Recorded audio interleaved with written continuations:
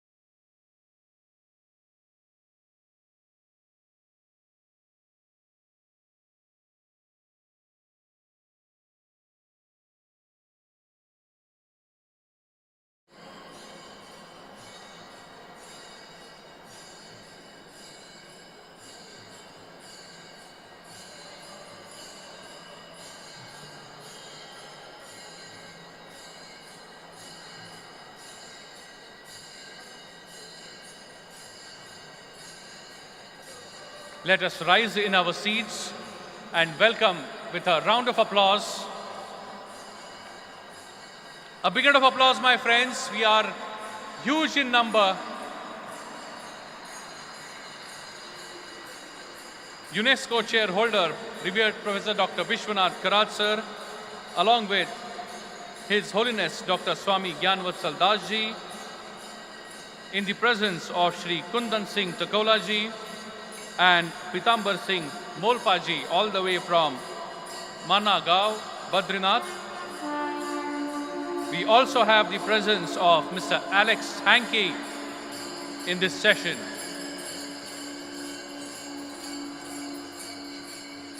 I request all the dignitaries to please join hands for lighting the traditional lamp.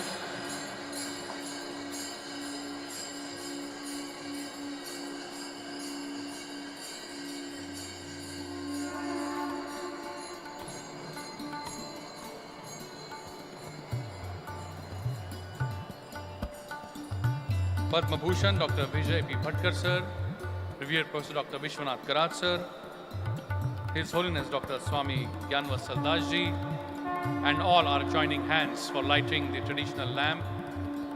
Dr. Alex Hankey,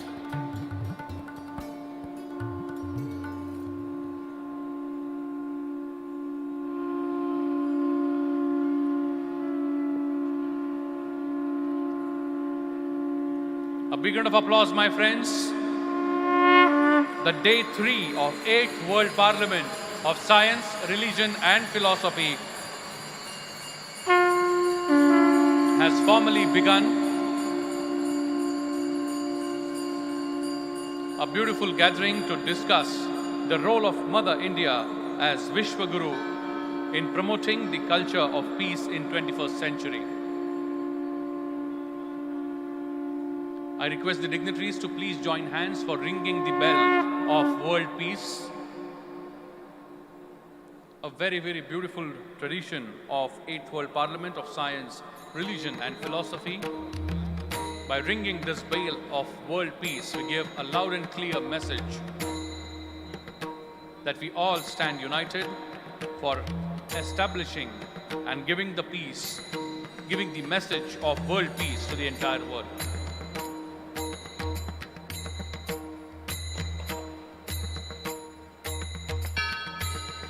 A big round of applause as we join the moment.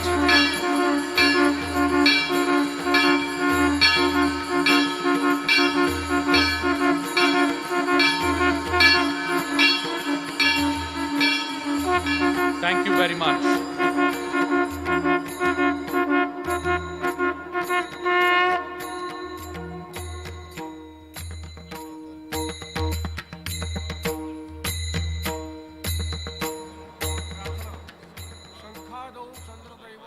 Mic, please. There. पृष्ठे प्रजापतिश्चैव अग्रे गंगा सरस्वती त्रैलोक्ये यानि तीर्थानि वासुदेवस्य चाज्ञया शंखे तिष्ठन्ति विप्रेन्द्र तस्मात् शंख प्रपूजयेत् त्वं पुरा सागरोत्पन्नो विष्णुनां विधृतकरे नमितः सर्वदेवेश्च पांचजन्य नमोस्तुते ओम पांचजन्याय विद्महे पावमानाय धीमहि तन्नः शंख प्रचोदयात् ओम शंखाय नमः।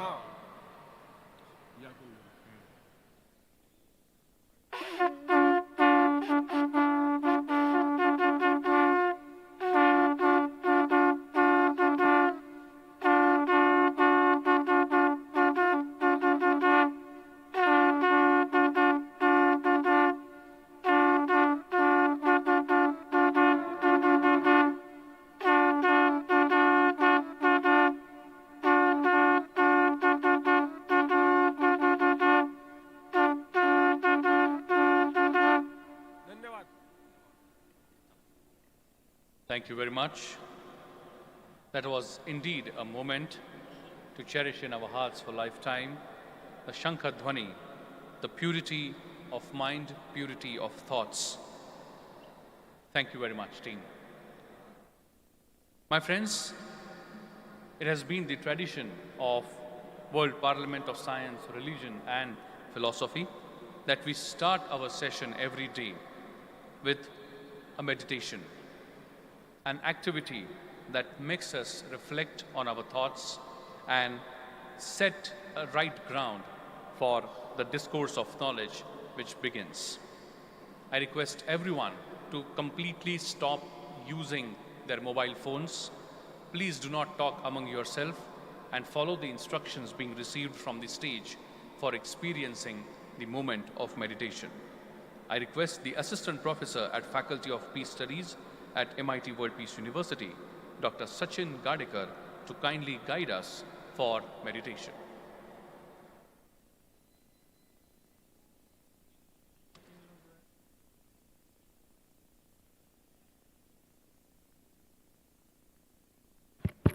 Thank you. Greetings of the day. I welcome you all to the 8th session of the 8th World Parliament of Science, Religion and Philosophy. I request everyone here to wholeheartedly participate in the Omkar meditation. Sit relax, close your eyes, take a comfortable posture.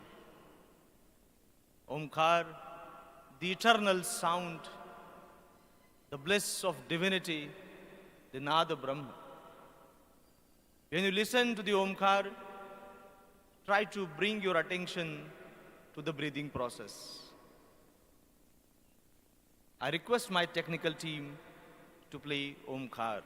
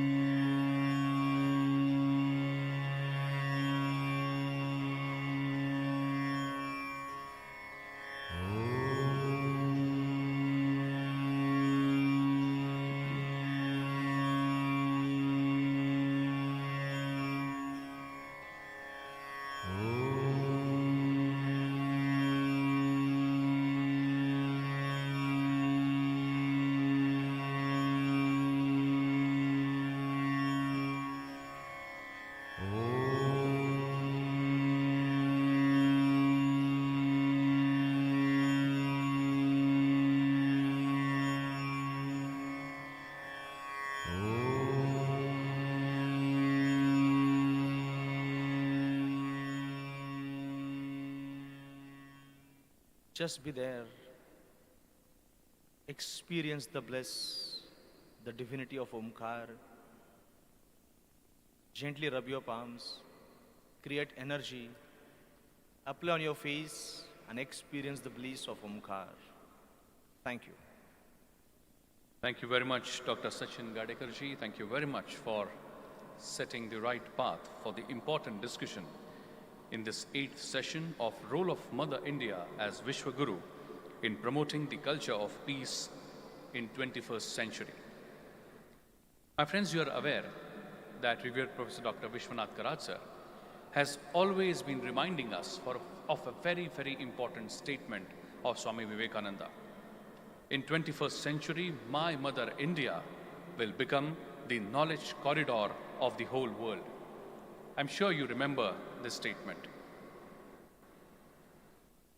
We have experienced the flagging off of an important activity in the yesterday's session of 8th World Parliament of Science, Religion and Philosophy, which was flagging off distribution of 1.25 lakh copies of Srimad Bhagavad Gita. And if I remember correct the words of His Excellency the Governor, he mentioned that this, and I think Dr. Vijay Bhatkar sir also mentioned very clearly, that this activity might actually lead the way of making Bharat a Vishwaguru. Indians are leading every walk of life across the globe.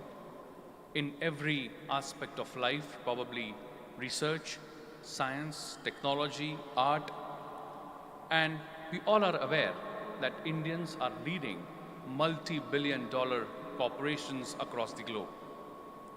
And on this background, this session today, the role of Mother India as Vishwaguru in promoting the culture of peace in the 21st century becomes extremely apt.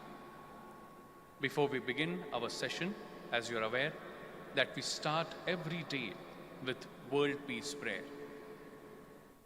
For the information of everyone and dignitaries on the dais, I would like to bring to your kind attention that this World Peace Prayer is literally handcrafted by revered Professor Dr. Vishwanath Karat sir.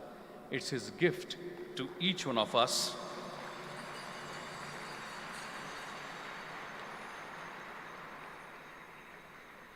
Because the word prayer is attached to it, please do not try to attach any caste, creed, or religion to the words. Please try to understand every word that we would be experiencing now, and you will understand this prayer is purely for the well-being of entire humanity and not any particular section of society. I would like to request each one of you to concentrate, rise in your seats. Please rise in your seats, fold your hands, close your eyes, bring the image of your mother, your father, any deity in front of your eyes, and wholeheartedly participate in World Peace Prayer.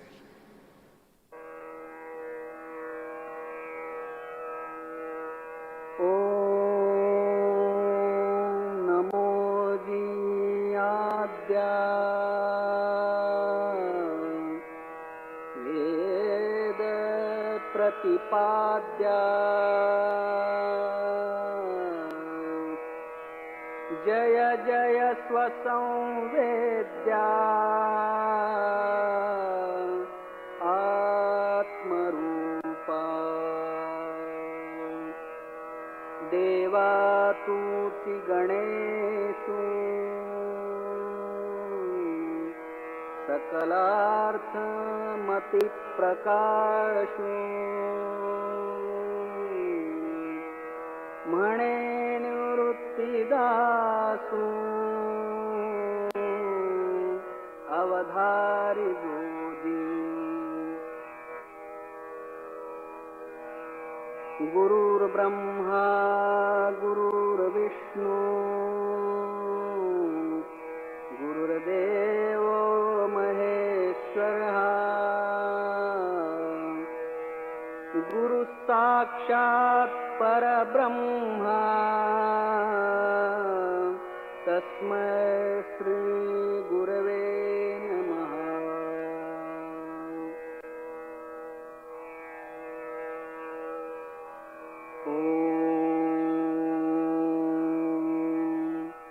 पूर्णमदः पूर्णमिदं पूर्णात् पूर्णमुदच्यते पूर्णस्य पूर्णमादाय पूर्णमेवावशिष्यते। ॐ शान्ति शान्ति शान्तिः।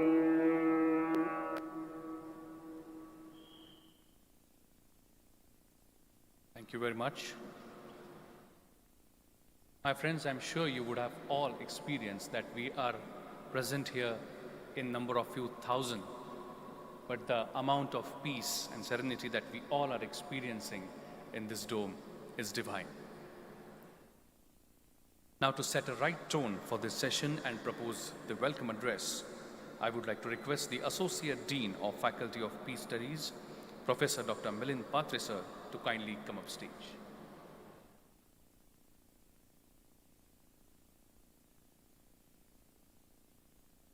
प्रणाम आदरणीय मंच उपस्थित हिज होलीनेस डॉक्टर स्वामी ज्ञान वत्सल जी,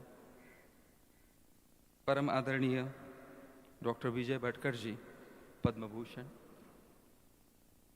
UNESCO chair holder professor doctor Vishwanath Karad जी,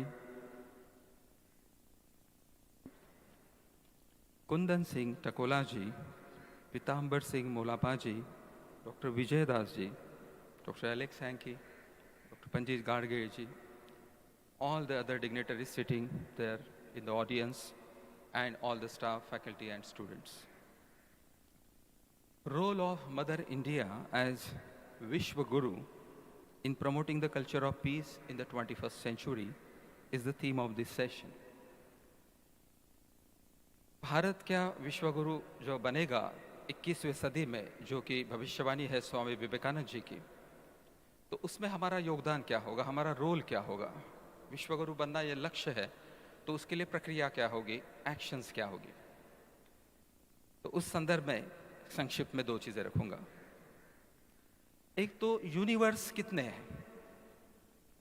बहुत बार ऐसा लगता है कि एक ही यूनिवर्स है, हमें पता होता है, लेकिन शायद हम सोचेंगे कि एक ही यूनिवर्स कैसे हो सकता है, क्योंकि एक एक व्यक्ति एक मिनी यूनिवर्स है।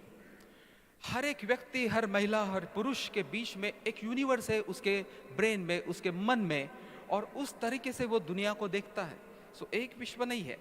जितने बिलियंस लोग इस पृथ्वी पर मौजूद है, उतने यूनिवर्स यहाँ पर है। और इसीलिए तो हमारे एंशिएंट नॉलेज सिस्टम में एक लीला कहा गया है, माया कहा गया है इस यूनिवर्स को। माया और लीला का मतलब ये नहीं है कि जो पहाड़, नदी, नाले दिखाई देते वो है ही नहीं, वो है, बिल्कुल है। लेकिन मनुष्य के मस्तिष्क में, मन में चलने वाले जो आशाएं है, आकांक्षाएं है, इम्पल्सेस है, जो सारे भावावेग है, ये माया है। जब हम इसके बियॉन्ड जाते हैं तो ही हम सही मायने में विश्व जैसा है, जीवन जैसा है, उसे देखने में काबिल होते हैं। शायद ये अंडरस्टैंडिंग विश्व गुरु के रोल में हमें काफी प्रभावित की, क्योंकि दुनिया के किसी भी सभ्यता और संस्कृति में इस प्रकार का शब्द प्रयोग किया नहीं है। जैसे हमारे शंकराचार्य जी ने कहा है, उनका सारा सिद्धांत शंकराचार्य जी का एक वाक्य में आ जाता है, ब्रह्म सत्यम जगन मिथ्या, कि एक ही सत्य है, कि ब्रह्म सत्य है, बाकी ये पूरा विश्व जो है वो मिथ्या है। जैसे कि हम कहते हैं कि एकम सत्य विप्रा बहुधा वदंती, जो कि मैसेज है इस वर्ल्ड पीस डोम का, वही बात कह रहे। सभी लोग जो जानते हैं एक ही बात करते हैं, अलग अलग ढंग से। क्योंकि कहा गया कि विश्व गुरु बनना है तो हमारे पास बड़ी फौज चाहिए, हमारे पास बड़ी साधन सामग्री चाहिए, हमारे पास बहुत पैसा चाहिए, हमारे पास में मिलिट्री माइट चाहिए। लेकिन दुनिया में ऐसे बहुत से देश हैं जिनके पास में ये सब है, लेकिन कितने दावे के साथ वो या हम कह सकेंगे कि ये विश्व गुरु है या विश्व गुरु की काबिलियत है? मुझे नहीं लगता वो देश स्वयं कह पाएंगे, क्योंकि सिर्फ इन्हीं चीजों का मापदंड नहीं होता है विश्व गुरु के लिए। मुझे ऐसा लगता है कि ये जो लेबोरेटरी है, revered professor Vishwadharmi doctor Vishwanath Karad sir जो कहते हैं कि this is a spiritually oriented scientific laboratory, हाँ अभी कहा जा सकता है कि विश्व गुरु बनने की प्रक्रिया में जो अनिवार्य कुछ चीजों का जरूरी था, जो प्रक्रिया जरूरी थी, जिस प्रकार का कोलैबोरेशन जरूरी था, जिस प्रकार के लोगों का संगठन जरूरी था और निरंतर जरूरी था, शायद यहां से ये न्यूक्लियस जो है, यहां से प्रक्रिया बन गई है हमारे विश्व गुरु बनने में अग्रसर के लिए। अंत में स्वामी विवेकानंद जी का एक जो संदेश है विश्व गुरु के लिए, उसके साथ में अपनी भाषा को विराम दूंगा। स्वामी विवेकानंद जी कहते हैं, और ध्यान में रखिएगा, स्वामी विवेकानंद जैसे महापुरुष जब कोई शब्द कहते हैं तो वो शब्द उनके कहने के बाद में खो नहीं जाते, वो अनंत होते हैं, वो विस्तीर्ण होते हैं, वो हमेशा उनकी गुंजे लहराती ही रहती है। विवेकानंद जी कहते हैं, and I quote, shall India die? If India dies, then from the world all spirituality will be extinct, all moral perfection will be extinct, all sweet soul sympathy for religion will be extinct, all ideality will be extinct, and in its place will reign the duality of lust and luxury as the male and female deities, with money as its priest, fraud, force and competition its ceremonies, and the human soul its sacrifice. Such a thing can never be. The power of suffering is infinitely greater than the power of doing. The power of love is infinitely of greater potency than the power of hatred. India will be raised, not with the power of the flesh, but with the power of the spirit, not with the flag of destruction, but with the flag of peace and love in all the world and in all the humanity that there is. Thank you so much, all the venerable guests here, for blessing this occasion. Thank you so much. Jai Hind. Thank you very much, Dr. Milind Patreji, for setting the tone and proposing the welcome address.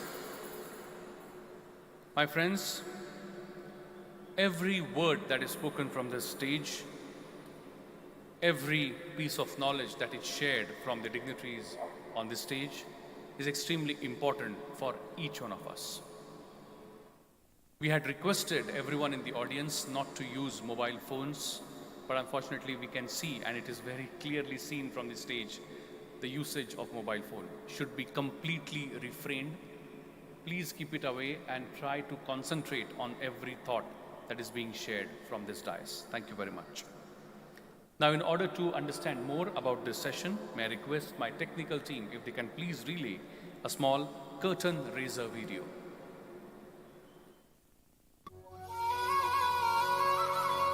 Theme for session, Role of Mother India as Vishwaguru in promoting the culture of peace in the 21st century. India's great noble son Swami Vivekananda had prophesied in the 19th century that India is destined to become the knowledge corridor of the world, and the need, the way to peace and harmony as a Vishwaguru. We can see what is happening around us because of the dominance of Indians in various sectors like science, technology, artificial intelligence, spirituality, etc.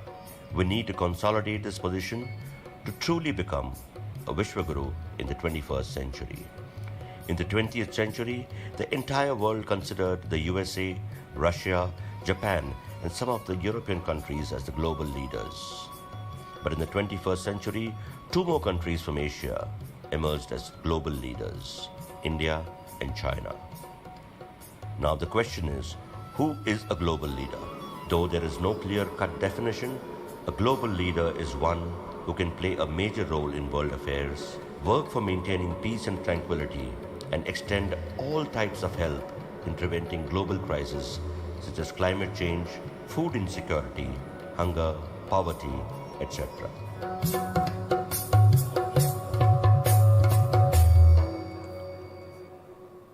Thank you very much. And now, as per the tradition of our motherland, Bharat, I would like to request UNESCO shareholder, revered Professor Dr. Vishwanath Karat sir, to kindly felicitate and welcome the dignitaries on the dais. First and foremost, I would like to request sir to kindly felicitate and welcome the chief guest of honor of this session, His Holiness Dr. Swami Gyanavatsal Das Ji.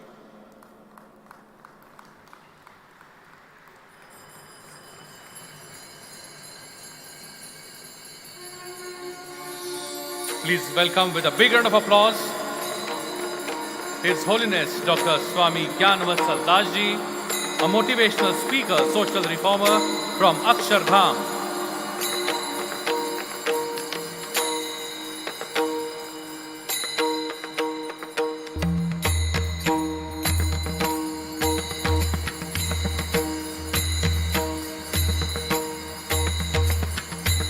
Thank you very much, sir. I now request sir to kindly felicitate and welcome Shri Kundan Singh Takola ji.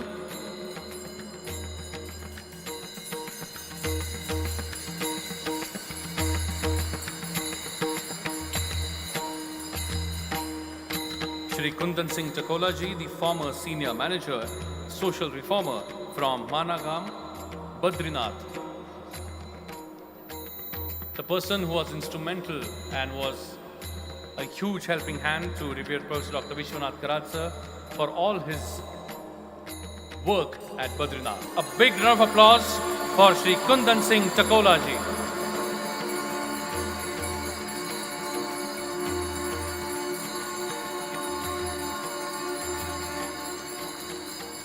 He has come all the way from Badrinath for this 8th World Parliament of Science, Religion and Philosophy.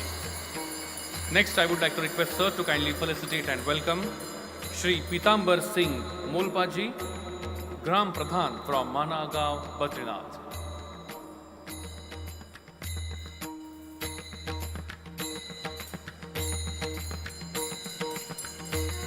A big round of applause for Pitambar Singh Molpaji. Thank you very much to both of you for coming all the way from Badrinath.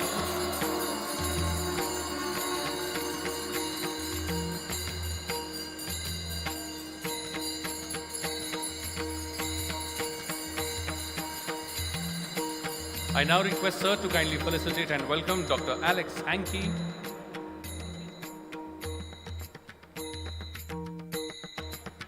a graduate of Cambridge and MIT Boston, alumnus.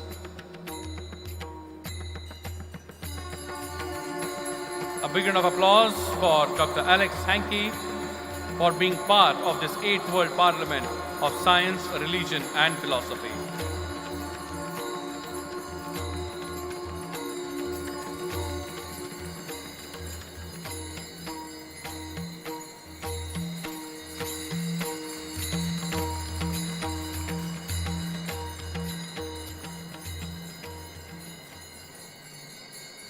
A big round of applause for all the dignitaries on the dais for this 8th and important session, Role of Mother India as Vishwaguru in promoting the culture of peace in the 21st century.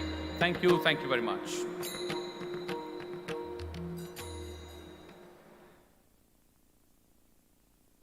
And my friends, it's now time when I request the chief guest of honor to address the gathering. But before I do that, it is indeed my honor and privilege to introduce His Holiness Dr. Swami Gyanvatsal Das Ji to all of you. Well, there are few personalities, I would say protocol, that I have to introduce him. Each one of us knows him, at least through the YouTube videos, and I don't know how many of you are fortunate enough to meet him personally. But Swami Gyanvatsal Das Ji works for BAPS, which is a social organization that works to improve the society by improving or bringing in growth of the people. He has given motivational speeches at different seminars and multiple countries, including but not limited to New Zealand, Europe, Canada, United States, England, and many more. He covers a wide range of niches such as stress, work-life balance, career, education, etiquette, attitude, and many more. He has studied mechanical engineering and has completed his graduation from the same college. He started off his career as a social reformer with BAPS, an organization which is well known across the globe. He has discussed plenty of inspirational topics that have helped many people to grow and succeed in their professional lives. So far, Swamiji has traveled to more than 20 countries and spoken on plethora of genres varying from career to stress. It is indeed our honor and privilege to have His Holiness Dr. Swami Gyanvatsal Das Ji on this very, very important session of 8th World Parliament of Science, Religion and Philosophy. Please put your hands together and welcome with a big round of applause His Holiness Dr. Swami Gyanvatsal Das Ji.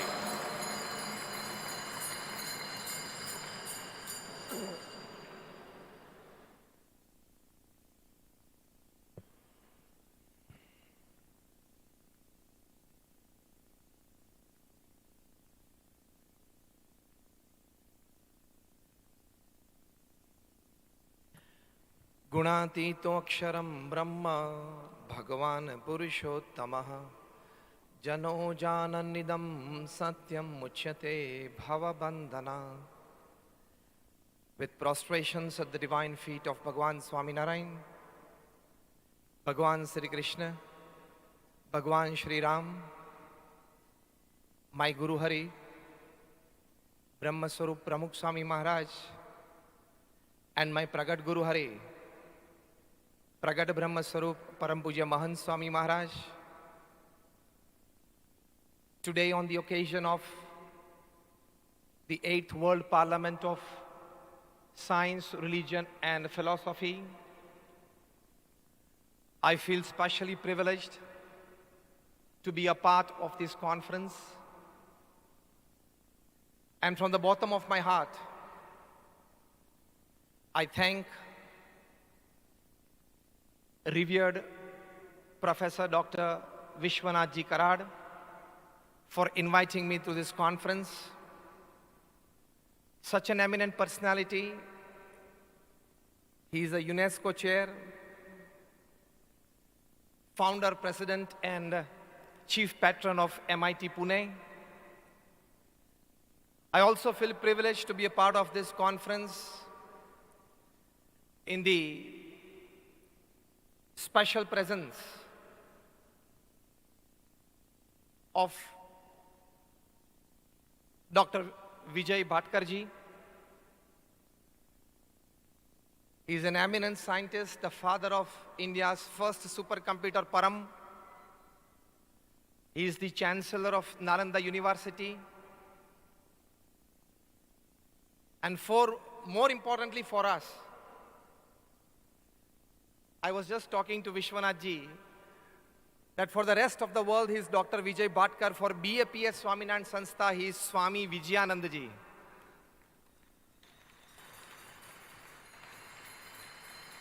Because the Guru, Brahmaswarup Pramukh Swami Maharaj, by whose hands I have taken my Diksha, Dr. Vijay Bhatkar has also taken Diksha in 2010 in Sarangpur, and Pramukh Swami Maharaj gave him Diksha name as Vijayananda Ji. And just about like 15 minutes back when we were sitting, he very humbly asked me with folded hands that shall I start writing my name as Vijayananda Ji? And I told him that yes, when Pramukh Swami Maharaj has given you Diksha name, you must write it.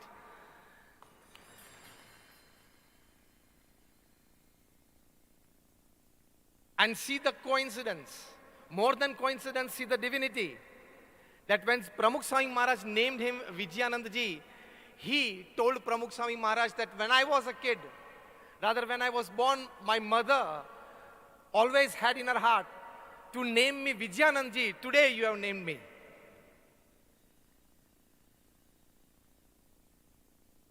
Today, at the 8th World Parliament of Science, Religion and Philosophy, we all know what Swami Vivekananda Ji professed. That is the combination of science and religion, whose eminent personalities are sitting on the dais. My humblest pranams and namaskars, good evening, and Jai Swaminarayan to all the delegates of this conference. It is the combination of science and religion that can always bring peace upon this world. Noted historian Arthur Koestler used to say, welcome Swamiji.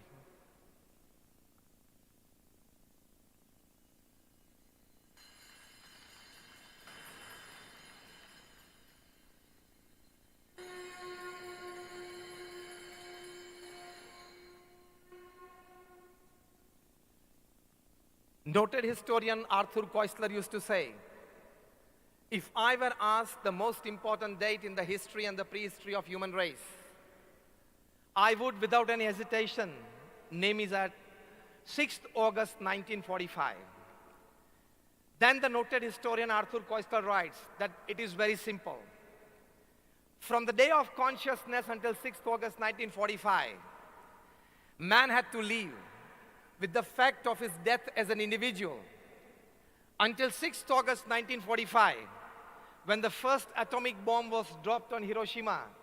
From that moment, man has to live with the reality of his extinction as a species.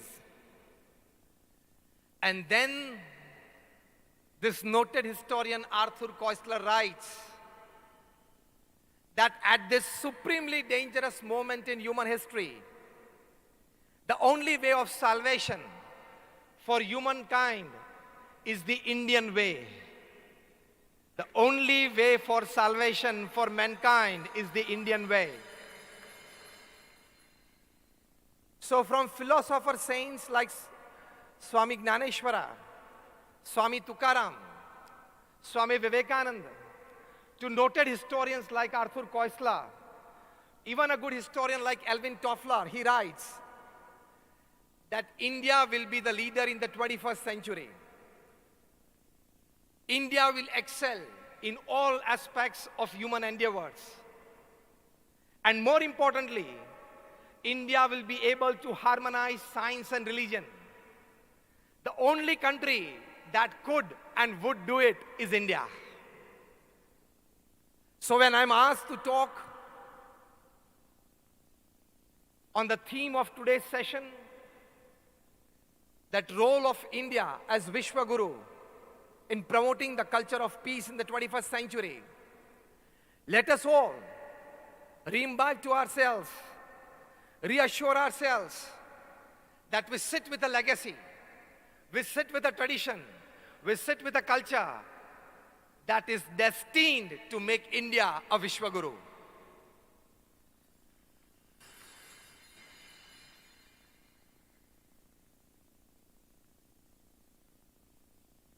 Even our Guruji Brahma Swarup Pramukh Swami Maharaj used to say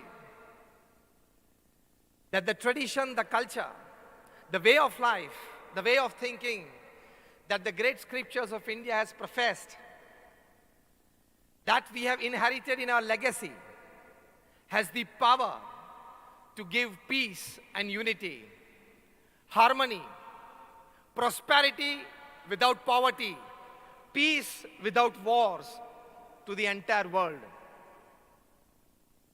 Again, a noted historian, Max Muller, writes that if I were to see under which sky the human mind has developed some of its choicest gifts, if I were to see under which sky the human mind has pondered upon some of the greatest problems of life and has found solutions to some of them, which even deserve the attention of those who have studied Plato and Kant, I should point to India. So from the great philosophers, saints, and historians from our land, to the great philosophers and historians on the Western land, all have professed that India is destined to become a Vishwaguru. Because we have the combination of science, religion, and philosophy. You would be surprised that 2600 years back, the great scientists of India had developed surgery, which is well written by a noted British surgeon, Mr. Hunter.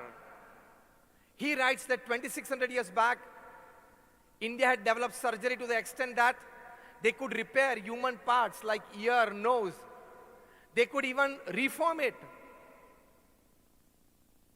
And the European surgeons borrowed from them centuries later.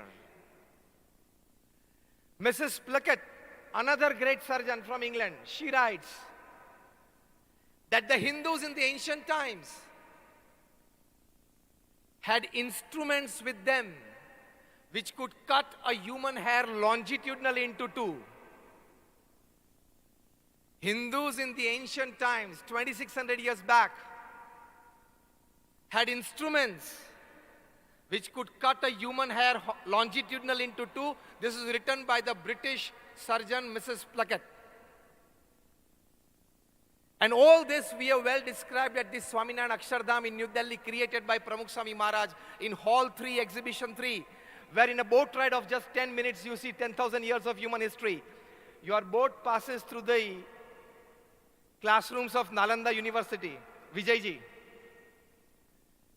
The boat passes through the classrooms of Nalanda University in Hall number 3, Exhibition 3 of Swaminarayan Akshardham in New Delhi. You see Taj Mahal in the making. Your boat passes through the caves of Ajanta and Ellora. In that 10 minutes of boat ride, you experience a sense of fulfillment that I'm born in a great nation, which is destined to promote the culture of peace, the topic that we are talking today in the 21st century. You would be surprised to know that the National Institute of Neurosciences in Bangalore. They conducted an experiment on about 150 psychologically ill patients. They were like to be treated at that institute. Half of them, 80 of them, were treated by modern sciences. I'm talking of this experiment just a few years back. They were treated by modern sciences like electric shocks and psychiatric treatment and counseling and everything. And about half of them, 80 patients, were treated by pranayams and yogasanas.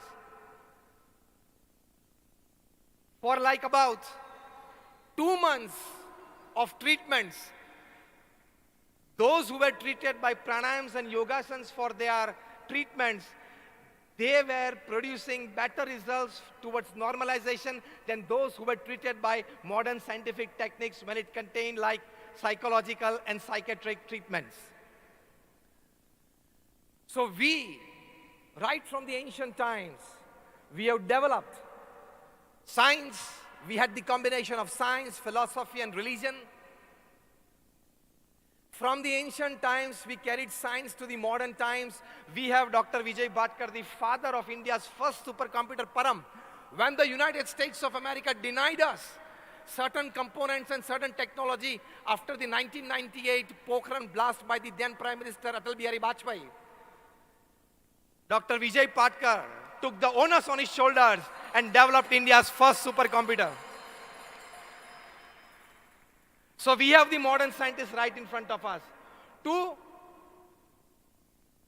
India is among the very few countries who developed a 100% indigenous vaccine during the corona times.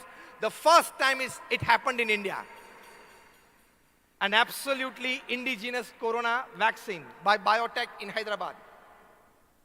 So from the ancient science to the modern science, from the ancient religion and philosophy to today's times, we have a wonderful, sweet combination of science, philosophy, and religion that could actually promote the culture of peace in the 21st century. How? That along with this science, we have the world's oldest scriptures which teach us peace, harmony, tolerance, love, acceptance, compromise, apologies, everything. The world's oldest scriptures, the Vedas. What a wonderful teaching. Bhagwan Ved Vyas gave us the gift of the Vedas. After going through all the scriptures that he had written, all the knowledge that he had told to the whole world, Bhagwan Ved Vyas writes as the essence, Alodya Sarva Shastrani, Vicharya cha puna puna, idam ekam shunispanam deyo narayano harihi. That the ultimate aim of human life is to attain Hari, that is God. Same thing, in his own words, was put forward by scientist Werner von Braun when he designed the Saturn V rockets which could launch space objects into space. But he writes that for only with God reinstated in the hearts and minds of people will he guide us with ethical guidances through the dangers of technological revolution. So we need Vedas to guide us through the dangers of technological revolution. Our Guru Pramukh Swami Maharaj was once asked by a journalist at New York airport that Swamiji, this modern science, internet, technology, computers, are they blessings or a curse? Pramukh Swami Maharaj, without slightest hesitation, from his experience and wisdom, from his enlightenment, he said, if this modern technology, science, computers, and internet, if they're used with a sense of discipline and a sense of discrimination, they are blessings, and if you lose this sense, it is a curse. So we have the combination of science and religion. We have people who are a combination of it. And that can promote peace. Vedas teach us, Sarve santu niramaya, sarve bhadrani pashyantu ma kasyat dukham apnuyat. The same thing Pramukh Swami Maharaj put in his own words. In the good of others lies our own. In the progress of others rests our own. When we think of these high ideals of the scriptures, and the same put by in simple words for the layman by today's great saints like Pramukh Swami Maharaj and our Guru Mahant Swami Maharaj, we understand the greatness, the glory of the ancient scriptures and their role in promoting the culture of peace in the 21st century.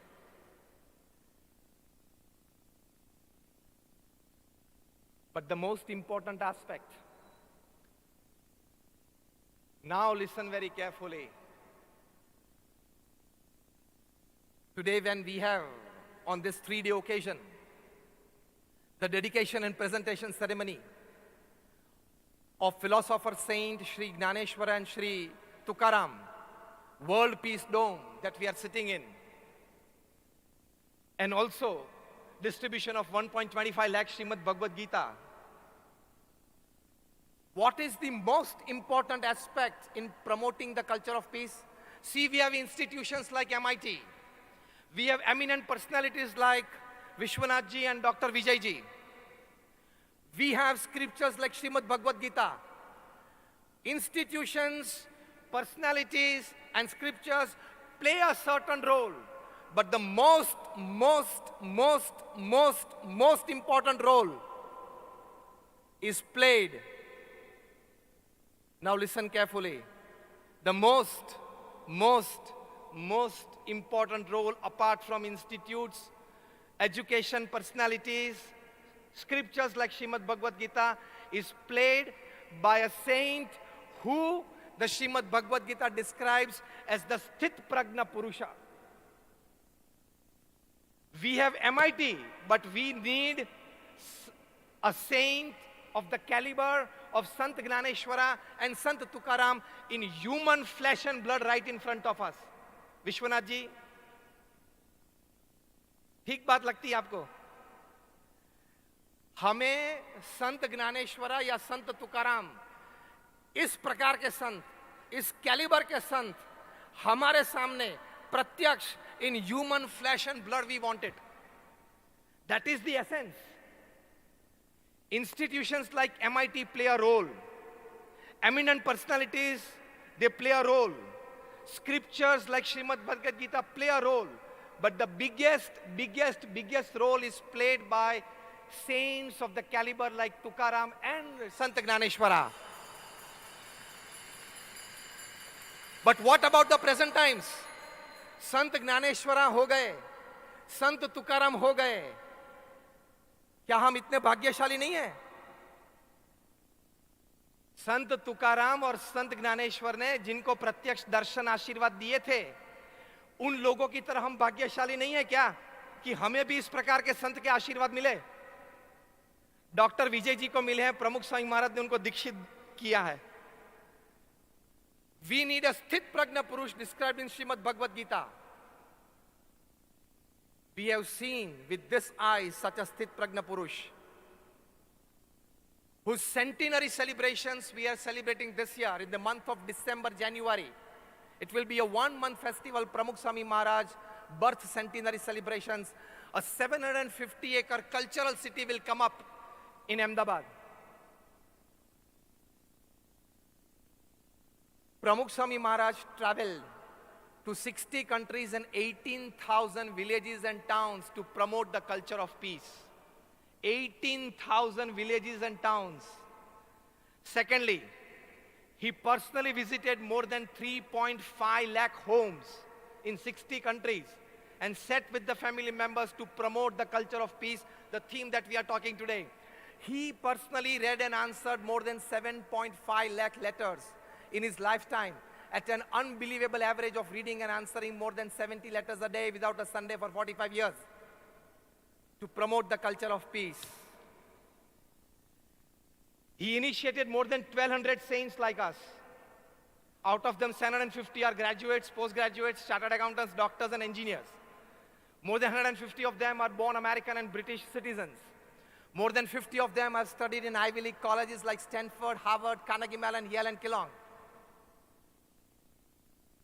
He constructed well maintained, successfully administered, and left behind a legacy of more than 1,300 institutions of social service and spiritual service in a span of just 45 years.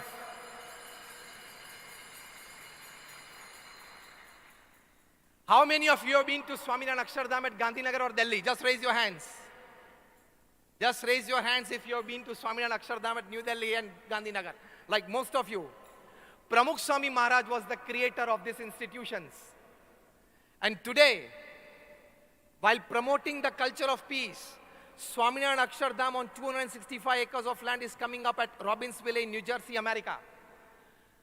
The Sheikh of Abu Dhabi, of UAE, His Highness Sheikh Zayed, the King of UAE, gifted us 27 acres of land on Dubai-Abu Dhabi Expressway to promote the culture of peace, religious harmony the world over. And a temple is coming up there, which will come up in 2024 December. Same big campus, just 2 days back, on 3rd of April, when you inaugurated this conference, here was the knowledge part. 10,000 miles away in South Africa, in Johannesburg, was the practical part when our senior saint, Puja Vivek Sagar Swami, did the Shilanyas Mahotsav on a 40-acre campus of an institute to promote the culture of peace.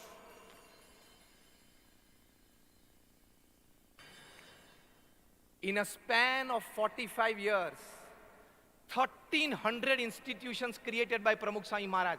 So every 15th day, a mini or a major Akshardham created by Pramukh Swami for 45 years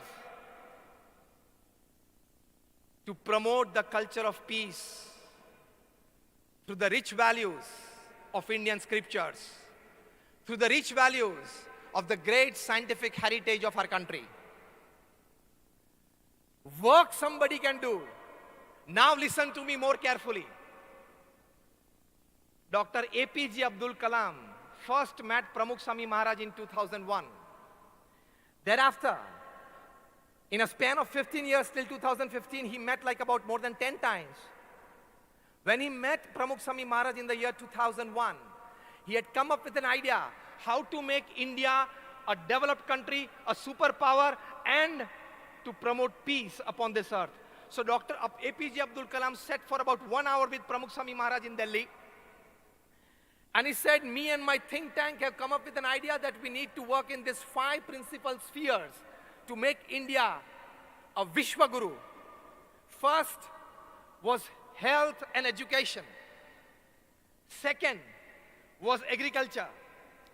Third was infrastructure. Fourth, communication. And fifth, critical technology. Then with all humbleness he said, Swamiji, you are a God-realized saint. I want to ask you that apart from these 5 elements that we need to develop to make India Vishwa Guru, do you have a suggestion out of your own experience and wisdom? And Pramukh Swami Maharaj said to Dr. APJ Abdul Kalam, add the 6th element, and that is faith in God. And when people with faith in God, you will get as professionals, they will be professionals with ethical values in their life. We just don't want doctors, we want ethically right doctors. We just don't want engineers, we want ethically right engineers. We just don't want pharmacists, we want ethically right pharmacists. We just don't want computer people, ethically right computer people. For that faith in God, Dr. APJ Abdul Kalam liked this idea, and in his last and the 30th book, Dr. APJ Abdul Kalam, the title of this book is Transcendence, subtitled My Spiritual Experiences with Pramukh Swami Maharaj. Dr. APJ Abdul Kalam, Vijayji, wrote this book, Transcendence, My Spiritual Experiences with Pramukh Swami Maharaj, in which, see, now I'm coming to the principal point of my talk as the chief guest of this function. Dr. APJ Abdul Kalam writes in this book, Transcendence, on page number 50,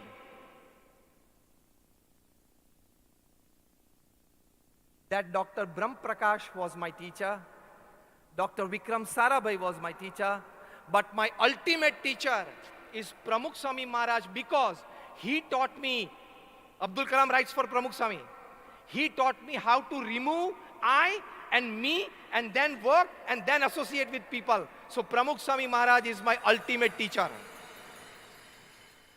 So I said, you need a Sant Gnaneshwara, you need a Sant Tukaram in the present times, in human flesh and blood right in front of you. And Dr. APJ Abdul Kalam writes, see the sense of fulfillment. Dr. APJ Abdul Kalam writes that Pramukh Swami Maharaj has put me in a God synchronous orbit. I experience a sense of fulfillment. I don't expect anything else in my life. This sense of fulfillment only a God realized saint can imbibe in your heart and mind. This is promoting the culture of peace. In 1977, when Pramukh Swami Maharaj traveled to United States, the mayor of a county in America, Mr. James Lamberty, the name of the county is Nora Hall, he felicitated Pramukh Swami Maharaj with the key to the city. At that time, a senior saint, Puja Vivek Sagar Swami, asked the mayor that you have seen Pramukh Swami Maharaj for the first time. You haven't read much about him. How are you felicitating him with the key to the city, the highest honor of this county, on the very first occasion of your meeting? At that time, Mayor James Lamberty said, now listen carefully what is called practically promoting peace. Again, I'm using the word, practically promoting peace. Mayor James Lamberty of Nora Hall said that I'm giving this key to the city to Pramukh Swami Maharaj for a reason. And the reason is that your Swaminarayan people who stay in our county, about 8 to 10 families, none of them has been issued a ticket for over trafficking. None of them has a case in the court for domestic violence. None of them has fought with their neighbors. And whenever there is community services, the BAPS Swaminarayan followers are the first to join as servants. So we felt that a person who can inspire such a community on a foreign land, he must be the epitome of peace, and so we felicitate him with the key to the city of our county, Nora Hall, today.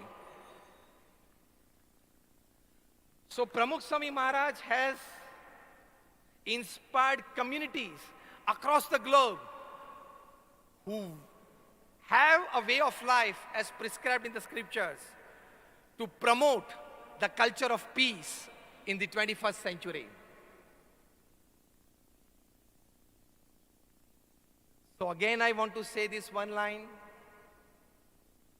Saint Gnaneshwara ho gaye, अच्छी बात है. Saint Tukaram ho gaye, अच्छी बात है. लेकिन we want a Saint Gnaneshwara, Saint Tukaram in human flesh and blood right in front of us. तो ही India विश्व गुरु बन सकता है, वगर नहीं बन सकता है. Institutions, personalities and scriptures play a role, but the biggest role and the major push and power comes from a saint who is living the scriptures.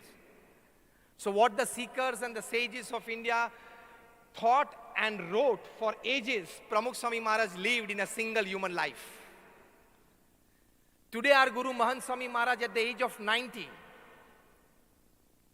he is the administrative and the spiritual head of BAPS. But to promote the culture of peace, at the age of 90, he attends more than 100 letters for every day to solve the personal, family, social, business problems of people the world over.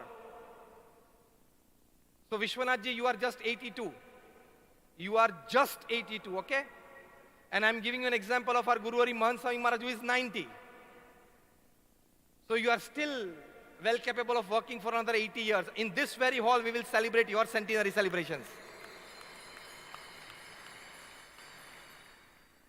And hopefully I will come for that occasion. So, towards the end of my talk on the central theme of this plenary session today, when we want to see India as Vishwa Guru in promoting the culture of peace in the 21st century, along with the institutions, along with the scriptures, along with such educationists, such eminent personalities, we want saints of the caliber of Jnaneshwara and Tukaram in human flesh and blood right in front of us, so that we may see with our own eyes India of Vishwaguru in the 21st century. Thank you very much for patiently listening to me, and all my prayers for all of you. Thank you very much. Let's rise in our seats and give a big round of applause to His Holiness Dr. Swami Gyanvatsal Das Ji for his words of wisdom. A big round of applause for him for coming all the way from Ahmedabad only for this session. Thank you very much, Swamiji. Your words will show all of us path forward, and the way you have explained to all of us and made all of us believe that we are destined and Bharat will become Vishwaguru in 21st century. Thank you very much, Swamiji. Once again, a big round of applause for His Holiness Swami Gyanvatsal Das Ji. My friends, at times there are few missions or there are few commitments that we make to ourselves look impossible. I can see many students sitting here today. If I may have your attention, there would not be a single student sitting here who doesn't feel that he or she should be topper in the exam, he should get good job or become a good entrepreneur. But sometimes you may feel that the ambition or the target that I'm setting for myself is unachievable. Here on stage, we have a person, revered Vishwadharmi, Dr. Vishwanath Karaj sir, who always sees the dreams which apparently seem impossible. The Monument of World Peace, many years back, when he conceptualized it, everybody said it is impossible. Few months back, when he thought that the land of Ved Vyasa, the Ugam of river Saraswati and at Badrinath, we should create a temple of Goddess Saraswati. People again said, Swamiji, it is unachievable, not possible, because the temperature there is -4 degrees Celsius, altitude is so high that you cannot breathe. So people cannot work there and you cannot really construct a temple.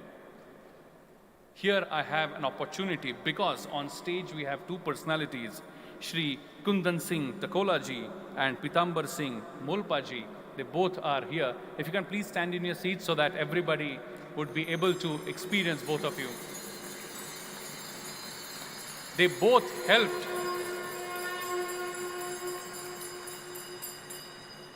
helped out of the way to revered Professor Dr. Vishwanath Karaj sir, and an unbelievable creation came to life. If I may request my technical team, if they can quickly take us through a small glimpse of the creation.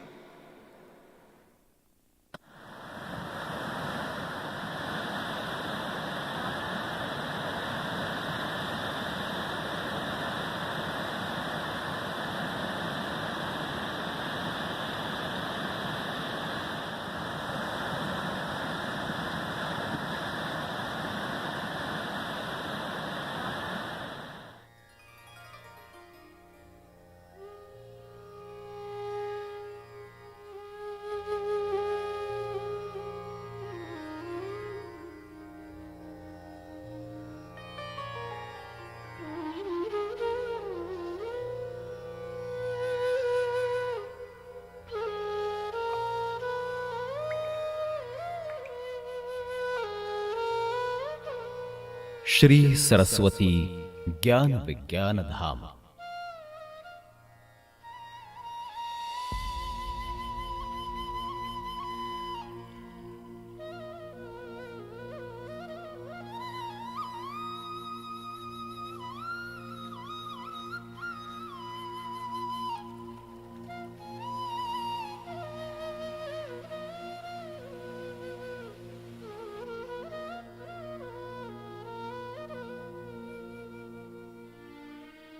Mahabharat प्राचीन भारत के ज्ञानाधिष्ठित धरोहर का शायद पहला लिपिबद्ध आविष्कार।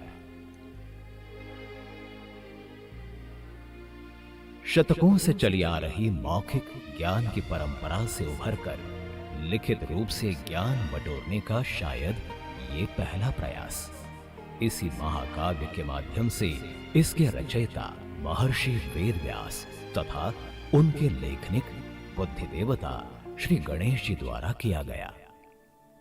ये वही महाकाव्य है जिसमें हमें दर्शन होता है मानवीय जीवन के सभी अंगों का, सुख, दुख, शौर्य, धैर्य, काम, क्रोध, मोह, लोभ, मत्सर आदि सभी भावनाओं का दर्शन कराने वाली इस चिरंजीव रचना का कथन महर्षि वेदव्यास जी ने किया।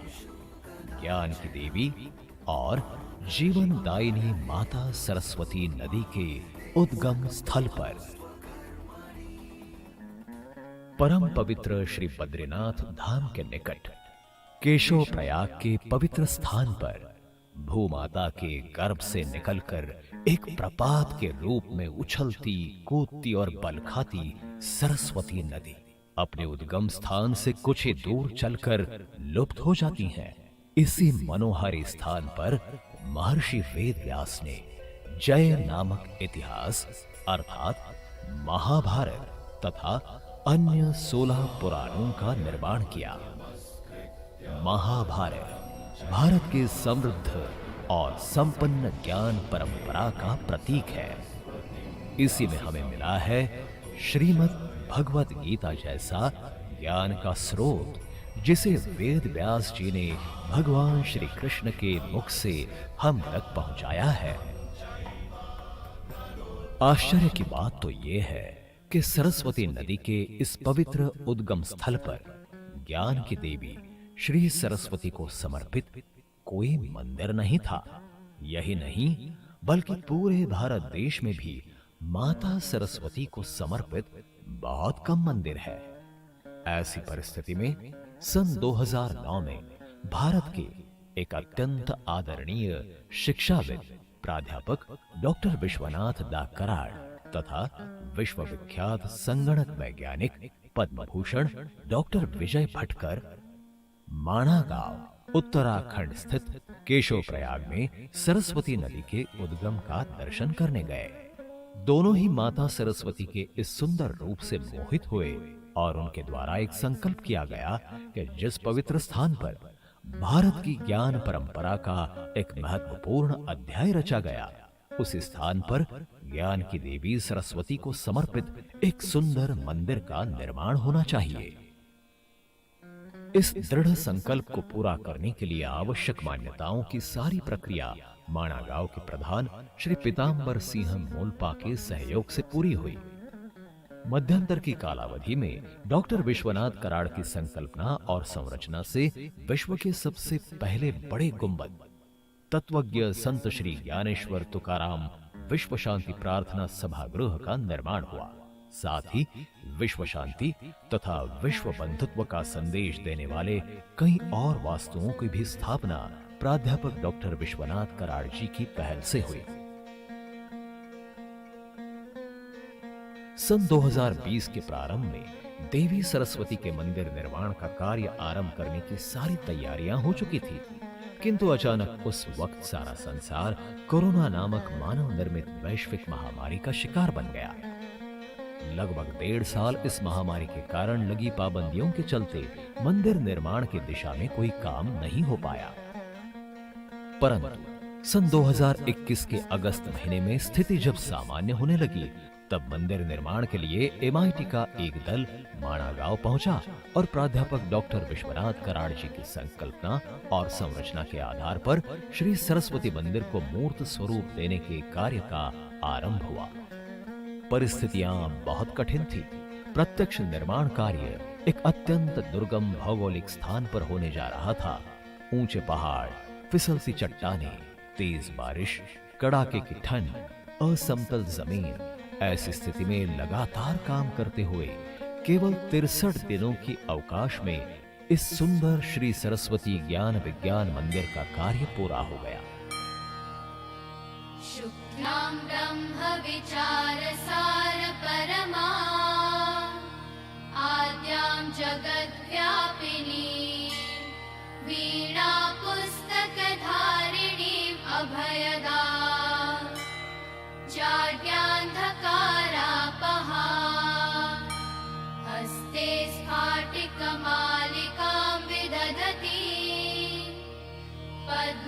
सिंहासने संस्थिता वन्दे तां परमेश्वरीं भगवतीं बुद्धिप्रदां शारदा।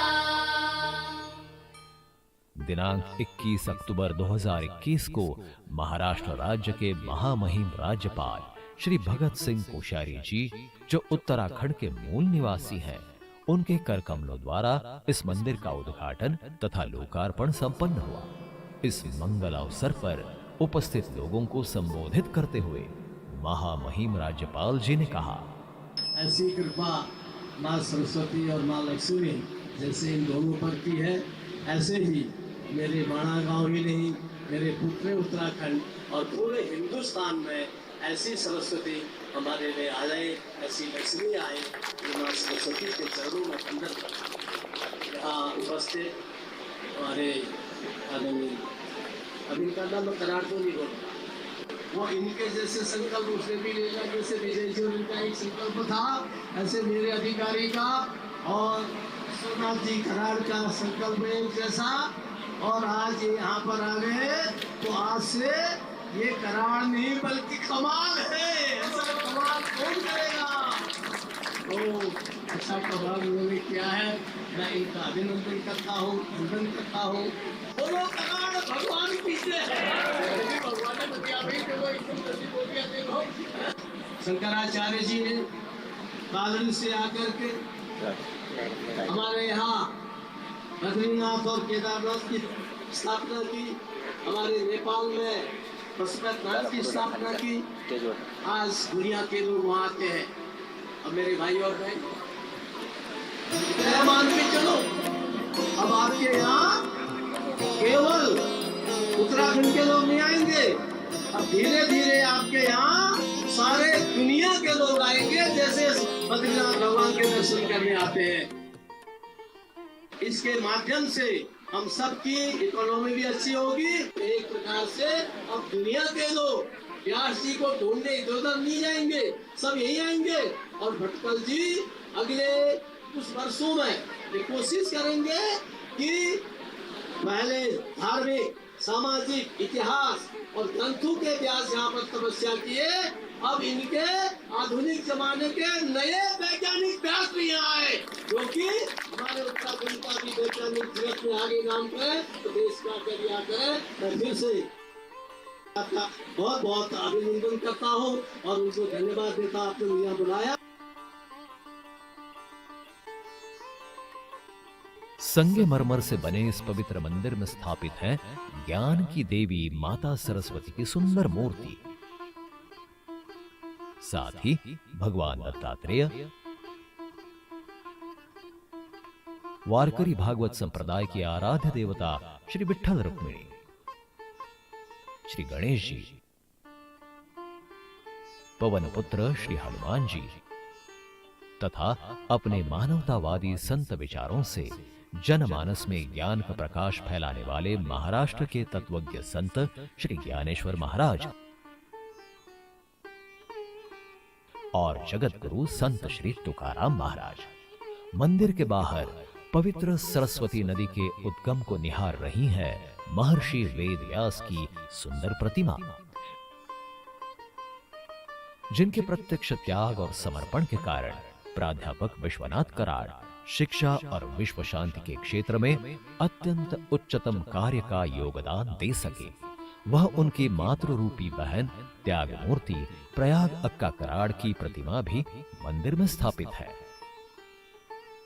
इस ऐतिहासिक कार्यक्रम में सम्मिलित होने के लिए प्राध्यापक डॉक्टर विश्वनाथ कराड़ तथा डॉक्टर विजय भटकर जी के साथ महाराष्ट्र के लगभग 500 लोग उपस्थित हुए।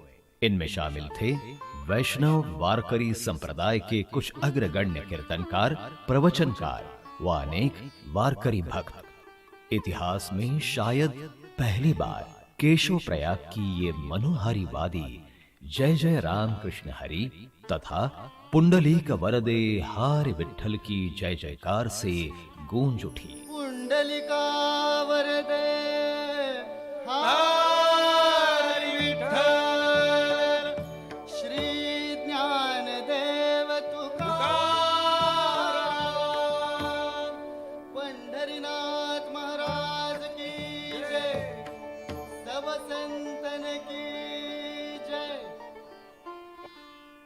कार्यक्रम की शोभा बढ़ाने के लिए केंद्र सरकार के रेल राज्य मंत्री माननीय श्री राव साहेब दानवे भी उपस्थित थे। पूरे 7 दिनों तक चले इस हरिनाम सप्ताह में कीर्तन, भजन, प्रवचन तथा भागवत कथा के सादरीकरण से महाराष्ट्र की वैभवशाली ज्ञान भक्ति कर्म परंपरा का एक अनोखा दर्शन श्रद्धालुओं को देखने का सौभाग्य प्राप्त हुआ। जय जय राम कृष्ण हरे, जय जय राम कृष्ण हरे, जय जय राम कृष्ण हरे, जय जय राम कृष्ण। त्यावेळी जगद्गुरु तुकाराम महाराजांनी भगवान शंकराला पत्र लिहिलंय सर, आणि त्या पत्राची सुरुवात करताना भगवान शंकराला म्हणतात तुम्ही विश्वनाथ आहात। भगवान शंकराचं एक आवडतं आणि लोकप्रिय नाव जर कोणतं असेल तर Vishwanath. Thank you very much for that film. But I'm sure, due to paucity of time, I'm sorry I cannot play the entire film. But I'm sure you would have understood the unimaginable work done by revered Professor Dr. Vishwanath Karat sir. A big round of applause for him and his commitment and bringing into reality the unimaginable. Thank you very much, sir. As you might have heard in the small film that we just saw, Shri Pitambar Singh Molpaji, who's the Gram Pradhan and who helped relentlessly and because of whom this entire endeavor became a possibility, वे आज हमारे साथ इस मंच पे उपस्थित हैं। मैं उनसे विनती करूंगा कि वे 2 शब्द हमसे कहें। Please welcome with a round of applause the Gram Pradhan of Managaon, Pitambar Singh Molpaji.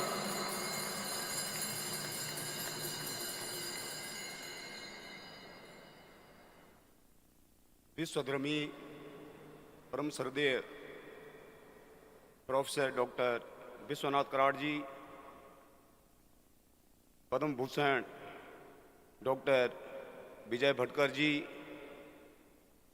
मंचासीन विद्वज्जनों, इस सभागार में उपस्थित भाइयों और बहनों और मेरे युवा साथियों, आज बड़ा हर्ष का विषय है कि मैं यहाँ से 2500 किलोमीटर दूर सीमांत ग्राम जो कि भारत तिब्बत सीमा पर स्थित है, डॉक्टर साहब के बुलावे पर मैं आज यहाँ पहुँचा हूँ। ये मेरा सौभाग्य है। आज से करीब 13 साल पहले मेरे ग्राम में तत्कालीन श्री बद्रीनाथ केदारनाथ मंदिर समिति के अध्यक्ष श्री नंदकिशोर नौटियाल जी के सानिध्य में doctor Karad sir, doctor Bhatkar sir, Salar मामा जी, प्रयाग अक्का जी और अन्य कई लोग इनके साथ थे। ये लोग मेरे गांव में, क्योंकि बद्रीनाथ जी के दर्शन के पश्चात जो साइट सीइंग का जो प्रोग्राम बनता है वो मेरे गांव में ही बनता है, जो कि बद्रीनाथ से 3 किलोमीटर दूरी पर स्थित है। इन महानुभावों का मेरे गांव में आगमन हुआ। माँ सरस्वती की पता नहीं क्या इच्छा रही, कैसे माँ सरस्वती ने इनको आशीर्वाद दिया कि हमारे ज्ञान विज्ञान मंदिर का जीर्णोद्धार आप ही के द्वारा होना है। इस बीच में कई लोग आए। इंदिरा गांधी राष्ट्रीय कला केंद्र दिल्ली के तत्वाधान में अभी भी सरस्वती नदी के ऊपर बहुत सारे कार्य चल रहे हैं। तो उन लोगों ने भी एक पहल ली थी कि हम यहाँ पर मंदिर का एक भव्य स्वरूप देंगे, लेकिन माँ सरस्वती ने यह मौका केवल डॉक्टर विश्वनाथ कराड़ जी को ही दिया और उन्होंने विगत वर्ष 12 साल बाद, और एक ये रिकॉर्ड है, 61 दिन में इस मंदिर का निर्माण करवाया, जबकि वहाँ की जो भौगोलिक परिस्थिति है, अक्टूबर के महीने में टेम्परेचर माइनस में जाता है।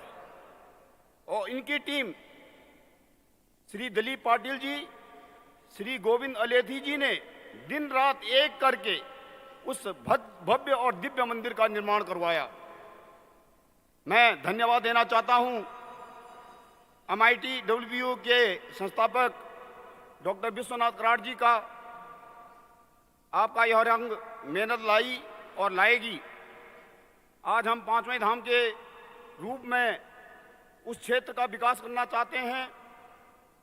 वह क्षेत्र जो कि सम्य परास के नाम से जाना जाता है, और सम्य परास जो है वो भगवान वेद व्यास जी का स्पिरिचुअल यूनिवर्सिटी है और दुनिया का प्रथम विश्वविद्यालय है सम्य परास विश्वविद्यालय, जहाँ पर वेदों को विभाजन किया गया। पहले वेद एक हुआ करते थे, बाद में 4 वेदों में विभाजित किया गया और अष्टादश पुराणों की रचना उसी भूमि से हुई। मैं आज विश्व शांति विश्वविद्यालय के इस मंच से आप सभी को आमंत्रित करता हूं कि 8 मई के बाद जब भगवान बद्री विशाल जी के कपाट खुलेंगे, आप लोग सपरिवार उस स्थान का दर्शन करने के लिए आएंगे।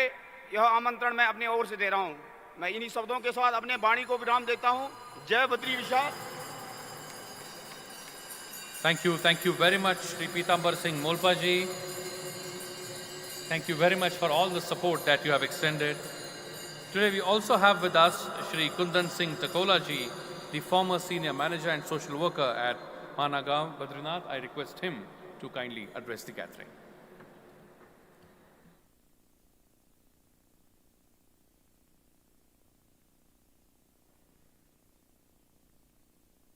मंचासीन श्री विश्वनाथ कराड़ जी, MIT के फाउंडर और सुपर कंप्यूटर के जनक श्री विजय पी भटकर जी और अन्य गणमान्य लोग, आप लोगों को कोटि कोटि प्रणाम। सर्वप्रथम मैं अपना छोटा सा परिचय देना चाहता हूँ। मैं किस जगह से आया हूँ। एक तो बैकुंठ है और एक भू बैकुंठ है। हम भू बैकुंठ के रहने वाले हैं, जहाँ पर अलकनंदा और सरस्वती का संगम होता है। सरस्वती नदी वहाँ पर द्विरूपा सरस्वती के रूप में जाना जाता है, जहाँ पर कराड़ जी ने जो है संकल्प किया और मंदिर का निर्माण किया। एक तो मूर्ति रूप में वहाँ सरस्वती का स्थापना किया और दूसरा नीचे जो है जल के रूप में सरस्वती बहती है वहाँ पे। आगे जाकर केशव प्रयाग है जो अलकनंदा और सरस्वती में विलीन हो जाती है, वो अलकनंदा में विलुप्त हो जाती है। अब आप कहते हैं कि त्रिवेणी में जो है तीनों नदियों का संगम नहीं होता है। कैसे नहीं होता है, जरा बताइए आप। अलकनंदा यहाँ से जब सरस्वती और अलकनंदा का संगम जो केशव प्रयाग में होता है, वहाँ से अलकनंदा निकल जाती है देवप्रयाग तक। इस बीच में कई नदियों का समावेश होता है उसमें, लेकिन देवप्रयाग से जाके गंगा बन जाती है। गंगा और यमुना और सरस्वती का मिलन फिर प्रयाग में होता है। तो लोग कहते हैं कि सरस्वती कहीं है ही विलुप्त हो गई है, लेकिन सरस्वती नदी की पानी तो उसमें है ना, तो कैसे विलुप्त हो गई? वो सरस्वती है वहाँ पे, इन तीनों का रूप वहाँ पे है। तो मैं ऐसे स्थान पे ऐसे लोगों बुद्धिजीवी क्षेत्र से आया हूँ जहाँ पर चिपको आंदोलन का शुभारंभ हुआ है। हमारे लोगों ने पर्यावरण को बचाने के लिए चिपको आंदोलन को जन्म दिया। चिपको आंदोलन में भी इन लोगों ने ऐसा आज पूरा विश्व मानता है कि चिपको आंदोलन क्या चीज़ था कह के। वहाँ के इसमें कॉमरेड गोविंद सिंह रावत जी थे, जिनकी दिमाग की ये सोच थी। उन्होंने जो है गौरा देवी को और अन्य औरतों को जो है पेड़ों पर चिपकाया और पेड़ों को कटने से बचाया। तो चिपको आंदोलन का जन्मदाता जो है गौरा देवी को बनाया गया। गोविंद सिंह रावत जी को कोई उसका श्रेय नहीं दिया गया। मैं ऐसे जगह से भी हूँ जहाँ पर जिस व्यक्ति को अंग्रेजों ने पंडित का उपाधि दिया था, नैन सिंह रावत जी, जिन्होंने अपने कदमों से पूरे आपके तिब्बत को नाप के उसमें जब मैप बनाया गया तो 1 इंच का भी अंतर नहीं निकला। तो ऐसे महान विभूतियों ने वहाँ पर जन्म लिया है। अब आप कहते हैं यहाँ पर आस्था और क्या कहते हैं विज्ञान का समन्वय कैसा है क्या कि अब हम आपको बताते हैं। हमारे वहाँ पे आजकल नवरात्रों में दुर्गा पूजन होता ही है तो दुर्गा पूजन में काली मठ है, अब तो खैर बलि प्रथा वहाँ समाप्त हो गया। पहले वहाँ पर एक छोटा सा कुंड हुआ करता था जिसमें बलि प्रथा दी जाती, बकरे काटे जाते तो उनका खून वहाँ पर डाल दिया जाता, तो एक बूंद भी उसके अंदर नहीं दिखाई देता। तो इसको आप आस्था कहेंगे या विज्ञान कहेंगे? वैसे ही हमारे वहाँ जो है पांडुकेश्वर में एक यज्ञ, जाति यज्ञ होता है। लोहे के एक रिंग को जो है उसमें गर्म किया जाता है और जब उसमें अवतार अवतरित होता है तो उसको अपने उठा के नंगे हाथों से उठा के और सर से पांव तक बाहर निकाल देता है। तो इसे आप विज्ञान कहेंगे या आस्था कहेंगे? वैसे ही जो है हमारे वहाँ कई चीज़ें, वहाँ पर जो हमारे सरस्वती मंदिर का जो निर्माण करने पर जो विश्वनाथ जी ने हमें जो है हमारे माना गांव को जो है गौरवान्वित कर दिया, क्योंकि आज माना गांव जो है विश्व पटल पे उपस्थित हो चुका है। जो भी चाहता है कि भाई माना गांव है कहाँ और सरस्वती मंदिर कहाँ पे बना हुआ है। अब सरस्वती मंदिर की भव्यता आप देखेंगे तो आप देखिए वहाँ का जो पानी है वो मानसरोवर से निकल के आता है। इसका प्रत्यक्ष प्रमाण जो है हमारे लोगों ने वहाँ फूल डाल के किया था और वो फूल जो है वहाँ पर बाहर निकली। उसी के बगल में 2 धाराएं बहती है, वो मानसरोवर से वो पानी निकलता है। सरस्वती नदी बिल्कुल शालीनता से बहती है हमारे वहाँ और अलकनंदा कलरव करते हुए, दोनों का पानी बिल्कुल डिफरेंट है। एक का पानी सफ़ेद है, एक का पानी बिल्कुल नीला है और दोनों का संगम जहाँ पर केशव प्रयाग में होता है उससे आगे जाए आप तो देखते हैं कि आहा क्या मनोहारी दृश्य है, आधा सफ़ेद आधा नीला। ऐसा बहुत कम आप लोगों को देखने को मिलेगा। इससे आगे स्वतोपंथ में अभी स्वर्गारोहण का है जहाँ पर ये सारे हमारे पांडव लोग गए थे और धीरे धीरे वहीं पर इन्होंने अपने मोक्ष को प्राप्त किया था। तो हम ऐसे भू वैकुंठ से आए। धन्यवाद। Thank you very much. Thank you very much, Sri Kundan Singh Takola ji, and both of you for your contribution and support. Now we have with us in this session the renowned scientist and a graduate from Cambridge and MIT Boston alumnus, Dr. Alex Hankey with us. Please welcome with a round of applause Dr. Alex Hankey as I request him to address the gathering in this very important session of 8th World Parliament of Science, Religion and Philosophy. Zero.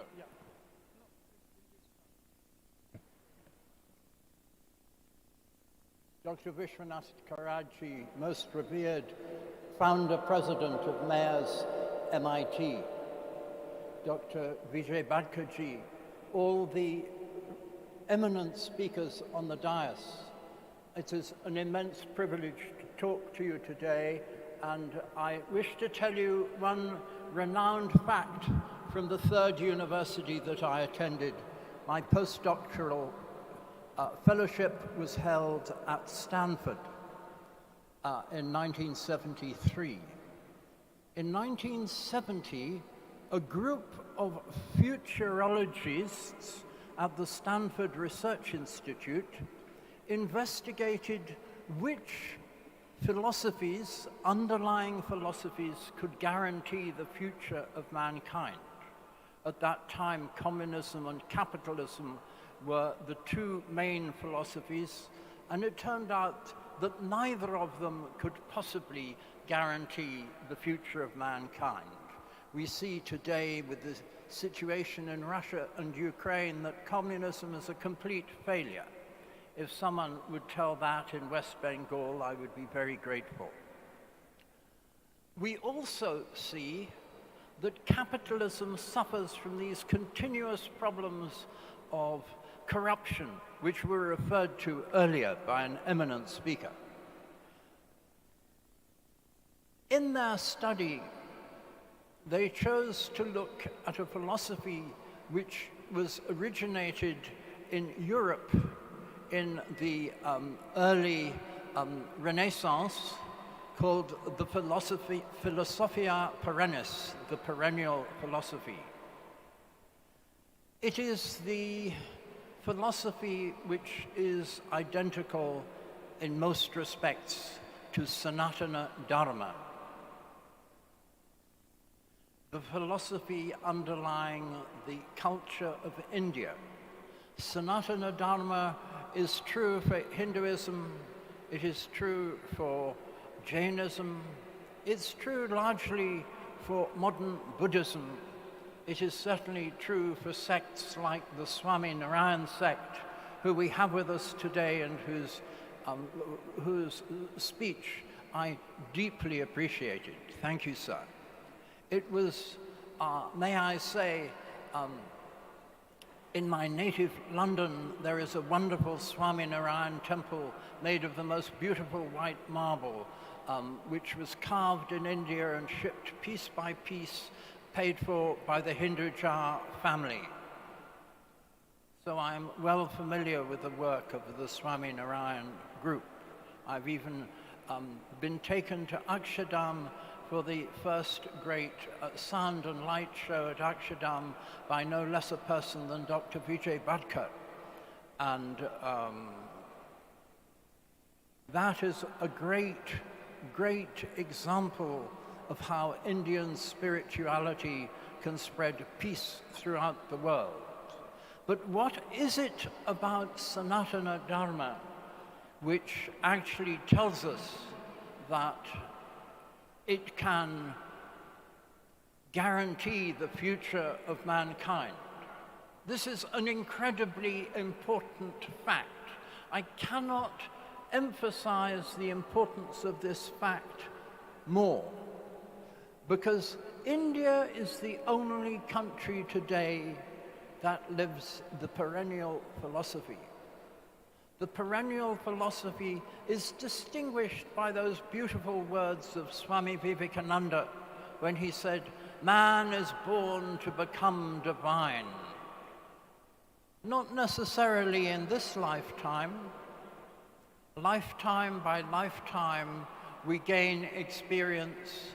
Each life is an education on our path to enlightenment.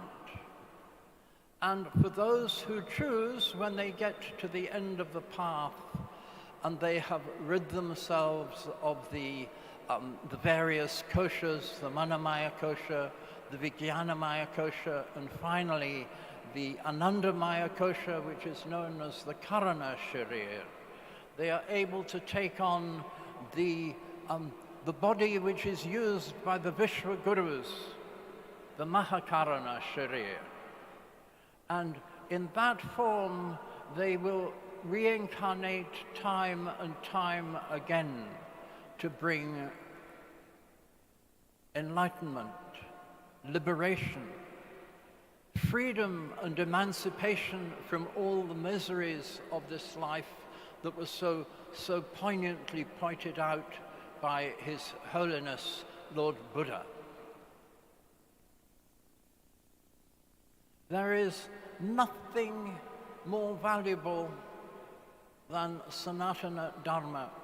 And I ask you all to remember this, and when you go out into the world as students, you go to your jobs, your offices, you graduate from MIT, you go to do postdoctoral degrees, postgraduate degrees in Western universities. Give them all this message. Only Sanatana Dharma can save mankind. And what does this mean? India is the Vishwa Guru. India is the Vishwa Guru who can guarantee the future of the whole planet Earth. My own guru was His Holiness Maharishi Mahesh Yogi, more familiar to you just by the words Mahesh Yogi, from Jabalpur in the Jabalpur region of Madhya Pradesh. He spent the last 20 years of his life, actually most of 30 years of his life, from 1978 onwards, focusing on creating peace. And the great thing about the Indian sciences, the Vedic sciences, is that they distinguish between the gross level of reality, which is described by physics, classical physics, which is nothing other than the quantum physics of large objects, and the sukshma levels, the subtle levels. Now, what I have showed in my scientific research is that the sukshma levels can be described by modern physics. And it happens to be the area in which I wrote my own PhD. Critical phenomena, phase transitions and critical phenomena. Critical phenomena are dominated by instabilities. And what this means is that the physics of reality, which we talked about in one of the sessions yesterday, the physics of reality is either the physics of stability or the physics of instability. When you know how to operate on the physics of instability, you can achieve many things which cannot possibly be achieved by any other science. This is why the Vedic sciences are infinitely more powerful than the modern sciences. They act on the sukshma level. And acting on the sukshma level, they can achieve things that the modern sciences cannot achieve. I'm currently working in the Department of Biology as a professor of biology and working on a program of integrative medicine based on updates in modern biology. And those updates, which will enable doctors to cure chronic diseases, are entirely coming from the concept of sukshma in the Vedic sciences. The Vedic sciences are infinitely more powerful than the modern sciences, and this is the reason on a technical level, physics level, that we have immense possibilities coming from India. And this is an intimate part, an integral part of Sanatana Dharma. Only Sanatana Dharma can guarantee the future of mankind. And with that, I would like to say thank you again for giving me the privilege to speak. Namaskar. Namaskar. Thank you very much, Dr. Alex Hankey. Thank you very much for your thoughts. And with this, we are coming towards the end of this session, but I cannot go any further without inviting a person to bless all of us on this important occasion. We see on the stage Sadhguru Shri Riteshwar Maharaj Ji, who has come all the way from Vrindavan to bless us all. It is our humble request, Swamiji, if you can please bless us with your words of wisdom. Please welcome, with a round of applause, Sadhguru Shri Riteshwar Maharaj Ji.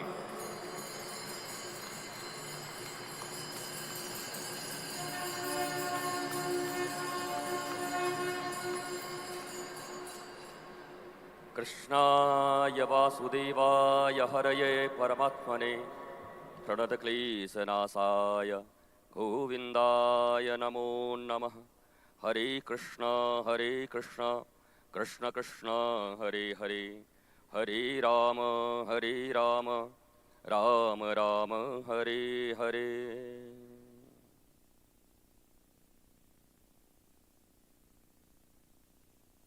विश्वगुरु वो नहीं जिसे सारा विश्व जानता है। विश्वगुरु वो है जिसकी बातें सारे विश्व, सारे यूनिवर्स पे लागू होती हैं, उसे विश्वगुरु कहते हैं।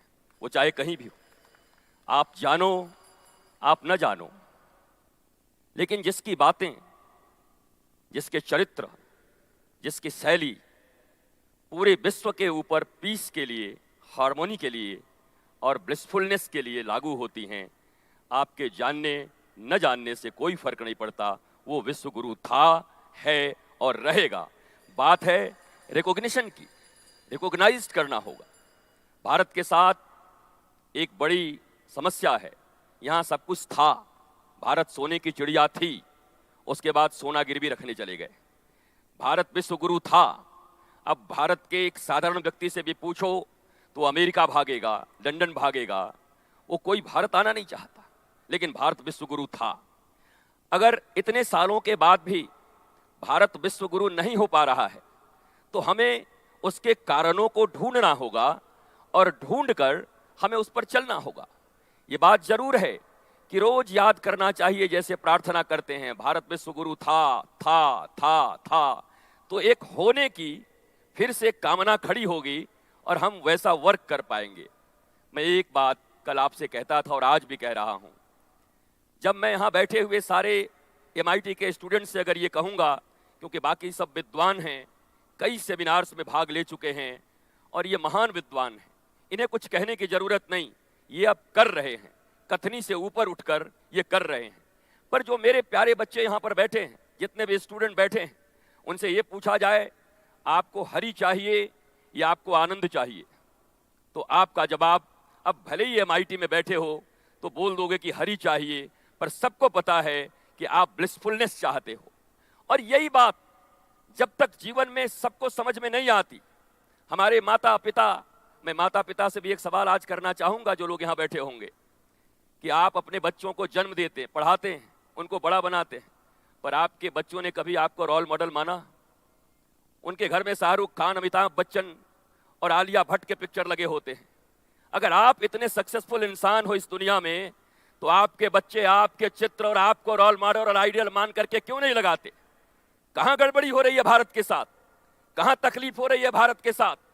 जो माता पिता जन्म देते, जो माता पिता लालन पालन करते, जो माता पिता उनके जीवन में सर्वश्रेष्ठ हैं, वो उनको फॉलो नहीं करते, वो किसी और को फॉलो करते हैं। और आप कहते हैं सक्सेसफुल। इस दुनिया में सक्सेस का एक ही मैंने सीधा सीधा और बिल्कुल स्ट्रेट फॉरवर्ड में कह सकता हूं, सक्सेसफुल होने का जो परिभाषा है, जो डेफिनेशन है, वो इतना ही है कि आप जीवन में जितने आनंदित हैं, आप उतने ही बड़े सक्सेसफुल हैं। नहीं तो आपके पास कुछ भी हो, दुखी आदमी कभी भी सक्सेसफुल नहीं हो सकता। आप कितनी बड़ी डिग्रियां ले लेंगे, आप कहां बैठ लेंगे, कितने सेमिनार्स कर लेंगे, कितनी तालियां आपके लिए बज जाएंगी। इस दुनिया में सबसे बड़ा कॉमेडियन चार्ली चैपलिन था, पर उससे बड़ा दुनिया में दुखी आदमी कोई नहीं था। अगर आप उसके इतिहास को पढ़ोगे तो दुनिया को हंसाता था और खुद रोता था। आज हमारी भी हालत वही है, एयर होस्टेस की तरह।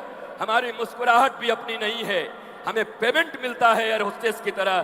तो हम वहां पे एक बूढ़ा आदमी जिसके सर पे बाल नहीं है, वो भी अगर टिंग टोंग कर दे तो मुस्कुरा के आती है, अगर बाहर निकलो तो जूते निकाल के मारेगी अगर तुम उसको पुकारोगे तो। पैसे के ऊपर मुस्कुराहट भी है। बाप बड़ा ना भैया, सबसे बड़ा रुपया। हम चाहे जितनी भी बात कह दें, लेकिन जब तक इंपॉर्टेंस, लोग कहते हैं महत्वाकांक्षी नहीं होना चाहिए, महत्वाकांक्षी होना चाहिए। लोग कहते हैं आदमी बड़ा महत्वाकांक्षी है, इसको बुराई के रूप में देखते हैं।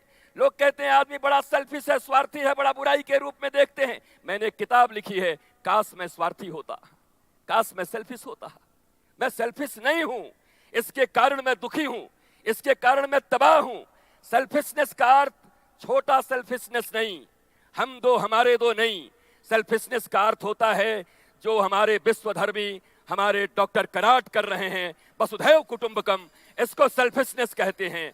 और एक बात और समझ लीजिए, डॉक्टर विश्वनाथ कराट महान आदमी है, लेकिन एक ही बात मैं कहूंगा, ये महान इसलिए हैं कि अपने आनंद को खोजा इन्होंने। और आप भी, आपको भी एक ही बात कहूंगा, आपको कितने लोग जानते, कितने लोग मानते, कोई फर्क नहीं पड़ता। आप अगर अपने जीवन में ब्लिसफुल हो, आनंदित हो, मस्त हो, जहां जाते हो, कल के गाने की तरह फिर कहता हूं, जिस रास्ते से तू गुजरे वो फूलों से भर जाए, तेरे पैर की कोमलाहट सोते भाग्य जगाए। हम तो ऐसे हैं जहां जाए कांटे पैदा कर दें, और जहां जाए जिनके भाग्य जगे हुए हैं उनको सुला दें। हमारी स्थिति ये है, हमारे रिश्तेदारों की स्थिति ये है। इसलिए जीवन में आज मेरा कोई ये समय नहीं है, ये डॉक्टर कराट की बहुत बड़ी हमारे ऊपर कृपा है कि उन्होंने कहा 2 मिनट, आप मेरे पास आया 2 मिनट आप भी बोल लो, तो 2 मिनट है तो उसको 2.5 मिनट कर ही सकते हैं। भारत है, कुछ भी हो सकता है, तो 2.5 मिनट ही कर लेते हैं। अंतिम बात आपसे यही कहने आया हूं कि आप सब जितने प्यारे स्टूडेंट्स यहाँ बैठे हुए हो, देखो जीवन में हमारे स्वामी जी कह रहे थे कि सब कुछ है पर लिविंग आइडियल अगर नहीं है, जीवंत आदर्श नहीं है। संत ज्ञानेश्वर थे, तुकाराम थे, यद्यपि संत का शरीर कभी डिमाइश नहीं होता। वो आज भी कल मुझे बोल रहे थे कि कैसे वापस आकर के वार्ता करते हुए कल बता रहे थे कि जिनके शरीर नहीं है वो भी खड़े होकर के बात कर ले रहे हैं। तो साइंस तो बहुत बड़ा है, साइंस को, और साइंस हो, फिलॉसफी हो और ये प्रॉस्पेरिटी हो, यार शब्दों में क्या रखा है। एक ही बात पूछ रहे हैं, आनंद है कि नहीं, मस्त हो, खुश हो, नहीं हो तो बैठे रहो। साइंस, प्रॉस्पेरिटी, बड़ी बड़े शब्द, बड़े बड़े चीजें, और फिर ये दुनिया ये महफिल मेरे काम की नहीं, बाहर जाके निकल के ही गाते रहो। तुम सुखी हो, तुम आनंदित हो, तुम प्रसन्न हो, तुम जहां जाते हो मुस्कुराहट फैला देते हो। तो फिर चाहे ये विज्ञान, इन्होंने कहा कि विज्ञान अभिशाप है या वरदान है, यही बात कह रहे थे।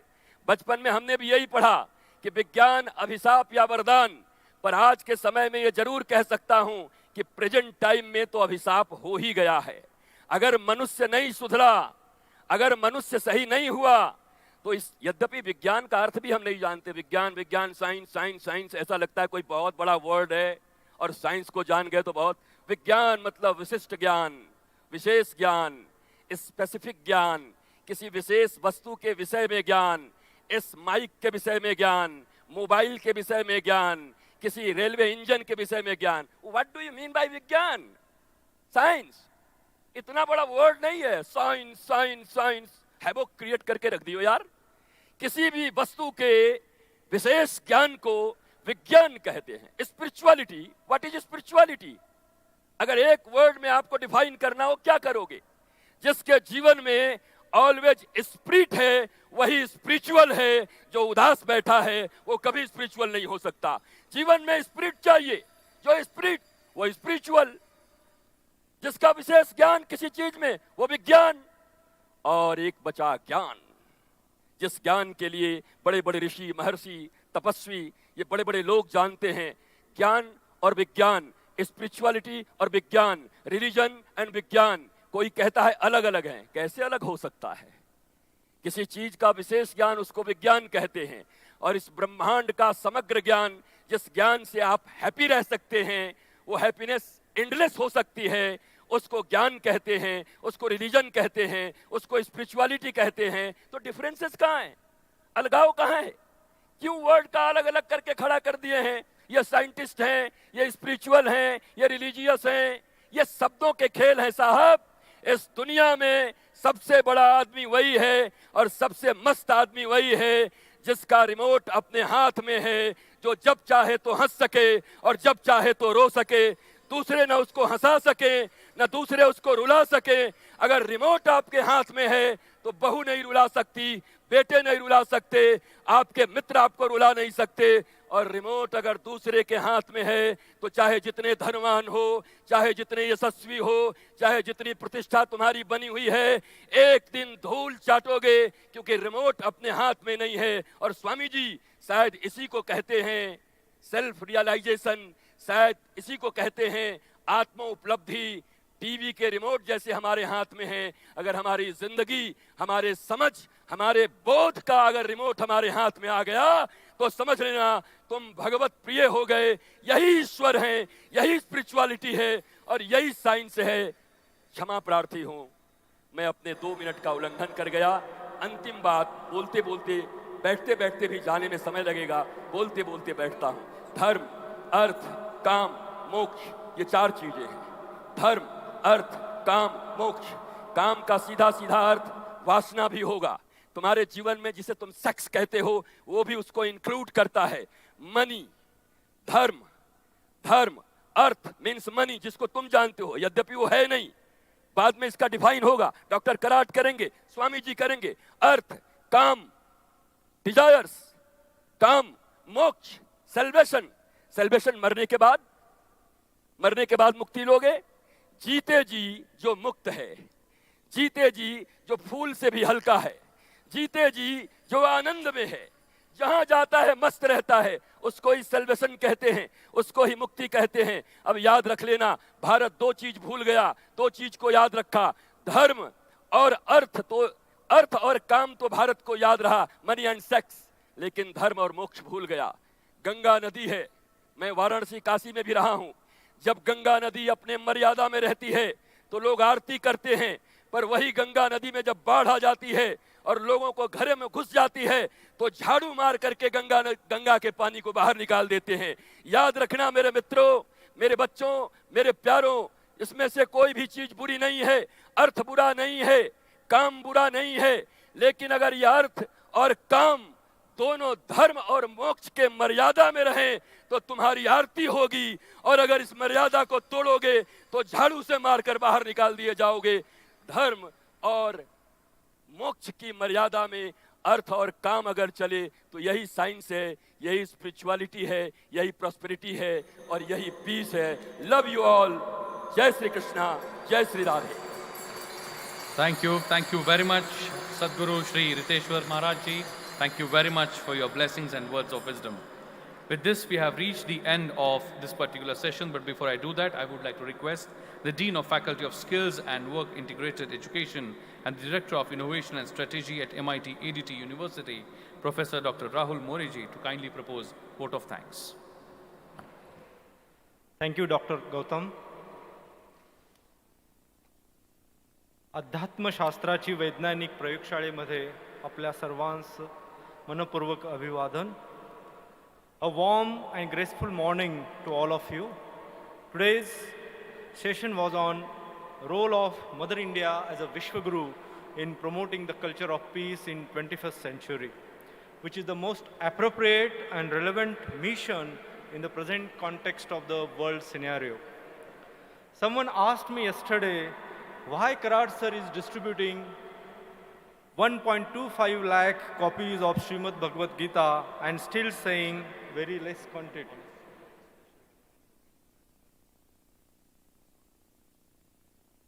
Okay, I'll just wait. Yes.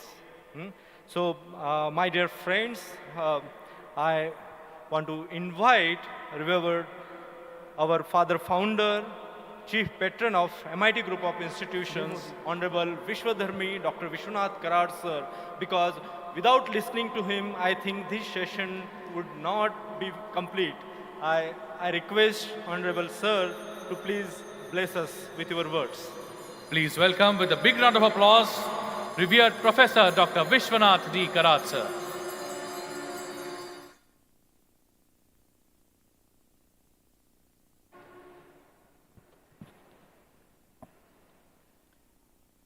Friends,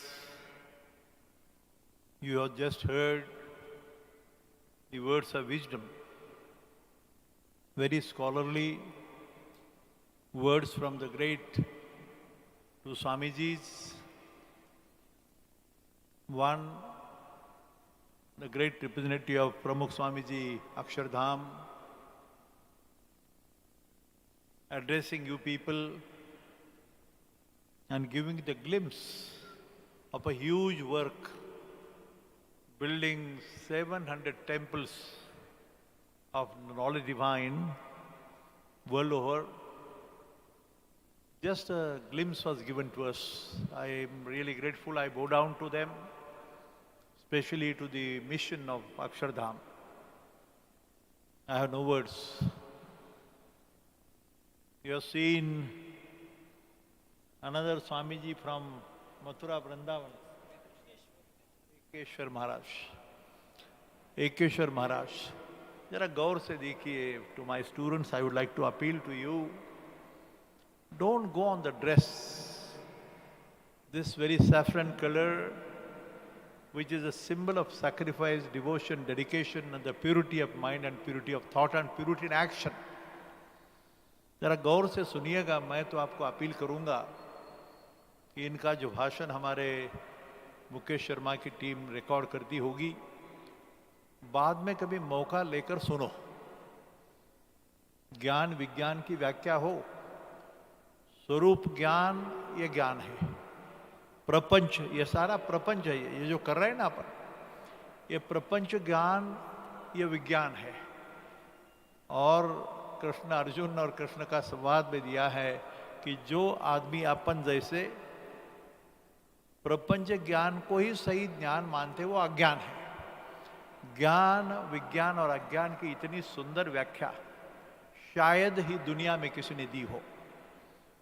These are the words expressed by Lord Krishna, addressing and making him encourage and stand up and fight. Fight for what? For the Swadharma. For his personal, not the religion, for the cause of the society, the well-being of the society. बड़ी लंबी बात हो सकती है भाई। मेरे जो student मित्र है, आप बड़े बुद्धिमान लोग हैं सारे, इंजीनियर है, डॉक्टर है, मेडिसिन है, मरीन है। मैं इतना चाहूँगा कि जानने की थोड़ी कोशिश करो। आई am from mechanical engineering. I do understand something like a particle physics or IT or computer, but possibly the very definition of the spiritual component of life, which हमारे जो स्वामी जी ने बताया, दोनों की भाषा थोड़ी अलग हो सकती है, लेकिन दिशा एक है। एक ध्यान में रखना, the indication is the same, the ultimate goal is the same. ओम नमो जी आद्या वेद प्रतिपाद्या जय जय स्वसंवेद्या आत्मरूपा. We have started, you know it very well, friends, as per the advice of the Schrodinger, Penrose, Einstein, comparing them with the greatest saint of the India who addressed 730 years back. 16 साल की उम्र में एक संत ज्ञानेश्वर नाम का तुम्हारा भाई 730 साल के पहले 16 साल की उम्र में बात करता है. And the words what he has spoken that time, if you just understand, I will tell you, when I said Sant Jnaneshwar to Albert Einstein, लोगों ने मुझे पागल कहा. ठीक है, मैं तो क्रेजी हूँ, पागल हूँ, जो भी हूँ सू, लेकिन एक ध्यान में रखना भाई कि being your family member, I'd like you to please understand this. दुनिया में आजकल की दिशा अलग है. Western culture has dominated our nation. From the Macaulay who had seen this and given the very wrong direction, the whole of the tradition and philosophy of India.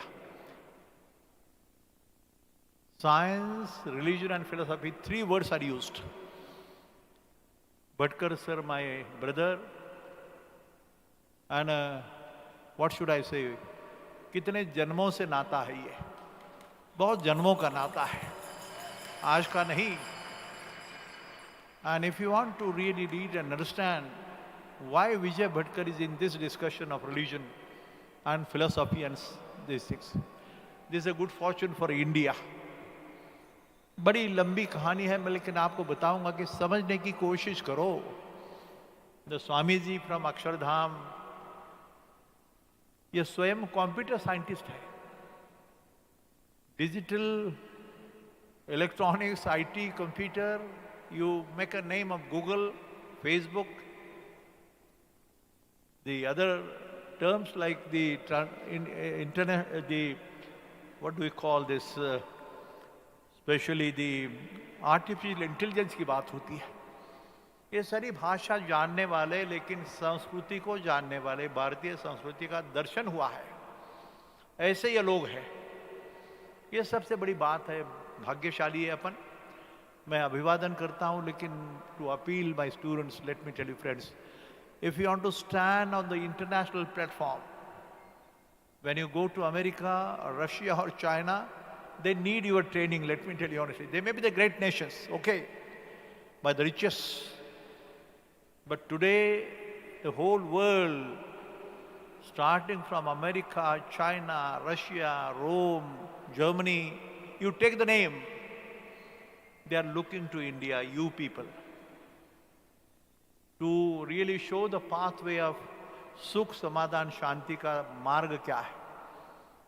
अभी पहले हग करते थे. Hugging and embracing was their style. Kissing each other on the stage was their style. but they have now started understanding distancing की बात आ गई. मोदी साहब ने जैसे कहा, ऐसे कई दिनों के बाद नमस्ते बोलेंगे. The tradition. I tell you, it has a very tremendous scientific base. The logic and reasoning behind of how to behave and how not to behave. The religious scriptures, what we have been telling, ये भगवद गीता का चिंतन है यहाँ पे. भगवद गीता के साथ होली कुरान है, Holi Bible है, होली त्रिपिटक है, गुरु ग्रंथ साहब है. पढ़ के तो देखो. गुरु नानक की भाषा में उन्होंने कहा, भाई ज्ञान बातों से नहीं, ईश्वर की कृपा से होता है. यानी concentration of deep understanding, creating an order. Entropy शब्द आपको मालूम है. टू क्रिएट एन ऑर्डर, इसके लिए मन और आत्मा की बात है. बॉडी एंड ब्रेन की बात तो करते हैं अपन सारे. And that's why Dnyaneshwar had said that time, can you believe it, rising of the sun in the east and going to the west is the illusion. Friction created in the water can create electricity. So many things. You read it. पढ़ के तो देखो. Without reading and without understanding, don't criticize. And that is the duty which has been assigned to you by not MIT, but by your mother and the father and the members of the family, the teachers and the gurus like them. We once again give them the big clap for both the Swamijis and the speakers. Thank you so much.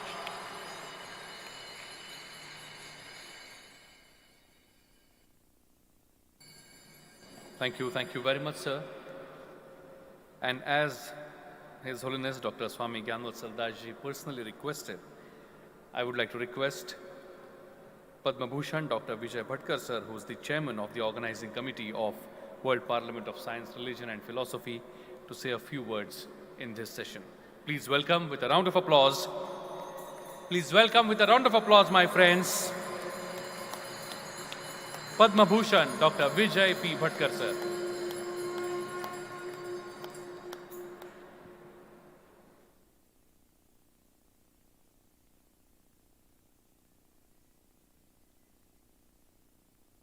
Revered Professor Karat sir, revered Swamijis who are blessing us with wonderful words, enlightened words that is throwing newer and newer lights on this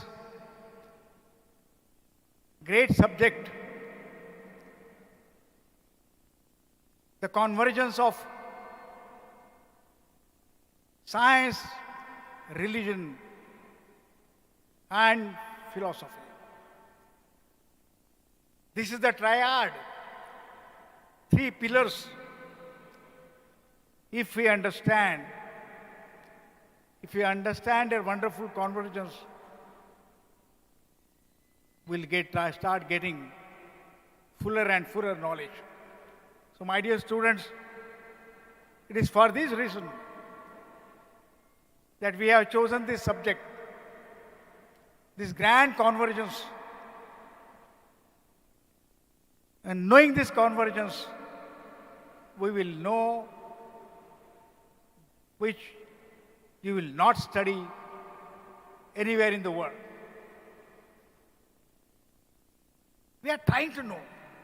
We are trying to understand this grand convergence.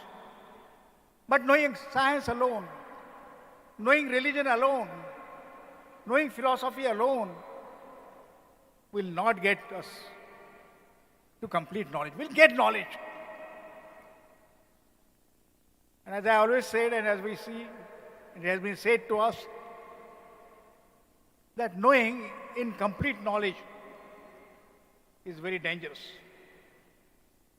Knowing nothing is okay. Knowing half knowledge is dangerous. It is for this reason we had chosen this. This entire triad on which our knowledge, our understanding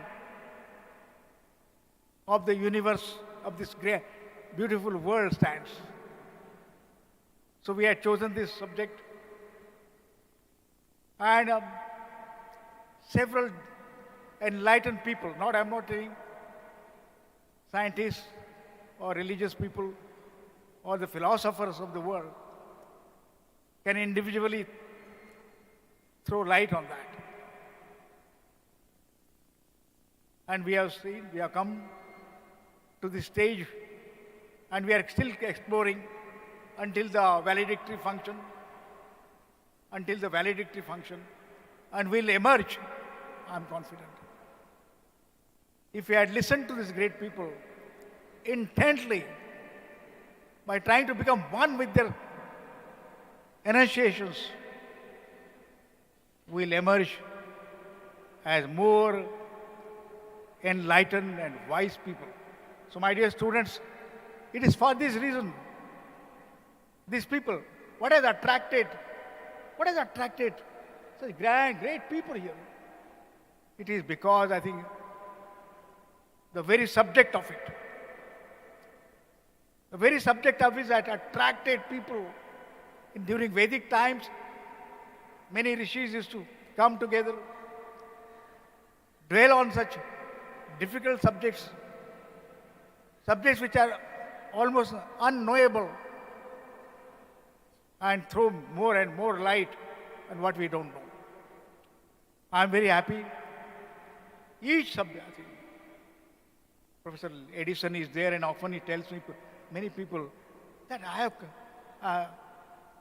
we come to know something which we had not known before. Swami Riteshwarji Maharaj, when you were speaking, you were throwing entirely different light, in a different way. Swami Gyanvatsal Swamiji, whom I know is we are spiritual brothers together. I know, when you are speaking, I think the light you are showing, the life of Pramukh Swamiji Maharaj, whom I experienced, whom we are blessed with. What, Karat sir, we were just discussing when you were narrating that, what? In individual life, one life, unless it is a divine life, one can accomplish, one can do so many things. Such a beautiful life we are endowed when we are born, I think. And we must use this very, very precious life, each moment of it. And that's why this World Parliament is so important. Because we'll never hear such wisdom, words of wisdom.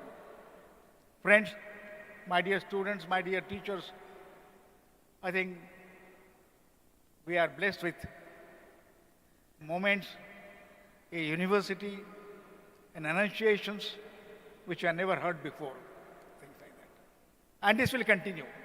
This will continue. So, we will, when we break for lunch, go beyond, and again reassemble. Once again, we'll try to understand what we are not understood yet. I will just end with this.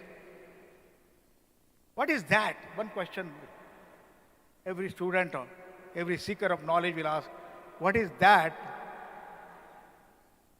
And we'll continue from that thread further by understanding which nothing remains to be understood. This question was asked. This question, Krishna has dwelt on this in chapter 7 of Bhagavad Gita. And we'll throw some light as we close this session, and continue on the next session. So until then, I take a leave. Thank you very much. Thank you very much, the Chairman of Organizing Committee, Padma Bhushan, Dr. Vijay P. Bhatkar sir, for your words of wisdom. And I now request Professor Dr. Rahul More sir to kindly continue with vote of thanks. A warm and gracious morning to all of you. I was just saying, someone asked me yesterday why Karar sir is distributing 1.25 lakh copies of Srimad Bhagavad Gita, and still he's saying there are less copies, less quantity. My dear friends, if you open this Bhagavad Gita, it starts with Dhritarashtra Uvach, Dharmakshetre Kurukshetre Samaveta Yosvaha. Who is a Dhritarashtra? A blind man. If you look at the last shloka of a Bhagavad Gita that ends with Sanjay Uvach, Yatra Yogeshwara Krishno, Yatra Partho Dhanurdhara. And who is Sanjaya? Who is having a Divya Drishti. So this is a journey of Andhakar to Divya Drishti. And that's what Dr. Karar sir is really advocating. He always says from his Antakarana, please read, please understand. And now, of lately, I have started understanding why he says that. And I think this is the most important role of the Vishwaguru to show the path of science and spirituality and attain the peace in the world. Thank you, Swamiji. Just now he has given a key to the success of Ananda. That is, normally we say, I want peace and Anand. If you remove the I, that means ego. If you remove next word, want, that is a greed. If you remove your ego and a greed, what remains is a peace and Anand. And that's what I think this Bhagavad Gita and the Vishwaguru Sankalpana shows us. And we are very fortunate today. We have three Vishwagurus sitting on the dais. His Holiness Swami Gyanavatsal Das Ji, Honorable Vishwadharmi Dr. Vishwanath Karat Sir Ji, and Honorable Padma Vibhushan Dr. Vijay Bhatkar Sir Ji. If you look at, to really understand, and I'll speak in little Marathi, Gurunchi Thorvi Gatana in Sri Sant Naneshwar in 10व्या अध्यायामध्ये, if you read it, first 15 ovis are the marvelous ovis. So they are so good. In that, he talks about Chandana ते कायसेनी चर्चावे, अमृता ते केवते रांधावे, गगनावरी उगवावे घडे केवी. म्हणजे चंदनाला कोणत्या द्रव्याची उटी लावावी, अमृताला कसे बरे शिजवावे आणि आकाशावरती कसा बरे मंडप उभारावा, ही गुरूंची महिमा, विश्वगुरूंची महिमा आहे. आणि पुढे ते सांगतात, नमो संसारतम सूर्या अपरिमिता परमवीर्या. म्हणजे गुरु हा अज्ञानाचा, अंधकाराचा नाश करणारा जणू सूर्यनारायणच आहे आणि ज्याचे सामर्थ्य श्रेष्ठ आणि अमर्याद आहे. आणि पुढे ते असे म्हणतात, नमो जगद किल पालना मंगळ मनी निधाना सज्जनवन चंदना आराध्य लिंगा. म्हणजे सर्व जगाचे हित जोपासून कल्याणरूपी रत्नाचा जसा ठेवा आहे, तो भक्तरूपी वनातील चंदन आहे आणि पुण्य शिवलिंगी आहे. अशा गुरुरायास माझा नमस्कार. It's my privilege to propose a vote of thanks and acknowledge the contribution of each one of us present here on behalf of organizing committee of 8th World Parliament on Science, Religion and Philosophy, MIT ADT University, MIT World Peace University and Management. I extend my gratitude towards our today's chief guest, His Holiness Swami Gyanavatsal Das Ji, BAPS organization. Sir, thank you for enlightening us that the only way for salvation is the Indian way, and India has destined to be Vishwaguru, and it will be surely encourage us all to in future endeavors. I am indeed lucky to meet Sri Mahant Swamiji twice because of Honorable Dr. Vijay Bhatkar sir, and still it has a very fresh and it touched my life in many ways. Thank you for that. And as Dr. Bhatkar sir once did the revolution through the CDAC, any engineer can become a software engineer. He has proposed first time to the India. I would like to request Honorable Dr.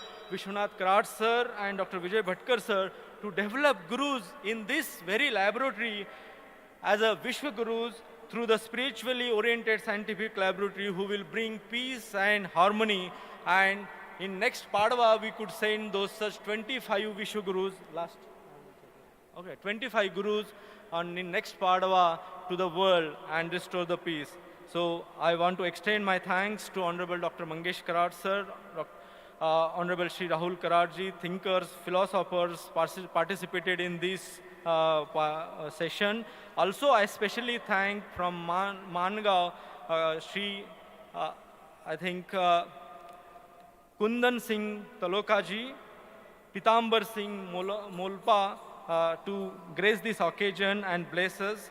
An event like this cannot happen overnight. It requires meticulous planning and a bird-eye detail so thanks to Dr. Milind Pandey, Mahesh Thorve, Mahesh Topde, Dr. Dilip, all committee members of MIT ADT and WPU. Last but not the least, my dear fellow students, faculties, press and media. Thank you one and all. Have a great day. Thanks a lot. Thank you very much. Thank you very much all dignitaries on the dais. Thank you very much. With this, we have reached the conclusion of this session. Thank you very much for your participation. We are now immediately continuing with the next session, session 9, the Vedic and Modern Sciences, Insights, Interfaces and Integration, for which I would like to request and invite on stage Honorable Vice Chancellor of MIT ADT, Professor Dr. Mangesh Karat sir. I would like to also invite on stage Honorable Professor Ravindra Kulkarni ji, Honorable Professor Dr. Pramod Pathak ji, Professor Dr. Asavari Bhave ji to kindly come up stage.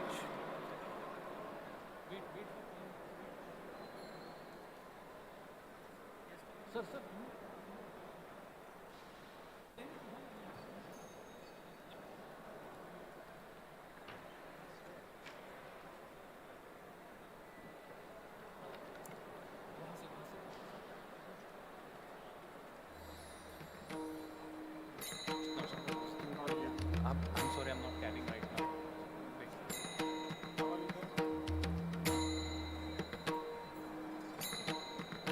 I request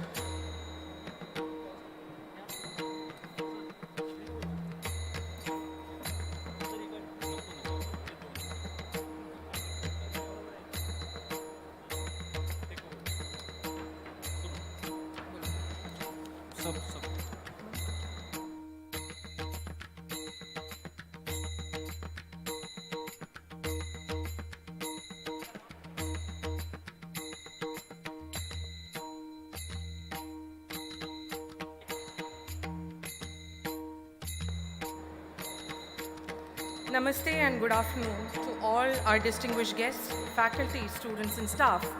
On behalf of the entire organizing committee of the 8th World Parliament of Science, Religion and Philosophy, I welcome all of you to the plenary session 9 on the theme Vedic Sciences and Modern Sciences, Insights, Interfaces and Integration.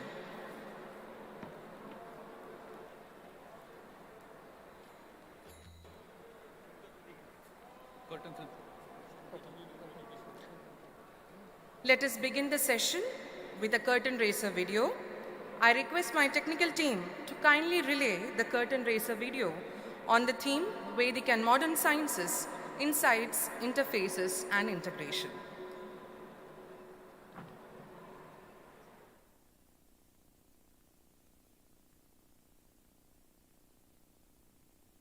Sciences, Insights, Interfaces and Integration. This session is based on the insights, interfaces and integration derived from Vedic sciences and modern sciences. Clearly, outer or material science has its value in helping us to understand and utilize the forces of the outer world. It gives us better technology which can make our lives easier. But when it comes to the inner world, scientific knowledge is often either indirect or misleading. For the inner knowledge, we need to cultivate the yogic sciences with their understanding not only of the physical universe, but of the subtle forces behind the senses and of our true nature beyond time and space. Vedic science recognizes the importance of sensory perception and reason. It considers that there is another, more reliable and internal source of knowledge, particularly necessary for understanding the inner or spiritual world. Once we recognize the place and value of both the outer and inner sciences, we can learn to use both to improve our lives on all levels. This should be our real work as a species, and it can be a great adventure of discovery and transformation. This universal pursuit of knowledge can be used to set aside our political and religious differences, which are not a matter of truth or direct perception, but of clashing beliefs and opinions. The ultimate unity of science and spirituality can provide a light forward to a true global age of peace and harmony. In such a world, the inner technologies of yoga will be found to be as important as the latest advances in technology.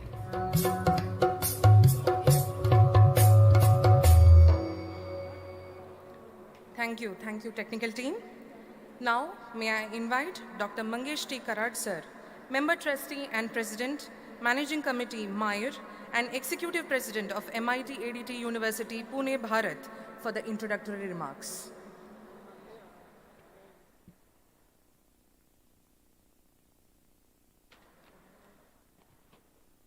Good afternoon to one and all. Respected dais, our most revered Dr. Vijay Bhatkarji. Recording in progress. Then Dr. Jeffrey Armstrong, who is attending this session online from America.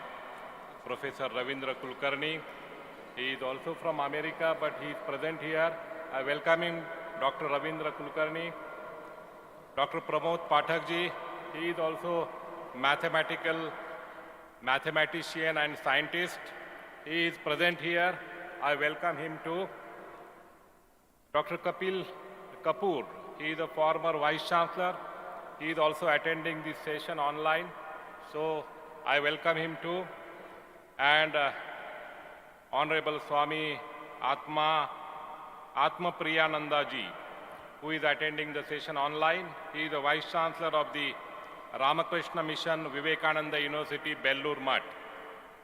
And all other dignitaries on the dais, Dr. Dash, Pandit Vasantrao Gadgil ji, our Dr. Asavari Bhave Madam, Dr. Parashar, and all other dignitaries of the dais. Today's session is Vedic and Modern Sciences, Insights, Interfaces, and Integration. It is a very good topic, I think the favorite topic of the Karad sir and Dr. Bhatkar sir. My friends, we always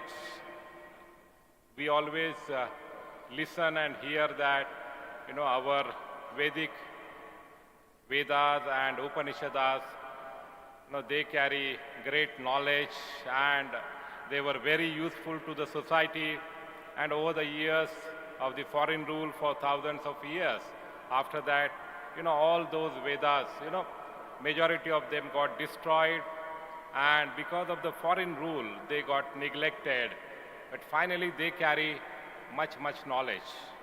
So, whether that knowledge has any relevance in today's era is the question of the today's session. Before that, I will just brief about the Vedas and the other scriptures which were referred as the knowledge books. As you know, India was governed by the four Vedas, Rigveda, Yajurveda, Samaveda, Atharva Veda. So this Rigveda used to be for the admiration of the Pancha Mahabhutas, Yajurveda for the process of doing, different yajnas. Samaveda is for singing, doing the bhakti of the Lord, God.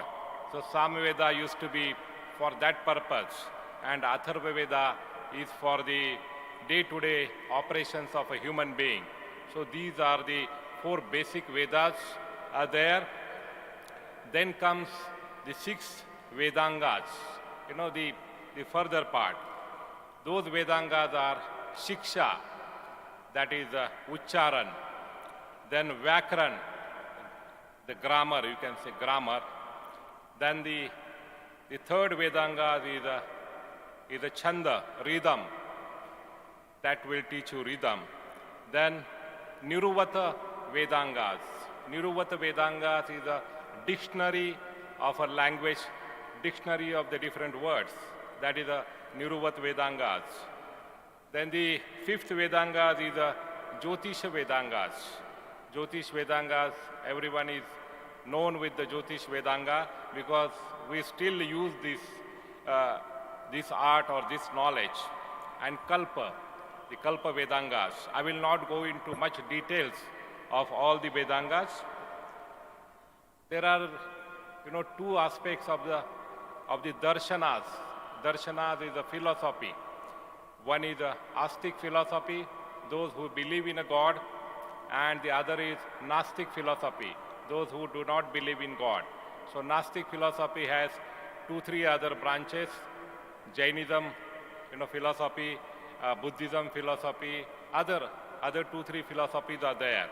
So that is a Gnostic darshanas. And we have a Astic darshanas, basically where people, society believe in the Vedas and all aspects of this knowledge. So there, again there are, 6 darshanas are there. First one is a Nyaya darshana, that is a, law, logic, debate.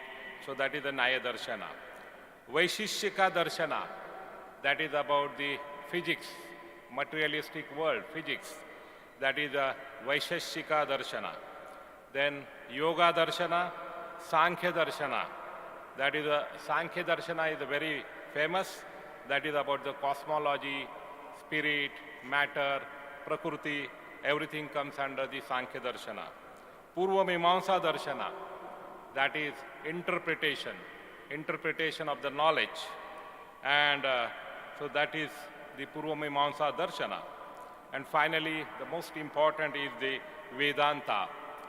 Veda ka anta, Vedanta, Jnana Kand. That is the, ultimate of the Vedas knowledge. Vedanta is also called as a Upanishads. So Upanishads are the commentary on the Vedas, explanation of the Vedas in an intellectual way, in a simple language. So that is called as a Vedanta Upanishads. Now the point will come, how many Upanishads are there? Why I am telling all these, basic things? Because, my young friends, they should know what exactly is Vedas and what exactly is our Indic knowledge system. This Veda Upanishada association is there. There is a relation between Vedas and Upanishads.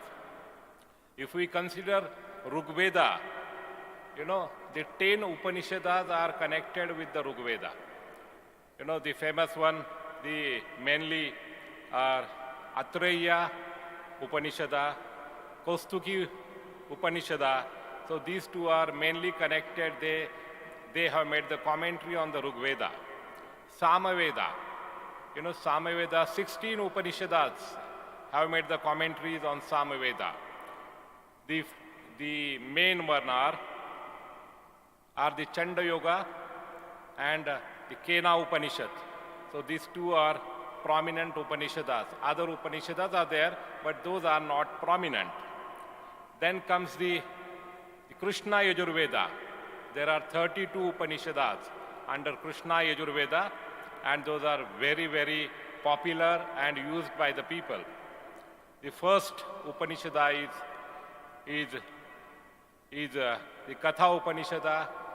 The second is Maitrayani Upanishad, Taittiriya Upanishad, Taittiriya Upanishad. These are 3-4 prominent Upanishads of the Krishna Yajurveda. Shukla Yajurveda, there are 19 Upanishads under Shukla Yajurveda. Yajurveda is related to the Yajna, Puja, etc. Then in 19 there are so many, I will not read all, but Isha Upanishad is very important. Other one is also there. Atharva Veda is the most important because we have to deal with Atharva Veda. 31 Upanishads are for Atharva Veda. Manduka Upanishad, Mandukya Upanishad, Prasana Upanishad. These 3-4 are the prominent Upanishads which have commented on the Atharva Veda. So total 108 Upanishads are there, the prominent 10 Upanishads are there, which actually guide us, which give us the knowledge of the whole Veda. So these Upanishads are very important. If we come to, the commentaries on these, Upanishads, in India, Adi Shankaracharya, the statue of Adi Shankaracharya is fitted in this hall on the back side. Adi Shankaracharya, he has commented on the Upanishads. Then Ramanujacharya is the second Acharya who has also commented on the Upanishads, and he has developed his own theory. And the last one is Madhvacharya. These three are important acharyas, important religious preachers who have made their own philosophy by reading Vedas and by analyzing Vedas, Vedangas, and Upanishads. So these three are very important philosophers for the Hindu philosophy, Indian philosophy. I will not go much into details because this is, but very important observation is that the Mandukya Upanishad says there is a higher knowledge and the lower knowledge. Higher knowledge through which eternal knowledge is known, internal knowledge is known, is called as higher knowledge. Self-knowledge through which the nameless, formless being is known. How to realize ourselves is called as a higher level knowledge. And the lower sciences can similarly be divided into two groups.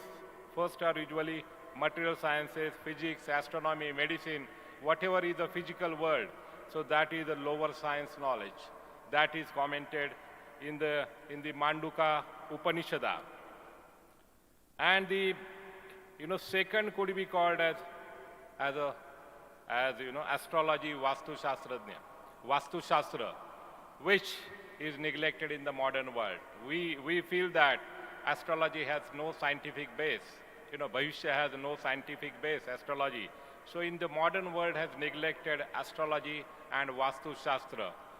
The number of buildings are constructed, but they are constructed without the scientific application of the Vastu Shastra, which is developed by the Indic system.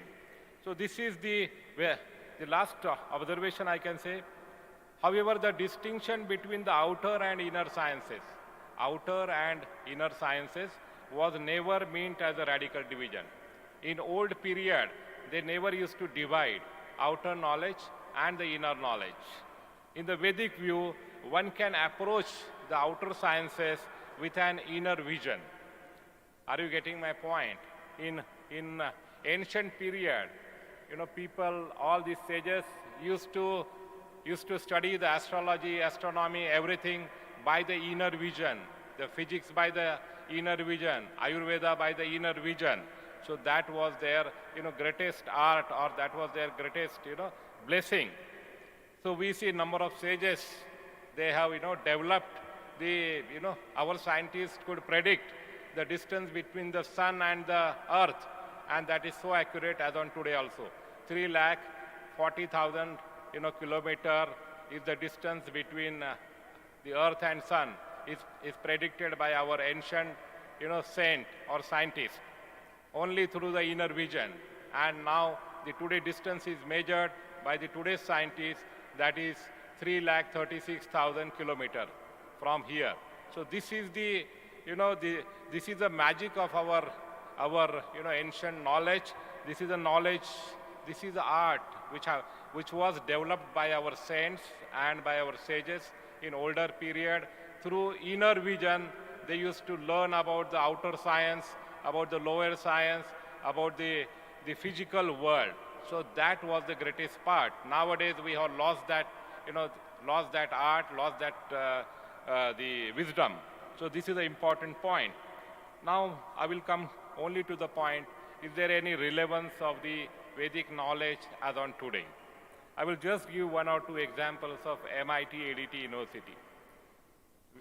Now in 2018, when we thought, our students, they have to be developed holistically. How can we develop them holistically? And I was going through the references, and to my surprise, I got the proper framework for holistic development of a human being.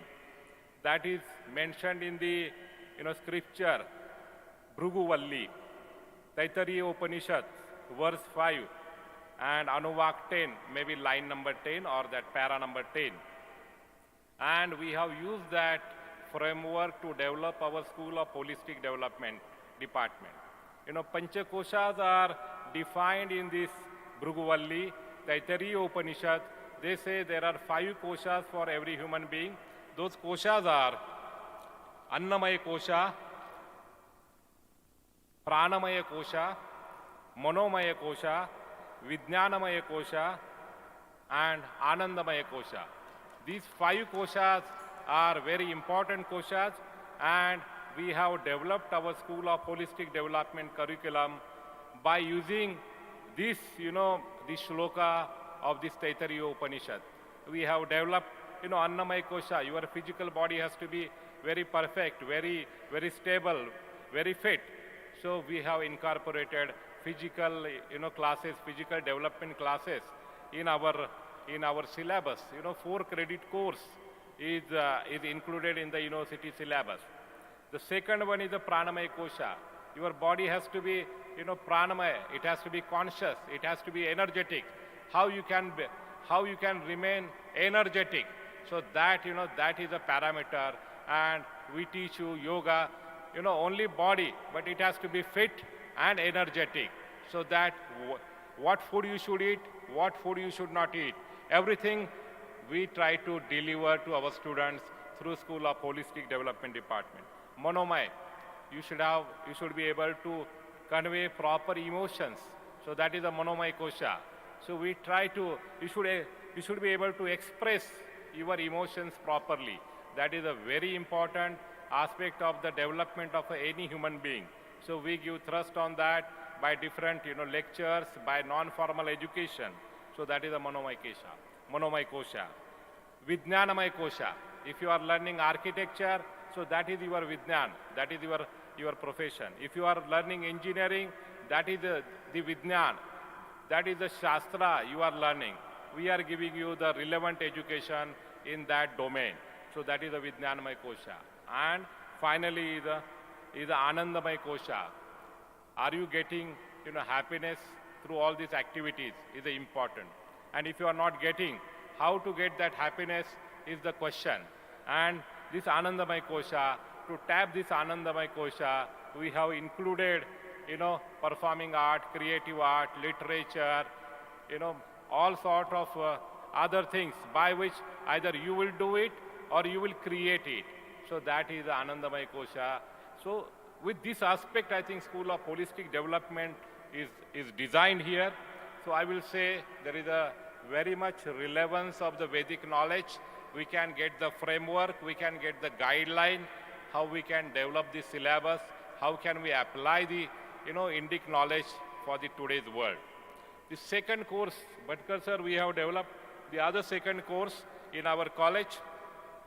We have launched other program, M Architecture in the traditional Indian architectural knowledge systems.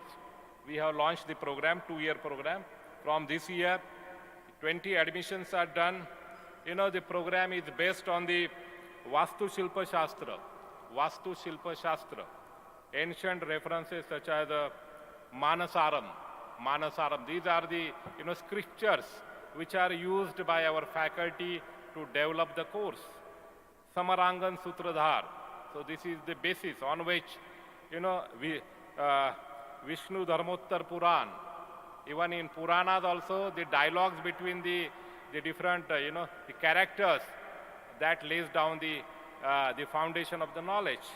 Maya Mamatam, Shilparatanam, Arthashastra. These are the references by using we have developed this M Architecture course. And this M Architecture course, I will say about that.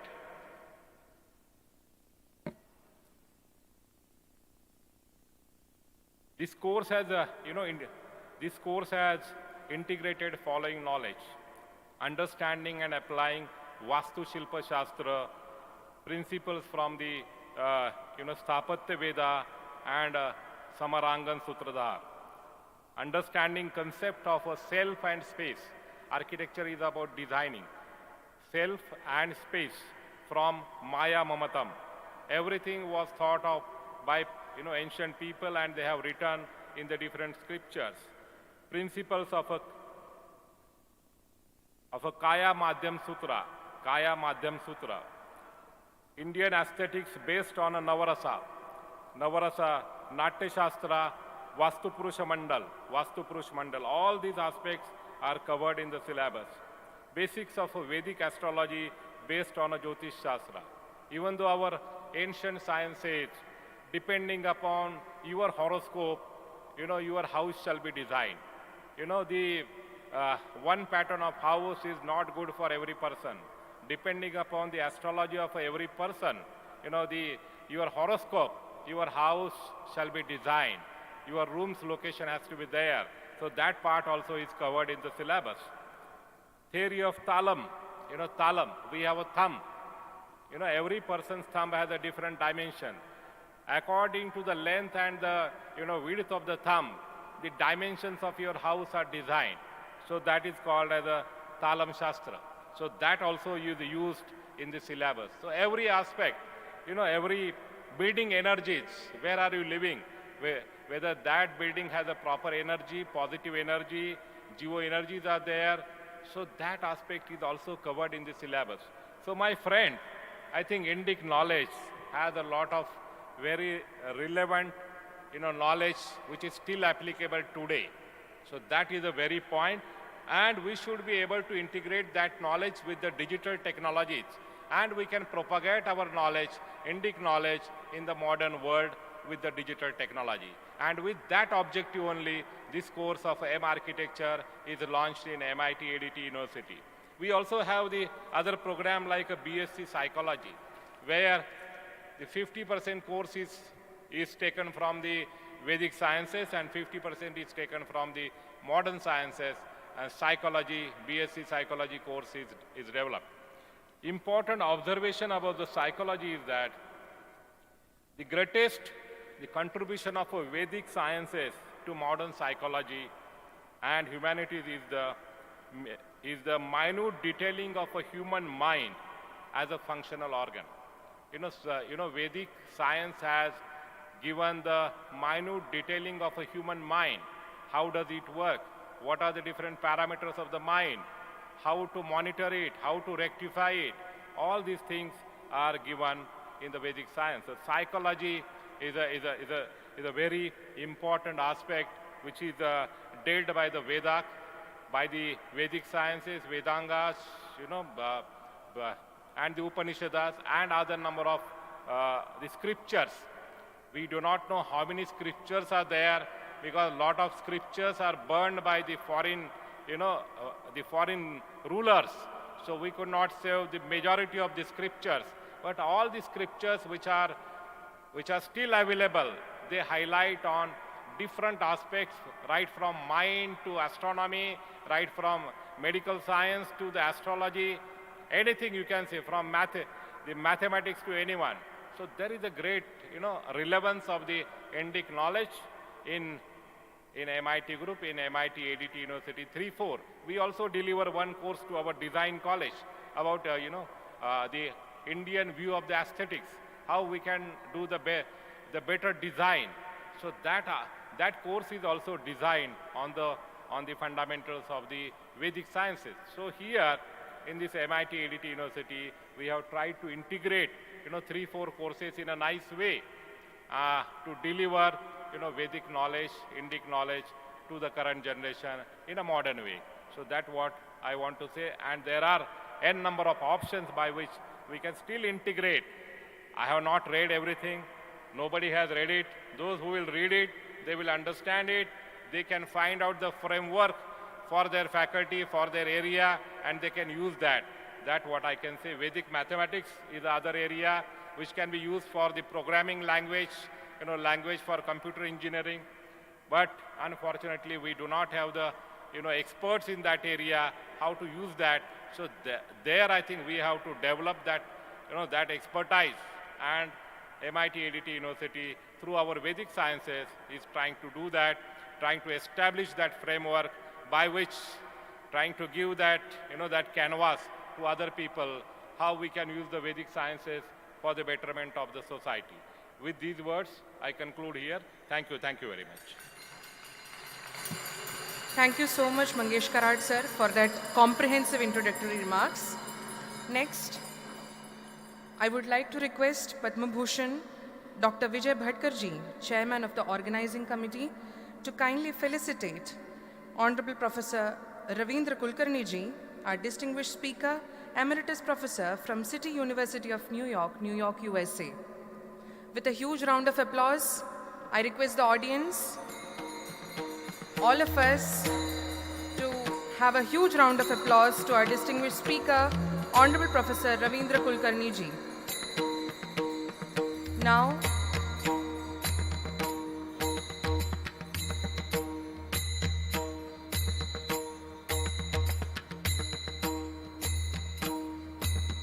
the applause should continue, my friends.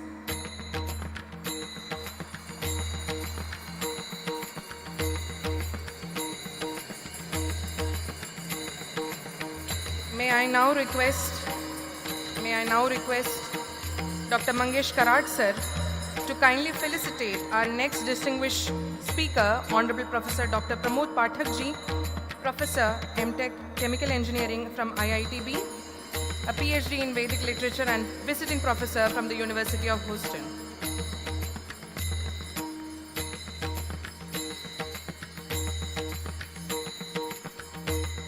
Thank you.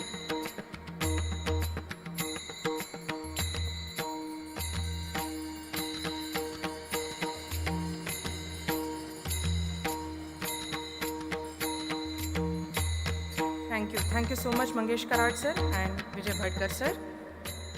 Next, we have with us today our distinguished speaker, Honorable Dr. Jeffrey Armstrong, an eminent philosopher, yogi, author, poet, and Ayurvedic astrologer from USA who has joined with us online. He is a corporate speaker and award-winning author. His innovative fusion of Western technology and Eastern wisdom offers a revolutionary new vision for cutting-edge businesses seeking to embody spiritual values that cultivate long-term sustainability, biodiversity, multiculturalism, and responsible expansion. Jeffrey Armstrong's 7 years of corporate executive work in the competitive world of Silicon Valley, 10 years of corporate speaking for Fortune 500 companies, and over 40 years of dedication to Eastern wisdom has placed him at the forefront of speakers and consultants, inspiring radical change in the way corporations conduct global business. We are indeed honored to have with us Dr. Jeffrey Armstrong. Over to you, sir, for your address. Thank you very much, and namaste to everyone.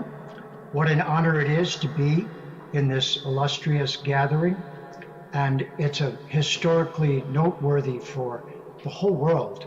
And so it's very impressive what you're doing and the magnitude of it, and that it has a room to encompass everyone. And so in the brief amount of time that I have, first, Guru Brahma, Guru Vishnu, Guru Devo Maheshwara, Guru Sakshat Parabrahma, Tasmai Shri Gurave Namaha. For the last 50 years, I've been a practitioner of the Vedic Sanatana Dharma culture, and it's one of its representatives out in the world. And so there's a particular subject that I've become very interested in, and it is how linguistics, how Sanskrit, which I've studied, and English, which I've also studied, confuse the conversation in bringing this important Vedic knowledge to the world.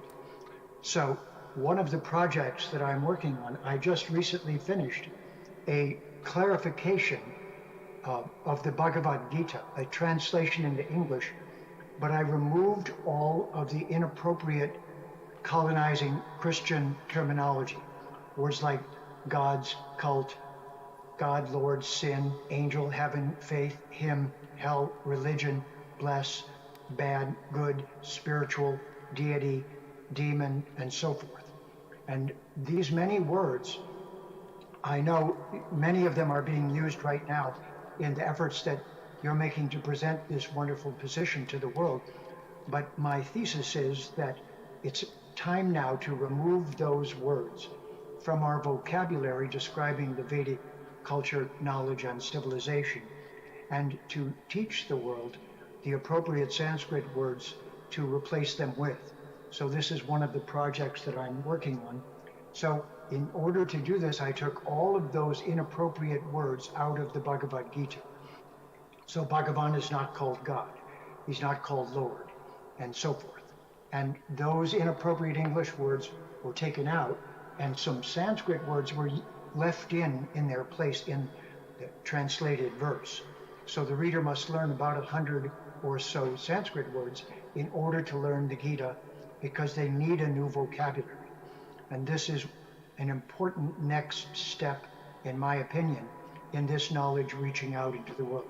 So to give you a small example, if your organization and this gathering is called the 8th World Parliament of Science, Religion, and Philosophy, with all due respect, my offering to you is, perhaps we could call it the 8th World Parliament of Sankhya, Dharma, and Vedanta in the World Shanti Dome. And the slogan is Loka Samgraha, holding the world together. And this is, of course, just a creative offering and spontaneously as I've been listening. But what you're doing is remarkable and marvelous and life-changing for the whole planet. I would like to co-contribute into this a contribution of removing the colonizing English and using enough Sanskrit, and I call this the Vedic Renaissance. Right now, we're in a revival of the Vedic civilization, and I call that the Vedic Renaissance. And if the Abrahamic traditions are the people of a book, then we are the people of a library. That means we're also the people of a curriculum. And this means, of course, that Sanskrit and the Veda Angas, with the 4 aspects of Sanskrit that make it the most perfect language on the planet, make it an actual programming language. The Narukta, the Vyakarana, the Shiksha, and all of those characteristics, and the Chandas, make it the most perfect language. This is a very important thing to bring forward into the world and to lead with in initiating the whole planet into a new way of speaking about these matters. So, if this is a classic Vedic text, which it is, one of the Prasthana Trayi, the Vedanta Sutras, the 10 principal Upanishads, and the Bhagavad Gita are the texts on which all acharyas must comment in order to create a sampradaya. Shankara did, Ramanuja did, Madhva did, Nimbarka did, Vishnu Swami did. Each of those great acharyas commented in Sanskrit on those texts. So the Bhagavad Gita amongst those is sort of the field manual, you could say, for the Vedic civilization. So we just clarified it and brought it out in such a way that it's clear and decolonized. So I would like to propose to you that one of the next steps, and I'd be glad to help in this process because I've been working on etymology and these many subjects for 20-some years now. So if it is the time to refine the language and refine the way we speak about the Vedic Dharma so that universally throughout the whole planet, a vocabulary of Sanskrit of a few hundred words is agreed upon and understood by everyone. After all, there are hundreds of millions of yogis in the world. Now, what is the biggest difference between the Vedic culture and the other civilizations and cultures of the world? The other religions? We're not a religion, we're a dharma. The religions of the world and science? The religions and science have one lifetime. How about us? We're immortal. We already are beings who cannot die. We know that. We're Atma, the individual beings who chose to come here. And we'll stay here until we achieve, I know you know the word, moksha. And so, that worldview is entirely different than the 3 Abrahamic religions and modern science, none of which hold this perspective. And yet, we do. So my proposal is, we must also then introduce a new vocabulary gradually to this yoga community of hundreds of millions of people throughout the world. And this is what I'm in the process of doing. Would love to work together with MIT University on this project. That with this in mind, all of the goals of gradually teaching the vocabulary of the Vedic rishis' legacy to the modern world will teach everyone how to live a dharmic life with each other and to have a namaste culture where everyone is seen from the perspective of immortality as a divine being. So this is one of the proposals that I have, that this be a text with which we lead ourselves out to the world and say, this is a historical reality in the Vedic civilization, that the avatar, so that's a new Sanskrit word for everyone, not for you, but for everyone else. And they need to know what is the difference between an incarnation and an avatar. So, of course, we don't have time now to elaborate on all of this, but I wanted to introduce it to you as an important element and component of what you're doing so beautifully right now by bringing this all together in the world, may I say, Shanti Dome? In the world Peace Dome. All right, so thank you very much for this opportunity to speak. And with this, I hand the microphone back. Thank you. Thank you so much, Dr. Jeffrey Armstrong, for your insightful address. Next, we have with us Professor Dr. Ravindra Kulkarni, who is a PhD holder from Harvard University in Mathematics, Emeritus Professor from City University of New York, USA, and founding president of the Indian Mathematics Consortium. He is also the ex-chair professor of IIT Mumbai and a distinguished professor from Johns Hopkins University, Baltimore. He has a long-time interest in Indian philosophy and Indology, and he has also organized a one-day event at the Consulate General of India in New York on perspectives on religion and spirituality. He has delivered over 250 lectures at major mathematics centers in the US, Europe, China, India, and over 80 publications in reputed journals in mathematics. It is indeed our honor and privilege to have you with us, sir. Over to you. Thank you. I wish to start my talk with an expression of great admiration for Professor Vishwanath Karad. I truly admire his vision, taken from Sant Jnaneshwara's Pasayadan, of establishing Vishwadharma based on science, religion, and philosophy.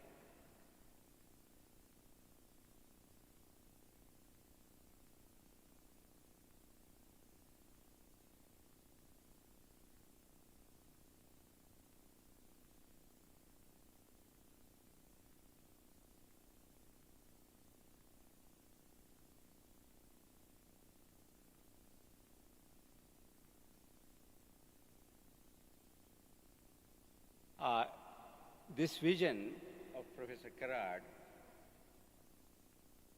well articulated in English by Swami Vivekananda 125 years ago, is going much beyond an interfaith dialogue among religions. In fact, this vision gives a firm foundation for the interfaith dialogue among religions.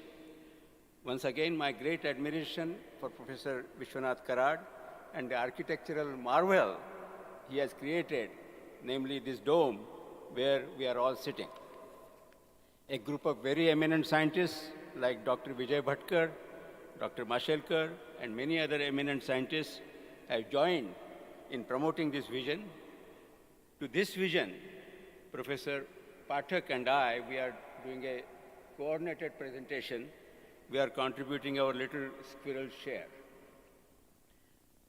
On the first day, that is April 3rd, 2022, in the last session on Om and E equals MC square, and I do not know whether this second session on April 4th, Om and Patanjali Yoga Sutras took place, but there they introduced the broad theme of today's session on Vedic sciences and modern sciences. Professor Pathak and I wish to add to some concrete aspects of this theme. This would be of help to students who really wish to know what is going on. I spent 55 years in the field of mathematics, and so mathematics has become my karma.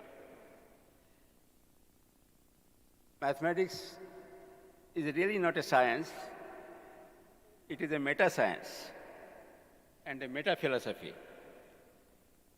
It is not a lab science like chemistry, nor an observational science like astronomy, nor a definite philosophy like materialism or communism or whatever, but it helps both scientists and philosophers to express themselves with clarity, precision, and brevity. For instance, take this phrase, Vedic science and modern sciences. I would like to put before Dr. Rahul Karad and Milind Pandey and Mangesh Karad an alternative to Vedic sciences, the phrase Indian knowledge system, IKS for short. The phrase Indian knowledge system is being used more and more in the last 20 years, and it is also in the statement of the National Educational Policy. So let's use one vocabulary like this.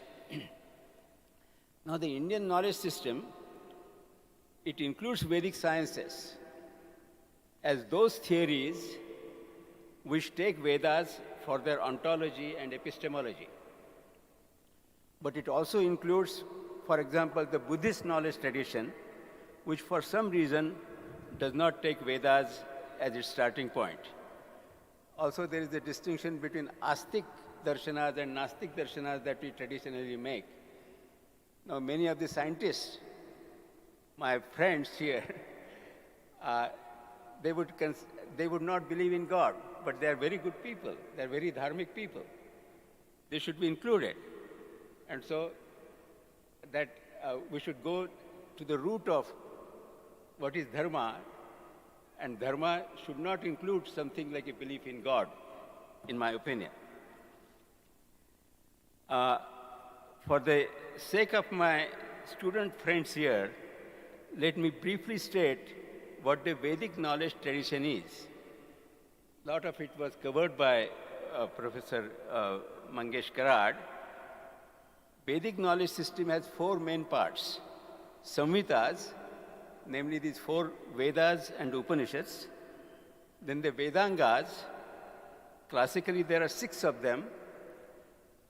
Out of these, 4 are related to language. Shiksha, that is spoken language.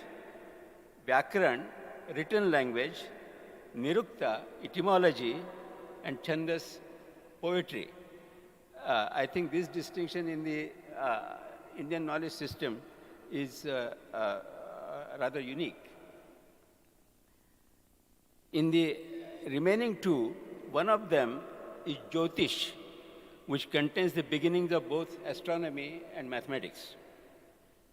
The other is Kalpa, which dealt with yajnas or fire rituals, but in the process, they developed plain Euclidean geometry. It is contained in the Shulba Sutra part of the Kalpa. Vedangas represent the beginning of theory building. Now, the darshanas, we use the word darshan to explain it to our Western friends. We should just say theories. Darshanas are the theories. Classically, there are 6 of them. They include Sankhya, Vaisheshik, Yoga, Nyaya, Vedanta. These are 5 of them. They roughly correspond to physics, chemistry, psychology, logic, and metaphysics. The correspondence is not exactly one-to-one, but taken together, they correspond to modern, largely Western science tradition. The 6th is the voluminous darshan, Mimamsa, which is a development of Kalpa Vedanga. It deals with the theory of karmas and their fruits, the ideas of heaven and hell and rebirth. These are stated in this Mimamsa. And the last part is Upavedas. That is what most of us we do in our daily life.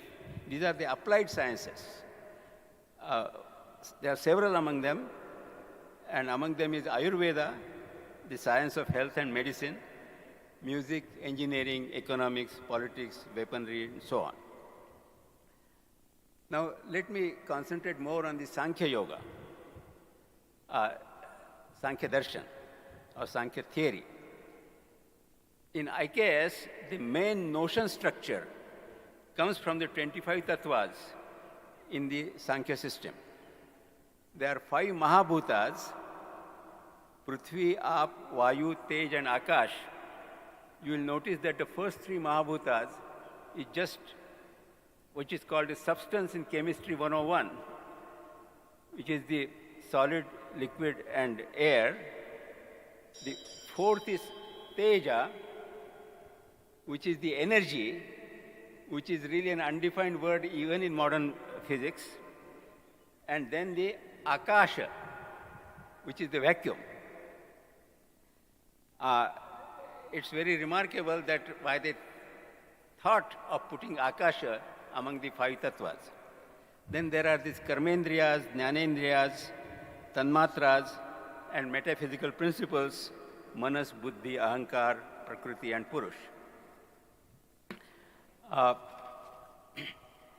In the 5th darshan Vedanta, more particularly Advaita Vedanta, is a favorite of many saints and philosophers of Indian knowledge system, including Jnaneshwar and Vivekananda.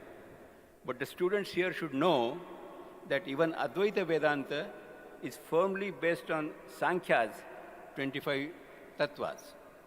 And if we wish to make correspondence with modern sciences, in my opinion, we must take into account the whole of IKS. Among the modern sciences, the main successful ones are from physics and chemistry. The main triumph of chemistry is atomic theory, which in a mathematical sense gave a very rigorous definition of the philosophical notion of what is matter. In the 19th century, a lot of data about chemical reactions was explained by the hypothesis that the atoms exist. And Mendeleev's periodic table of atoms, which the students here surely know, was a great systematization of this data. But the atomic theory really matured in the 20th century when Rutherford applied it to the physical theory, applied to the atomic theory, the physical theory of electricity and magnetism. His famous gold leaf experiment gave today's mathematical model of the atom consisting of small nucleus of the size of 10 to the minus 14 meters consisting of protons and neutrons. And around this nucleus, the electrons move in a small ball of size 10 to the minus 10 meters. And a very large empty space, this is Akasha, between the two. Now there are some pictures here, you know, many of the students now learn them in high school. I learned them in my college years and later. But you know these familiar pictures of atoms. There is a further elaboration coming from the atom's interaction with the light and Planck's theory of light. This brings in quantum mechanics. Presently, physics considers the 4 fundamental forces: gravity, electromagnetism, weak nuclear force, and strong nuclear force. The general relativity is the theory of gravity, which is valid for large distances close to the speed of light, whereas the other 3 deal with quantum mechanics, dealing with very small distances of the size of the nucleus of atom. These theories are not mutually consistent. Physicists, including the creators of quantum mechanics like Heisenberg and Schrödinger, plus Wigner and Penrose, think that these inconsistencies are due to the lack of understanding of what is mind or consciousness. The last two metaphysical principles now come to the IKS. The last two metaphysical principles of Sankhyas are Prakriti, you can call it manifested universe, including atoms, electrons, protons, and Purusha, unmanifested energy principle.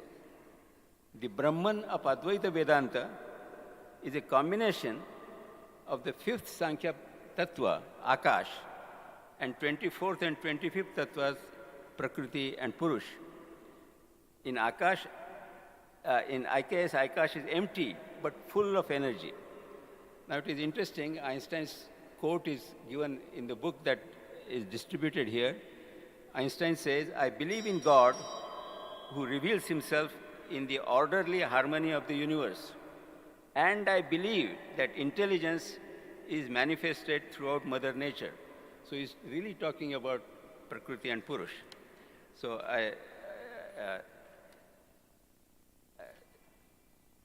okay, we two are doing together, myself and Professor Patel. Yeah, yes, you can call him. For this Akasha, I can just quote one stanza from the Tantra text Svarodaya.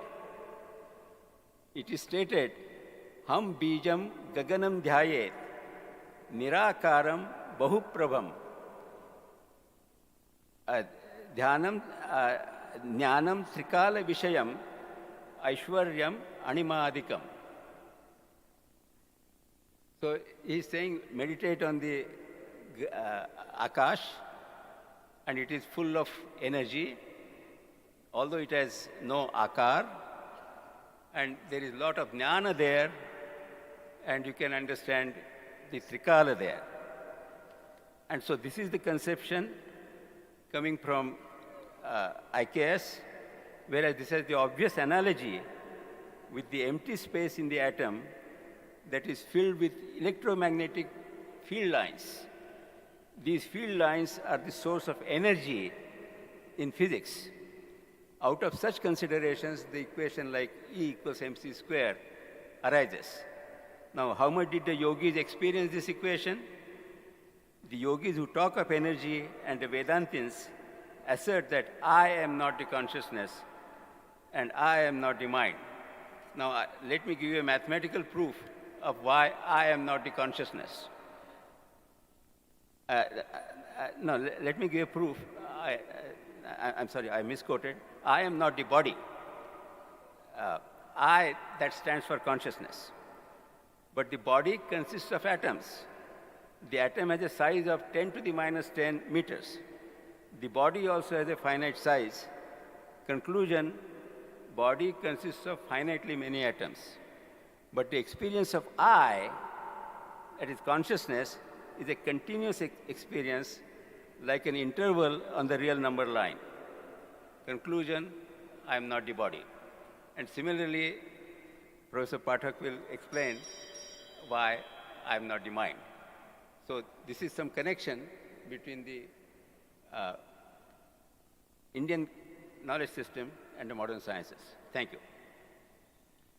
Thank you so much, Professor Dr. Ravindra Kulkarni ji, for those insightful address.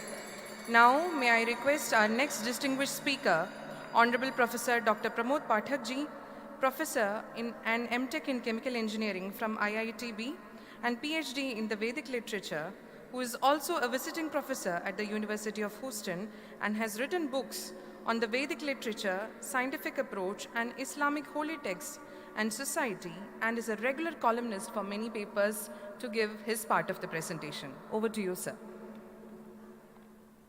Om Shri Gurubhyo Namaha. There are three people who are responsible for me to stand here. First is Professor Kulkarni, with whom I have come in contact, a mathematician of repute. He introduced me to Dr. Bhatkar, genius in the computer sciences. And finally, I had a very great opportunity to interact with Vishwanath Ji Karad, a person who conceptualized and actualized the whole setup that we are sitting here. Sir, thank you very much for all the favor that you have done me and given me this opportunity to present. Now, I take over from Professor Kulkarni as we had decided together. I will talk about the nature of the Indian knowledge system, IKS, as he has briefly made. Now, what do we understand by that?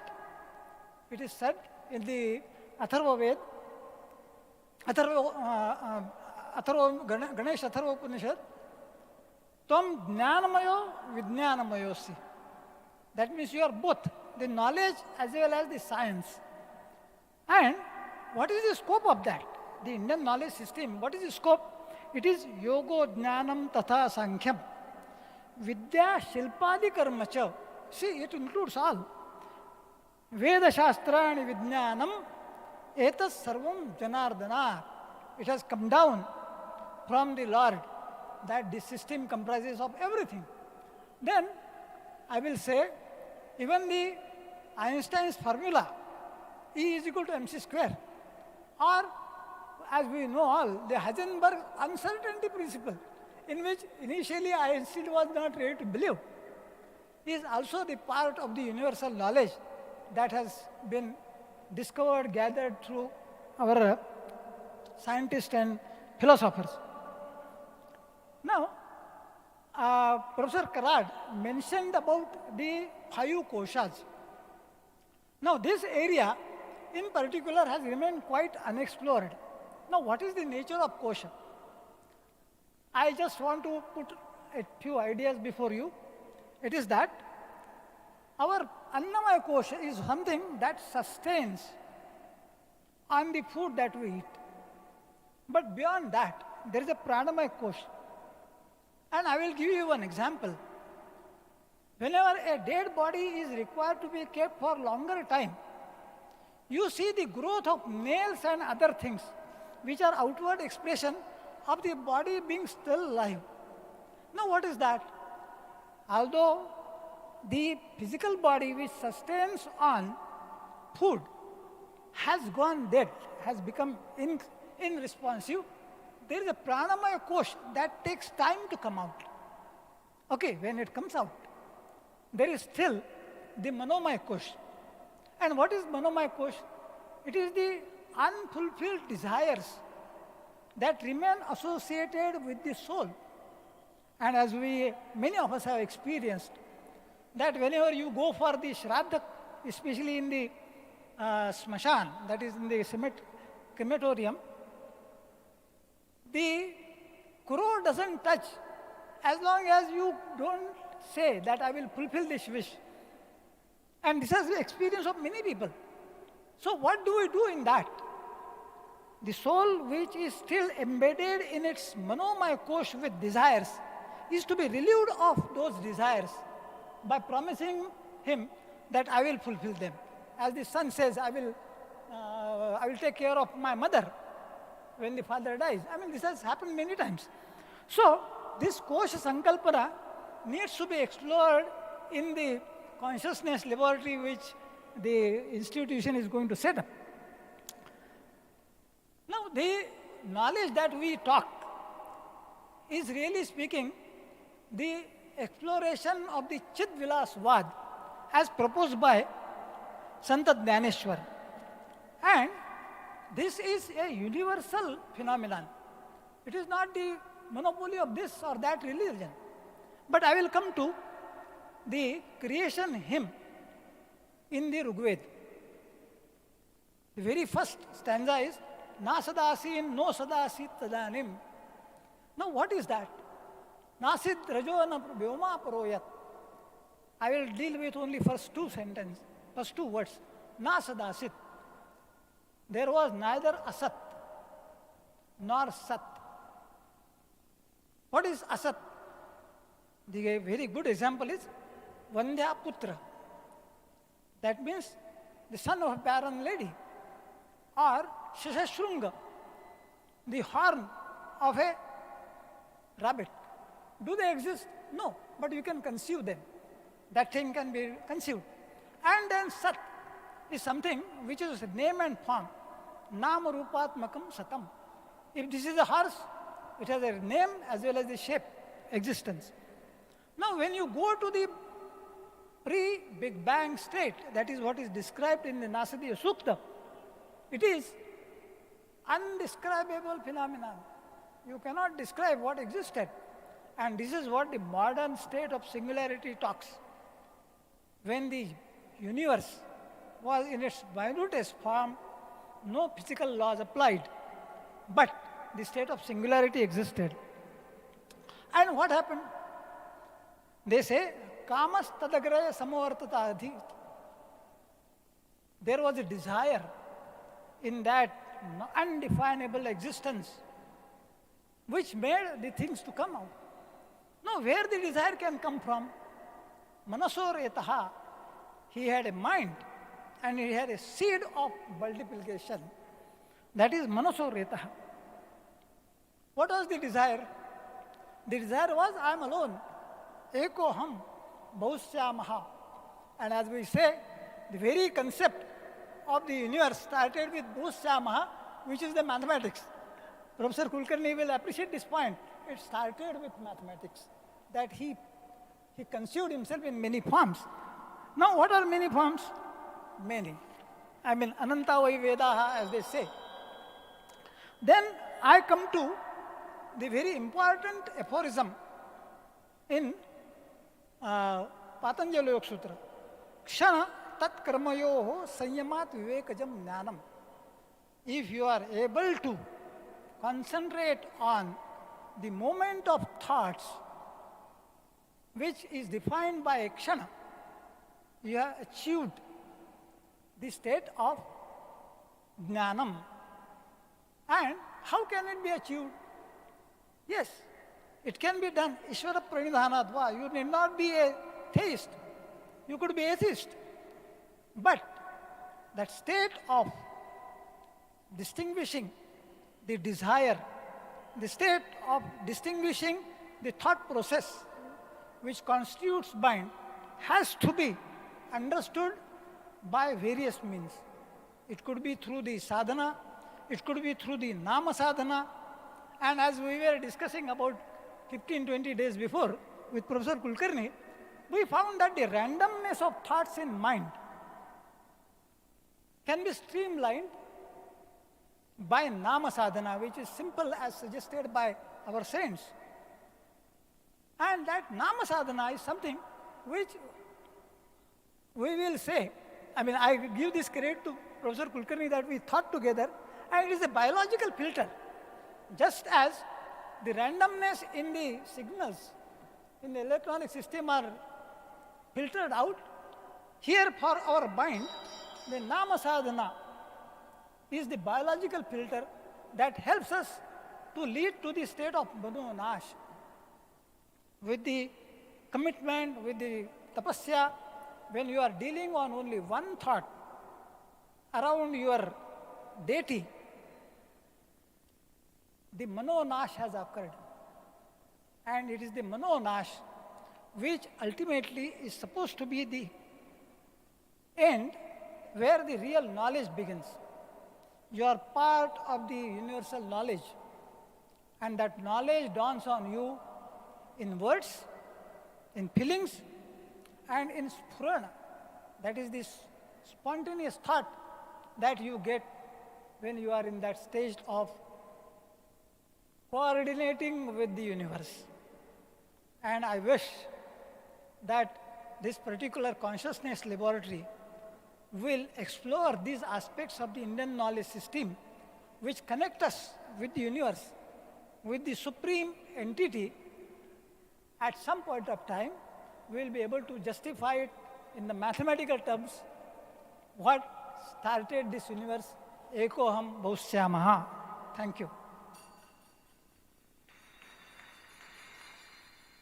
So much. Thank you so much, Honorable Professor Dr. Pramod Pathak ji, for your insightful address. It was indeed a wonderful presentation which was put together by both of you. Thank you once again. Next, we have with us online our next distinguished speaker, Swami Atma Priyananda ji. who is the Director, Standing Academic and Accreditation Committee, and is the Vice Chancellor and Executive Head of Ramakrishna Mission Vivekananda University, a multi-campus university trying to actualize Swami Vivekananda's educational vision. Swami Atmapriyanandaji received his PhD from the University of Madras, India, in theoretical physics for his work in elementary particle theory and has a number of research publications in reputed international journals. Inspired by the Ramakrishna Vivekananda ideology, he joined the Ramakrishna Order of Monks in 1978. As a monk and educationist, his present interests are Swami Vivekananda's educational vision for character building in the youth, Yoga Vedanta vis-a-vis modern science, Ramakrishna Vivekananda thought in the context of present-day challenges, and consciousness studies as taught in the Upanishads. He also focuses his research and studies on the synthesis of the 4 yogas as taught by Swami Vivekananda and Bhagavad Gita, and in the harmony of religions as lived and taught by Sri Ramakrishna.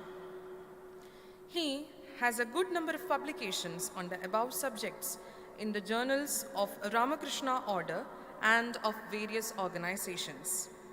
He is widely traveled and has gone to almost all parts of the globe, including USA, UK, Germany, France, Italy, Switzerland, South Africa, Japan, Australia, Morocco, Ukraine, and almost all states of India to participate as a resource person on invitation in various seminars, colloquia, symposia, conferences, etc., having a bearing on the subjects of his interests as mentioned. Swami Atmapriyanandaji is also involved as a council member or invited participant of a large number of global organizations working for peace and harmony, interfaith dialogue and interreligious understanding, comparative mysticism and spirituality, holistic welfare of children across the globe, etc. We are indeed honored and privileged to have with us Sri Swami Atmapriyanandaji. He is joining online in a couple of minutes. I request the audience to be patient and let him join online, and let us look forward to his address.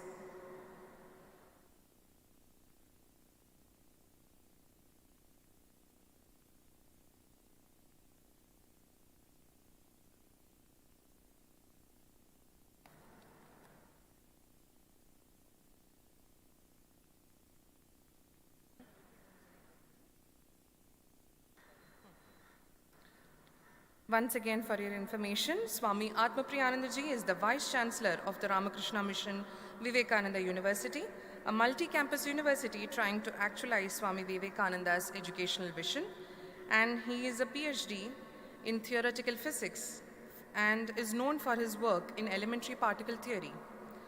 He is also a scholar who has various research publications in reputed international journals, and he joined the Ramakrishna Order inspired by the Ramakrishna Vivekananda ideology in the year 1978.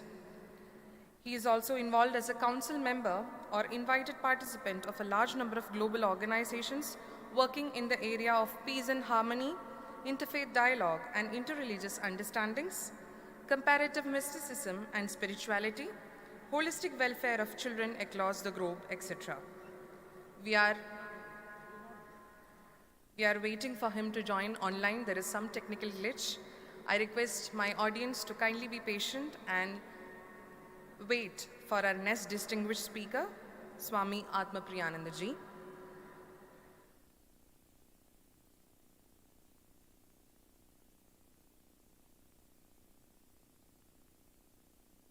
We as Indians have not yet completely imbibed the deep and real meaning of the holy Vedas and the Hindu textures which were written by our great sages and our ancestors. Each of these concepts, knowledge, literature, scriptures, have some deep scientific meaning and technical meaning attached to it. The main objectives of all these Vedic knowledge was to create a socially, economically, spiritually, and healthy society so that Bharat and the whole world could progress together with the theme Vasudhaiva Kudumbakam. As taught to us by our revered founder, Vishwadharmi Dr. Vishwanath Karat sir. India has been contributing significantly to the field of science and technology since ancient history times, and till date we have been contributing to the same. In this session, we have been essentially reflecting upon the integration and the interface of these two sciences, that is the Vedic and the modern sciences. And we listen to our distinguished speakers of this session, and we are next having with us our distinguished speaker, Swami Atmapriyanandaji, who will be speaking to us on this theme, and we are awaiting him any moment. He will be joining online any moment with us. Kindly be patient, and thank you for your patience.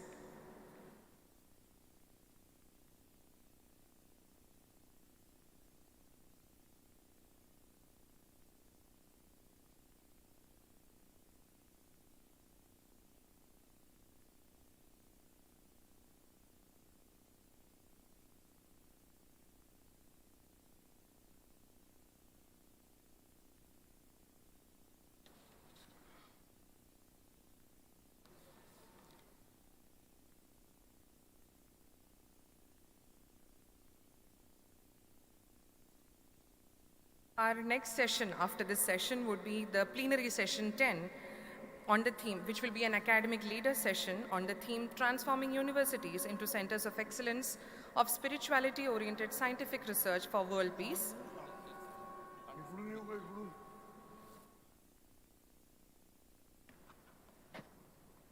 मित्रांनो, खास पंढरपूरवरनं बडवे गुरुजी या ठिकाणी आलेले आहेत आणि ते यांचा सत्कार या ठिकाणी कराड सरांचा आणि भटकर सरांचा करणार आहेत. अत्यंत दुर्मिळ योग या भगवद्गीता ज्ञानभवनाच्या उद्घाटनाच्या प्रसंगी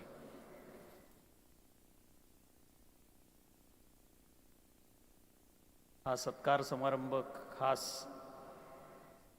पंढरपूरवरनं आलेले बडवे गुरुजी विठ्ठल रुक्माई मंदिराच्या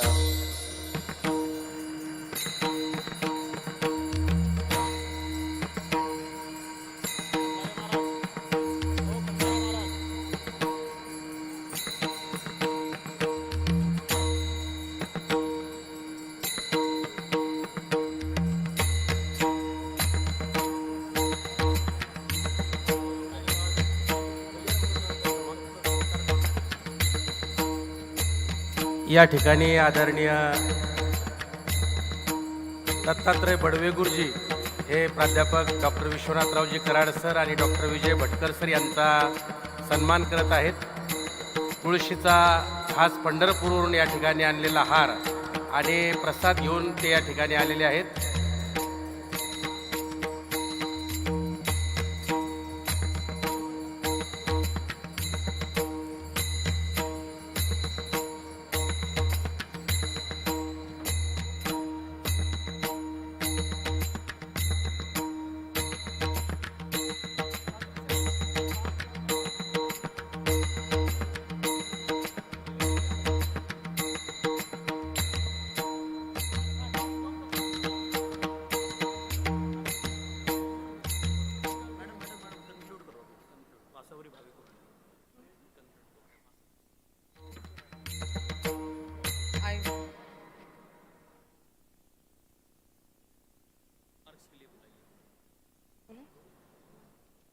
Yes.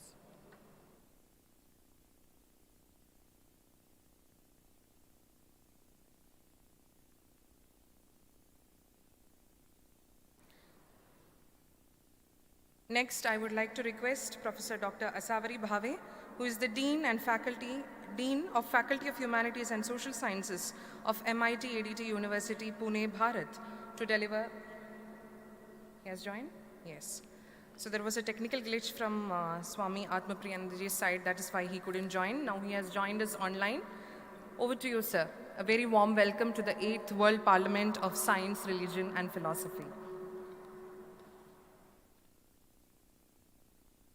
Shall I go? Yes, sir. Yes, sir. Shall I begin?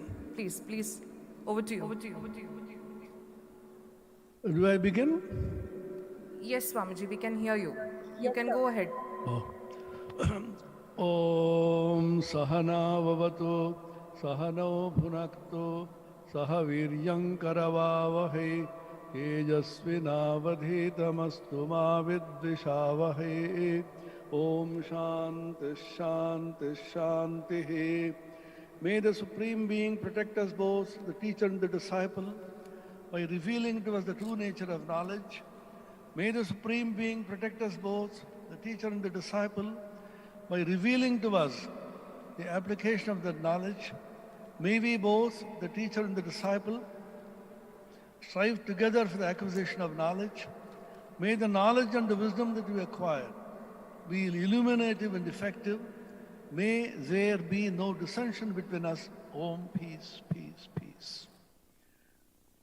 So, brief discussion on the principles of the Vedic sciences, meaning the philosophy and science of the Upanishads and the modern Western science. The modern Western science has grown over the decades and centuries based upon three fundamental principles.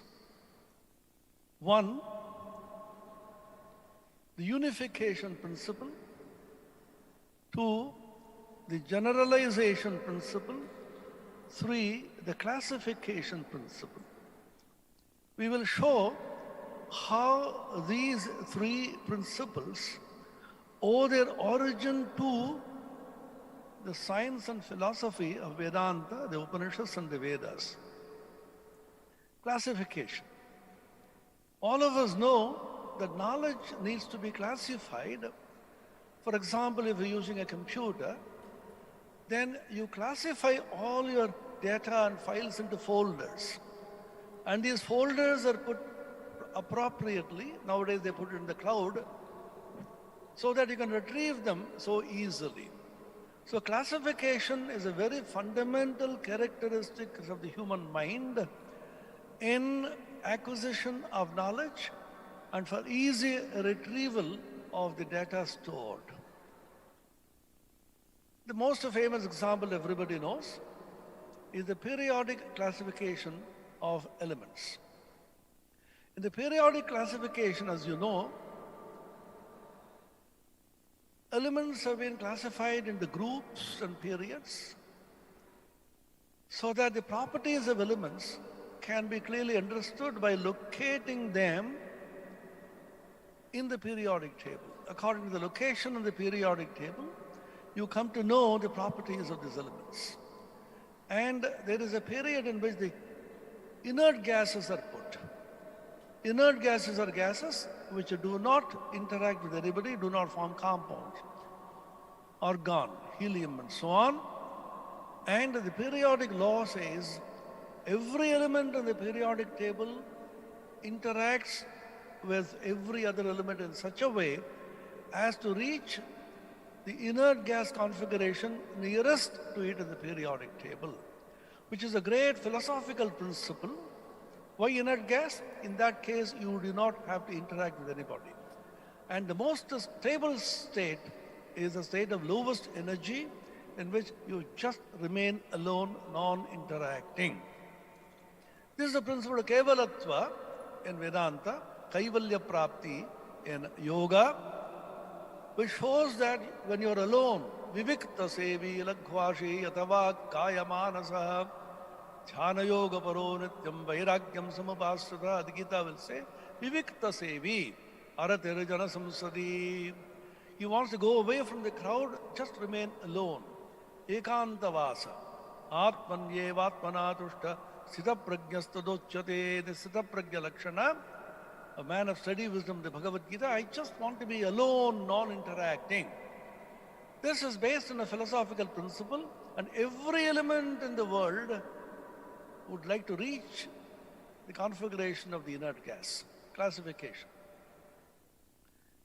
Now, our ancient rishis are master classifiers. Suppose somebody asks you,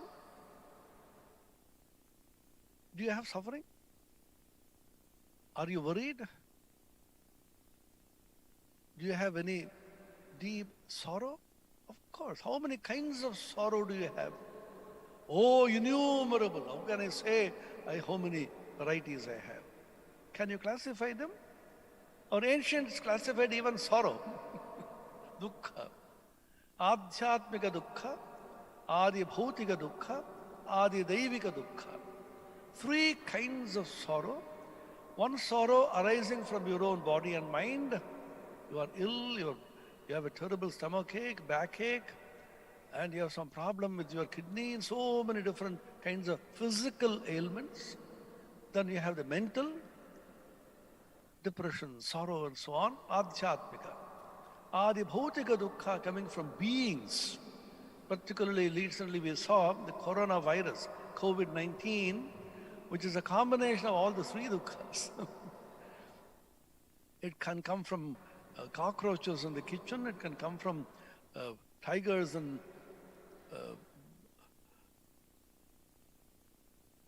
lions in the forest and so on, snakes, from coming, or human beings. They're also beings.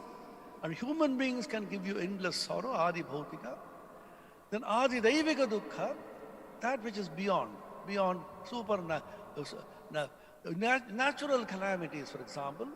The coronavirus was so deadly because it's a combination of adhyatmika, adi daivika, and adi bhautika. So you can't think of any other dukkha, sorrow, beyond these 3 classified things.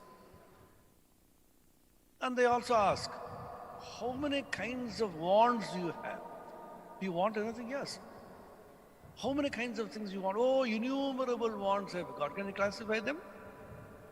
Human aspiration, human want, was classified into dharma, artha, kama, moksha. So you have this classification principle, and the second principle is the generalization principle. Science has grown through the generalization principle. You generalize. So particular to the general, general to the more general to the most general, or the universal. A simple example is given by Swami Vivekananda. When Newton saw an apple fall, he did not take it to be an isolated incident. He said, when apples fall, stones fall, every object falls. So can you generalize it to say that falling on the earth is a general principle that you have? The most general principle which he discovered through this analysis is the law of universal gravitation. Particular to the general, general to the more general to the most general of the universal. And in Vedanta, they went on generalizing. Suppose anybody asks you, who are you? Where do you come from? I come from Tamil Nadu, I come from Andhra Pradesh, I come from Maharashtra, I come from Gujarat. Can you generalize when you go abroad? You don't say, when somebody asks you where do you come from, you don't say Gujarat or Maharashtra, Tamil Nadu or Andhra Pradesh. You say, I come from India. So you generalize all the states of India into one and call India. Generalize it still farther. Who are you? I'm a human being. I'm a male person, somebody is a female person, male, female, or a human being, generalize it to human being. So can you still generalize it? Why only human being? Why not subhuman beings? A cat or a dog will come and tell you, why not me? So I call it beings, living beings. What about the tables and the chairs and the beautiful, huge dome that has been built up there in MIT? Swamiji? That also exists. Swamiji, so generalize I'm sorry to intervene. and say being. Swamiji, Being if you can is hear the me. most general description. So Vedanta calls it Sat, Asti. Swamiji. So Sat is the most general principle. Existence. I exist, the moon exists, the sun exists, the atom exists. Everything exists. In school physics, we know algebra, AX plus BX plus CX plus CX Swamiji, I'm sorry to intervene, but we are running short of time. Plus B plus C, So if you etc. could kindly wind up So in a take minute. existence outside, and within brackets you put all the objects. So existence is the most general description, and all the beings individualized are superimposed as it were on existence. So the most general is existence. And that which exists as consciousness has to reveal itself spontaneously, self-revealing, swaprakasha, swayam prakasha, that is consciousness or chit, awareness. And awareness of existence gives you bliss or ananda. So sat, chit, ananda is the most generalized description of this principle which is ultimate, generalization. The last principle is unification principle. Whole of science depends upon this principle of unification. Go on unifying. It was discovered there are 4 fundamental forces of nature.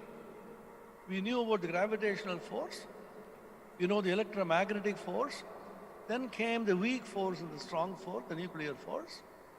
Now, scientists started asking, can you not unify them and say all these forces are manifestations of a single force? This unified field or unified forces was what was attempted, and Abdul Salam and Weinberg, they got the Nobel Prize for unification of the fundamental forces. Albert Einstein tried all his life for the unified field theory, unsuccessfully though, and the latest attempt in unifying the other 3 forces, the weak, strong, and electromagnetic, with the gravitational force, which has not been done so far, the quantum realm on the one hand, and Swamiji, the macrocosmic I'm sorry realm to on the other intervene. hand. We request you to kindly wind up in a minute and bless us as we are running short of time. This is attempted through superstring theory. This is still unsolved problem in science and in physics. But the attempt is, how do you unify everything? A human mind is unhappy, dissatisfied with many. So the question was asked in ancient India, what is it by knowing which everything can be known? Stephen Hawking talked about the theory of everything, TOE. Tasminnu bhagavo vigyate sarvamidam vigyatam bhavati Mundakoparishad. Sir, what is that by knowing which everything can be known? The Chandogya Upanishad calls it ekatva vijnana.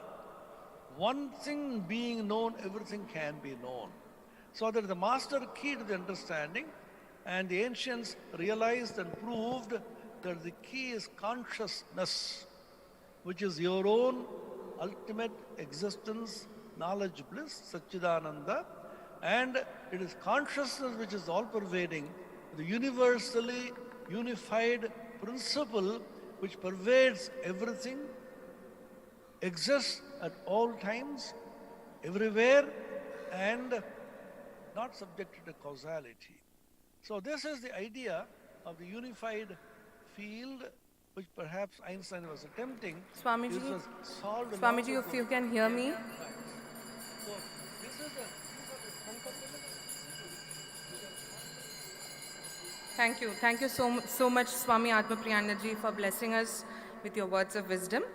Next, may I invite Professor Dr. Asavari Bhave, Dean Faculty Humanities and Social Sciences of MIT ADT University, Pune, Bharat, to deliver the vote of thanks. Over to you, ma'am. A very good afternoon to all.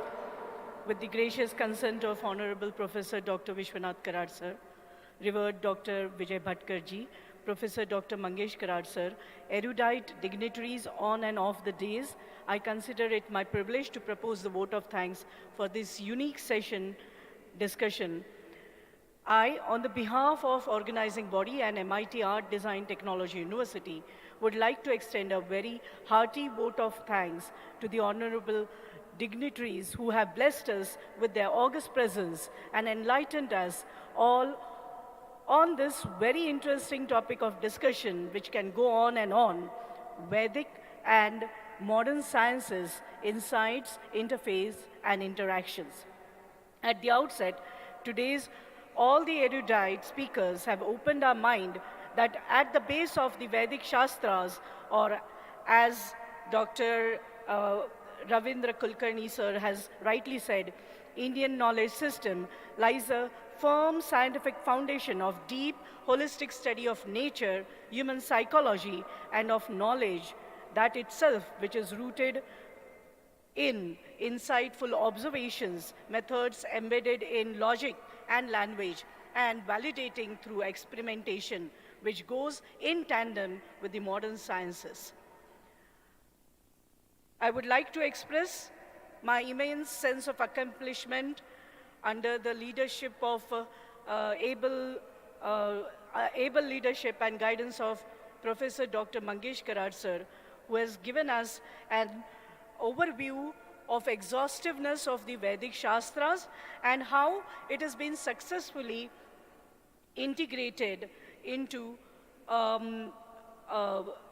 the school of Vedic sciences and modern sciences. Thank you, sir. My special gratitude towards most revered scientist, Honorable Dr. Vijay Bhatkar ji, who has always asserted that the integration of Vedic and modern perspectives will lead to creation of new knowledge for achieving sustainable goals. I would like to express our deep sense of gratitude to Honorable Swami Atmapriyananda, Professor Ravindra Kulkarni, Dr.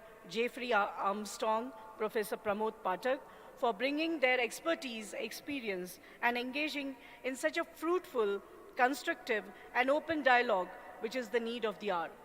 Thank you one and all for enriching us with the food for thought, and I'm sure everyone now is waiting for food for stomach. And with sincere feelings of gratitude, I would like to take your leave. Thank you.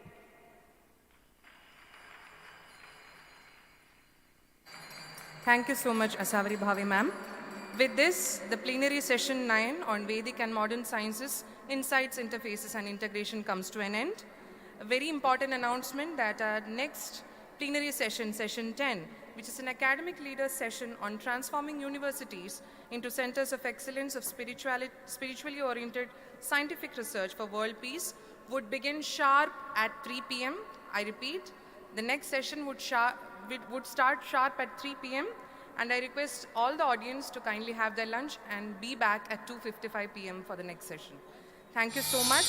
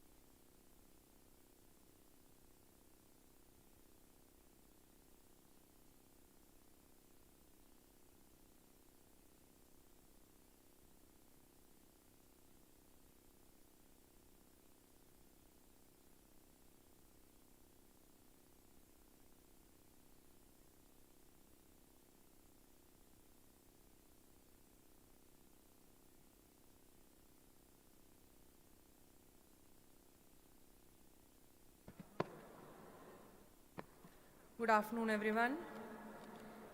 Our next plenary session, that is session 10, which is an academic leader session on transforming university into centers of excellence of spiritually oriented scientific research for world peace, would start in next 5 minutes, 5 to 7 minutes.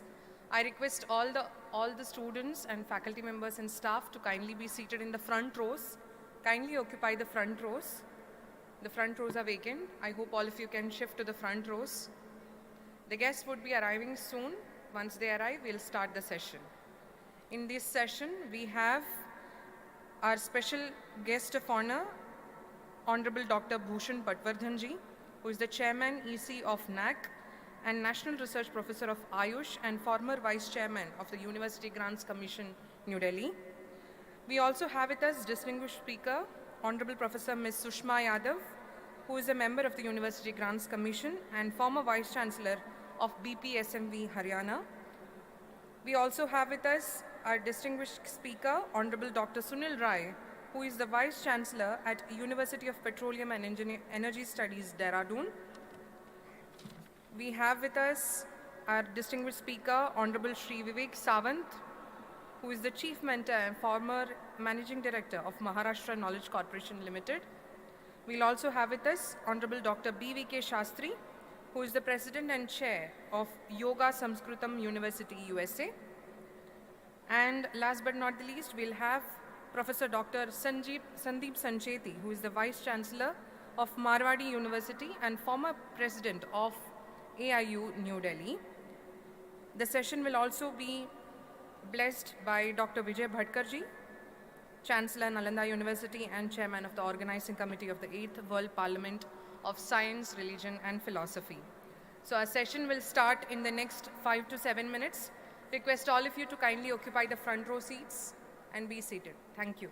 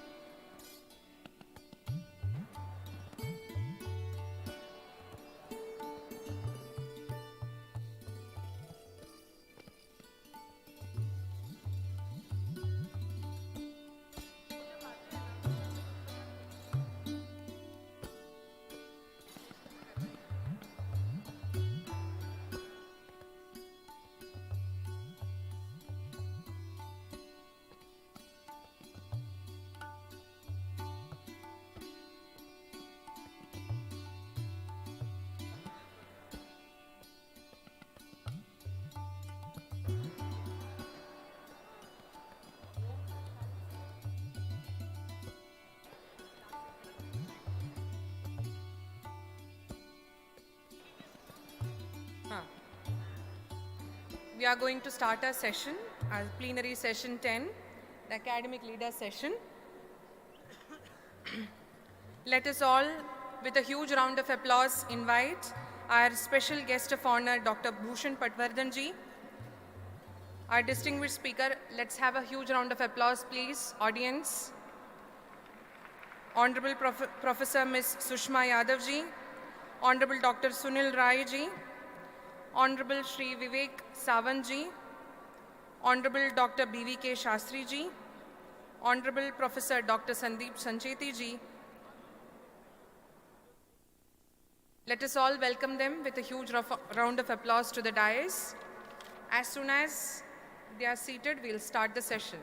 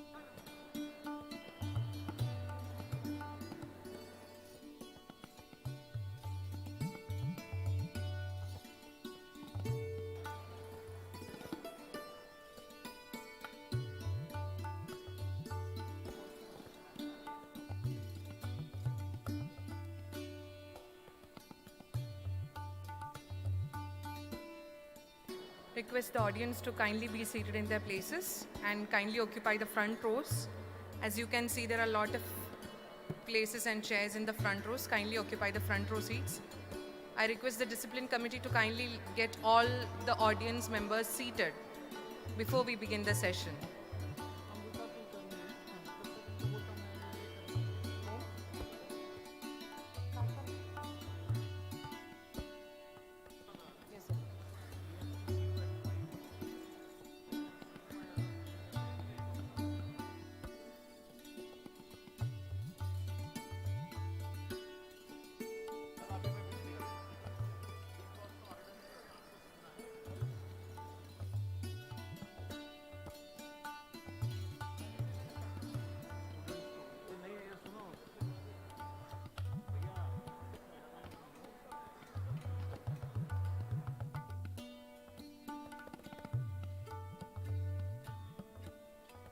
Let us all, with a huge round of applause, welcome our special guest of honor for the day, Honorable Dr. Bhushan Patwardhan ji, Chairman, EC of NAC, National Research Professor of Ayush and former Vice Chairman of the University Grants Commission, New Delhi, and Honorable Professor Ms. Sushma Yadav, Member of the University Grants Commission and former Vice Chancellor of BPSMV, Haryana, and our Honorable Vice Chancellor, Dr.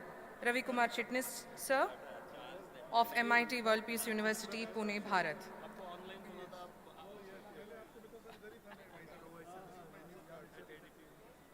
I request all the dignitaries to kindly occupy their seats, and I request all of you to kindly be seated so that we can start the session. Thank you so much.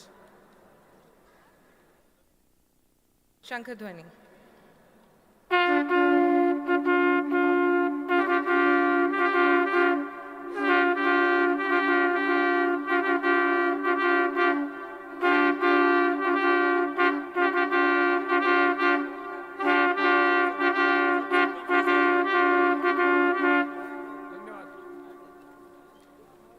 the Shankh-dhwani reverberating in the hall.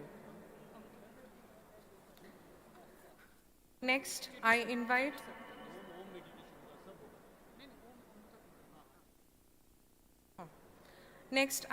Professor Amruta Kulkarni, Assistant Professor of Faculty of Peace Studies, MIT WPU Pune, Bharat, for the Om meditation.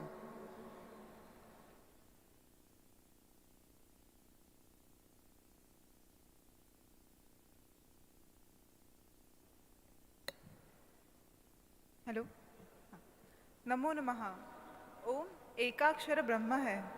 ओम यही एक अक्षर से सर्व शब्द, सर्व भाषा, सर्व सृष्टि इसकी उत्पत्ति हुई है, जो भूत, वर्तमान, भविष्य आदि से त्रिकालातीत है। ऐसे ओंकार को हम नमन करते हैं। मोक्ष दिखाने वाला ऐसा ओंकार है। चलिए ऐसे ओंकार का अभी हम ध्यान करेंगे। कृपया स्थिर बैठिए, अपनी आँखों को बंद कीजिए और ध्यानावस्था में बैठिए। मैं हमारे तकनीकी यंत्र संचालकों से निवेदन करती हूँ कि वो ओमकार ध्वनि का प्रक्षेपण करें।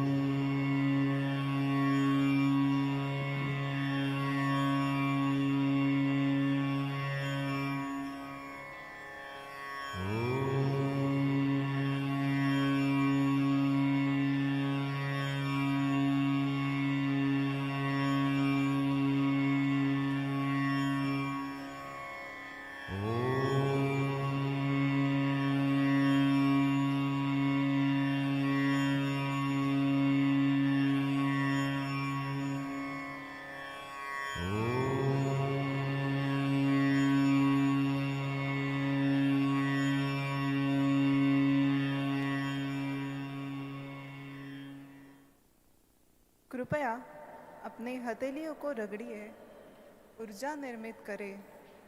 वो ऊर्जा अपने चेहरे पर लागू करें और धीरे से अपनी आँखों को खोलिए। धन्यवाद। Thank you so much, ma'am, for guiding us through the Om meditation. It is said that when we chant Om, we are symbolically and physically acknowledging our connection to nature and all other living beings, which exactly resonates with what our founder, Revered Professor Dr. Vishwanath Karad sir, has been inculcating and following at the Myers institutions as Vasudhaiva Kudumbakam. On behalf of the organizing committee of the 8th World Parliament of Science, Religion and Philosophy, I would like to invite all of you to the 10th plenary session, that is the academic leaders session on transforming universities into centers of excellence of spiritually oriented scientific research for world peace.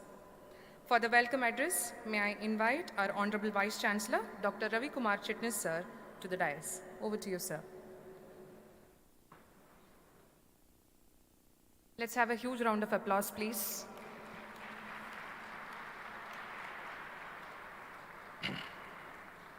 Namaskar. Good afternoon and good evening both to all ladies and gentlemen.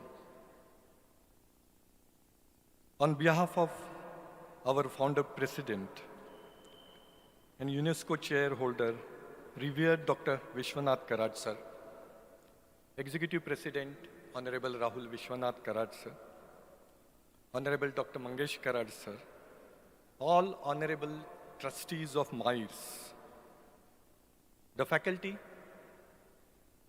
students, invitees and delegates, It's my pleasure to welcome dignitaries on the dais for this important session. In this 3 days conclave, and whatever has been discussed, we are here to now deliberate upon in next 1.5 hours to 2 hours. What kind of impact it will have on the students, especially in the syllabus, especially in the pedagogies, and what could be the aim and objective of the education other than information sessions which we normally do in our respective colleges and universities. Formally, may I welcome all the dignitaries on dais for the special academic leaders session of the World Parliament of Science, Religion and Philosophy. You are aware, but for the benefit of dignitaries on the dais, let me share that last 3 days were full of thought-provoking discussions and intelligent deliberations.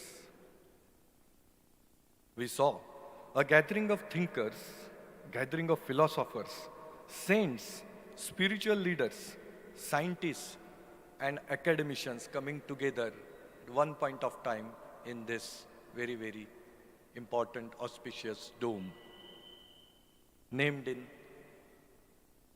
Saint Naneshwara and Saint Tukaram. The plenary sessions were thoughtfully designed to cover a variety of topics and 9 different plenary sessions.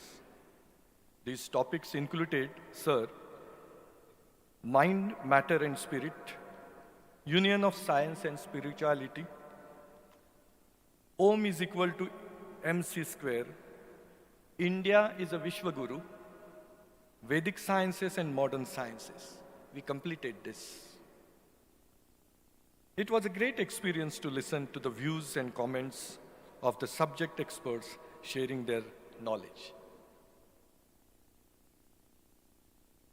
I would have loved to speak about this topic initially, but Honorable Governor of Kerala is coming at around 5 o'clock here for the Valedictory program, and this is the most important plenary happening, which how to convert these 3 days deliberations into students' life. And that's why I will not touch upon the topic. I will restrict myself only to welcome address, as I am a duty-bound soldier. Ladies and gentlemen, this special academic leaders session is aimed to rightly understand the pragmatic role of we all academicians representing our respective institutions in the overall development of education sector. The theme of this academic session is need to transform universities into centers of excellence of spirituality-oriented research and innovation for the creation of peace-loving global society. As mentoring academic institutions, we play a major role is laying the foundation of the students' thinking processes, which ultimately lead to their progression as a responsible and peace-loving global citizens. Friends, to begin this discussion, I'm glad to extend a cordial welcome to today's esteemed guests. A warm welcome to Dr. Bhushan Patwardhanji, who is the Honorable Chairman of Executive Council of NAC, former Vice Chairman of University Grants Commission. Professor Dr. Sushma Yadavji, an acclaimed academician, Honorable Member of UGC and former Vice Chancellor. Dr. Sunil Rai, Sir, you were Vice Chancellor of this university earlier, and you are Honorable Vice Chancellor of University of Petroleum and Energy Studies, Dehradun. May I welcome Shri Vivek Sawantji, former Managing Director of Maharashtra Knowledge Corporation. Also, allow me to welcome Dr. B.V.K. Shastri, the Honorable President of Chair of Yoga, Sanskritam University, United States. Association of Indian Universities former President is here, Dr. Sandeep Sancheti ji, who is the Honorable Vice Chancellor of Marwadi University, and our esteemed guide and patron, Dr. Padma Bhushan, Dr. Vijay Bhatkarji, also likely to come after some time. And finally, a warm welcome to all of you, academicians, students who are here after lunch on time. And let me now also tell the dignitaries on the dais that this is being live, and the streaming is done on YouTube, Facebook, and thousands of students, thousands of faculties are watching. Our own university in Kothurud, all of them are also watching. And that's why may I welcome all those who are online too. With this, I would hand over mic to Master of Ceremony, my colleague, Dr. Anuradha. Thank you all. God bless you all. Jai Hind, Jai Bharat. Dhanyavad. Thank you, sir, for that wonderful welcome address and for setting the tone for the session. I now request my technical team to kindly relay the curtain raiser video for the 10th session, that is the academic leader session.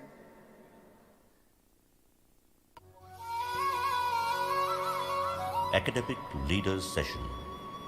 Need to transform universities into centers of excellence of spiritually oriented scientific research and innovation for the creation of peace-loving, holistic global society.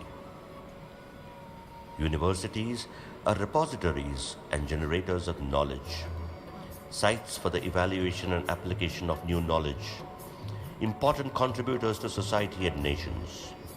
And apart from being educational establishments and generators of knowledge and technology, universities also nurture the future world citizens. The communities and the nations can be shaped here. Therefore, there is a need to transform universities into true centers of research, innovation, scientifically oriented knowledge, wisdom, and holistic human development.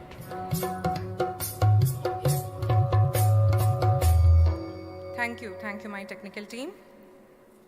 It is indeed an honor and pleasure to welcome our special guest of honor today, Honorable Dr. Bhushan Patwardhanji, who is the Chairman, EC of NAC, and National Research Professor Ayush, and former Vice Chairman of the University Grants Commission, New Delhi. Before I welcome him to address the audience, let me take the privilege of introducing him to all of you. Dr. Bhushan Patwardhanji is a professor and former director of the Interdisciplinary School of Health Sciences of SPPU Pune, Bharat. He is a biomedical scientist who is fellow of National Academy of Sciences and National Academy of Medical Sciences, India. Currently, he is chairman, additional charge of the Indian Council of Social Science Research, New Delhi, and member of the National Board of Examination. He has worked on the boards of several universities and has been the member of important national committees of the University Grants Commission, Council for Scientific and Industrial Research, Department of Science and Technology, Department of Biotechnology, Central Council for Research in Ayurvedic Sciences, and Indian Council of Medical Research. He has worked on several policy-making committees and task forces of the National Knowledge Commission, Planning Commission, Niti Aayog, and Ministry of Ayush. He has made original contributions in evidence-based Ayurveda, especially in Ayurvedic biology, ethnopharmacology, natural product drug development, and integrative approaches to improve public health systems. He is a recipient of many orations and awards, including Sir Ramnath Chopra Oration, Waldemar Halfkine Oration, Dr. C. Dwaraknath Oration, Dr. P.K. Devi Oration, and V.K. Jog Best Teacher Award. The WHO Geneva awarded him a study on the role of traditional medicine in public health. We are indeed honored to have you with us today, sir. We request you to kindly address the audience. Let us have a huge round of applause for Dr. Bhushan Patwardhanji. Namaskar. Let me first thank MIT group of institutions for inviting me here. And the subject which they have chosen today, is extremely important. And I think that the transforming universities into centers of excellence of spirituality, I would say that MIT itself is a role model. I have been witnessing progress of MIT for last, I think, 25, 30 years.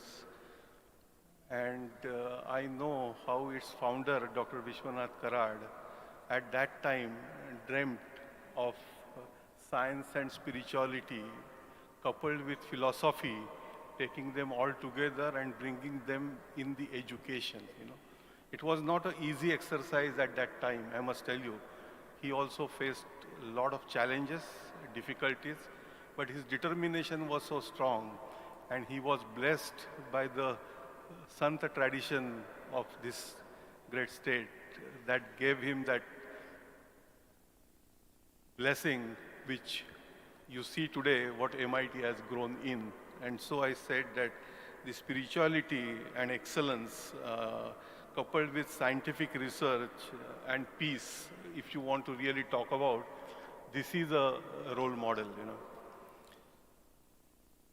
I'm not going to speak much today, but I want to tell you that the way in which education is moving all over the world, and with the new education policy, the opportunity that we have got to completely transform our education, we must all work together to make it really happen and not let this opportunity go again. Somehow, our education system, which was actually based on the very, very smart, I would say, strategy of Macaulay, who believed that if you want to rule India, then you have to destroy their culture, you have to destroy their languages, you have to destroy their self-respect, and then your job is done. And that's what happened. He did it very, very intelligently through the university education system. And so slowly we were transformed from a typical Gurukula tradition, which was our own tradition, to Kulaguru tradition, which is Vice Chancellor-led universities, which is typically a British model of universities which we have gone. And their model obviously was for the people who can actually get trained in good English and can serve as babus in East India Company. And my friend, Dr. Alice Hankey is here, and I must compliment MIT for getting such a person here, And we have been working together for a very long time. And Alex comes from a Lord family, real blue blood from British. And he himself will tell you that how flawed that education system was, which their country has already disowned, but we are still thinking, and we, in our mind, what I would like to call it as a monocultural dominance, We have a dominance on our mind, and we have been made to believe that whatever comes from West is the only science, which is not true, actually. Because without science and technology and engineering and other enriched knowledge traditions in our country, you would not have seen what we see even today, kind of temples which you see, kind of dams of 2,000-year-old dam which is there in Tamil Nadu, what you see, and many marvels which you see around, would not have been possible if we would have been just snake charmers, which we were made to believe, But with this new technology, this policy, the whole thing is changing now. The mischievous narratives which were put on our mind are now slowly getting destructed, and a new Bharat is emerging, A new Bharat is emerging, which is Atmanirbhar. What Dr. Karad, welcome to you. I was telling them about your journey. I just told them that if this session theme is to be seriously followed, then you have a role model of that university right here, which you created. So the Atmanirbhar Bharat, will happen only when we regain our Atma Sanman and Atma Vishwas. And this can happen only through education. I strongly believe that whatever damage has happened because of wrong education can be corrected only because of good education, and that's what the current process is happening with the National Education Policy 2020. And I'm sure the new model which India will prepare, which has been already tried and tested at institutions of MIT, will lead the world for peace, prosperity. Namaskar, Jai Hind, Jai Bharat. Thank you so much for your insightful address, Dr. Bhushan Patwardhan ji. May I now request our beloved founder, Revered Professor Dr. Vishwanath Karad sir, to kindly felicitate all our distinguished speakers for the session. May I request sir to first felicitate our special guest of honor, Dr. Bhushan Patwardhan ji. Let us have a huge round of applause, my dear friends, for our guests of honor.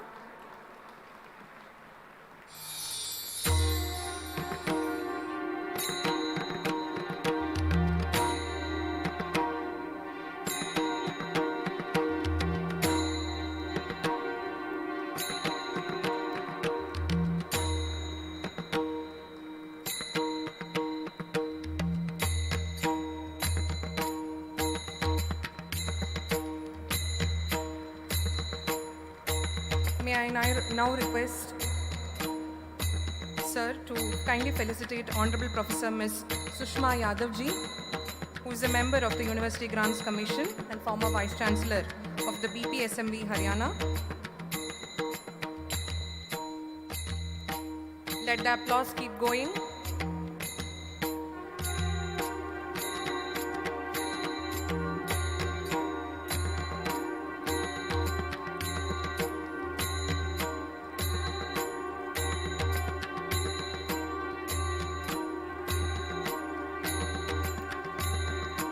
May I now request Honorable Professor Dr. Vishwanath Karad sir to kindly felicitate Honorable Dr. Sunil Rai ji, who is the Vice Chancellor at the University of Petroleum and Energy Studies, Dehradun.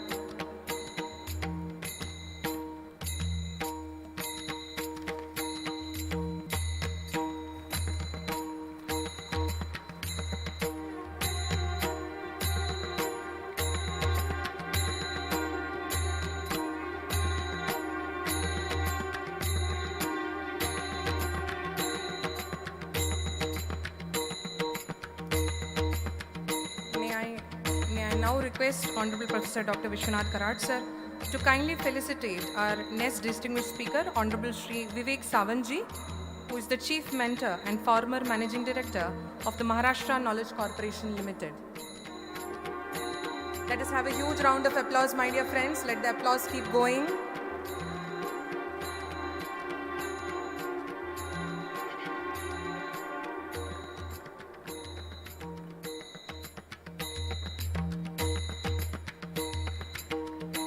May I now request you, sir, to kindly felicitate Honorable Dr. B.V.K. Shastri ji, who is the President and Chair of Yoga Sanskritam University of USA. Let's have a huge round of applause for Honorable Dr. B.V.K. Shastri ji.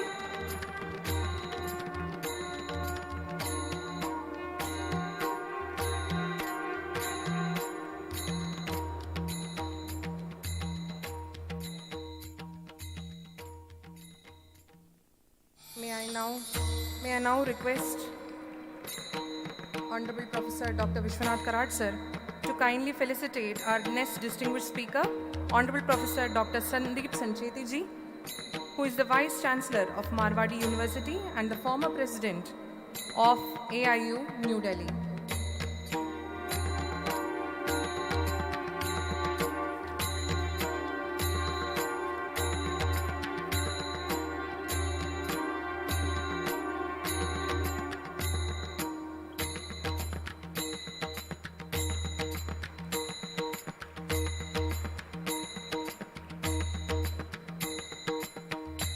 Thank you, sir. Thank you all the distinguished guests on the dais.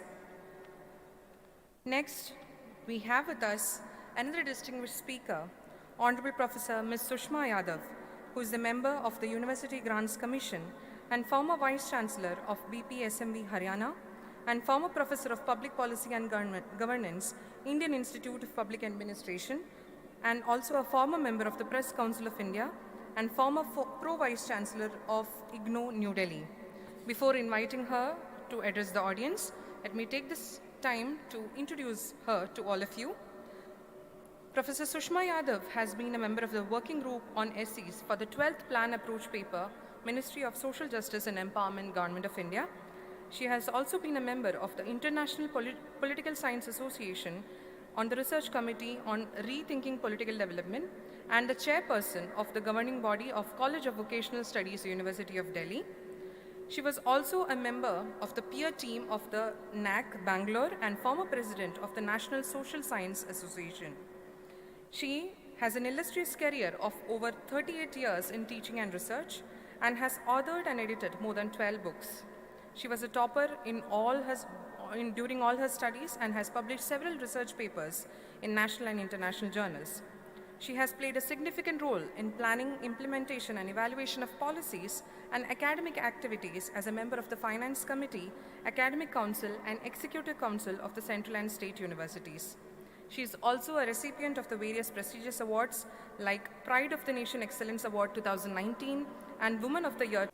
And former Vice Chairman, University Grants Commission, Honorable Dr. Bhushan Patwardhanji,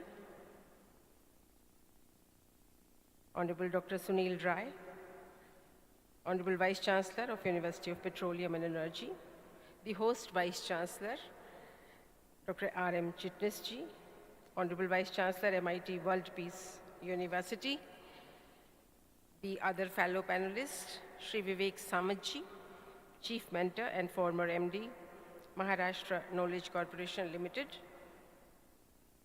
Shri Dr. B.V.K. Shastri, Venkata Krishna Shastriji, Honorable President and Chair, Yoga, Sanskritam University, USA, Professor Sandeep Sanchetiji, Honorable Vice Chancellor, Marwadi University, and former President, AIU. Chairman, Organizing Committee, I think Dr. Vijay Bhatkarji will join us. He is not here at the moment. The Pro-Vice Chancellor, MIT ADT University, Professor Dr. Anant Chakradevaji.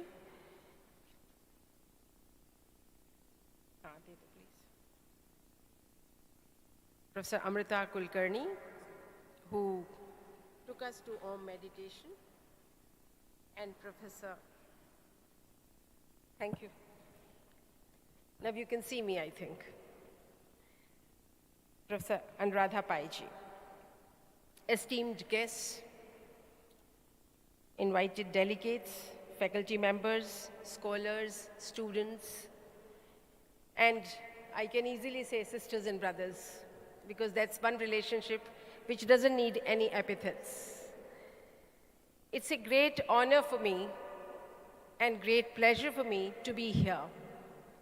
To be here because this place is an epitome of a man's dream, a man's imagination, a man's determination, and a man's realization of dream. Very few of us can have that determination and that kind of realization. I really compliment and congratulate Professor Vishwanath Karatji for dreaming about this university or dreaming about a place like this. That's ideal for bringing together science, spirituality, and the knowledge which comes out of it, for which I think this session has been thought of. Because it's academic leaders session, and it thinks of or envisions transforming universities into centers of excellence. The words of transforming universities, I think universities are supposed to be centers of excellence. We failed somewhere, so we have to say that we have to transform universities into this. Because a university must be known for its creation of knowledge. And creation of knowledge does not come without excellence in research. And they are two very much related subjects. However, the National Education Policy 2020 also keeps it at the center that we have to have universities which are called multidisciplinary education and research universities called Meru, which can really be the Merudand of Indian higher education system. And the Merudand has to be very strong, like the Meru mountain. Otherwise, we won't be able to generate or create knowledge. And if we are not able to create knowledge, the universities fail in their very core mandate. Because education in itself or teaching in itself also cannot take place without a perennial generation, recreation, creation of knowledge which comes out of research. You know, over the years I've been asking young teachers, what's your ideal of a teacher? And they give all answers, but they hardly ever combine research and teaching together. And I think a teacher is incomplete if a teacher is not able to continuously research, continuously relook at what he or she understands, and continuously recreate himself or herself besides his own subject or her own subject matter. And that's what a center of excellence can be really created out. I compliment again this university and its visionary leader, because over the years we had really forgotten that science, religion, and philosophy are an interconnected whole. We kept religion as mythology or as something, you know, which is personal, or as something which is at the back in our homes. Science as something which is very progressive, which is very Western, which is very rational, and therefore it has to be researched upon. And philosophy was a stage of the ancient past where we had philosophers who would go into forests, meditate, carry on with the Om Dhvani, and maybe we can read about them. And that's why India hardly had innovations in different fields which we could boast of. I would never agree that India never had minds. I would not agree that Indian youngsters or teachers and scholars did not think beyond the routine. But these binaries or segregations or isolations or compartments ultimately could not create a wholesome knowledge or a wholesome innovation, as we call it now.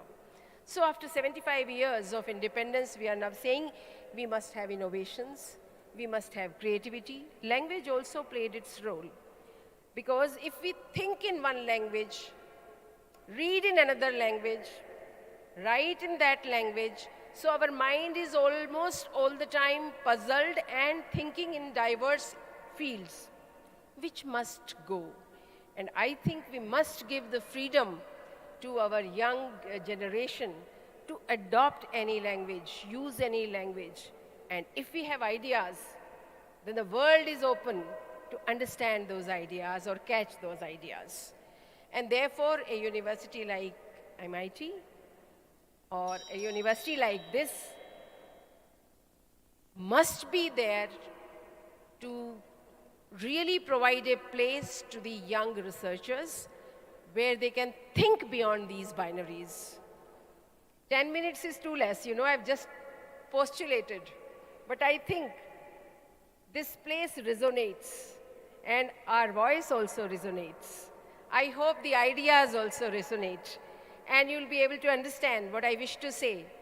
Let's finish up with these binaries of languages, of disciplines, of mind and matter, of heart and mind, of science and spirituality, because the best solutions for mankind would come which combine mind and matter and heart, which combine religion, philosophy, and spirituality, and which combined science with spirituality, because science has to understand the spirit, and the spirit of science would be complete when we relate it with the soul. And I hope and wish in years to come, with the NEP 2020 giving you wide spectrum of disciplines and choices and credits and options, we'll be able to see India regain its position of Vishwaguru. That's my heart's desire also, and wish for the future. Thank you very much once again for listening to me. I won't cross the time. Jai Bharat. Thank you so much, ma'am. We would like to bring to your notice that under the able guidance of Revered Professor Vishwanath Karad sir and our Executive President Rahul Karad sir, MIT has been promoting the spirit of innovation in its true sense through seed funding for innovation. Next, we have amongst us our distinguished speaker, Honorable Dr. Sunil Rai ji, who is the Vice Chancellor at the University of Petroleum and Energy Studies, Dehradun. Before welcoming him to address the audience, let me take this time to kindly introduce him to all of you. Dr. Sunil Rai ji is the Vice Chancellor at the University of Petroleum and Energy Studies, Dehradun, and was a former Vice Chancellor of MIT ADT University and Azam Kasiranga University, Jorhat, and Director of the Maharashtra IT Corporation, Government of Maharashtra, Mumbai. He has served as Commissioned Officer in the Indian Navy for 20 years and has served on ships INS Vikrant, Nilgiri, Himgiri, and oil tanker Shakti. He has served as DGM MIS of Goa Shipyard Limited, Vasco, Goa. His academic credentials include PhD in Business Continuity Management from BITS Pilani, Masters in Business Administration with HR Specialization, MTech in Computer Science and Engineering from IIT Mumbai, and BSc Honours from JNU New Delhi. He is a prolific speaker at various management seminars and conferences. He possesses nearly 22 years of experience in managing ships and technical establishments of the Indian Navy in various capacities and retired as commander in 1999. He also developed and commissioned ERP for Navy-wide logistics management. Let me now invite you, sir, to kindly address the audience. Let us have a huge round of applause for Dr. Sunil Rai ji.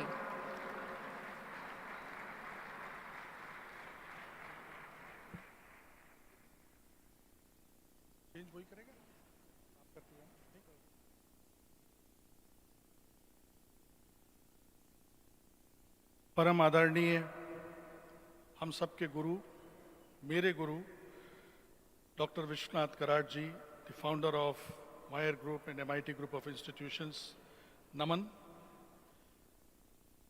Dignitaries on the dais, Honorable Dr. Bhushan Patwardhan ji, Professor Sushma Yadav ji, Shri Vivek Sawant ji, Dr. Shastri ji, my mentor and good friend Dr. Sandeep Sancheti,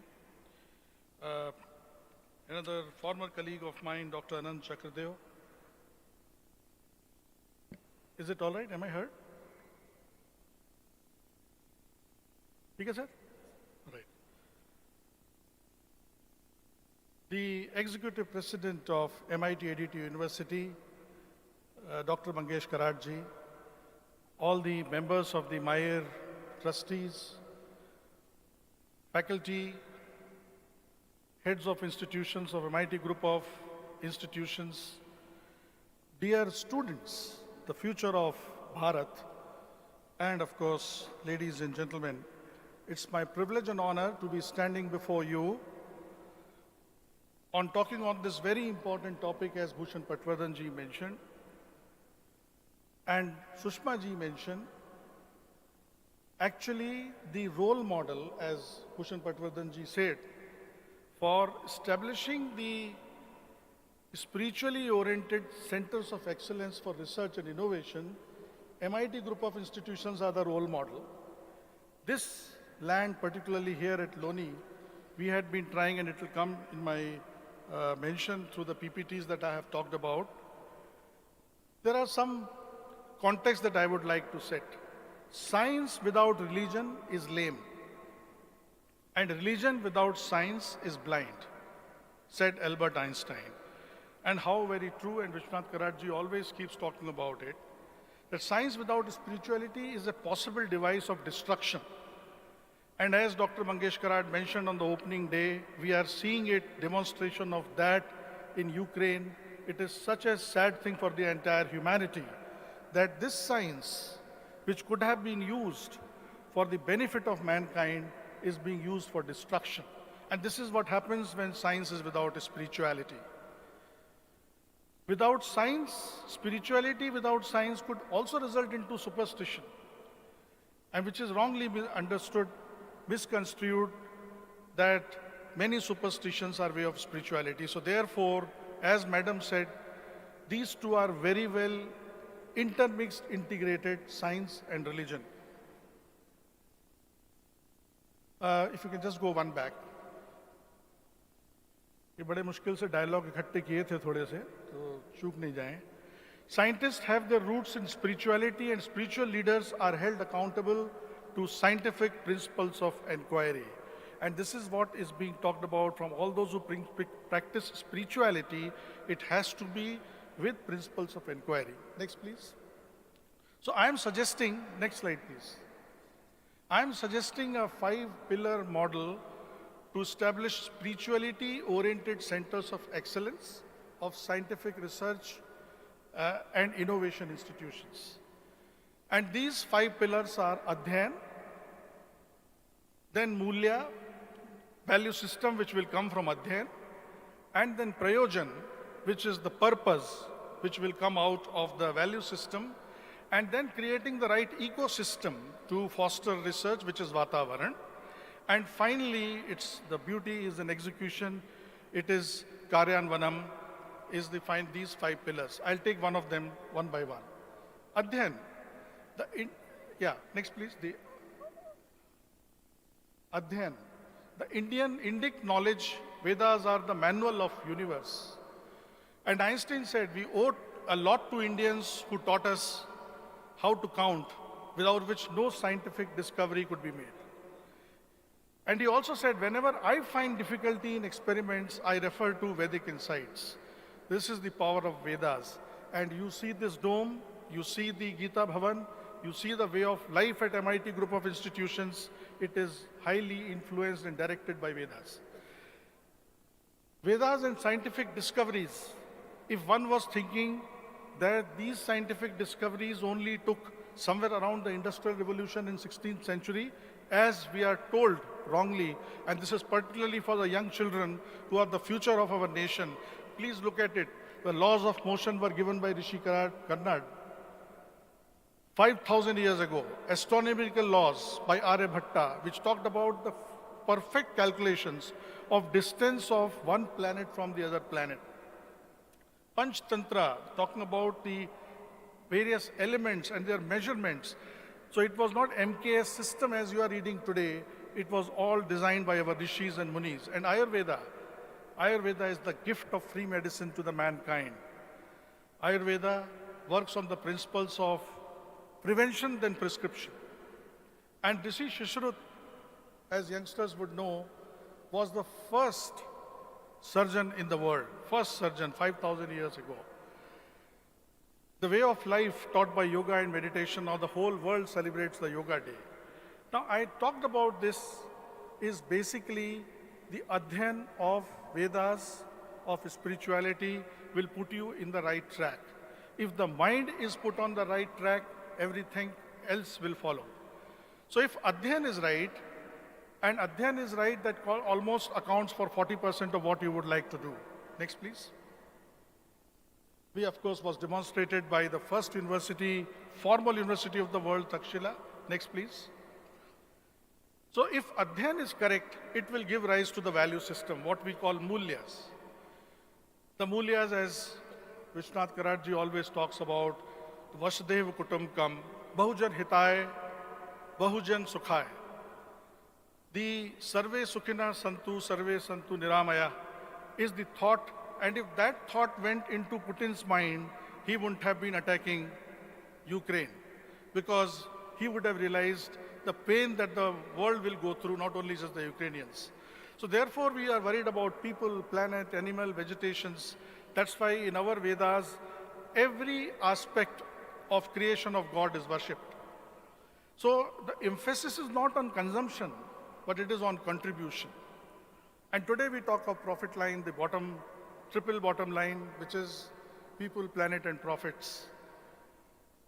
And then the people talk of sustainability. Sustainability is the word not discovered by the Western world. It was a way of life as far as this land was concerned. So then research is for what? Am I doing research to get my name published? High Scopus Index, H Index, this for my colleagues, the research. What good is research if it is not good for the mankind? And therefore, if you are spiritually inclined, you will ensure that your research is for the mankind. Next, please. So, I have talked about the importance of getting your mulyas right, your adhyan right, will only happen through a holistic education. You see the holistic education, all of you know about it. You see two circles one on the left, which is SHD, and the other circle is School of Life. This SHD was practiced here from 2018 when Dr. Mangesh Karad and myself, we created School of Holistic Design. We created this in 2018, and the NEP came out in 2020, said we should have holistic education. If holistic education is there, so children, please pay a lot of attention to this SHD, whatever we do, that will set you correct. Next, please. And of course, it will give you all those human values of compassion, passion for others, empathy, and so on and so forth. Please, respect for everybody, equity. Next, please. And then, if your mulyas are right, it will give you the purpose, the spirit of inquiry, proved by evidence. We are not saying anything. For everything, there is an evidence. It has to be equitable and inclusive. Tum hi tum ho, to kya tum ho, hum hi hum hai, to kya hum hai. It has to be progress of all us, all inclusive. And therefore, the purpose has to be that conserve and not consume is the idea. Coexistence with nature and find real solutions. Don't get carried away by artificial reality. Reality is reality. Artificial intelligence is artificial intelligence. So driving has to be with prevention, and that's what Vedic science takes us. Next, please. Create that Vatavaran of collaboration and not competition. Right atmosphere if it is created after the mindset is done. Next. Then, of course, when you're putting it together, next, is get the value system right, as I said. Next, please. The approach, and then finally, last one, please. So I can close. Yeah. So I have just given a basic model of transforming the higher education systems, and if somebody was to see the model, how it is to be done, visit any MIT group of institution in particular. Please come to this campus and you will find the right model of creating spiritually oriented centers of excellence for research and innovation. Thank you very much. Namaskar. Jai Hind. Thank you so much, Sunil Rai ji, for that wonderful presentation and insightful address. Thank you so much. Next, we have with us our next distinguished speaker, Honorable Shri Vivek Sawant ji, who is the Chief Mentor and former Managing Director of the Maharashtra Knowledge Corporation Limited. Since its inception in 2001, he has been, under his leadership, MKCL has emerged as a high-tech initiative of the Government of Maharashtra and 10 universities in Maharashtra for the development and delivery of education, governance, and empowerment technologies, solutions, and services to masses. In MKCL, Vivek Sawant ji has successfully integrated a network of about 5,420 authorized learning centers spanning over the Maharashtra state. This is the single largest private-public partnership network of its kind in India. Later, after completing his education, he participated in the design and development of India's first indigenous supercomputers, Param, at CDAC from 1988 to 2000. During his tenure at CDAC, he developed the nationwide network of 20 advanced computer training schools, that is ACTS. In order to ensure the success of citizen-centric e-governance projects, Mr. Sawant strategically initiated the IT literacy campaign within the Government of Maharashtra from 1995, which today, in the form of MKCL as MSCIT, has emerged as the largest IT literacy movement in the world. He is also a recipient of various awards like the Dhyan Surya Award, the Rotary Young Recipients Award, the Yashokirti Award of the Computer Society of India, and so on. We are indeed honored and privileged to have with us Dr. Vivek Sawant ji. I would now request you, sir, to kindly address the audience.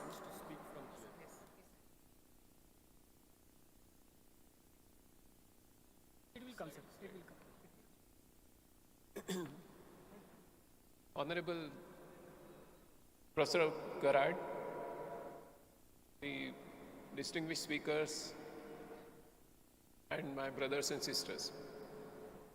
First of all, I express my deep gratitude to have been invited for this August gathering. The most important aspect of Adhyatma is to know yourself. So far, it was a pursuit to be undertaken at the will of an individual.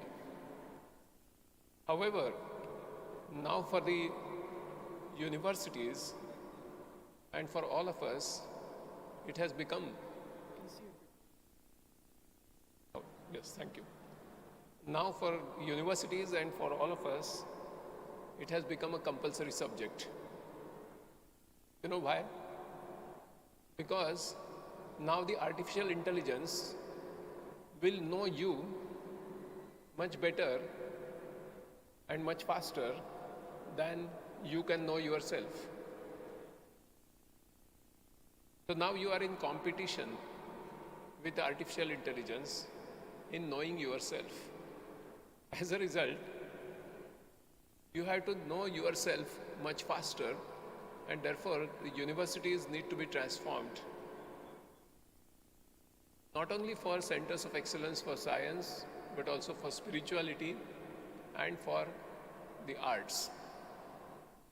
I will show you a few slides. Can I get the next slide?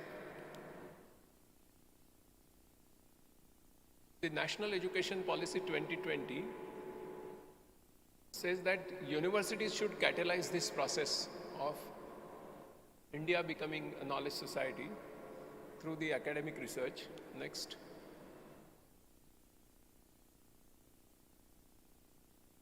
It highlights that the universities must have a robust ecosystem for research in higher education institutions, for knowledge creation and research, for the sustaining the large and vibrant economy of India, for uplifting our society, and for inspiring the greater heights.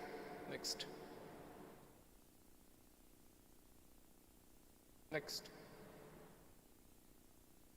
The classical universities stands for discovery, memory, and mentorship.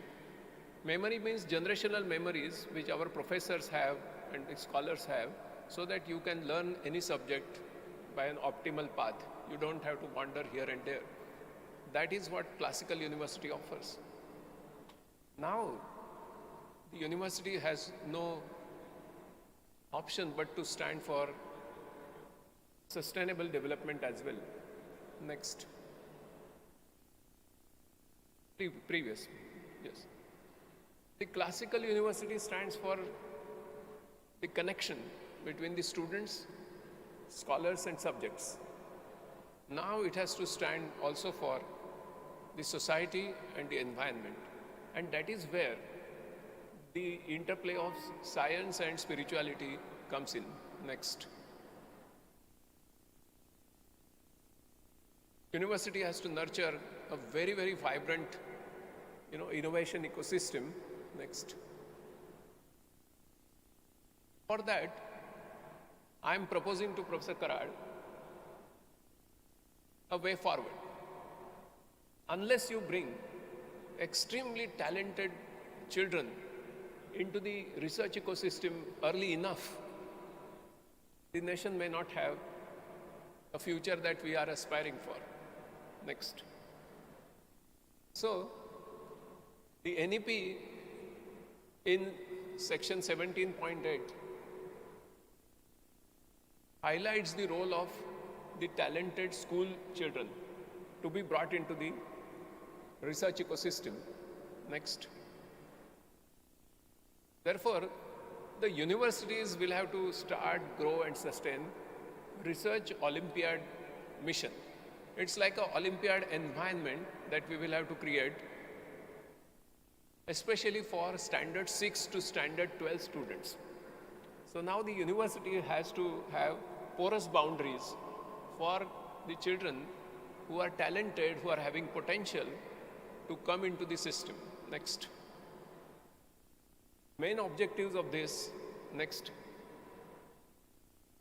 is to identify such students with scholarship, discovery, research, and having high levels of curiosity. Like in Adhyatma, it is said that first you have to have a Kutuhali Bhakta, then you can be a Jidnyasu Bhakta, and then you can be a Mumukshu Bhakta. So we have to catch the children who have high levels of curiosity. Next. These are the kinds of so many gifted children. Next. And these are the child prodigies whom we have to bring into the confluence of science and spirituality. Next. We have to offer a very systemic and diverse exposures to these students or children to find a match between their passions and our research priorities. Next. Next. We have to organize in such a beautiful campus the winter schools and the summer camps for such gifted children, you know, and with collaboration of national and international institutions, laboratories, private and public, and enterprises who are created for innovation and disruptions. Next. These institutions, you know, should give the winners some kind of exposure to their real life problems, and also in research methodology and the research mindset. Next. They may also give exposure to current trends, the seriously amazing hands-on experiences, and the mini research projects. Next. On one hand, it will help them to discover themselves. On the other hand, the universities can identify their future potential. Next. Let us not leave this only to the music industry who does this early enough. Let's look at the science and technology as well. And we have to counsel the parents for this. Next.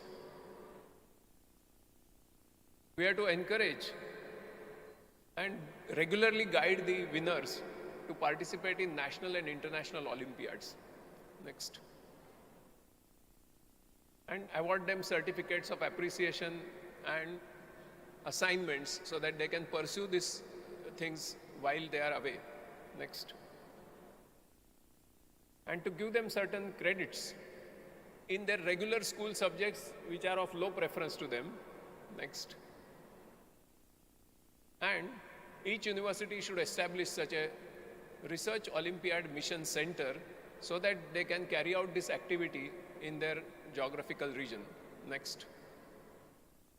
And finally, it is expected to build and nurture their future batches of high potential students for research in the universities.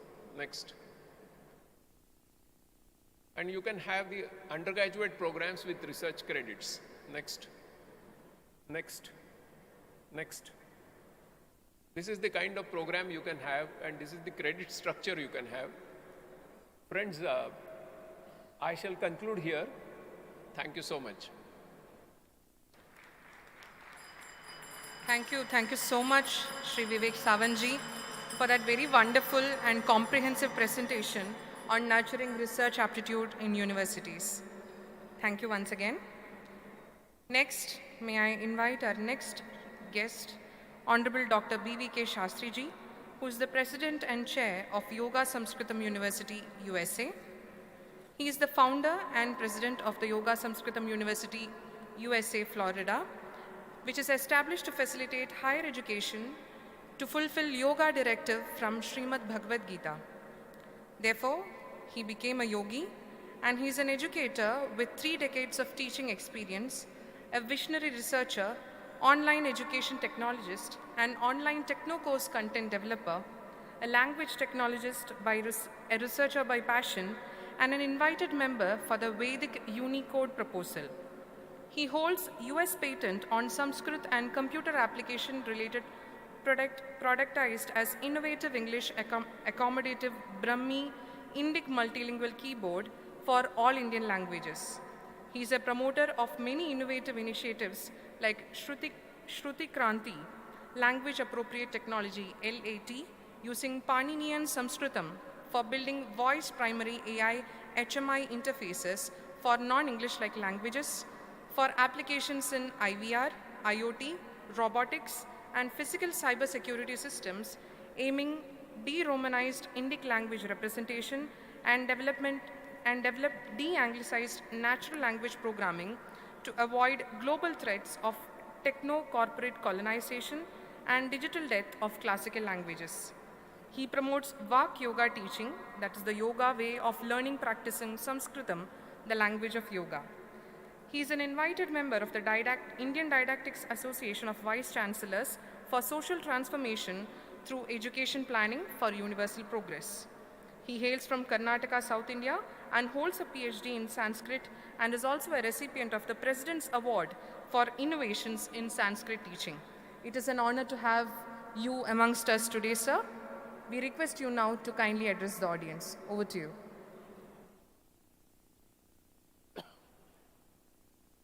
Namaste to all the yogis and the yoginis. Dr. Vishwanath Karadkar, Bhushan Patwardhan ji, Sushma ji, Vivek Sawant ji, and all the members on the dais and off the dais. Some have adored the stage with a saffron dress in the last 3 days, and some have adored the stage with a suit and a cultural attire. We have heard enough inputs on education, connecting that with the world peace. I have a few thoughts and probably some statements which I would like to make. I would like to conclude my thoughts with a few lines in Sanskrit because I consider that to be appropriate to do that. And to begin with, all my humble pranams and respects to the MIT institution and the people who invited me here to share the thoughts. This is not a speech, this is sharing of thoughts. Yoga is the recommended method and system for peace. Everyone agrees for that. Yogi is a citizen of nation who is healthy, ethical, cultured, and conscientious. Conscientious means the person with the Atma Sakshi, Sakshi Cheta. It is not about the Shraddha, faith, Mata, all that kind of a thing.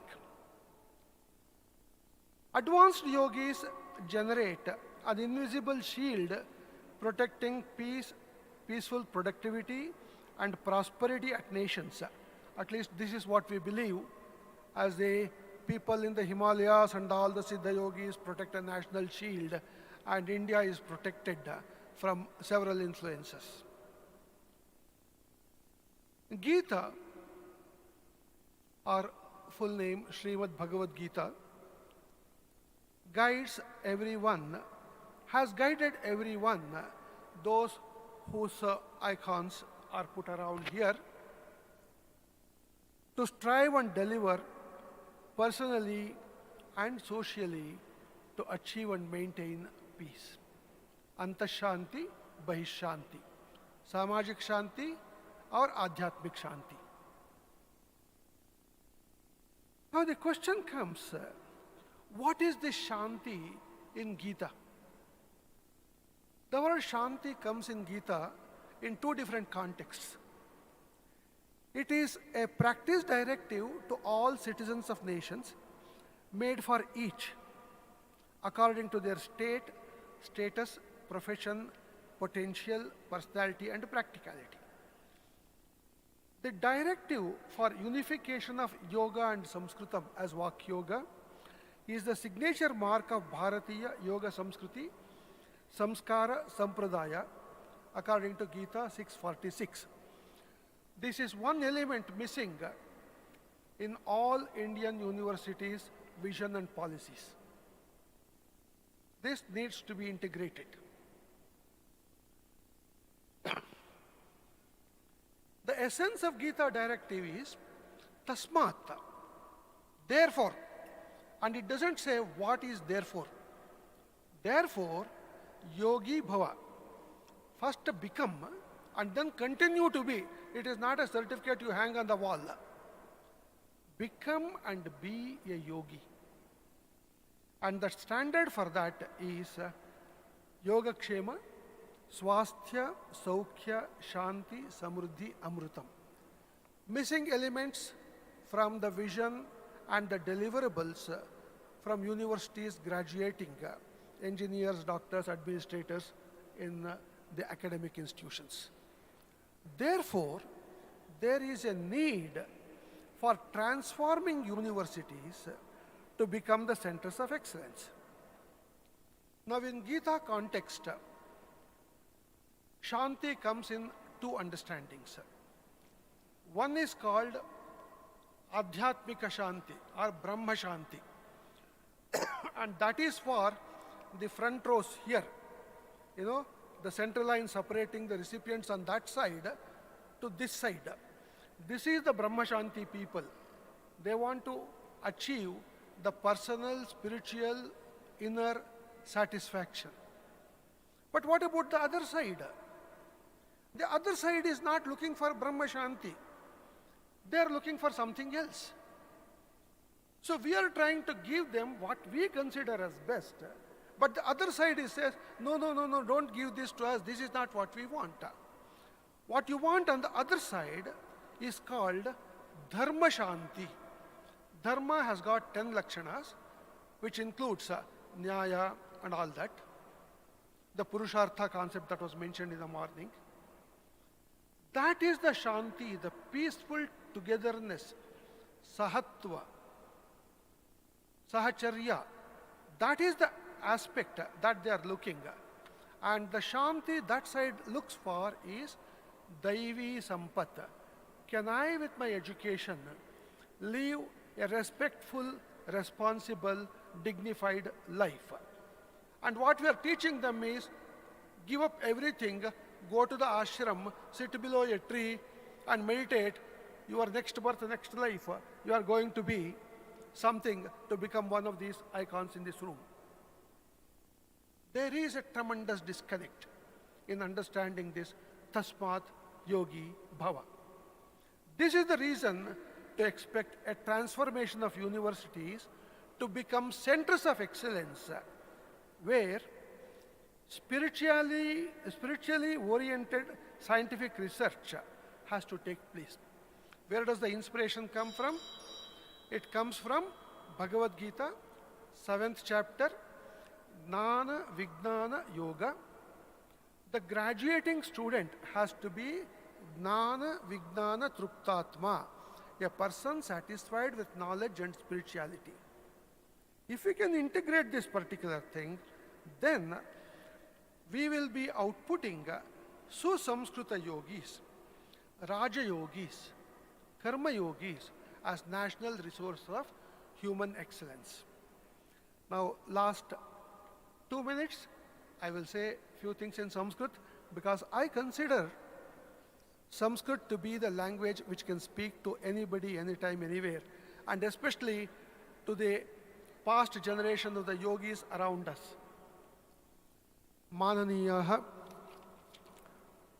Manchasthaha, Rashtrayoginah, Rashtrayoginascha, Ashraminaha, Shraminaha, Rajayoginah, Karmayoginah. Atra Tridivasiya Siddha Yogi Samarope Vishwa Shanti Vishayaka Jnana Vijnana Tattva Darshana Vishayam Adhikrutya Katham Shantihi Abhyupagamyam Iti Charcha Prachalita Mahadbhi Tatra अनेके विषयाः प्रस्तुताः।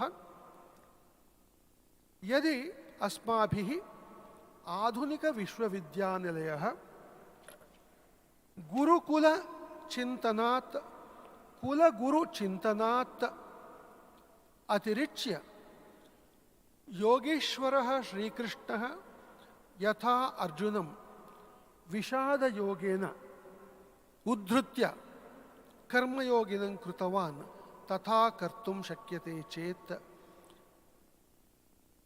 अस्माकम् आधुनिकविश्वविद्यानिलयाः अतिसमीचीनतया विश्वगुरुस्थानं लब्धुं समर्थाः इति भवत्सु समर्प्य मम वाणीं विरमामि। धन्यवादः।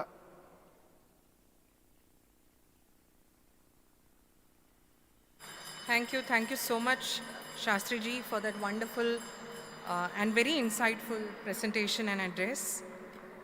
Next, we have with us another distinguished speaker, Honorable Professor Dr. Sandeep Sancheti, who is the Vice Chancellor of Marwadi University and former President of the AIU New Delhi. Dr. Sancheti has more than 3.5 decades of experience in the field of teaching, research, and academic administration. He holds a PhD from the Queen's University of Belfast, UK, and served as the Vice Chancellor of the SRM Institute of Science and Technology, Chennai, during his last stint. He is the past President of the Association of Indian Universities, AIU New Delhi, and is currently the Executive Council member of the Association of Commonwealth Universities, London, UK. Dr. Sancheti is actively involved in policy making and advisory roles and is a member of a court and council of IISc Bangalore. He has also worked as a principal coordinator of QIP program of AICTE in 2005.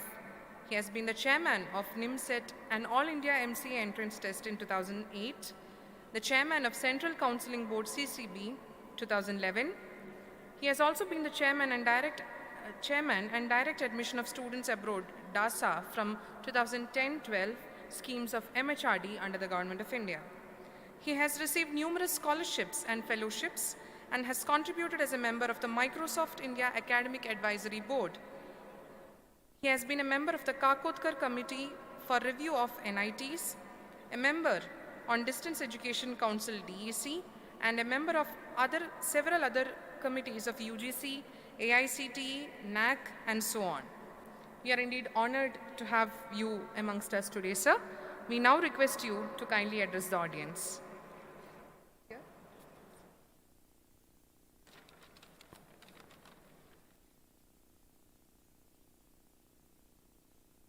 आदरणीय विश्वनाथ कराड़ साहब, श्री भूषण पटवर्धन साहब, मंच पे और मंच से नीचे विराजे सभी उपस्थित अतिथिगण और सारे आज वर्ल्ड पार्लियामेंट को अटेंड करने पधारे सारे यंग स्टूडेंट्स, सारे साथी, सबका स्वागत है। मुझे आज बहुत खुशी है कि मुझे यहाँ प्रोफेसर चिटनिस द्वारा आमंत्रित किया गया कि मैं इस सभा में भाग ले सकूं, आप लोगों से मिलके कुछ सीख सकूं, इसी चेष्टा से यहाँ उपस्थित हुआ हूँ। मैं अपनी पढ़ाई लिखाई से या पेशे से एक इंजीनियर हूँ और हम लोग कुछ बहुत ही ज़्यादा लॉजिकल हो जाते हैं अपनी थिंकिंग के अंदर, थॉट प्रोसेस के अंदर। तो शायद कहीं ना कहीं हमने अपनी ज़िंदगी में जो स्पिरिचुअलिटी वर्ड है या रिलीजन है या एक होलिस्टिक अप्रोच है जिसकी बात कर रहे हैं हम, उसको नेग्लेक्ट करा है और उसी को शायद सुधारने के लिए मैं यहाँ पे हाजिर हूँ। टॉपिक के बारे में आपको बहुत बड़े बड़े एक्सपर्ट्स ने अपने विचार व्यक्त किए हैं, आपको उससे एक नया दिशा दी है कि कैसे हम यूनिवर्सिटीज़ को सेंटर ऑफ एक्सीलेंस बना सकते हैं जो स्पिरिचुअली ओरिएंटेड साइंटिफिक रिसर्च से जुड़ सके या इनोवेशन से जुड़ सके। साथियों, जैसे मैंने कहा, मैं इतना काबिल नहीं हूँ कि मैं आपको उसके बारे में ज़्यादा ज्ञान दे सकूँ, पर मेरा ये कहना है कि स्पिरिचुअलिटी एक बहुत होलसम टर्म है, बहुत बड़ी टर्म है जो शायद मेरे जैसा छोटा आदमी नहीं समझा सकता है.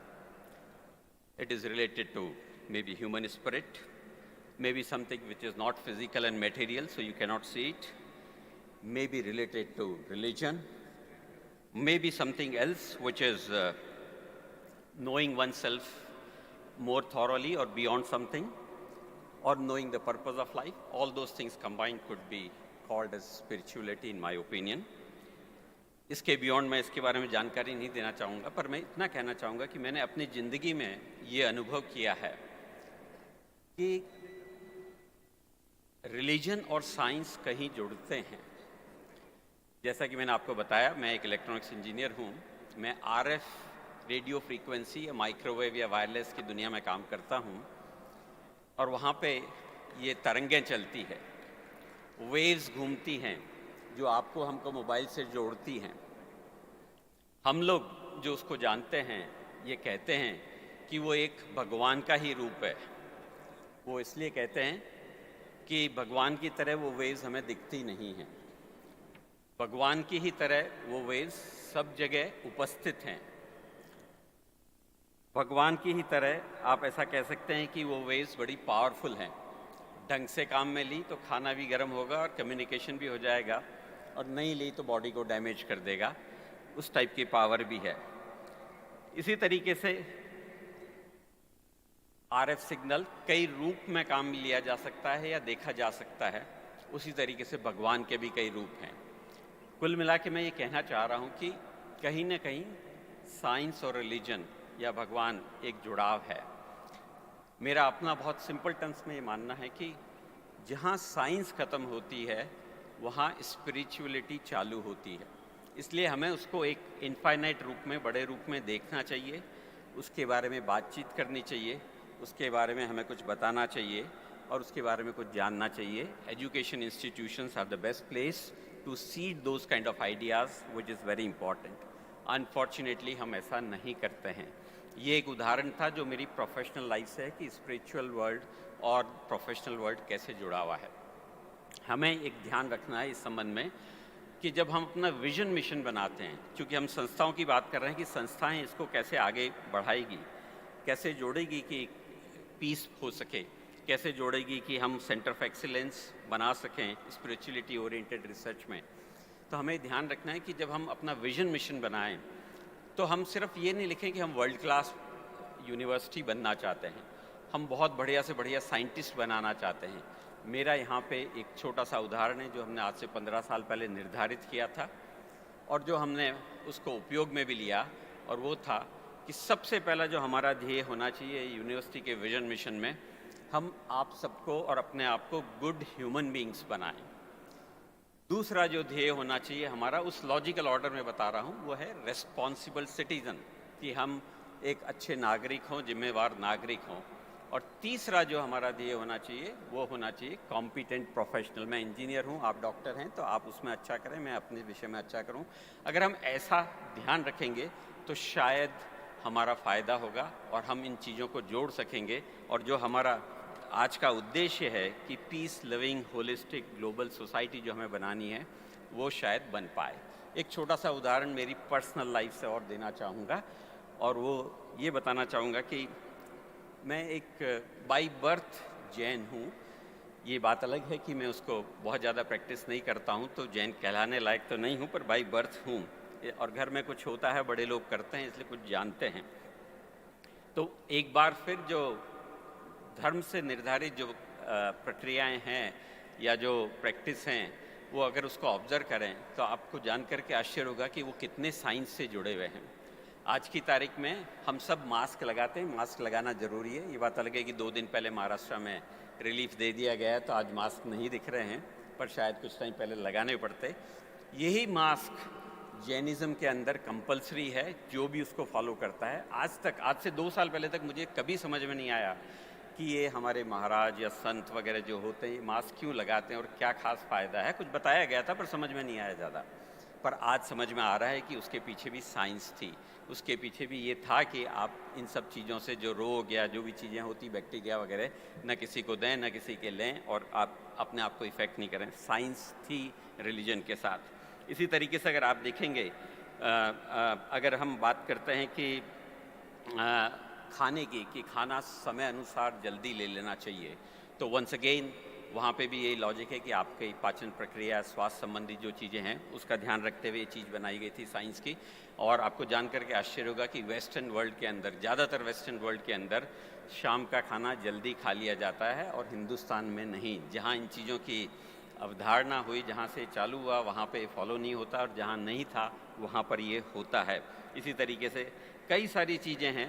सबसे बढ़िया एक सिद्धांत है, और वो सिद्धांत कह के मैं अपनी बात को ख़त्म करूँगा, और वो है सिद्धांत अपरिग्रह, non collectiveness of the material. आपको जितनी ज़रूरत है सिर्फ उतना ही लें, उतना ही बनाएं, उतना ही खाएं, उतना ही रखें। जैसे जैसे अगर आप बिना ज़रूरत का सामान रखते हैं तो आपकी जो ग्रीड है वो बढ़ जाती है, आपकी जो इच्छा है बढ़ जाती है। ये भी काम आएगा, ये भी ले लूँ, ये लेऊँगा तो उससे बढ़िया हो जाएगा। ये सारी चीज़ें हमें सिखाने की है एजुकेशन के अंदर। अगर हम ये अपरिग्रह का सिद्धांत अगर हम सिखा सकें ढंग से, किसी भी एग्जाम्पल से, पढ़ाई लिखाई प्रयोग से, तो मेरे ख्याल से हमारी शिक्षा सफल होगी, जो आज हम करना चाह रहे हैं कि हम एक पीस लविंग सोसाइटी बनाएं, हम एक पीस लविंग सेटअप बनाएं जो स्पिरिचुअल वर्ल्ड से जुड़ा हो, जो रिलीजियस वर्ल्ड से जुड़ा हो, जो भी किसी भी चीज़ से जुड़ा। अगर पीस की बात करनी है तो हमें ये भी ध्यान रखना है कि हमें किसी से कंपटीशन नहीं करना है, किसी को मारना नहीं। जब हम किसी को मारते हैं या हार्म करते हैं तो हमारे अंदर क्रोध पैदा होता है। क्रोध अच्छी चीज़ नहीं है। अगर आप पीस चाहते हैं तो ऑब्वियसली क्रोध पीस का उल्टा ही है। पर जो उस धर्म में सिखाया जाता है वो ये है कि आपको साल में कम से कम एक बार क्षमा याचना करनी है। जितने भी जीव संसार में रहते हैं, जहाँ तक हो सके उनका नाम लेके और उनको हाथ जोड़ के क्षमा याचना करेंगे। इस तरह के कई प्रयोग आप देखते हैं कि धर्म में भी हैं, जो पर्सनल लाइफ में हैं, और इसी तरह के प्रयोग मैंने आपको प्रोफेशनल वर्ल्ड या एजुकेशन में भी बताए। अगर हम इन सबको जोड़ सके, इन सबको हम ढंग से अपने बच्चों को या यंग जनरेशन को दे सके, तो हो सकता है कि हम आने वाले समय में हमारे जो रिक्वायरमेंट है, जो हमारी जो डिज़ायर है, उसको पूरी करने में सफल होंगे। इन्हीं शब्दों के साथ मैं अपना स्थान ग्रहण करता हूँ। एक बार फिर आयोजकों का बहुत बहुत धन्यवाद। बहुत अच्छा लगा यहाँ आके, and I must say that I am overawed by the dome which I'm coming inside for the first time. Indeed, it is a very large, probably world's largest dome, and we are privileged to be with you. Thank you so much. Namaskar. Jai Hind. Thank you so much, Sandeep Sancheti ji. Today's session on the academic leader session on transforming universities into centers of excellence of spiritually oriented scientific research for world peace was indeed a reflection of what universities can be. Each of our distinguished speakers spoke about how we can transform the Indian universities into centers of excellence, and we can promote spiritually oriented scientific research. Most of them took MIT WPU and MIT ADT as an example of how we can actually cultivate the concept of blending science with spirituality and creating a youth, a future group of leaders who are scientifically as well as spiritually oriented. With this, we come almost to the conclusion of this session.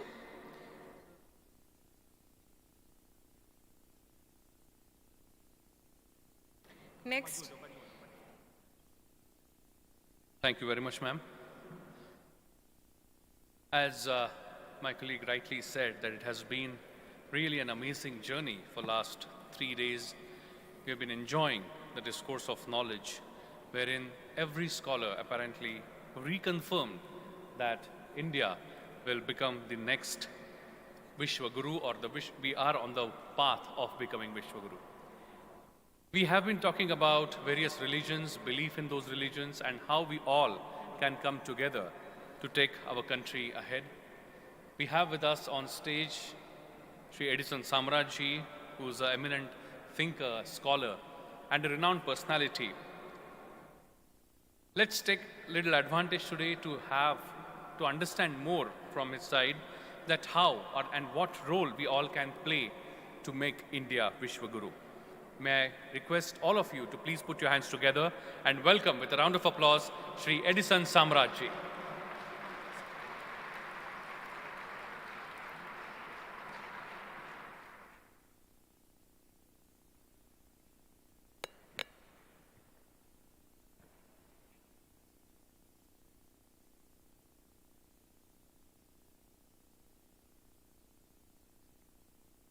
Good afternoon, friends, distinguished members of the dais, the Vice Chancellor of the University, World Peace University, Dr. Mangesh Karad, and distinguished friends of the dais and on the dais. I've been asked to present to our young generation some thoughts that can stimulate you to understand the importance of what we are doing here over the last 3 days. And I believe that the generation today is anxious and is in a quick response to what is happening, concerned about what is it for me and what is it that is going to make me change. So I would like to propose 3 or 4 things that the young people can engage themselves with in this time when we are at the critical crossroads of history, where on the one hand we have a war that has been unjustified, and on the other hand, we have just come out of a global pandemic, not realizing how serious it was for all the health and the well-being of the human race. But today, we have returned back to the dome after 2 years of break, and I believe that you and I are fortunate to look at the entire canvas of education differently. At the beginning of the Congress and the conference, I think it was mentioned that it is for us to review, refresh, and understand the dynamics of change and transformation of any university that is given to us. The Maharashtrian governor made a very interesting statement about MIT. What did he say? He said, it is a magnificent institution for transformation. MIT is not Maharashtra Institute of Technology, but a magnificent institution for transformation. But the question I want to ask the youngsters today is that the enterprise of transformation is not something that you can buy in Mahatma Gandhi Road. The process of transformation is a process. It's not an event. It's a destination that needs to be reached. And for that to happen, we need one ingredient that alone makes transformation work. And I want to present to the young people today this one ingredient that alone can make transformation work. You can do anything you want, but if you don't have this, it is not going to make transformation possible. So I'm going to not lecture, but I'm going to tell you a story. A story that actually captures the essence of transformation, the basis of transformation, and the criteria for transformation. And the story goes like this. And young people, I hope you are listening to what I'm saying, because all of us have the privilege of listening to stories from childhood. But this story is a parable, and it exemplifies the essence and the purpose of transformation. And I begin by asking you the question, do you think by this experience of transformation, we can actually make things happen?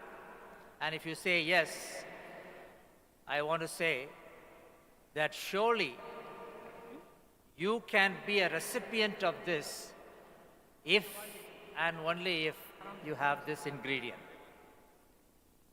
Okay, the story begins like this.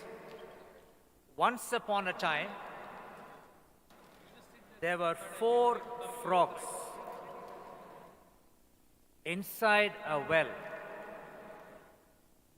And it was in the desert of Saudi Arabia. And in that desert, this well was in the midst of a scorching sun. And there were 4 frogs. One was an American frog. The other one was a Chinese frog. The third was an African frog. And the fourth one was an Indian frog.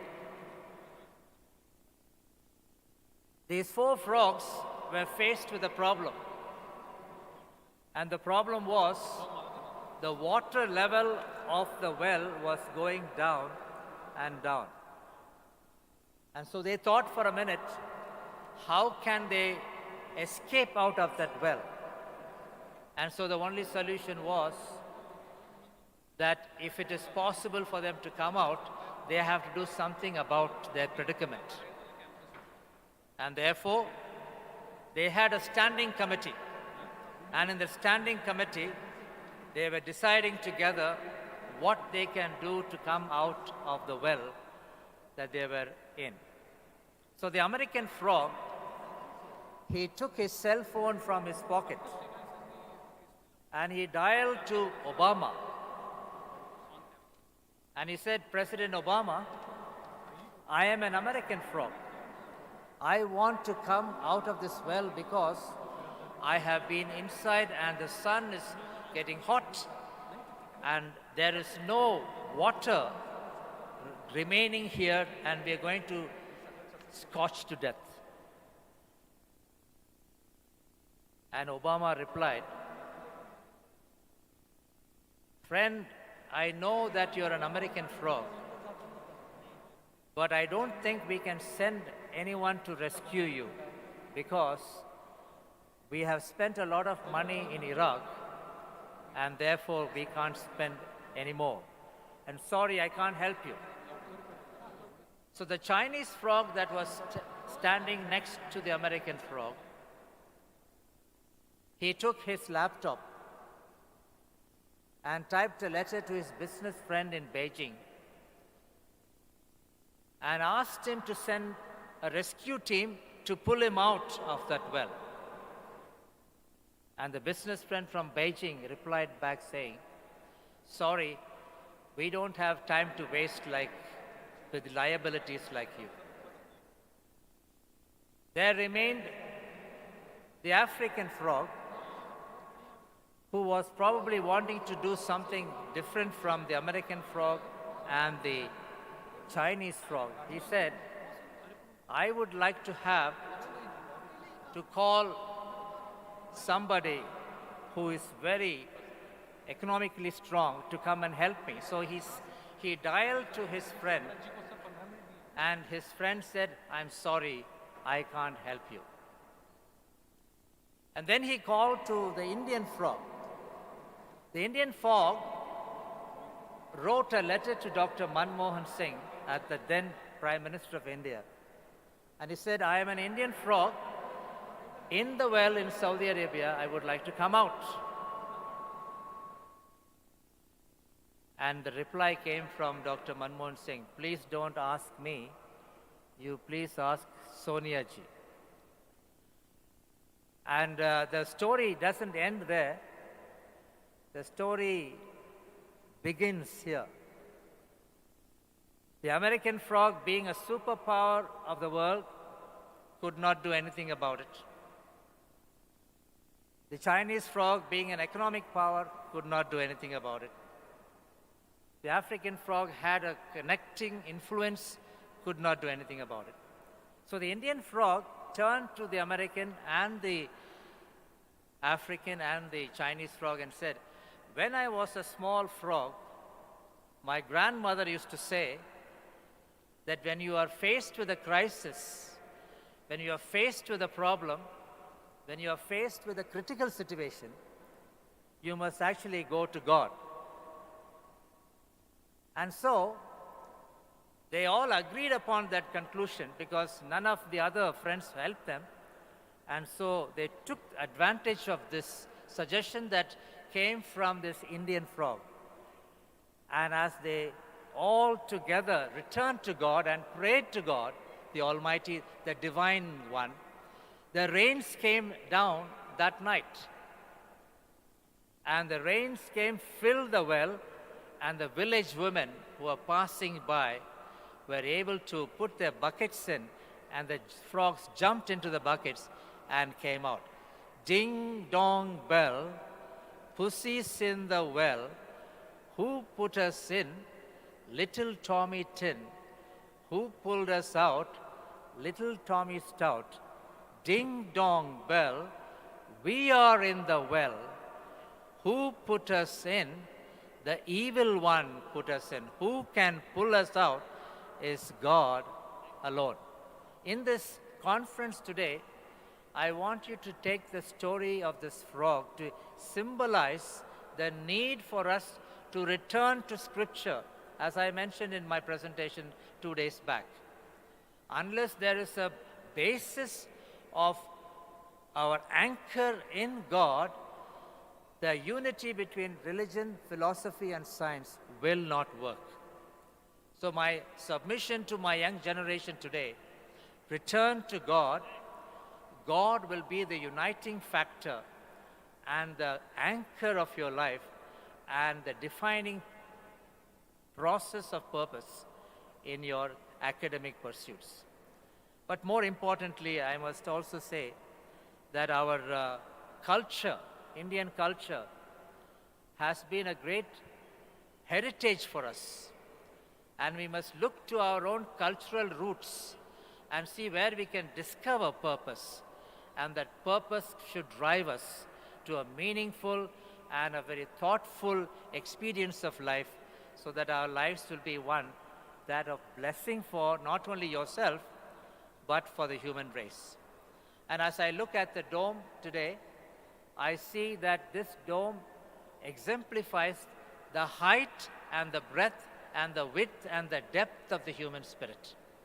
So today, with that note, I also want to make an appeal to you.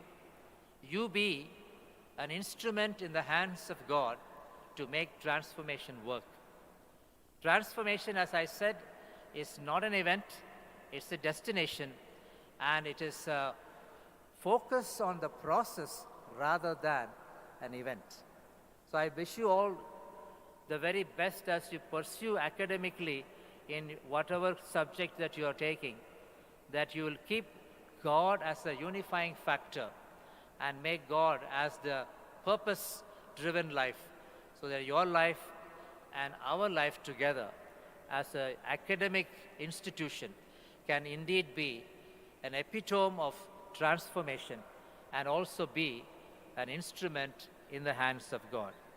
That's my prayer, and I believe that this is my short message to the young people today, and I hope and pray that you have got the essence of what I had to say.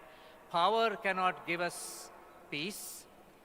Economics cannot give us peace. I think that's the culture also cannot sometimes give us peace. It's only God who can give us peace, because He is the Prince of Peace. That's my prayer for each one of you. May God's peace be upon you as you take your academic pursuits seriously. Thank you. Thank you very much, Edison Samrajji. Thank you very much for your thoughts. Thank you very much. We have with us Professor Larry Azadji, eminent speaker, motivational speaker, and the person who can enlighten us with his thoughts.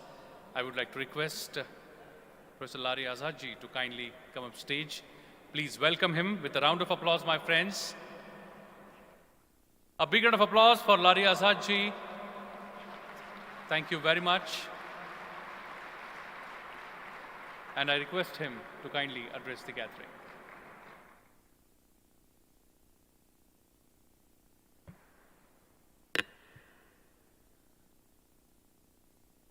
Doctor Vishwanath Karad world peace university के मेरे नौजवान दोस्तों, मैं सीधे सीधे आप तक ही आ रहा हूँ, क्योंकि आपने बनारस हिंदू यूनिवर्सिटी का नाम सुना है ना। उसमें एक बहुत बड़ी लाइब्रेरी है, इतनी बड़ी।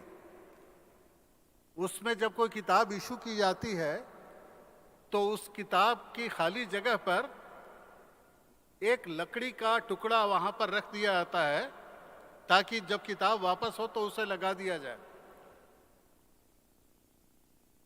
इस जगह जहां आप बैठे हैं, आपको जो लोग लेकर आगे चल रहे हैं, आपके जो वर्ल्ड लीडर्स हैं,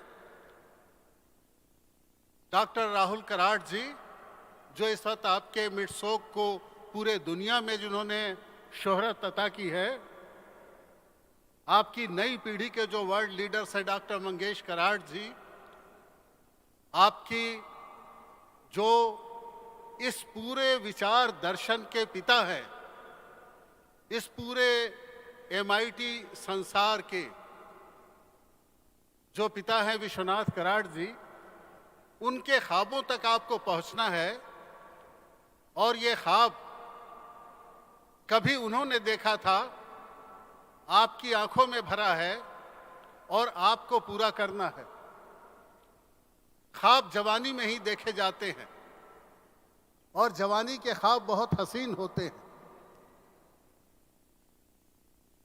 मेरे बच्चों, मैं आपसे चाहूंगा कि अगर आपके पास कोई माइक ले जा सकता है, कोई भी सवाल आपके दिल में हो, एक सेकंड के लिए आप भूल जाइए कि हम रिलीजन पे बात कर रहे हैं, साइंस पे बात कर रहे हैं, फिलॉसफी पे बात कर रहे हैं, या इस वर्ल्ड के लार्जेस्ट डोम पे बात कर रहे हैं।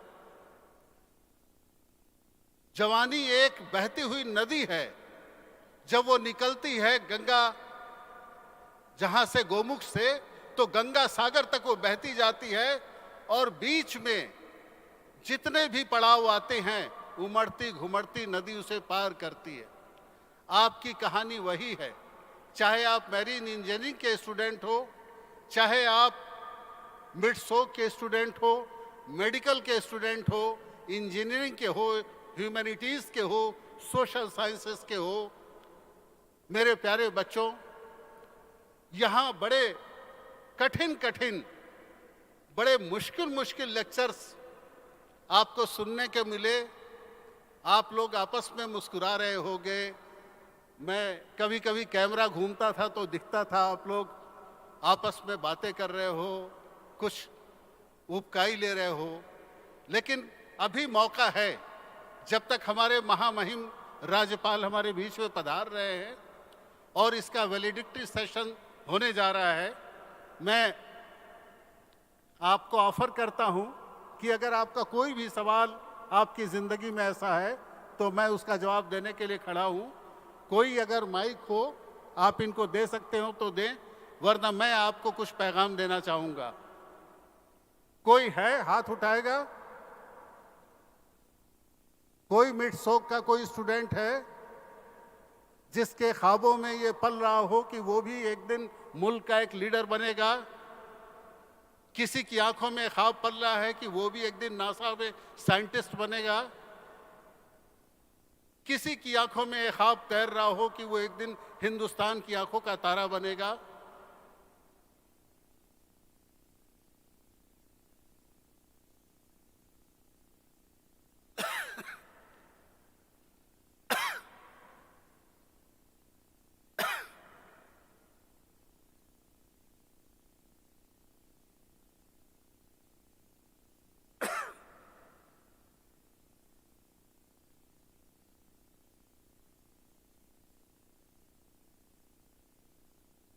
कोई नहीं है।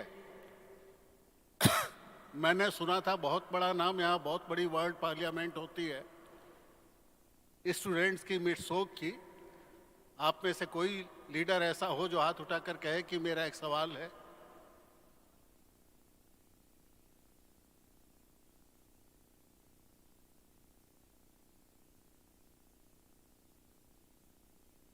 मैं इंतजार में हूं,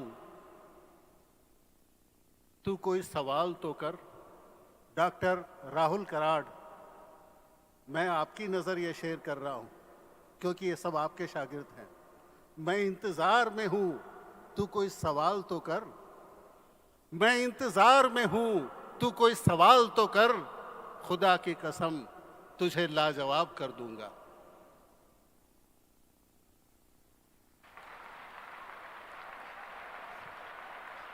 सिर्फ तालियां बजाने से काम नहीं चलेगा। यहां मैं डमरू बजाने नहीं आया हूं। कोई सवाल, और एक नौजवान के पास यहां 100 सवाल, 1000 सवाल आने चाहिए थे मेरे सामने। जब हम आपकी उम्र में थे, हमारी निगाहों में सवाल ही सवाल थे। सवालों की एक लंबा सिलसिला था, ख्वाबों का एक लंबा सिलसिला था। मेरे नौजवान दोस्तों, ये सवाल कभी एक बहुत छोटे से लड़के के दिल में गूंजा था। ये फोटो आप देख रहे हैं, ये किस उम्र के रहे होंगे जिस भूमि पर मैं खड़ा हूं। पूना ने जिन 3 बड़े नामों को दुनिया को दिया है, मौली ज्ञानेश्वर, संत तुकाराम, छत्रपति शिवाजी महाराज, ये सबसे बड़ा नाम है। इस महाविभूति की उम्र,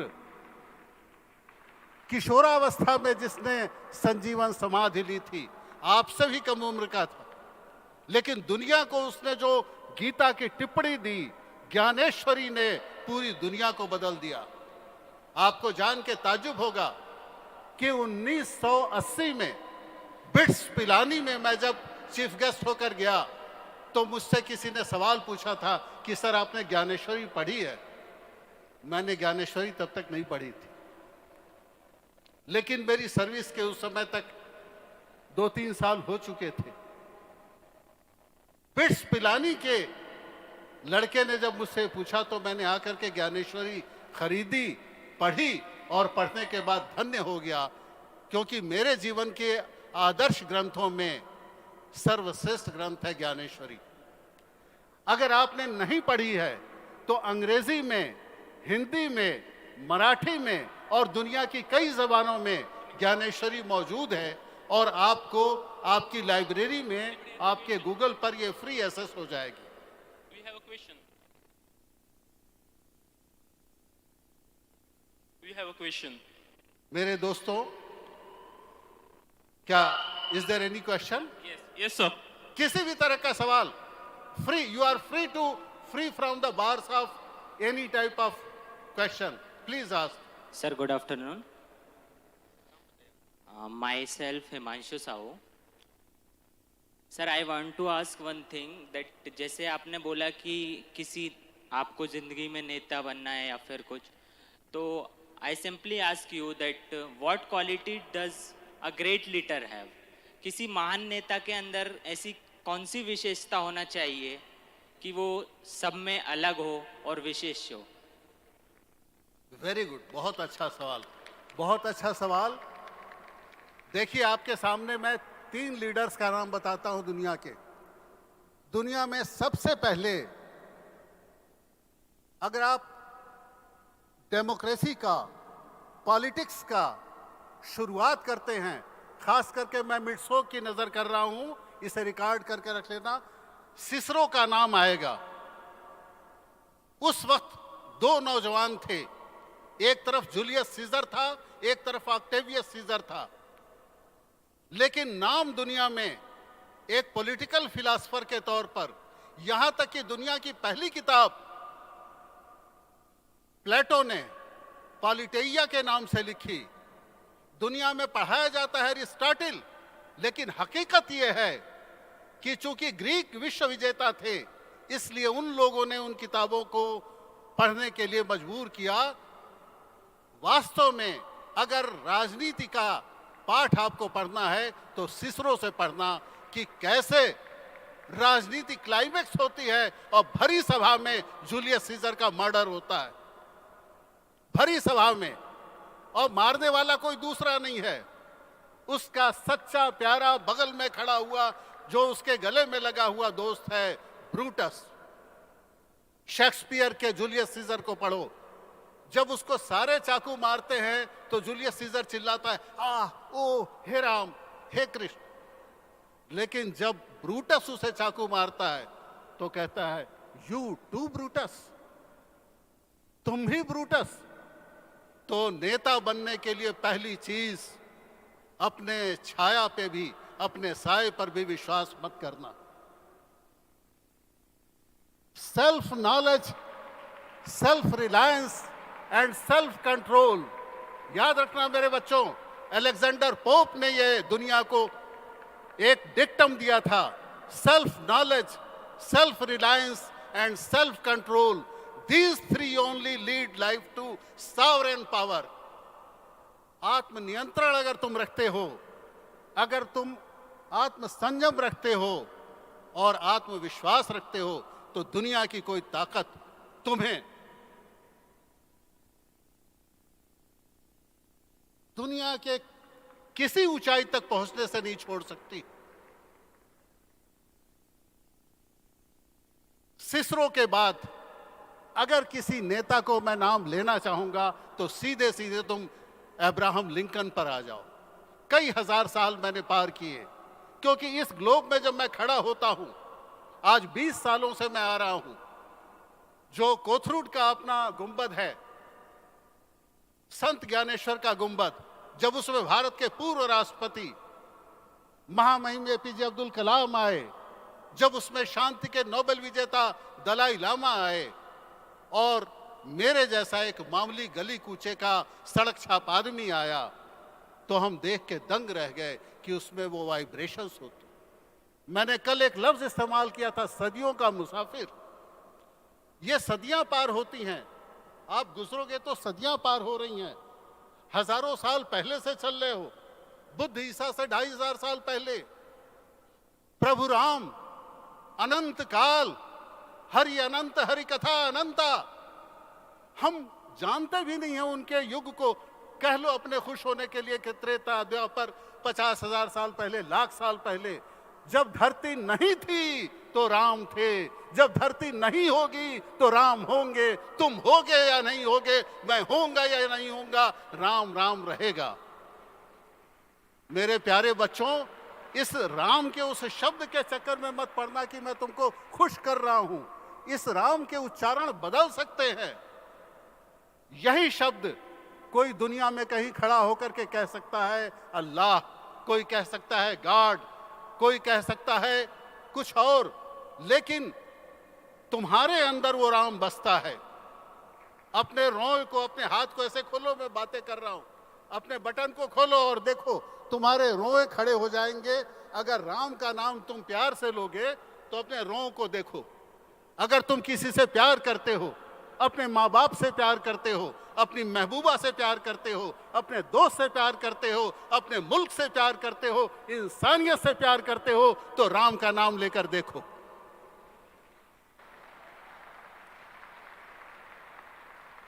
राम का नाम लेने के लिए तो बहुत आ जाएंगे।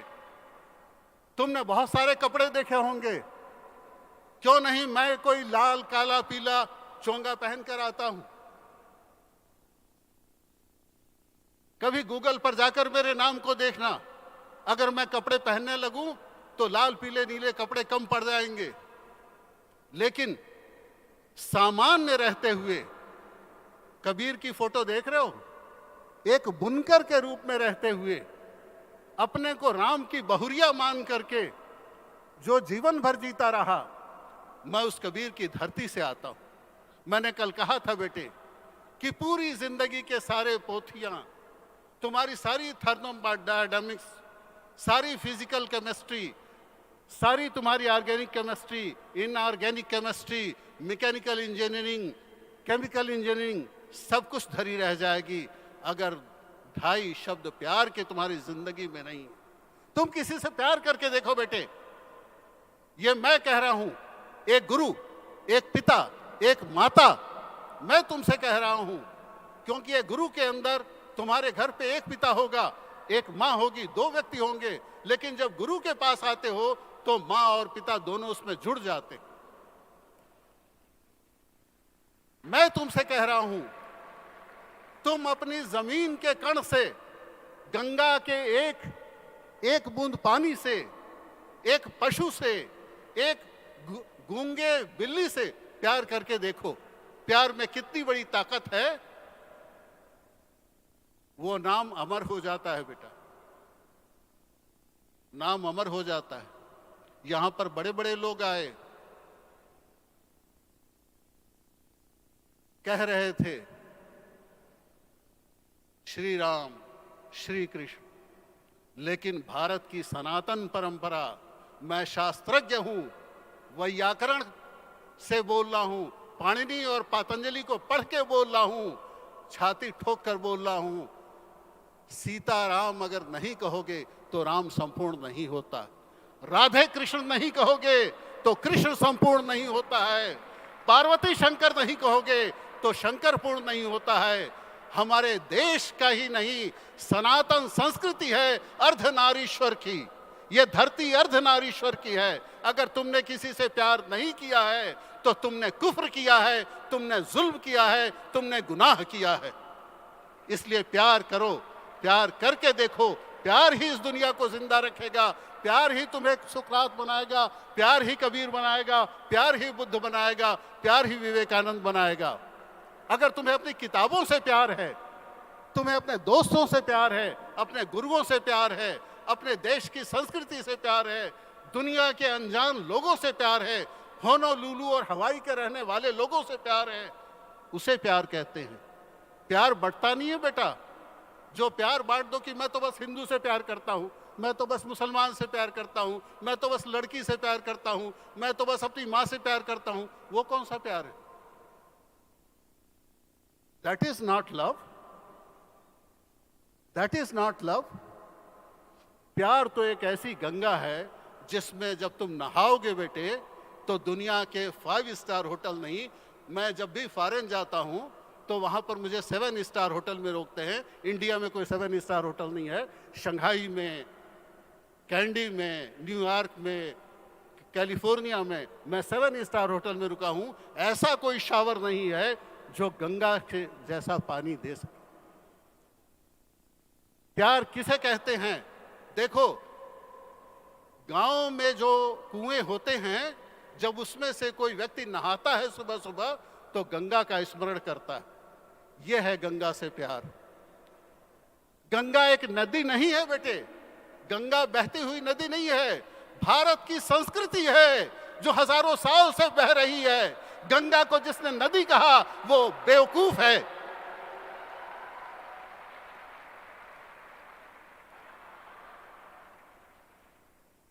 अब्राहम लिंकन का नाम मैंने लिया था। अब्राहम लिंकन ने कहा था कि मेरा देश आजाद होगा तो इन लोगों के साथ होगा जिनसे तुम नफरत करते हो। गोरे और काले एक साथ आजाद होंगे। तुम्हारे सवाल का दूसरा जवाब और तीसरा जवाब है, धरती पर ऐसा नेता न पैदा हुआ, न होगा, न भूतो न भविष्यते। महात्मा गांधी को याद रखना। ये 3 लोगों को अगर आदर्श तुमने बना लिया तो राजनीति कर सकते हो, प्रधानमंत्री बन सकते हो, मुख्यमंत्री बन सकते हो। महाराष्ट्र के एक दिन you will be the future chief minister of Maharashtra, you will be the future prime minister of India and you can be a permanent member of India in UNO. अगर पॉलिटिकल लीडर बनना है तो आत्मनियंत्रण, आत्मसंयम, आत्मविश्वास रखो। अपनी छाया पे भी विश्वास मत रखना। Any more question? मैं समझता हूं तुम्हें मैंने 3 नाम दे दिए बेटे। इन 3 नाम के बाद चौथे नाम की तरफ मत देखना। दुनिया में कोई आदर्श नहीं बन सकता है। अगर ऑस्ट्रेलिया का भी प्रधानमंत्री चाहे तो गांधी को अपना आदर्श बना सकता है। यहां इतने लोग आए, 3 दिनों में जितने लोग आए और जितने देशों की यात्रा उन्होंने की होगी, उन सबसे ज्यादा मैं दुनिया घूमा हूं। लेकिन दुनिया में ऐसा कोई देश मैंने नहीं देखा, देखो मैं गवाही दे रहा हूं, मेरी फोटो खींच लो, मेरी आंखों से देखा है। दुनिया में ऐसा कोई देश नहीं देखा। 20 किलोमीटर का देश भी देखा है मैंने छोटे छोटे देश देखे हैं, हेती, नौरू, पेरू और मॉरिशस, मालदीव्स, ब्रुनेई।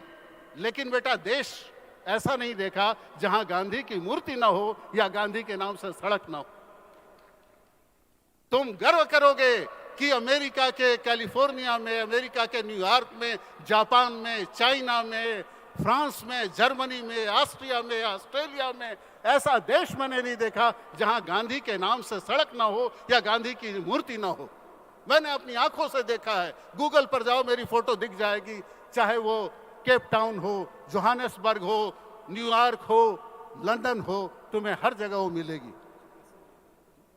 हाँ, yes, most welcome. Any more questions? Thank you very much. Yes, we have, you can see the person right behind. Sir, can you please wave your hand? Please raise your question.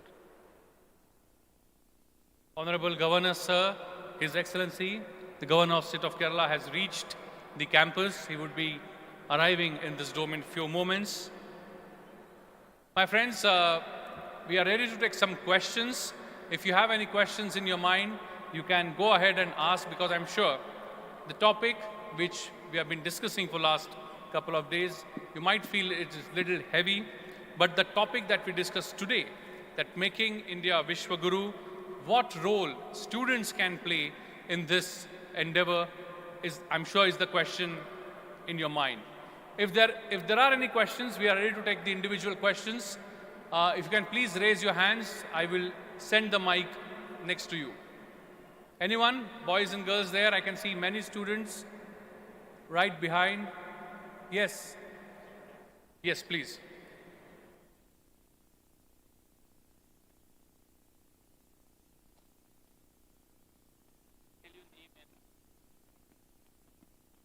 नमस्ते sir. Please tell your name, where are you from, and then your question, please. मेरा नाम है विवेक डेरे और मैं यही MIT ADT का विद्यार्थी हूँ। और मुझे आपसे ये पूछना है कि अगर हमें भारत को विश्वगुरु बनाना हो तो भारत के युवाओं में ऐसे कौन से गुण होने चाहिए? बहुत अच्छा सवाल, बहुत अच्छा। I am very happy. May I congratulate you, Dr. Rahul, that you have bringing and MIT has brought the laurels in such type of very enthusiastic and zealous students. बहुत अच्छा सवाल। देखो बेटा, बैठो। पहले तो भारत विश्वगुरु था, है और रहेगा। There is no two opinion. इसमें तो पढ़ना ही मत। दुनिया में कोई नेशन इसकी बराबरी नहीं कर सकता है। दुनिया में कोई नेशन इसकी बराबरी नहीं कर सकता है। भारत के युवा को समझना होगा कि इतिहास से सीख लेनी होगी। इतिहास बहुत ही क्रूर है बेटा। अपने अतीत को देखो, वर्तमान में उसे सीखो, सजो और अपने भविष्य को बनाओ। अगर विश्वगुरु बनना है तो तुम्हें भी, जैसे रितेश्वर महाराज कह रहे थे, विश्वामित्र की तरह पक्का बनना होगा। बुद्ध एक दिन में नहीं बनता है। उस बच्चे का नाम सिद्धार्थ था, वो गौतम था, एक हसीन औरत का पति था जिसका नाम तुम जानते हो कि एक छोटे से बच्चे राहुल को छोड़कर एक रात वो चला गया, तब जाकर के बुद्ध बना। महावीर एक दिन में नहीं बनता है। एक राजकुमार था, उसकी बीवी का नाम यशोदा था, एक रात वो चला गया। जिन्होंने दुनिया को नकारा, देखो एक बड़ी खास बात मैं बता रहा हूं, मैं इतिहास का विद्यार्थी हूं। दुनिया के जितने बड़े महल, बकिंघम पैलेस से लेकर लुव्र पैलेस और हिंदुस्तान में गोलकुंडा का महल, आमेर में, जयपुर में आमेर का महल, लाल किला, मैंने देखा है शाम को कुत्ते वहां पेशाब करते हैं, चमगादड़ वहां जाकर के रहते हैं, सूअर घुस जाती है। लेकिन तुम फकीरों के उन मज़ारों पे जाओगे, गुमनाम पे, संतों के उस स्थान पे जाओगे, जैसे कहीं दूर नहीं जाना है, आलंदी चले जाओ, मौली ज्ञानेश्वर के पास देखो, वहां पर दुनिया का हर राजा आकर झुकता है, हर प्रधानमंत्री, हर राष्ट्रपति आके सिर झुकाता है, और सुबह से शाम तक वहां चिराग जलते हैं। चिराग रोशनियों के नहीं जलते बेटे, दिलों के चिराग जलते हैं। सुबह से शाम तक लोग जिस राम ने अपने महल को छोड़ दिया उसका नाम लेकर आज भी लोग सुबह से शाम कर देते हैं। और ऐसे नहीं करते बेटे, आंखों में पानी आ जाता है। कहत सुनत आवे अखियन में पानी। राम की कहानी इतनी आसान नहीं है कि मैं खड़ा होकर के तुम्हें सुना दूं।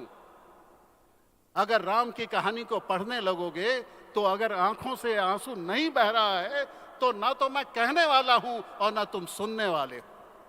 अगर मैं कहने वाला हूं और तुम सुनने वाले हो तो हम दोनों की आंखों में पानी होगा, तभी राम की कहानी आगे बढ़ेगी।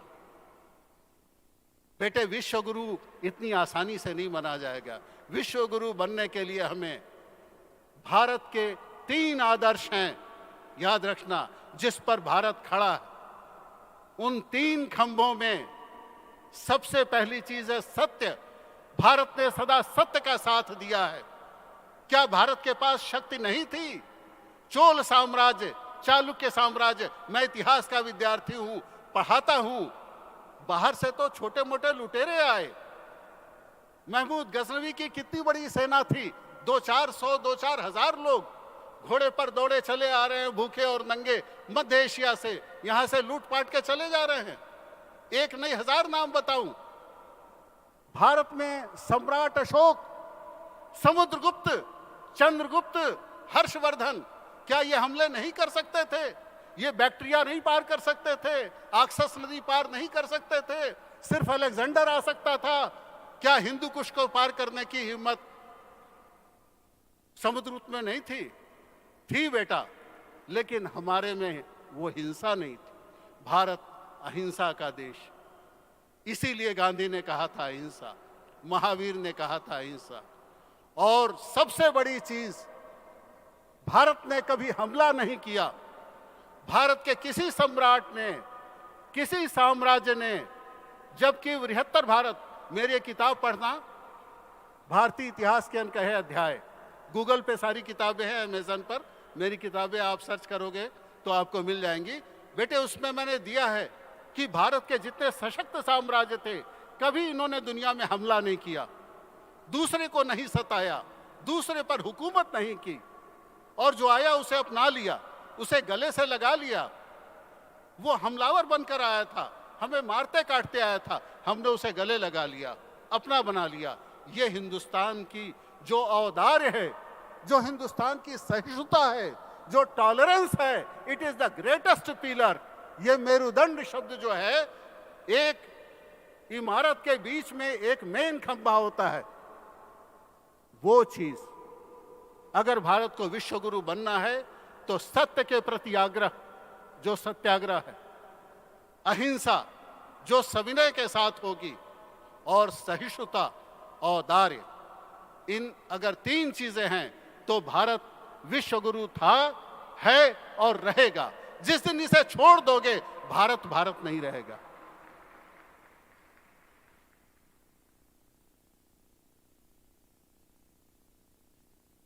कोई और सवाल?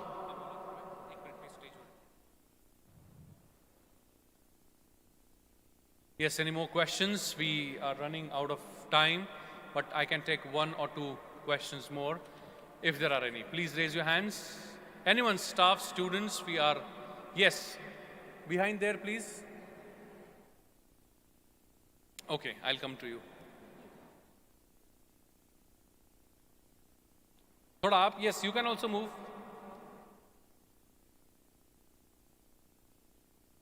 Yes, go ahead, please. Tell your name, where are you from? My name is Chetan Patil and I am from Yes, yes. Sir, go ahead. I'm from MIT Academy of Engineering, Alandi. Sir, अभी आपने कहा था कि हमें प्यार करना चाहिए, मतलब घर वालों से मतलब परिवार है, दोस्त है, और आपने बाद में ये भी कहा कि हमें जो अगर लीडर बनना है तो घर भी छोड़ना पड़ेगा. तो हमें मतलब क्या करना होगा आखिर में? क्या छोड़ना होगा? घर छोड़ना होगा. नहीं नहीं, मैंने नहीं कहा. त्याग करना. सर, लास्ट में जो लीडर्स होते हैं वो नहीं नहीं बेटा. Yes sir. ये जो फोटो देख रहे हो ना कबीर की, कबीर का पूरा परिवार था. उनके बेटे का नाम कमाल था, बेटी का नाम कमाली था. कबीर ने कहा घर छोड़ने की कोई जरूरत नहीं है. Yes sir. देखो बेटा, मैंने सिर्फ ये कहा कि प्यार को बांट दो. जो प्यार कहीं रुक जाए, जैसे हम ट्रेन में चले जा रहे हैं, अगर कोई केला बेचने वाला आया तो हम उससे उसका धर्म नहीं पूछेंगे, हम केला खरीद लेंगे. अगर कोई चाय बेचने वाला है तो हम चाय उससे मांग लेंगे, उसकी जाति नहीं पूछेंगे. अगर हम कहीं जा रहे हैं और हमारे दिल में प्यार है तो प्यार के लिए एक शेर तुम्हारी नजर करता हूं कि कभी तुम देखो कि तुम्हारे जिसे तुम चाहते हो उसकी बाहों में कोई और है तो जल मत जाना. वो तो इंसान थी, वो तो इंसान थी. तेरी याद की महवियत में मैंने दरो दीवार को सीने से लगाकर चूमा. अरे बेटा, प्यार में पागल होगे तो दीवार को पकड़ लोगे, अपने दुश्मन को पकड़ लोगे. प्यार का पागल आदमी जो है उसे सिर्फ प्यार ही प्यार नजर आता है. अगर प्यार में भी हम और तुम नजर आने लगे तो प्यार क्या है? वो प्यार नहीं है बेटा. प्यार करके देखो, फिर अगली बार मैं आऊंगा तो बताना. जब तुम्हें अपने दुश्मन से प्यार हो जाए, जब अपने विरोधी से प्यार हो जाए, अपने ईर्ष्या करने वाले से प्यार हो जाए, तब समझना कि तुम प्यार कर रहे हो या प्यार में जल रहे हो या प्यार में तर रहे हो. वाह वाह. Thank you very much for that answer. I have left only time for one question. His Excellency Honorable Governor of the State of Kerala is entering this hall any moment now, as you can see on stage.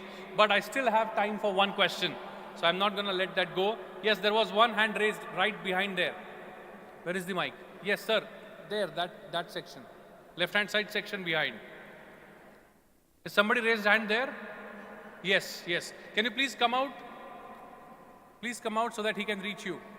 Sir, behind, last row. मैं समझता हूँ sir, excuse me, कि महामहिम आ रहे हैं. अब मुझे इजाजत लेनी चाहिए. सर, हमारे पास शायद अभी भी 2 मिनट हैं. उनको सीढ़ियाँ चढ़ के आने में टाइम लगेगा, तो तब तक हम लेट्स ट्राई. चलो एक शेर तुम्हें सुना देता हूँ, फिर बात खत्म करता हूँ. आने वाली नस्लें तुमसे रश्क करेंगी ऐ हम असरों. रश्क कहते ईर्ष्या, हम असर कहते हमारे समय में जी रहे लोग. आने वाली नस्लें तुमसे रश्क करेगी ऐ हम असरों कि तुमने विश्वनाथ कराट को देखा है. ऐसे दुर्लभ लोग रोज रोज नहीं दिखाई पड़ते हैं बेटे. आंख भर के देख लो, जी भर के देख लो, उनकी तरह से जीना देख लो. दुनिया में बहुत सारी यूनिवर्सिटीज हैं, सिर्फ वहां पर पैसे कमाए जाते हैं, डोनेशन लिए जाते हैं. लेकिन world peace MIT, MAEER's MIT अकेली ऐसी यूनिवर्सिटी है जहां तुम्हें प्यार सिखाया जाता है, तुम्हें दुनिया में जीने की कला सिखाई जाती है, तुम्हें और धर्मों से प्यार करना सिखाया जाता है, तुम्हें और जातियों से प्यार करना सिखाया जाता है, तुम्हें अपने देश से प्यार करना सिखाया जाता है. इन शब्दों के साथ बेटे हम फिर मिलेंगे, हम कभी आपके साथ मिटसोग में आएंगे. Thank you very much. Okay, bye. Thank you very much. Larry Azad ji, thank you very much. And we can see from the response of the students that they really enjoyed this interaction. Thank you very much.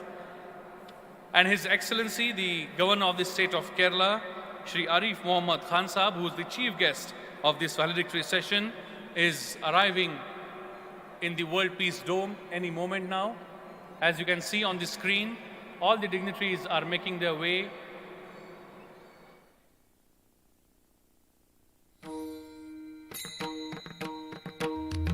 For the valedictory session of 8th World Parliament of Science, Religion and Philosophy.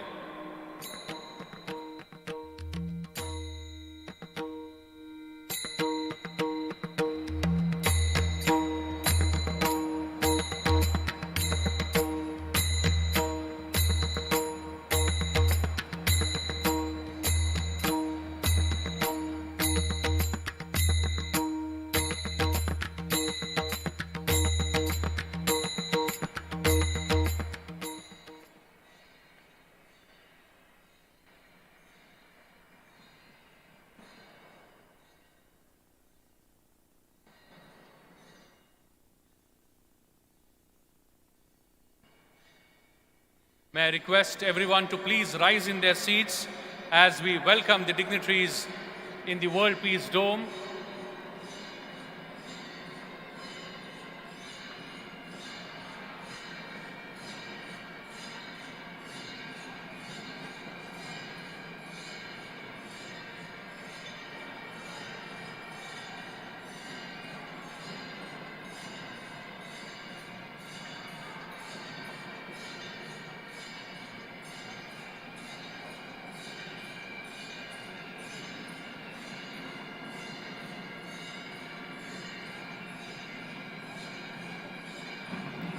Please welcome with a big round of applause His Excellency, the Honorable Governor of Kerala, Honorable Shri Arif Mohammad Khan Sahab, along with UNESCO Chair Holder Professor Dr. Vishwanath D. Karad sir, and all the other dignitaries whom are making their way.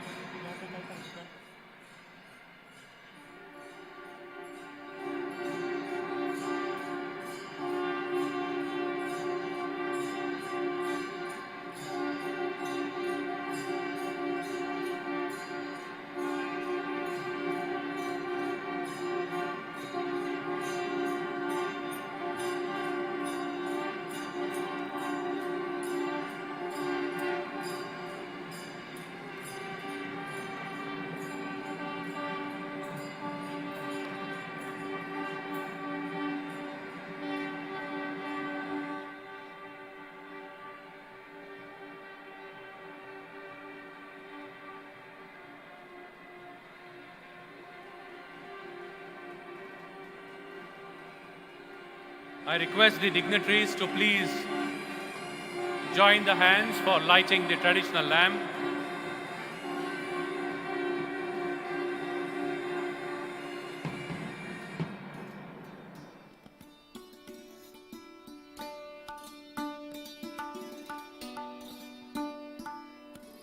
All the dignitaries are joining their hands for lighting the traditional lamp, which would mark the beginning of Valedictory session of 8th World Parliament of Science, Religion and Philosophy. We have the presence of His Excellency, the Honorable Governor of the State of Kerala, Shri Arif Mohammad Khan Sahab, revered Professor Dr. Vishwanath Karad sir, Shri Dr. Vijay Bhatkar sir, Shri Rahul Karad ji, Priyankar Upadhyay, Shri Rahul Solapurkar, Dr. Mangesh Karad sir, Suchitra Nagre madam, Professor Dr. R.M. Chitnis sir, and Professor Dr. Ananta Chakradev ji.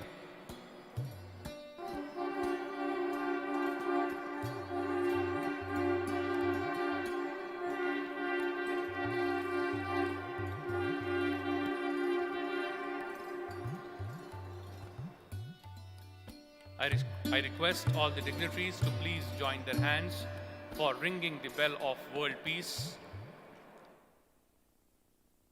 Yet another beautiful tradition of World Parliament of Science, Religion and Philosophy.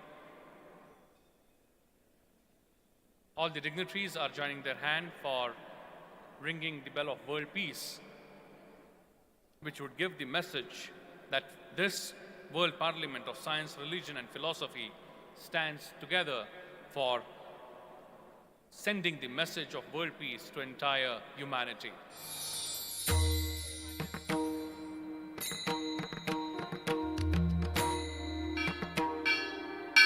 Let's give a big round of applause and join the celebration of ringing the bell of world peace.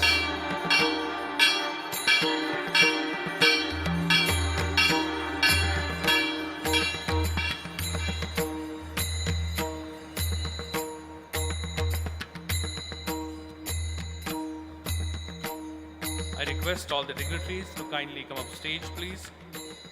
Starting from left, Dr. Suchitra Nagre, Dr. Mangesh Karad, Shri Rahul Solapurkar, Priyankar Upadhyay, Professor Dr.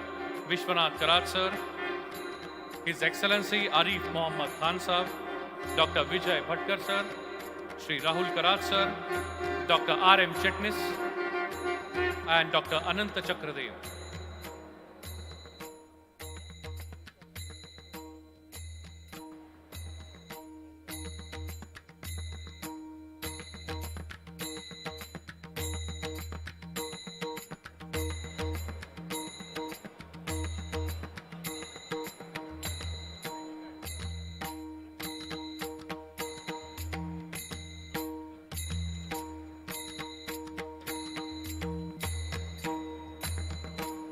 I request everyone to rise in their seats for national anthem.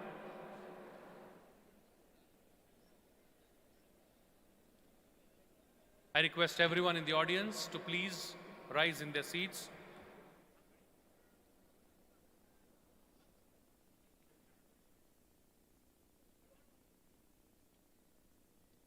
Please restrict the moment. Let us have the national anthem.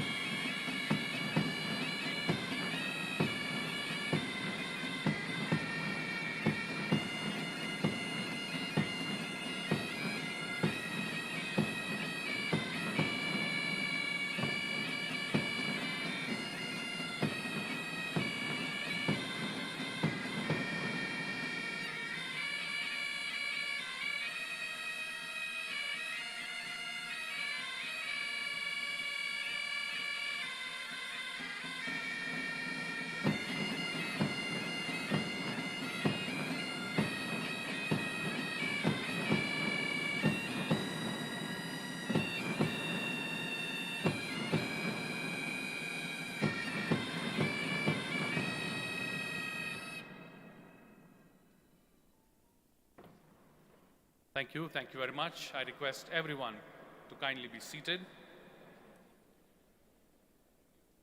A very warm welcome and good evening to all the dignitaries on the dais and everyone in the audience. We all have gathered here today for the valedictory ceremony of 8th World Parliament of Science, Religion and Philosophy. In the discourse of last 3 days, we have witnessed some of the magnificent moments of this 8th World Parliament of Science, Religion and Philosophy. Namely, we had 10 sessions in which many stalwarts of every walk of life enlighten us with their thoughts. Right from the mind, matter, spirit and consciousness, Om tends to E is equal to MC square, Om and Patanjali Yoga Sutra, India's greatest gift to mankind, union of science, religion and spirituality alone will bring the harmony and peace to mankind. Philosopher Saint Shri Gyaneshwara World Peace Dome, spiritually oriented scientific laboratory for the world peace. India's voyage of science from the Vedic to modern times, the basic of value-based universal education.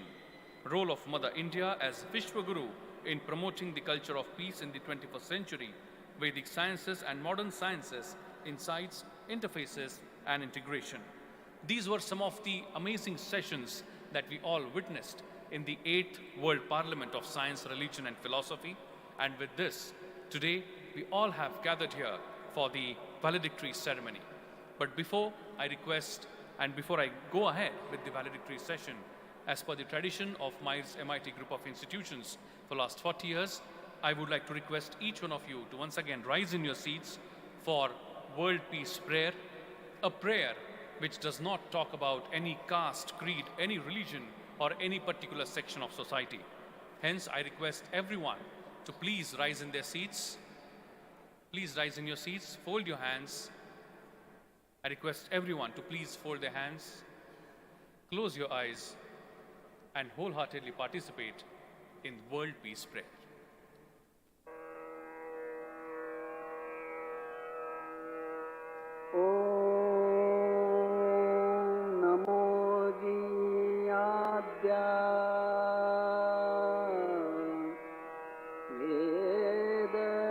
प्रतिपाद्या जय जय स्वसंवेद्या आत्मरूपा देवातुति गणेषु सकलार्थमति प्रकाशु म्हणे निवृत्तिदासु अवधारि बोधि गुरुर्ब्रह्मा गुरुर्विष्णु गुरुर्देवो महेश्वरः गुरु साक्षात् परब्रह्मा तस्मै श्री गुरवे नमः।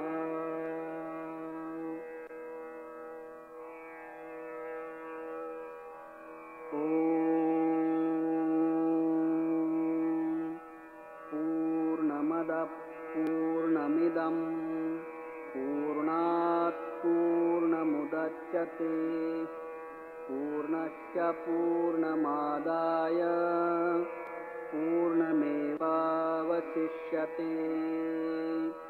ॐ शान्ति शान्ति शान्तिः। Thank you very much. I now request the Honorable Vice Chancellor of MIT World Peace University, Pune, Bharat, Professor Dr. R.M. Chitnisar, to kindly propose welcome address.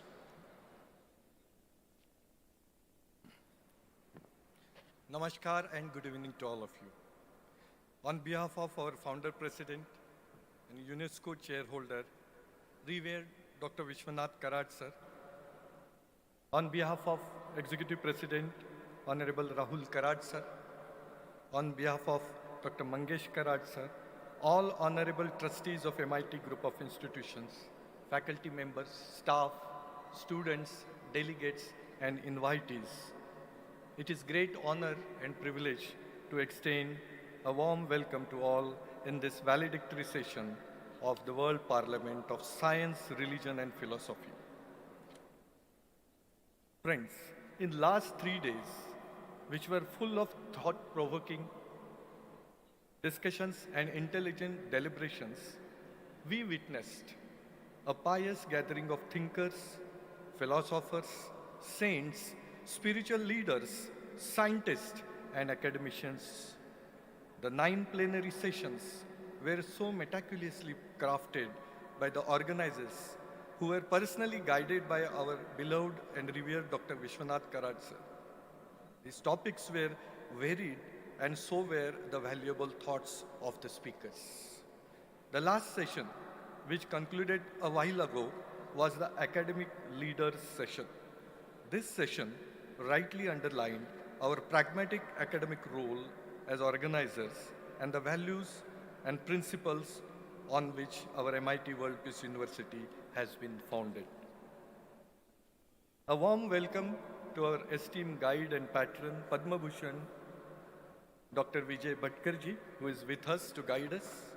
A very warm welcome to special guest of honor today's ceremony, Honorable Professor Priyankar Upadhyayji, who is a UNESCO Chair Professor at Banaras Hindu University and Global Fellow of Peace Research Institute, Oslo and Varanasi. And a hearty welcome to Shri Rahul Solapurkarji, who is a multifaceted and multi-talented personality in the field of arts and the culture. May we welcome Honorable Karve Guruji, who will bless us with his divine blessings. Honorable Swamiji Riteshwar Swami, and we also welcome our honorable guests who are not present amongst us, but they are online from United States of America. Honorable Dr. Ashok Joshi ji, founder, Microlin LLC, Salt Lake City, Utah, USA. Honorable Ronald Gunnell sir, founder, global chairman at the Truth Alone Triumphs, Global Enterprise LLC, Salt Lake City, Utah Valley, USA. Honorable King Hussain sir, chairman and CEO of Span Construction and Engineering Incorporation, USA. Honorable Brian Grimm, President, Religious Freedom and Business Foundation, Washington, D.C., USA, who will be coming online with us. Friends, we are honored and privileged to welcome the chief guest of today's valedictory session and the Honorable Governor of Kerala, Shri Arif Mohammad Khan Sahab.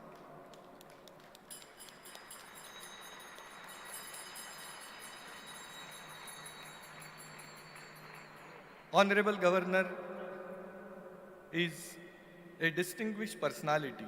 Apart from being an extremely able governor, he has been a great political leader throughout his career, an acclaimed author, a visionary transformationist, especially for Muslim women, and a devoted social worker, having established Samarpan, which is an organization for the physically handicapped and challenged people. We are truly honored, sir, to have you here and grace the occasion. And finally, a warm welcome to all of you on behalf of our MICE trustee members who are present here, in presence here as well as online. You all are aware that this program is being live streamed on YouTube channel as well as Facebook, and thousands of students and faculty and gentlemen and women are attending this online for last 3 days. So, with you, may I welcome all of them for this spectacular conclave of 8 world parliaments, science, religion and philosophy, for this important finale, which is a valedictory session. Friends, in the culmination of this 8th world parliament, let's begin this prestigious valedictory session and gather the pearls of wisdom from the thoughtful addresses of today's guest of honor. Welcome all once again. With this, I will hand over mic to Master of Ceremony. Thank you all. God bless you. Jai Hind and Jai Bharat. Dhanyavad.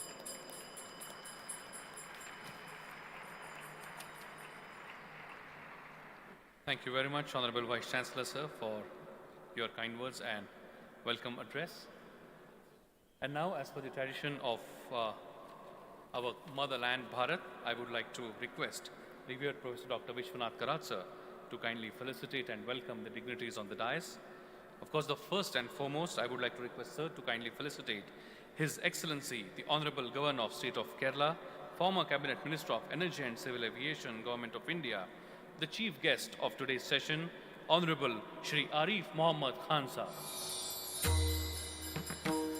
A big round of applause, my friends, as we welcome Honorable Shri Arif Mohammad Khan Sahab.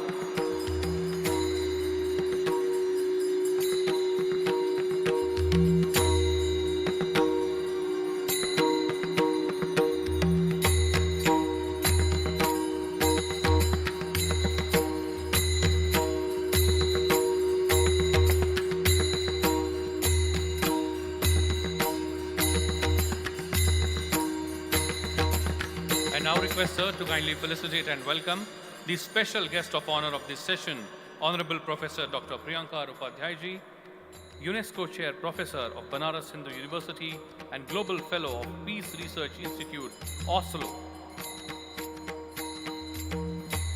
He is accepting the felicitation at the hands of Shri Rahul V. Karad.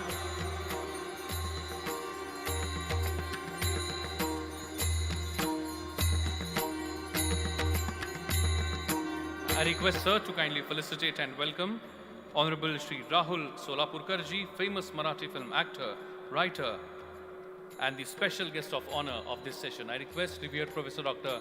Vishwanath Karat, sir. Honorable Vice Chancellor of MIT ADT, Dr. Mangesh Karat, sir, felicitating Shri Rahul Solapurkarji.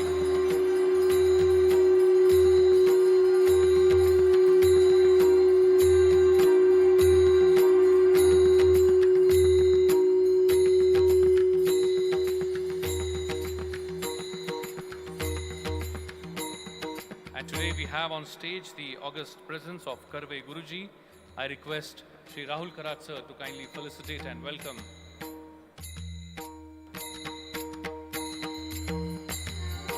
Parama Puja Karve Guruji.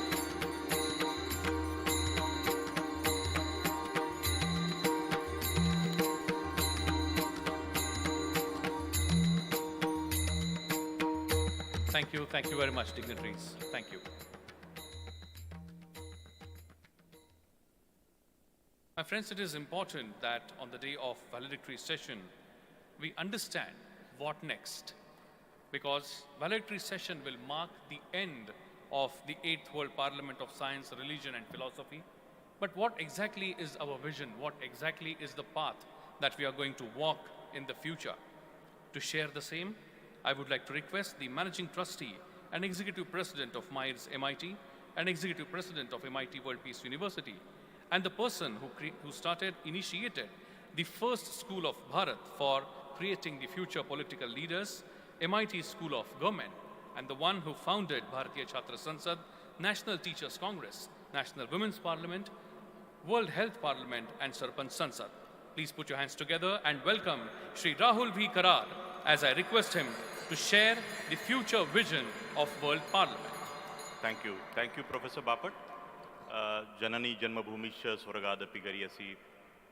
Behalf of the bodies of trustees, our beloved founder, Dr. Vishwanath Karad sir, the chairman of organizing committee, Dr. Vijay Bhatkarji, all of the respected trustees sitting on the dais, Professor Mangesh Karad, and in particular I want to make a mention about Riteshwar Swamiji. Maybe yesterday it was a different lot of students, but a great guru here sitting amongst us. Thank you so much for coming all the way from Rishikesh. In that side particularly, there is another Vibhuti sitting, Sri Maharshi Karve Guruji ji, a great astrologer, and he's just 90 plus, 93. So Karve Guruji is another one such luminary here sitting on the dais. Of course, we have the UNESCO chair holder, Priyankar Upadhyay Sahab is also here. What a good fortune, Priyankar ji, आपका आज यहाँ पे आना हुआ. बाकी सभी मान्यवर मंच के ऊपर बैठे हुए, Dr. Chitnis, and our well-wisher and our beloved friend Shri Rahul Solapulkar ji, who is working for the Sanatan Dharma through his various such acts and various cultural activities. Thank you so much, Rahul Solapulkar ji, for being here. And everybody sitting, Dr. Suchitra and Dr. Swati, all other members. And of course, the last but no, I want to speak about Honorable Governor Sir separately. So, and in the audience there are many such. Lari Azad Sahab, you did a wonderful job sometime before. We were worried about because the student community was sitting here and we were just waiting for Honorable Governor Sir to come here. But you, I think, engaged so beautifully through your unique style, and Edison Samraj ji also. I see Madam Yadav, she's sitting here in the audience. Thank you, Madam Yadav. She's a very senior member of the UGC and a Vice Chancellor. Thank you, Madam Yadav. And all other respected members sitting here, Professor Das and Pandit Vasantrao Gadgil ji, who is very much sitting in the front row. In 2012 at MIT World Peace University, Honorable Prime Minister specially came to felicitate Shri Pandit Vasantrao Gadgil ji, Governor Sahab. Just he completed his seva of Sanskrit for 60 years. So Pandit Vasantrao Gadgil is another such person, and recently for some government program, again Prime Minister Modi ji came to MIT. That was of course not MIT World Peace University, our institution program, but what a good fortune. And today is a great day, my dear friends. Last 3 days, such a wonderfully, Dr. Chitnis, Professor Milind Pandey, Professor Chakradev, all other team members of MIT World Peace University and ADT University, they worked so hard for the accomplishment of this very 8th World Parliament of Science, Religion and Philosophy. I'm just sharing a little my sentiments because Dr. Chitnis just now shared his mind beautifully about overall conduct of last 3 days. But Governor साहब बहुत अच्छा 3 दिन तक जिस तरीके से लगातार engagement रही, बहुत अलग अलग लोगों ने अपने अपने तरीके से ये पार्लियामेंट हम जब भी आयोजित करते हैं तो कम से कम 4-6 महीना जाता है. बट पता नहीं आदरणीय कराड़ सर के मन में ये विचार, वो बोले राहुल ये हमें ये करना है और 40 दिन में इतने सारी डिग्निटरीज और पूरे भारत के सभी लोग इसमें पार्टिसिपेट किए. कैसे आयोजन हुआ हमें भी पता नहीं. Professor Mangesh, myself, we were worried कि ये कैसे होगा और इसका पूरा इतना कम समय में लोग कैसे इसको रिस्पॉन्स करेंगे. बट एक बहुत अच्छा एक मैं कहूँगा कि knowledge creation through this very exercise of World Parliament of Science, Religion and Philosophy for the betterment of the student community, we could accomplish this today, and we have a great satisfaction. Yesterday, Bhagat Singh Koshyari Sahab was here और उन्होंने भी बहुत अच्छा भाषण दिया. बाकी भी काफ़ी सारी लोगों ने अलग अलग तरीके से भाषण किया. मैं अभी एक इंट्रोडक्टरी के नाते यहाँ पे खड़ा हूँ, बहुत लंबी बात नहीं करूँगा, 2-3-4 मिनट में मेरी बात ख़त्म करूँगा. लेकिन गवर्नर साहब यहाँ होने के नाते जो ऐसी व्यक्ति मेरे लिए वो मेरे हृदय से कहिए या एक इमोशनल फीलिंग है. मेरे पिताजी के मतलब आदरणीय कराड़ सर के तो बहुत वो नज़दीक है, बट मैं भी सर आपको एक अलग तरीके से, बिकॉज राजनीति का प्रशिक्षण देने का पहला संस्था 2005 में MIT स्कूल ऑफ गवर्नमेंट के माध्यम से शुरू किया. और बहुत भारत में आज के डेट में बहुत कम लोग इस तरीके से राजनीति में है. काफ़ी सारे अच्छे लोग हैं और हम इसी बात को बढ़ावा दे रहे हैं कि पढ़े लिखे लोगों ने राजनीति में आना चाहिए, अच्छे लोगों ने राजनीति में आना चाहिए और हमारा डेमोक्रेसी का पूरा ट्रांसफॉर्मेशन होना चाहिए. तो मैं सर आपको एक राजनीति का आध्यात्मिकरण इस विषय के ऊपर भी थोड़ा बहुत हम काम कर रहे हैं। तो whenever I look at you, I see that reflection, that energy, that inspiration, and you know that, and we all get foster, the fraternity get foster whenever they look at you. कोई guest आता है तो उसकी तारीफ करना स्वाभाविक है, अपना अतिथि देवो भव। बट मैं सभी स्टूडेंट्स को अपील करूंगा कि अगर आरिफ मोहम्मद खान साहब का अगर आपने थोड़ा सा चरित्र देखा, बैकग्राउंड देखा, और मैं कई बार मेरी ये कोशिश रहती है कि कोई व्यक्ति किसी मकाम पे पहुंचती है तो मैं उसके पोजीशन में जाके वो वहाँ तक किस तरीके से लैडर वो पार करके वहाँ तक पहुँचा, इसका मैं थोड़ा सा मैं एक वो महसूस करने की कोशिश करता हूँ, और तब जाके व्यक्ति की गहराई बहुत ज़्यादा अच्छे से समझ में आती है। ऐसा मेरा खुद का एक अनुभव रहा है।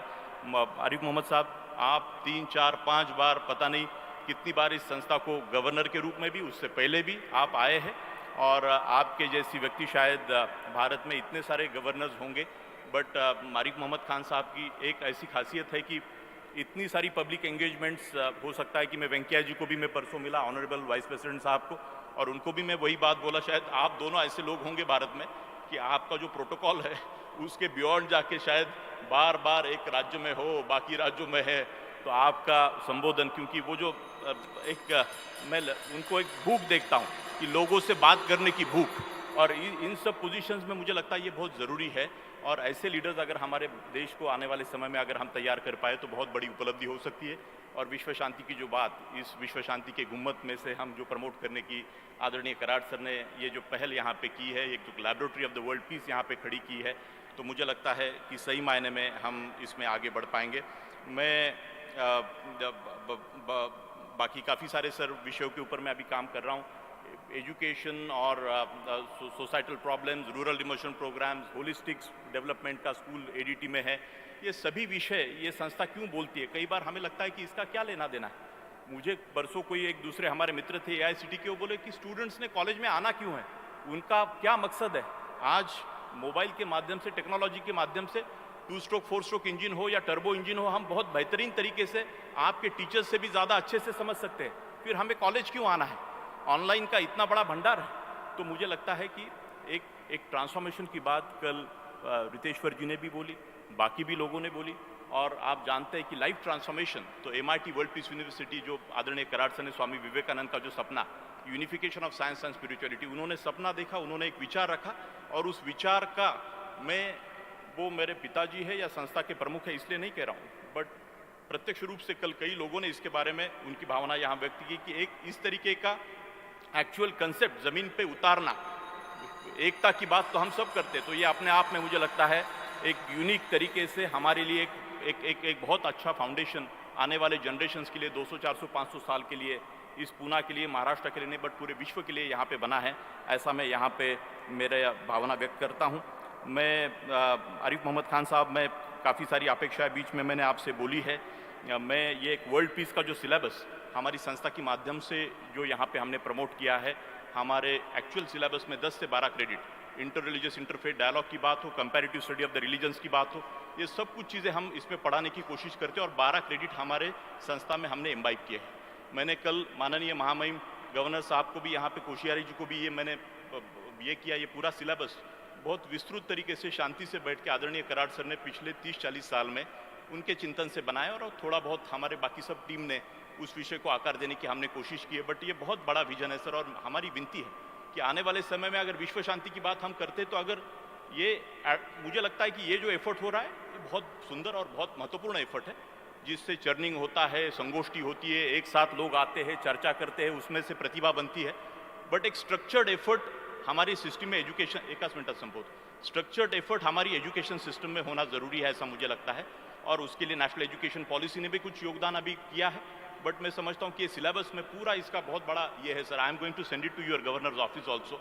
और आपने केरला में एक कम्युनिकेशन भेजा कि दौरी कोई भी यहाँ पे दहेज नहीं लेगा पूरे बच्चों को, तो पूरे केरला में और पूरे भारत में उसका मैसेज था। तो उसी तरीके से मैं समझता हूँ, और ऐसे काफ़ी सारे क्रांतिकारी निर्णय आपने आपके लाइफ टाइम में लिए हैं सर, और ये भी एक बहुत क्रांतिकारी निर्णय हो सकता है। You being a policy maker, you being a chancellor of the so many government institutions. कल कोश्यारी जी ने भी इसके बारे में एक भावना व्यक्त की। मैं आपसे भी ये विनती करता हूँ, तो सही मायने में इस जो विश्व शांति के गुम्मत का पर्पज़ ये हम मुझे लगता है कि ये कंप्लीट कर पाएंगे। इसके लिए मैं आदरणीय कराड़ सर को विनती करूंगा कि ये आप ये जो पर्टिकुलर पीस का सिलेबस है ये आप आदरणीय महामहिम गवर्नर साहब के हाथ में दे दे। धन्यवाद। जय हिंद, जय भारत। आपको बहुत बहुत शुभकामनाएं। Thank you so much. Thank you so much, Sri Rahul Karat sir. And now it's a beautiful moment in which revered Professor Dr. Vishwanath Karat sir is handing over the syllabus for world peace to His Excellency Honorable Governor of Kerala, Shri Arif Mohammad Khan Sahab. Thank you very much for that. And now we have with us the Chairman of Organizing Committee of World Parliament of Science, Religion and Philosophy, Padma Bhushan and Chancellor of Nalanda University, father of Param Supercomputer and Chairman of National Steering Committee of Unnat Bharat Abhiyan, and former Chairman of Board of Governors, IIT New Delhi. Please put your hands together and welcome with a big round of applause, Padma Bhushan, Dr. Vijay P. Bhatkar sir.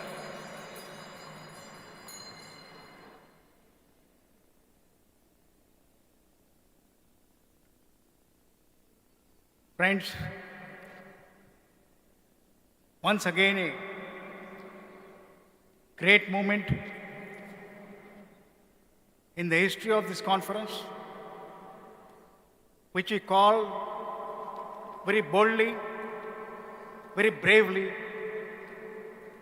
thanks to the nomenclature that has been given to this conference, which we call World Parliament.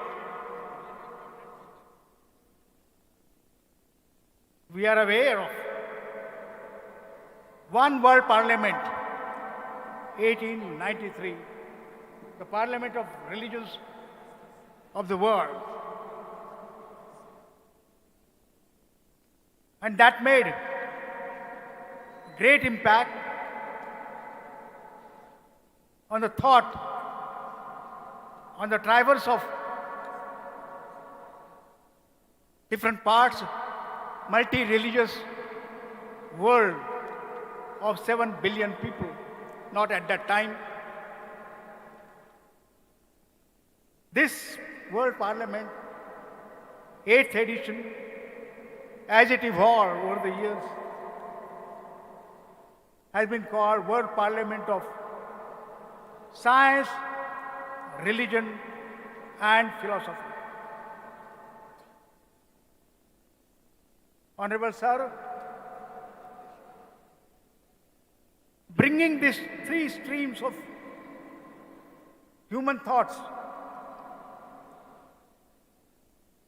has been a very bold attempt indeed.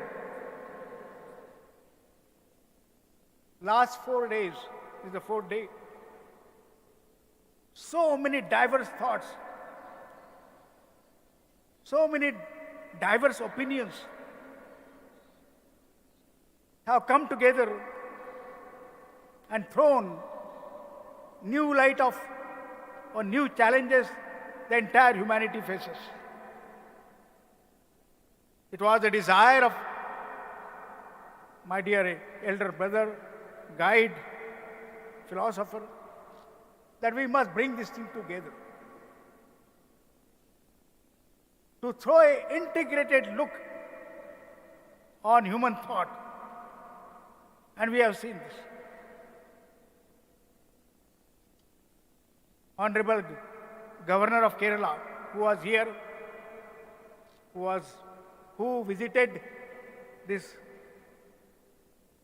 magnificent dome and addressed many conferences, many thoughts, and enlightened us.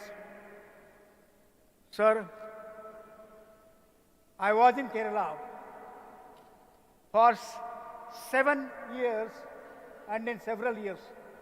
It is there. The electronics revolution was actually sparked off.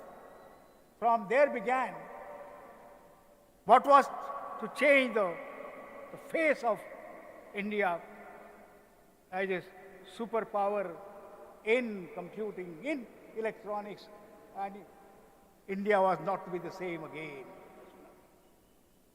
I was just there for Rajiv Gandhi Center for Biotechnology, and I was wondering how this communist state essentially is taking lead, not lead, taking leap in several cutting edge of technologies. And that is possible, that was possible, and that was made possible, where not a single industry could be grown. I don't want to speak on that.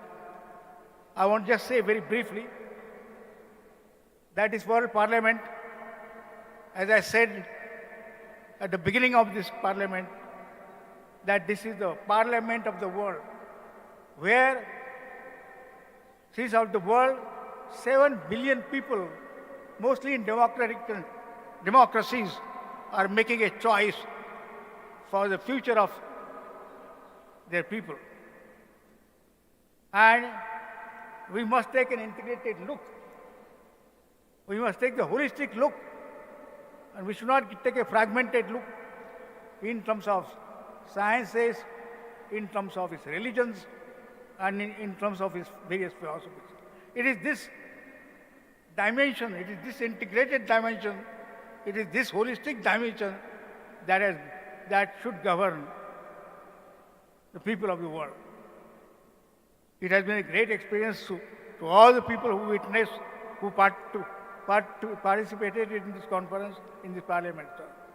I'm sure we'll go back from here more enlightened, more educated, and throw new dimension, create new dimension to the reality, so that world will be a better place, and we will transform this world into a peaceful world, hopefully for the benefit of entire humanity. I'm very happy, sir. I'm very happy, Professor Karat, sir, that this dimension has never been brought in this form ever. And we are trying to impart that dimension here. Once again, it has been a very enlightening experience. I congratulate, I greet, for all the people who address this parliament and throw new light on how the future humanity should be. So thank you again, once again. Thank you so much for giving a wonderful dimension. Thank you very much. Chairman, sir, we are really blessed to have Padma Bhushan Dr. Vijay P. Bhatkar, sir, as the chairman of Organizing Committee of 8th World Parliament of Science, Religion and Philosophy. Thank you very much for your thoughts. We now have with us the UNESCO Chair Professor of Banaras Hindu University and Global Fellow of Peace Research Institute, Oslo, from Varanasi.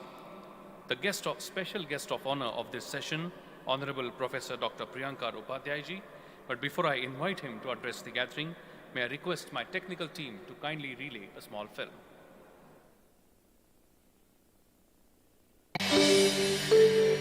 Professor Priyankar Upadhyay holds the UNESCO Chair for Peace and the Intercultural Understanding at Banaras Hindu University, Varanasi. He also heads the Malivia Center for Peace Research Institute in the university. Professor Upadhyay holds the Masters in Philosophy and Doctor in Philosophy degree of Jawaharlal Nehru University. He also holds an Advanced International Diploma in Conflict Resolution from Uppsala University, Sweden. Having over 36 years of experience in teaching, Professor Upadhyay has supervised over 20 doctoral and postdoctoral researchers. Professor Upadhyay has received 2014 ICCR Chair, Dublin City University, Ireland, 2014 University Desk Researcher, 2019 Senior Fellow, International Peace Research Institute, Oslo, and many more such honors and awards. We are honored to have Priyankar Upadhyay here at it. Thank you very much for that film. Please welcome with a round of applause, Honorable Professor Dr. Priyankar Upadhyay ji. Over to you, sir. Thank you so much. I just looked at these wonderful visuals and I was very tempted to take them back to my own city, my own university. They're so beautifully made. His Excellency, Honorable Shri Arif Muhammad Khan, the Governor of State of Kerala, and most revered Professor Dr. Vishwanath D. Karat, the senior most UNESCO chair for peace in this country now, and perhaps the most illustrious one. Dr. R.M. Chitnis, the Vice Chancellor, MIT World Peace University. Padma Bhushan Dr. Vijay Bhatkarji, whom we heard, Chancellor of Nalanda University and an eminent scientist in his own right. And most dynamic, Mr. Rahul V. Karat, whom I heard and I was congratulating him for his dynamic speech. He's Executive President of MIT World Peace University. Dr. Mangesh T. Karat, Executive President, MIT ADT. Dr. Rahul Solpurkar, the film actor, celebrity, writer, and a creative person, and Professor Swati Karat. This is a little list I made. If I'm missing somebody, my apologies. And not to miss, very honored, a great friend, Professor Pathan, who is responsible for my being here. His very sharp and emotional insistence in Delhi UNESCO chair meet brought me here. Thank you very much, sir. And my pranam. For me, it's a blissful moment. It's a dream come true.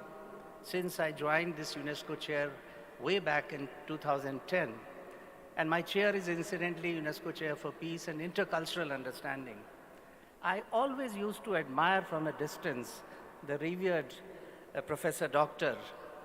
Vishwanath Karat and the way he has built up an institution. Sometimes I will tell my colleagues, look, I'm a small fly. Look at this man. I can never reach even one point of his achievement. So this is a blissful moment that I am in his institution, in his creation. And of course, I have brought blessings from the Kashi Vishwanath, to the city of Professor Dr. Vishwanath. So there is a Vishwanath link, and somehow I feel that I'm not here perchance. Maybe you might be hearing about the imprint or somehow the Banaras Hindu University that I belong to. I have been there past 40 years plus, and this institution having more organic and dynamic links. Now, there is also a very special feeling that I had. And the feeling is that when at Banaras Hindu University, we think about Pandit Madan Mohan Malviya, the great educationist, the person who created an institution, and of his absolutely immense, enormous achievements to conceive at that point of time during the British era, a university which brings the best from East and the West. He was many science departments like metallurgy, chemical engineering were first time introduced in Banaras Hindu University. At the same time, a very special focus on Oriental studies, Sanskrit studies, and Vedic studies, East and West coming together. And more significantly, value education. You know, one of the first posters or epithet that we see on our Vice Chancellor's house is that the university is not a production place of, and this is especially for my young friends, I should have also welcomed you here, that university and education is not simply to get job or professional, job-oriented education, but university and education is a place where you learn values to how to become better citizens and better global citizens. And these values I find, if I find in anybody at this time in this country, I find in my most honorable and revered guru, Professor Vishwanath Karat. I mean, he had no reasons to name this university as World Peace University. In frustration, and I'm, I think, one of the oldest peace researchers in this country. I mean, globally, I'm acknowledged as that for good or bad reasons. And I'll tell you, peace does not sell. Violence, security, military studies, they have takers all over. But peace doesn't sell. And despite that, he realized that peace has to be brought at a center stage. Peace has to charge all that we know. And what kind of peace? Not simply disarmament in nuclear weapons, although they are also important, but inter-religious peace. That's the clue. Today, if you look at the world, especially the post-clash of civilization world, suddenly the United Nations and all institutions have become very conscious of interreligious dialogue. But it was a part of our great Indic religion, in Hinduism, in Buddhism, in Jainism, in all religions. And this is the spirit that Professor Vishwanath Karad saw it coming, and before anything, he created an institution to display that. When I look around, my eyes were wet, because this is the dream come true. In a single peace dome, you find Christ, you find Buddhism, you find everybody. And why not?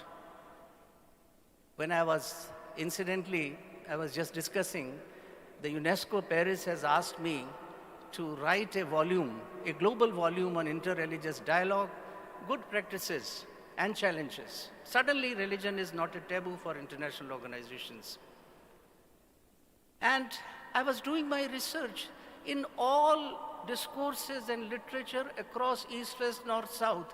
There is one acknowledgement that the interreligious dialogue begin with Vivekananda, Swami Vivekananda's famous Chicago speech, 1893. And that day, before that, nobody knew him. Nobody knew India that sense. But he brought all religions together. So he is seen as the protagonist of interreligious dialogue in the modern sense. I mean, of course, somebody may say that, well, our Veda, our Upanishad, the Buddhist treatise, they're all full of these things, no denying, but to brought it center stage. And today, while we were pulling that rope for the peace, bell, I was taught that in September 1893, after Vivekananda Swamiji spoke, 10 bells were rung for 10 different religions. And that was the first time in the human history that all religions, they came together.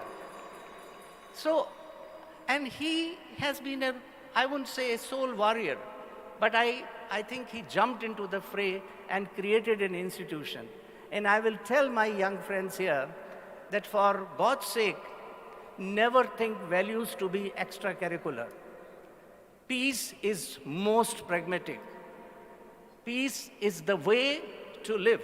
There is a very famous theologian, in academic discourse, he's highly quoted, and he would say, there'll be no peace in the world until there is peace within the religion or among the religion. And there'll be no peace in religion unless there is a dialogue. So the dialogue, the interreligious dialogue, in the West, Abrahamic religions call it interfaith dialogue, is the flavor. Take it or leave it. This is the way we have to live. And peace, I always insist, is pragmatic.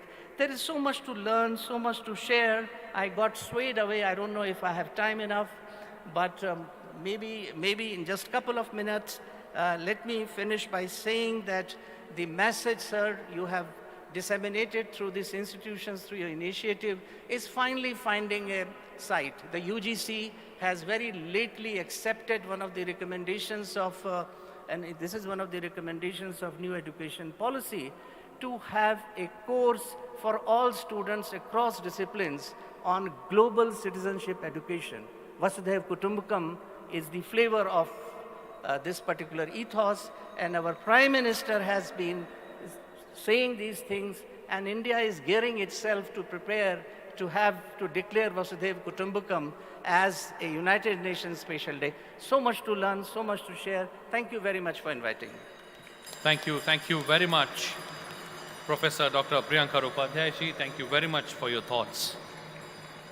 We now have with us the special guest of honor, a famous Marathi film actor and writer, Shri Rahul Solapurkar ji. But before I invite him to address the gathering, I request my technical team if they can please relay a small film made on life and work of Shri Rahul Solapurkar ji.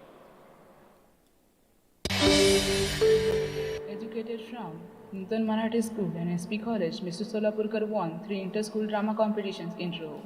He also received 5 various prizes in inter-school oratory competition. In 1979, Mr. Solapurkar received Best Cadet of the Navy from NCC along with over 9 gold medals from then Prime Minister Morarji Bhai Desai. During the same period, he stood first with total 65 oratory and storytelling awards, working over in 22 amateur plays, 25 commercial dramas, 106 Marathi films, along with 5 Hindi films, 31 Marathi serials, along with his extremely popular role, Rajashri Shahu Maharaj. Working in television, serials, and plays, Mr. Solapurkar has 40 years of experience of the stage. We are honored to have Mr. Rahul Solapurkar here.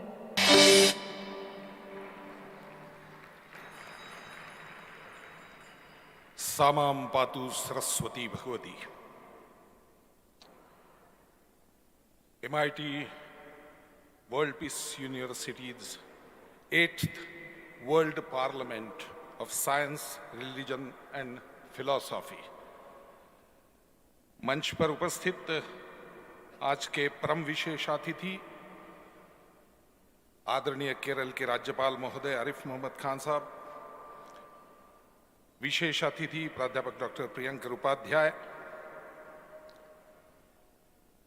मेरे आदरणीय गुरु doctor Vishwanath Karad ji, doctor Vijay Bhatkar, आदरणीय करवे गुरुजी ji, doctor Rahul Karad, doctor Mangesh Karad, Swati madam, बाकी सभी धर्मों के पंथों के प्रतिनिधि, सम्मान्यगण और सभी महानुभावों को सादर प्रणाम।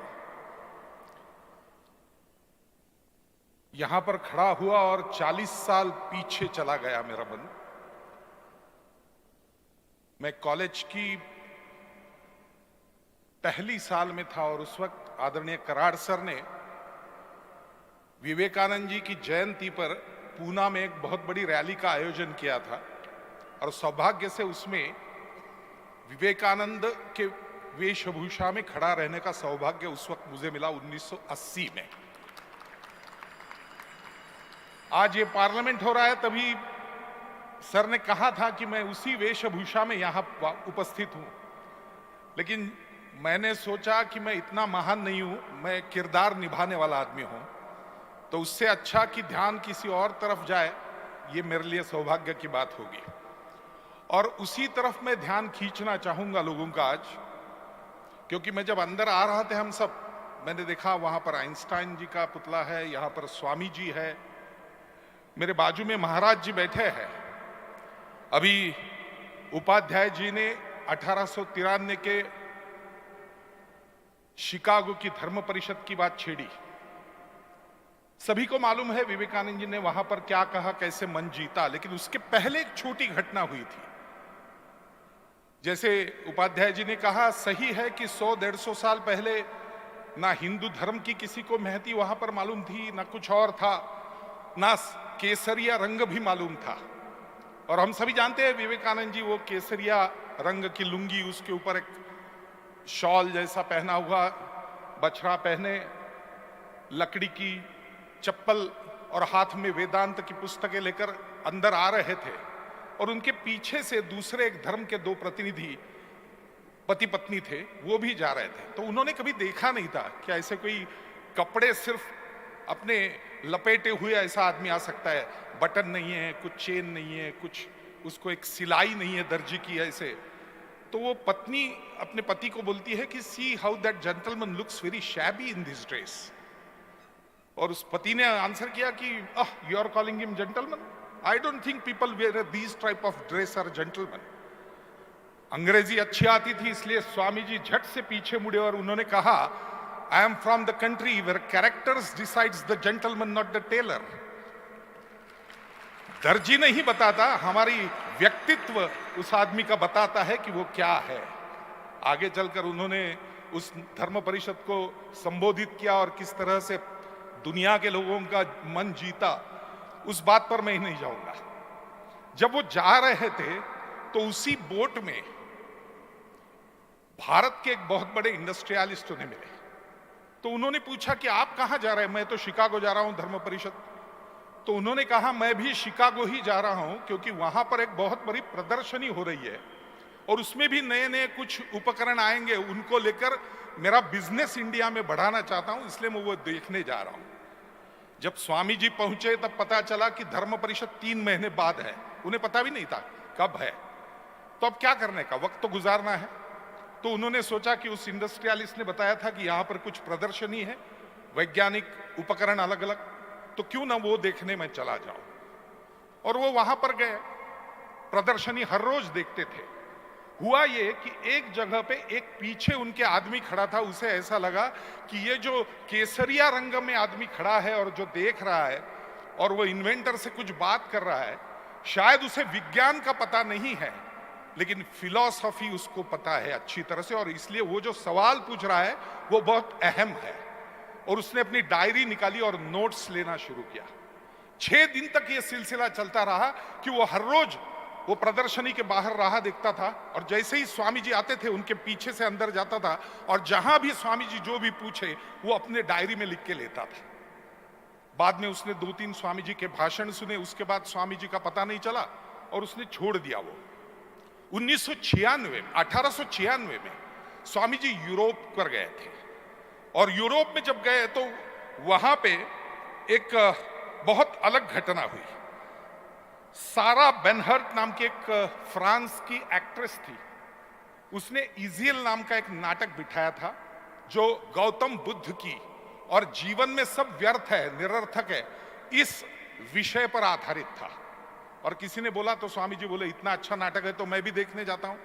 स्वामी जी नाटक देखने गए और जैसे ही श्रोतागणों में स्वामी जी को देखा, सारा बेनहर्ट अच्छी तरह से उन्हें पहचानती थी, उसने जाके उन्हें संदेशा भेजा कि स्वामी जी नाटक के बाद अंदर आना, मेरे एक दोस्त को मैं आपसे मिलवाना चाहती हूं। स्वामी जी अंदर गए नाटक के बाद। अंदर जाने के बाद उस दोस्त को उन्होंने मिलाया और उस दोस्त ने एक डायरी निकाली और उनके सामने रखी, वो सारा बेनहर्ट के। स्वामी जी पढ़ने लगे तो उन्हें पता चला कि ये तो 1893 में जब मैं वहां पर इंडस्ट्रियल प्रदर्शनी में गया था तब मैंने पूछे ये सवाल है, उसकी नोट्स ली है उसमें। तो उन्होंने पूछा ये आपके पास, तो बोले मैं 6 दिन आपके पीछे पीछे चलता रहा और ये सारी नोट्स ले ली।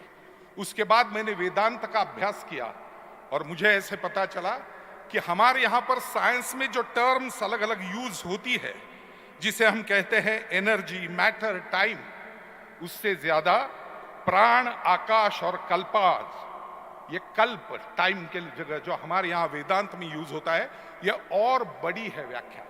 तो क्यों ना मैं इन्हीं को ही यूज करूं अपने साइंस के नई नई इन्वेंशंस में। और आगे चलकर उसने जितने भी साइंस के इन्वेंशंस किए उसमें ना कहीं उसने यूज मैटर का किया, ना एनर्जी का किया, ना टाइम का किया। हर जगह पुस्तक में उसने सिर्फ लिखा है प्राण, आकाश तत्व और कल्पाज। और उस आदमी का नाम था Nikola Tesla, one of the greatest scientists of the world। 2012 में जब सार्धशती हुई तब एक बुक निकला निकोला टेस्ला और स्वामी जी की गहरी दोस्ती पर, उनके सारे खत और बाकी सारी चीजें। और उसमें उसने लिखा है कि गणितीय पद्धति से फोर्स और मटेरियल, इन दोनों को मैं अगर एक ही व्याख्या में बताना चाहता हूं तो मैं उसके लिए नाम दूंगा चेतना। ये निकोला टेस्ला ने लिखा है। इसलिए मैं सिर्फ इतना ही कहना चाहूंगा, क्योंकि ये 8वीं वर्ल्ड पार्लियामेंट है dedicated for science, religion and philosophy. 8 का मतलब हमारी धर्म में और है। ये डोम में हम खड़े हैं, जागतिक प्रसिद्ध है इसे। अगर इसके सेंटर से हम 8 लाइनें लेंगे और उसको हम पूरी तरह से देखेंगे तो हम कहते हैं 8 का मतलब है अष्ट दिशा।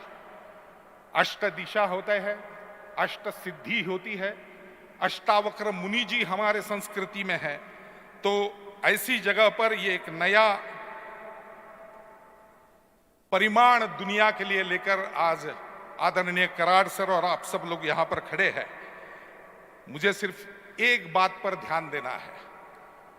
स्वामी विवेकानंद जी का महानिर्वाण 1902 में हुआ और जिसका जिक्र शुरू में हुआ अल्बर्ट आइंस्टाइन का सुप्रसिद्ध संशोधन वो 1906 में आया था, E=mc²। लेकिन अगर ये पुस्तक आप पढ़ोगे तो उसके प्रीफेस में उसने लिखा है कि इसके लिए जितने भी अच्छे अच्छे रेफरेंस मैंने लिए, उसमें सबसे अच्छा रेफरेंस मुझे मिला, वो मिला निकोला टेस्ला की बुक से। और निकोला टेस्ला की बुक की प्रीफेस अपर पढ़ोगे तो निकोला टेस्ला ने बताया है कि ये सारा पाया स्वामी विवेकानंद जी के तत्वज्ञान पर आधारित है। तो विज्ञान और अध्यात्म हाथ में हाथ लेकर अगर आगे जाए तो पश्चिम का विज्ञान और भारत का अध्यात्म, इन दोनों को लेकर दुनिया में एक नई क्रांति पैदा हो सकती है, ये स्वामी जी का कहना था। और उसी को लेकर आज आदरणीय कराड़ सर भी उसी दिशा में काम कर रहे हैं। ये दुनिया भर में प्रसिद्ध डोम में मैं सिर्फ इतना ही कहने के लिए आया था कि स्वामी जी का वो तत्वज्ञान लेकर अगर हम आगे बढ़ेंगे तो पूरी दुनिया के लिए विश्व गुरु के माध्यम से काम करने का भारत का सपना जल्द ही साकार होगा। और आप सभी जो भी यहाँ पर यंग ब्रिगेड उपस्थित है वो उसके हकदार होंगे, उसी के लिए काम करेंगे। इसी आशा के साथ मैं अपने वाणी को विराम देता हूँ। बहुत बहुत धन्यवाद।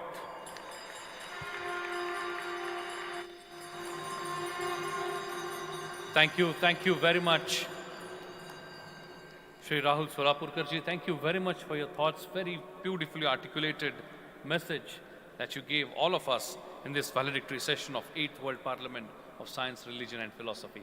Thank you very much, sir.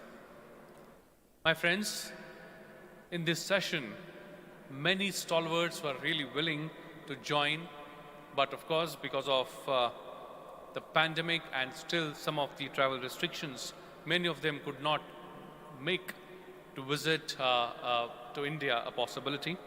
But we have with us many scholars from United States of America. We have right now with us Honorable Shri Ashok Joshi ji, the founder of Macrolane LLC from Salt Lake City, United States.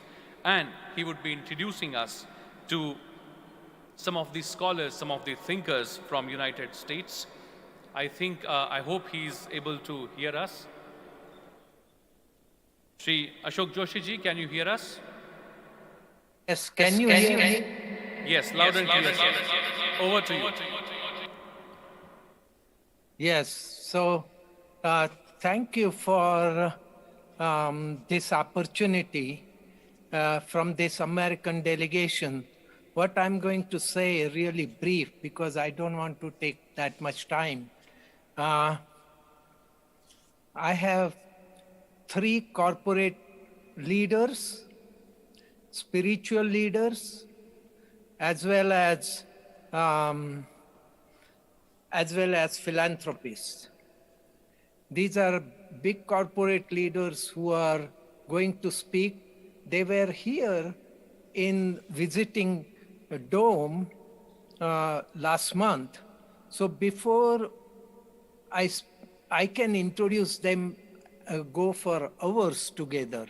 But why don't I hand over to them to speak about their visit to Dome as well as about Dr. Karad. Go ahead, Ron. Thank you, Ashok. Such an honor for me to be here. We're overwhelmed with gratitude and humility to share our thoughts and observations of our friend and associate, Dr. Vishwanath Karad, at this 8th World Parliament of Science, Religion, and Philosophy. We celebrate a man who, like many of us, began his life under humble circumstances, yet one who never forgot his rural roots, his Warkari family, or his teachings of his Guruji. I wanted to understand in a personal way what set him apart from other leaders, what unique values, beliefs, visions, sacrifice lifted this self-made man, a great teacher and a leader, to such prominence. 4 years ago, I had the unique opportunity to meet Dr. Karad, spending a full day with him privately at the very center of his life there in Pune, India. I was able to grasp the true significance of this man. Dr. Karad was so proud to not only show the grandeur of this World Peace University, but the meaning behind each building and college. I observed that his humility did not diminish his excitement, love, and passion as he described the purpose and mission of each college. He took time to eloquently share his vision with me of MIT World Peace University as a global force of unity. I began to understand why philosophy, religion, and science were indeed harmonistic and congenial. I began to see a man who for over 40 years has committed his life to building these harmonies into a value-driven education for millions in India. While mechanical engineering is his educational background, his love of agriculture has never left him. Dr. Karad is a great believer in the power of the liberal arts and its significant importance in his harmony approach to life. Kalan Karan once said, "Music is the language of the spirit. It opens the secret of life, bringing peace and abolishing strife." Once again, Dr. Karad shows his profound sense of harmony, and unlike many ordinary educators who consider liberal arts a second-class citizen in their classrooms. For the past 12 years, I have traveled to India for business and humanitarian work. I can attest that until meeting Dr. Karad and his son Rael, I have never realized there was a global vision of this magnitude centered on differing world religions, philosophy, and science. How does one even comprehend the impact of one's teachings, such as Dr. Karad? He embodies the very philosophers, scientists, and religious leaders he so honors at the World Parliament of Science, Religion, and Philosophy. In October 2019, I was invited by Dr. Karad to address the 5th World Parliament of Science, Religion, and Philosophy. My topic was religion and religious scriptures of the world as true life-guiding scriptures. What an honor for me.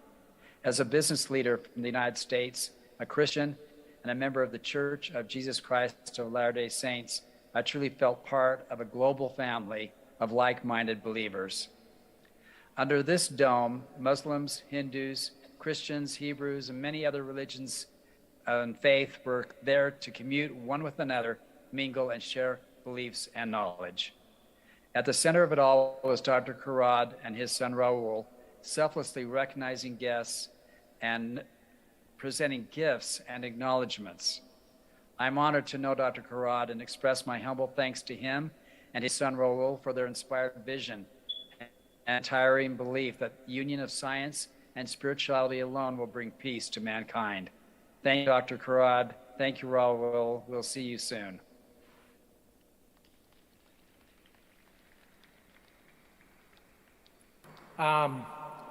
Brian, you want to go ahead and speak?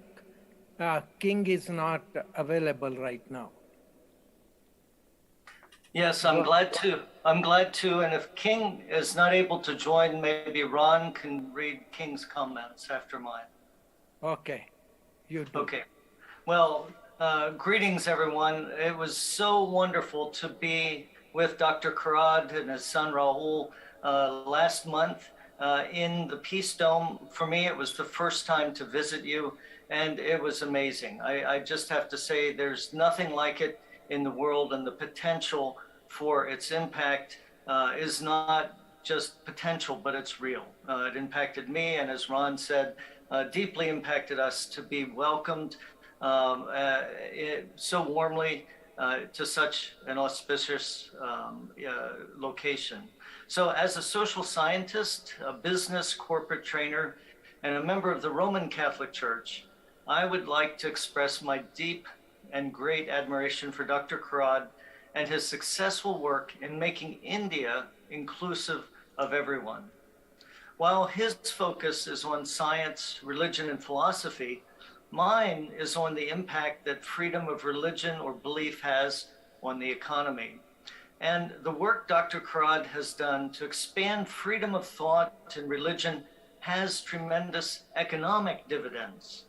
I'll give an example from the United States where we've done a national study where we found that such freedom allows religions of all sorts in our country to contribute $1.2 trillion to our national economy every year.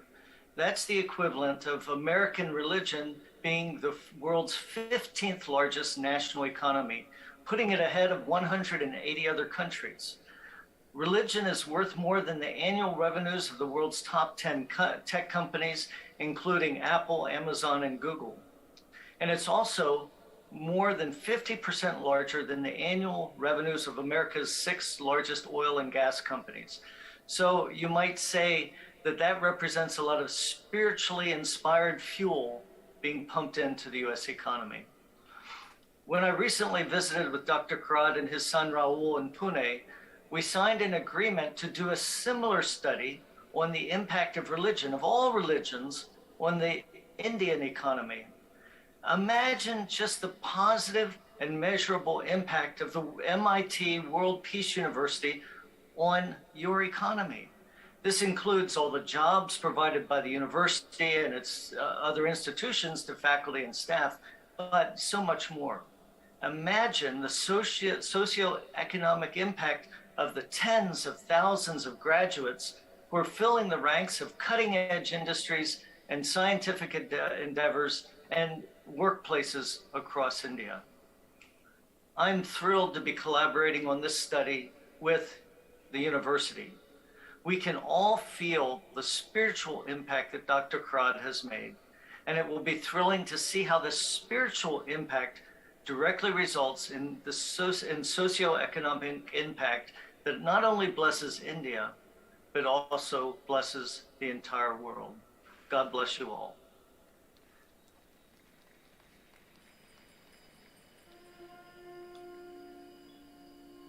Thank you, Brian. Ashok, would you like me to deliver King's message? A King's message, King is joining in 1 second. Great. He said, actually he is joining right now, as you can see. King, are you there?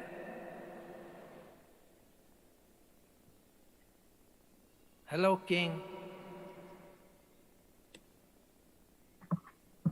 Yes, hello, can you hear me? Yes, there he we is. can.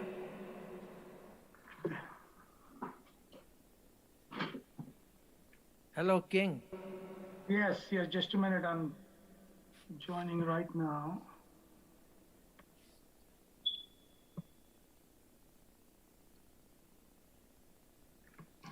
Okay, can you see me? No. We see your backdrop there, King. We don't see you.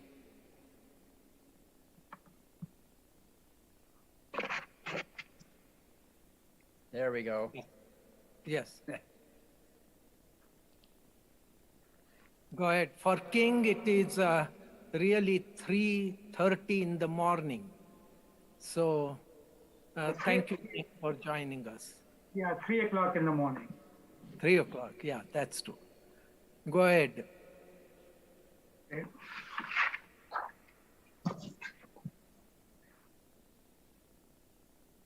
Well, namaste, everybody. Sorry for not being ready when you needed me. But I want to also express my thanks to Dr. Karad for the opportunity we have to place the statue of Joseph Smith, who is the founder of a church. He organized the church in the year 1830, and it has become a global church to improve the lives of all those who have been blessed by the teachings of the church. I had the opportunity to spend some time with Dr. Karad a few days ago when I was in Pune. And I am so grateful for his vision and for his efforts in promoting religious and spiritual harmony with people from different faiths. Not only Dr. Karad has a a harmonious vision, but his efforts are implementing what he believes in. I have no doubt that God is guiding Dr. Karad. He is a man of God. He is a saint. And I have felt that in all my time that I have spent with him.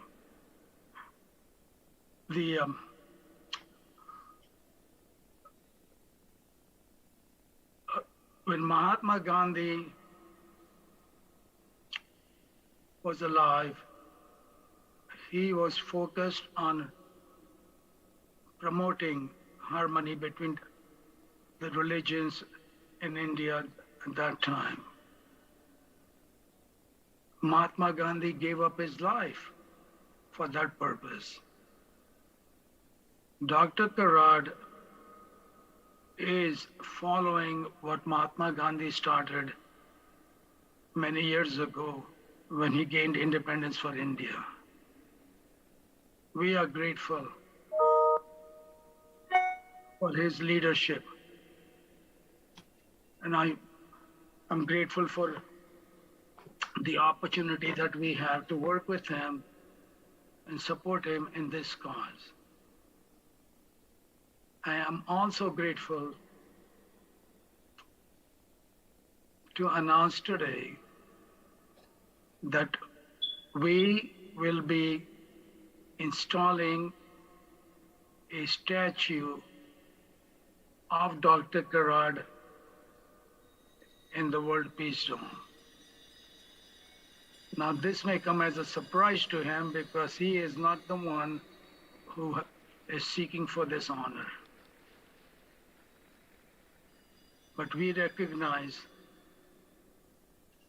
his contribution and his life, and we would very much like to honor him by having a statue in the World Peace Dome.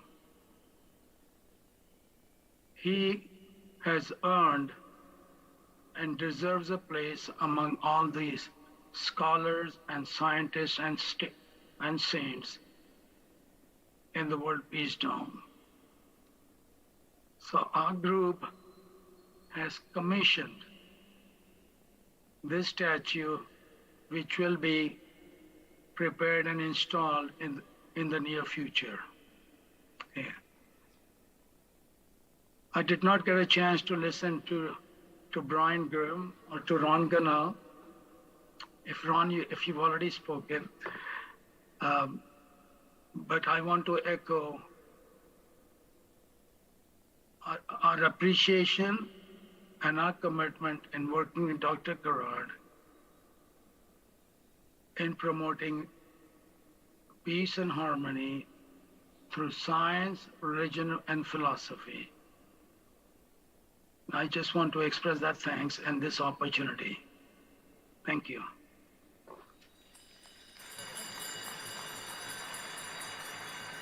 Okay.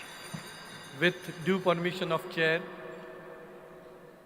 let me share with you that the concept which has come from abroad, the west part of United States of America, is such a wonderful that in this World Peace Dome, the Creator's statue, when he's alive, would be present. And we must give a great thunderous applaud, dear students, for this particular concept. Let's have a loud clap for this concept. And sure, we appreciate the concept and will do the needful. Thank you. Thank you very much, Dr. Ashok Joshi ji. Thank you very much, Ronald Gunnell, King Hussain, and Dr. Brian Grimm.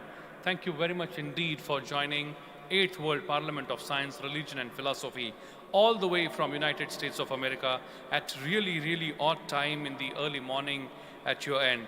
We all are absolutely grateful. We have close to, I don't know, more than 1,000 people sitting in front of this stage and thousands of people online. We all are really grateful to you for your time and all the thoughts that you have shared with us. Thank you very much. Once again, a big round of applause for all four of them, all the way from United States. Thank you very much.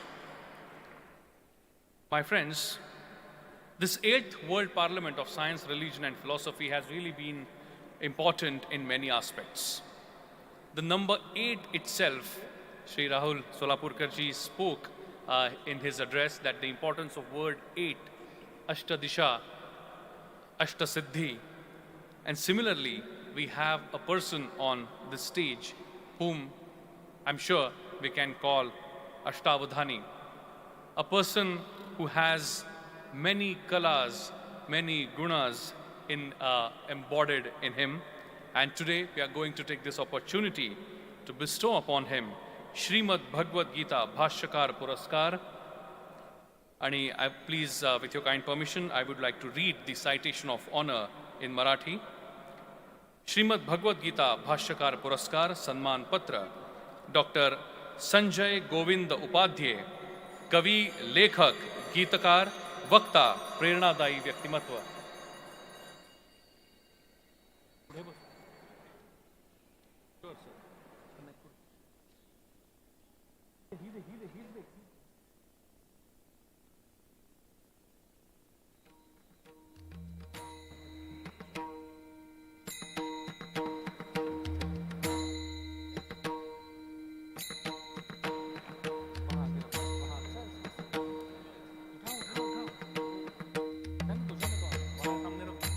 Facing that side.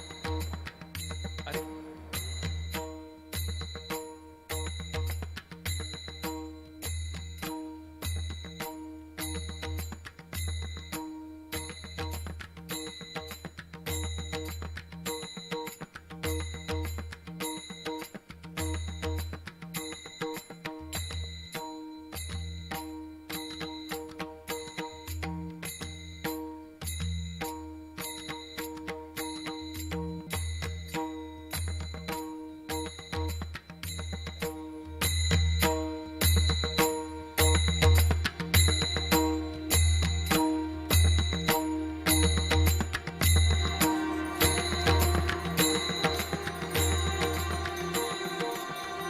And now let me have the privilege to read the citation of honor.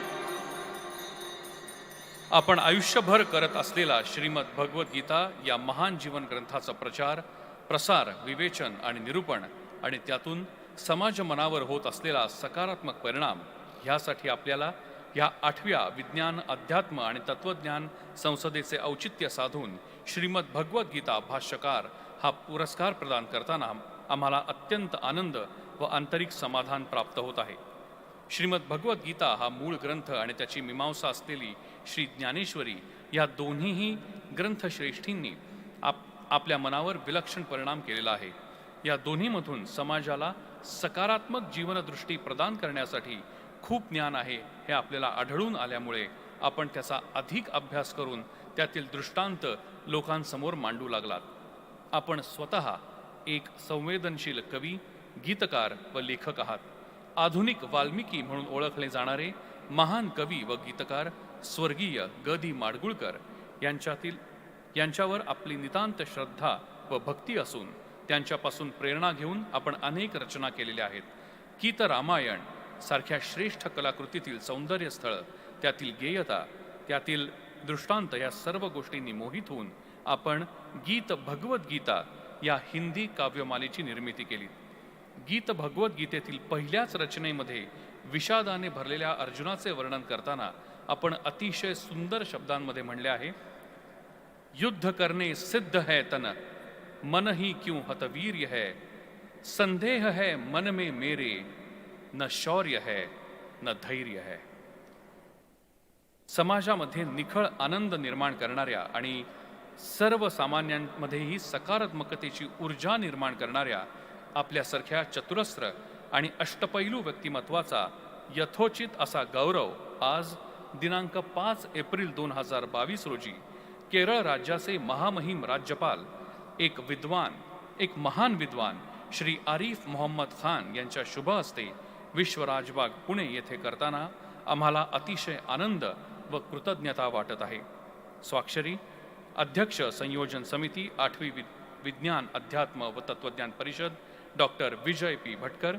स्वाक्षरी संस्थापक अध्यक्ष MIT विश्वशांती विद्यापीठ पुणे भारत प्राध्यापक doctor Vishwanath दा कराड. मी सर्व मान्यवरांना I request all the dignitaries to kindly come forward and bestow upon Dr. Sanjay Govind Upadhyay ji Srimad Bhagavad Gita Bhashyakar Puraskar. Please welcome him with a huge round of applause. It's a very, very important occasion.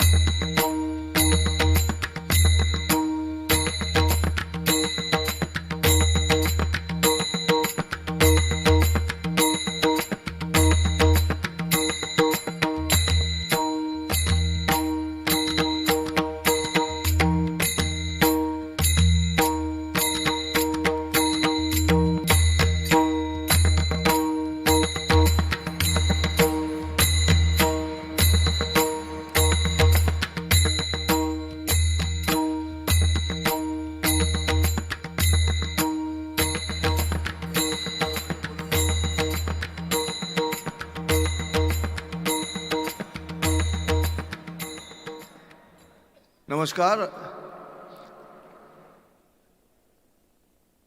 बहुत बहुत आभार प्राध्यापक doctor Vishwanath Karad जी ने. मैं जब भगवद गीता पहली बार मराठी में लिखी उसमें 22 साल का था. मेरे नाम से भगवद गीता शुरू होती है, इसलिए बचपन से सब कह रहे थे कि ये तेरे नाम से शुरू होता है, संजय हुआ करके. और इसलिए ये सिंप्लीफाई करने के लिए म्यूज़िक के माध्यम से पहली मराठी में लिखा, गदी माडगुलकर का आदर्श सामने रखा. फिर सोचा ये पूरे भारत भर जाना चाहिए, इसलिए उसका हिंदी रूपांतर भी किया है, प्रोग्राम भी किए. लेकिन आज तक इस तरह का रिकॉग्निशन उस किताब को नहीं मिला था. 6ठी एडिशन चल रही है मार्केट में उसकी, गीता भगवद गीता की. इसलिए विश्वधर्मी प्राध्यापक विश्वनाथ कराड़ जी को अभिवादन करता हूँ, नमस्कार करता हूँ और नहीं भूल पाऊंगा जिंदगी भर आज का ये क्षण. धन्यवाद.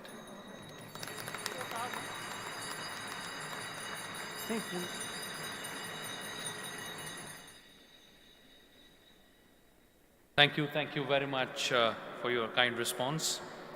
Now I would like to invite on stage for an important activity that what exactly is the takeaway of 8th World Parliament of Science, Religion and Philosophy. We have with us the Associate Dean of Faculty of Peace Studies at MIT World Peace University, Dr. Milind Patriji, who would now be sharing with us the Pune Declaration on the occasion of valedictory session of 8th World Parliament of Science, Religion and Philosophy. Over to you, sir. Thank you.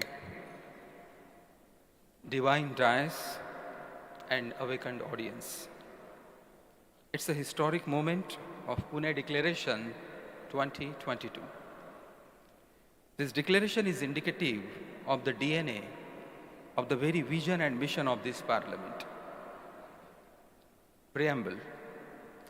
This unique and historic 8th World Parliament of Science, Religion and Philosophy, being conducted offline after a 2-year break due to the corona pandemic, has brought together the best of scientific and spiritual knowledge, wisdom, philosophy, and has been able to debate and how to promote the culture of peace and harmony and develop a peace-loving, holistic global society.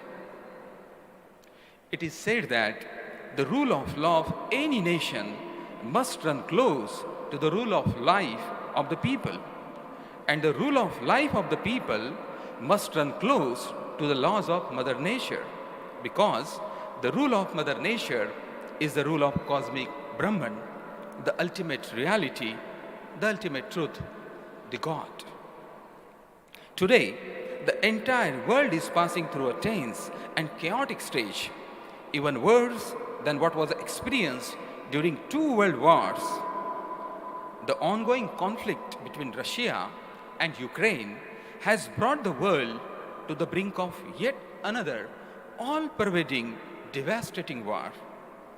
There is also another war going on, a war between good and evil, sacrifice and greed, virtues and vices, tolerance and stubbornness, religious coexistence and fundamentalism, traditional time-tested values and quick gains, and so on.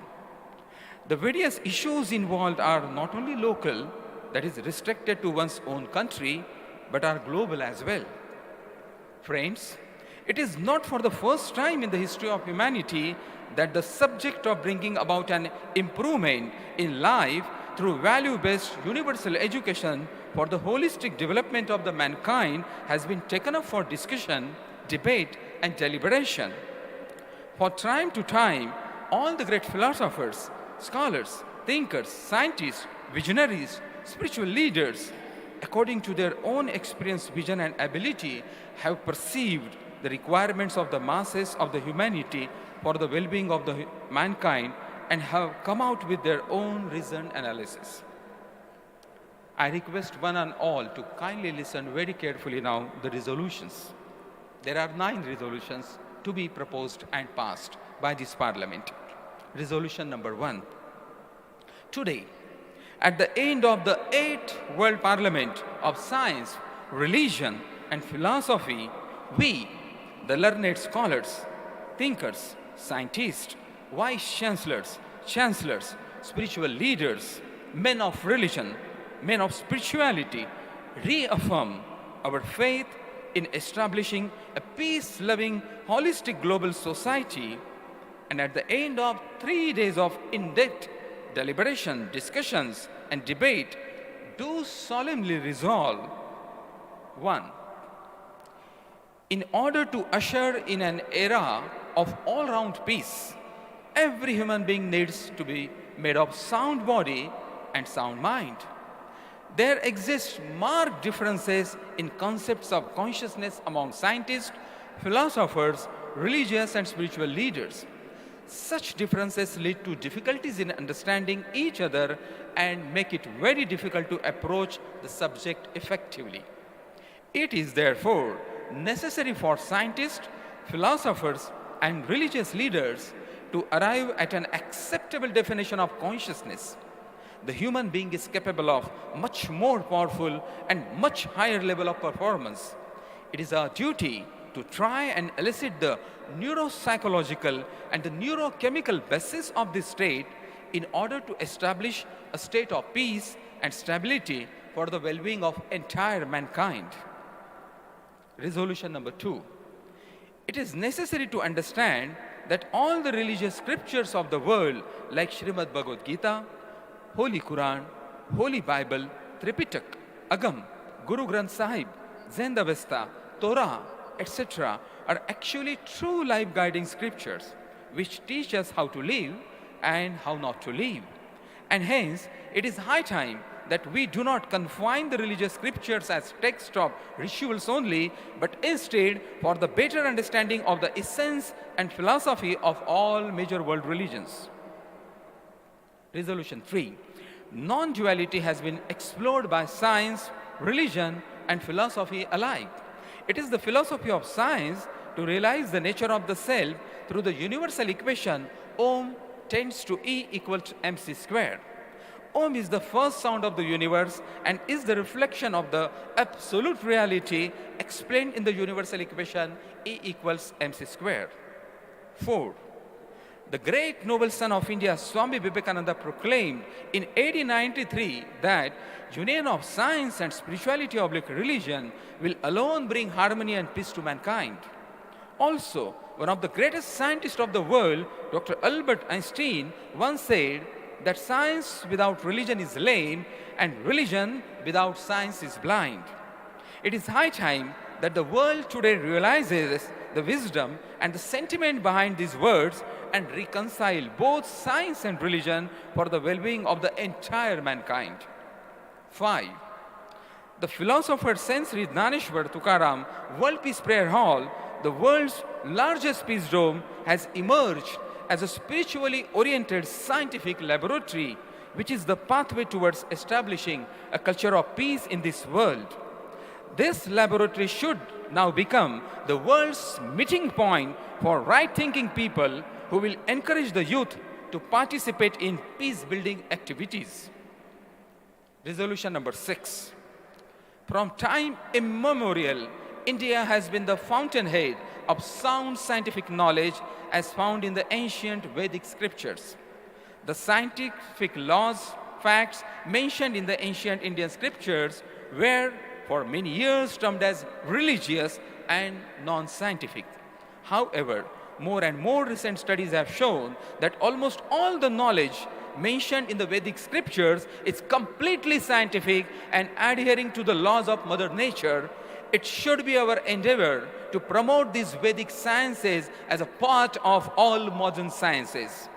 Resolution number 7.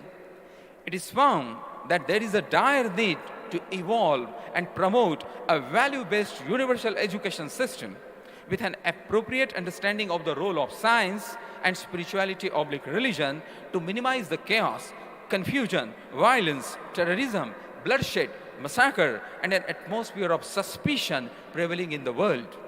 There is a need to establish a global education management council which will promote the value-based universal education in order to establish a holistic, peace-loving global society.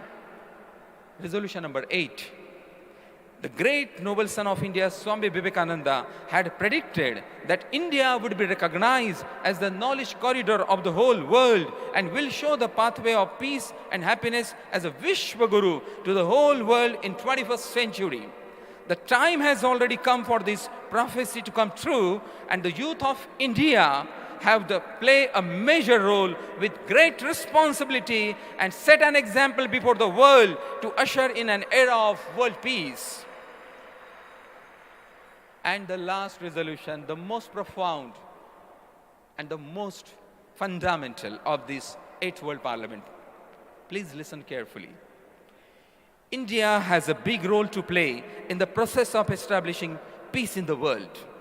It is our endeavor to increase India's role in the peacemaking process internationally and, where required, promote peace partnership with individuals and organizations.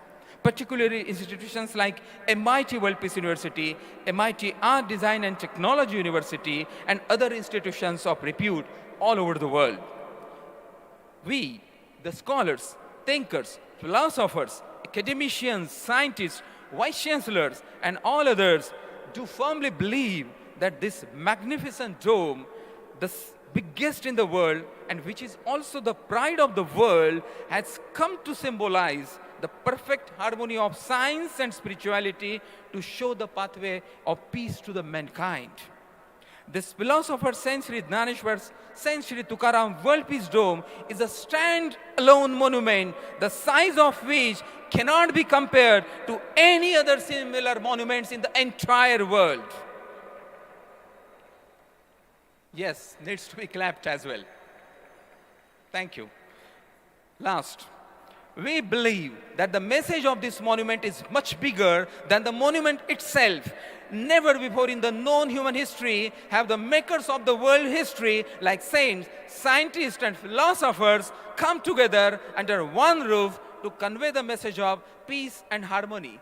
This dome is like a round table conference where saints, scientists, philosophers reveal the secrets of the universe for the betterment of entire humanity and mankind. This outstanding monument is a symbol of everlasting peace and a true epitome of the term Vishwaguru as envisaged by the great noble son of India, Swami Vivekananda. It's a matter of great pride that all the eminent speakers of this parliament express their sincere appreciation and admiration for the Vishwadharmi, Professor Dr. Vishwanath Karad, for his vision, his dedication, his devotion, and his ingenuity in conceptualizing and designing and bringing to reality this magnificent monument, this World Peace Dome.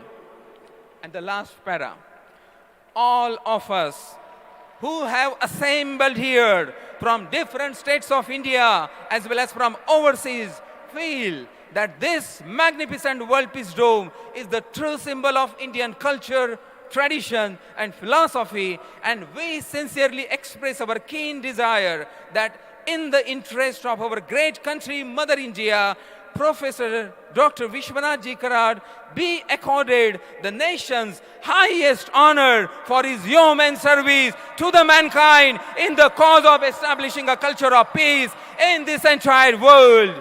We would like to make a sincere appeal to the highest authorities of India to accord this due honor to Vishwadharmi, Professor Dr. Vishwanath Karad, so as to enhance and elevate the name of our great country before the entire world. Thank you very much. If you support all these resolutions, may I request all to kindly raise your hand to show your affirmation in support of these resolutions. Wow, almost everyone. Hence, with the permission of the chairman of the organizing committee of the 8th World Parliament of Science, Religion, and Philosophy, it is declared that all these resolutions have unanimously been passed. Thank you so much. Thanks. Thank you very much, Dr. Milind Patre, for bringing it to reality, a very, very important moment, the Pune Declaration. My friends, now it's time when I invite the founder and chief patron of MIRS MIT Pune and president of MIT World Peace University. Please put your hands together and welcome with a huge round of applause the UNESCO chair holder, revered Vishwadharmi, Dr. Vishwanath D. Karad, sir.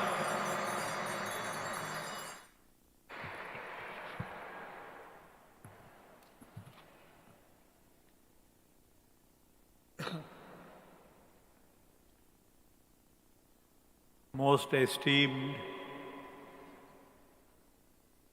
and honorable Governor of Kerala, His Excellency Arif Muhammad Khan Sahab, and all the learned scholars, thinkers sitting in the audience and on the stage, making a mention of only two names, my revered Guru, who has been the divine inspiration in my life, Karve Guruji, and Vijay Bhatkar, and all other friends sitting on the dais. Friends, I can only say, truly it fills my heart with a sense of pride and pleasure when I stand before you, especially because of the presence of today's chief guest, who is a great scholar, thinker, philosopher. Possibly, I don't know, in every field, either the law or even religion. He has been always topping the list. I don't know kitne prizes hai, gold medals hai, Aligarh se, university se, how many positions he has acquired in his life. but with a tremendous sense of commitment and a passion and the fire in the belly for the well-being of the mankind. Arif Mohammad Khan साहब का यहाँ आना, इस संस्था को उन्होंने पहले दिन से ही आशीर्वाद दिया है। मैं इतना कहूँगा, जिस बात का जिक्र हुआ, science and spirituality and philosophy, all these three words, I am very more eager to listen to from his mouth. He is a very unique scholar, more than a politician, more than a great lawyer, a thinker, a philosopher. Whether it is Hinduism, Islam, Buddhism, Sikhism, you take any name. I have seen him, I have heard him before, but today possibly in this very hall, which is reverberating and giving an experience to all the people like you to really take up a pledge further and follow the unique path to promote the culture of peace as we have been trying to think all the time. मैं स्वयं ज़्यादा बोलना नहीं चाहूँगा. I am more eager, really speaking, to listen to Arif Mohammad Khan Sahab. His Excellency is a position which has been just now being discussed, that he would certainly rise much, much above and may occupy in different higher positions. But the position he has acquired in the minds and hearts of people of India as a very unique person and a unique gentleman, not only thinker, philosopher, man of law, man of philosophy, man of religion, but with a tremendous passion and the fire in his belly to do something good for the nation, the Mother India. Vishwa Guru ki baat ho, we are promoting the culture of peace in the world through Mother India ho, ये मैं बोलूँगा, वो governor साहब है, मेरे भाई के नाते, we have been possibly destined to come together. And this today's historic event, which is being blessed by Arif Mohammad Khan Sahab, will certainly create an history in the future for which we have to commit ourselves and stand very firm and erect with all the decency, decorum and dignity, and with all the commitment and sincerity to our purpose of life. कहाँ से आए, क्या करना है, क्या purpose है, कहाँ जाना है, ये सारी बातों का जिक्र हुआ, लेकिन मैं आपको विश्वास दिलाना चाहता हूँ कि this Honorable Arif Mohammad Khan Sahab is a very unique person. I am not praising him. I am telling my friends and the friends sitting in the front that कभी तो सुनो, आज टाइम कितना मिलेगा पता नहीं, लेकिन जिस धर्म की बात चल रही है उस पर भी सुनो. सारे धर्मों के पंडित और शायद one person like Arif Mohammad Khan speaking on Hinduism itself, speaking on Islam, Holy Quran, Holy Bible, Holy Tripitak, और science and spiritual comfort of life.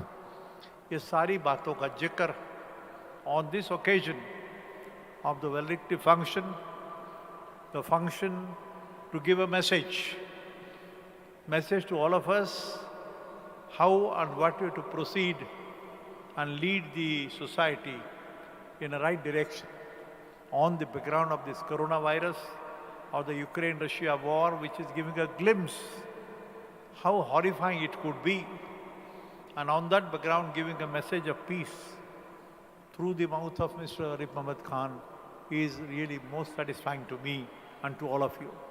Friends, again I say it fills my heart with pleasure and pride and a tremendous satisfaction that whatever little efforts we have been trying to do have been on the right path.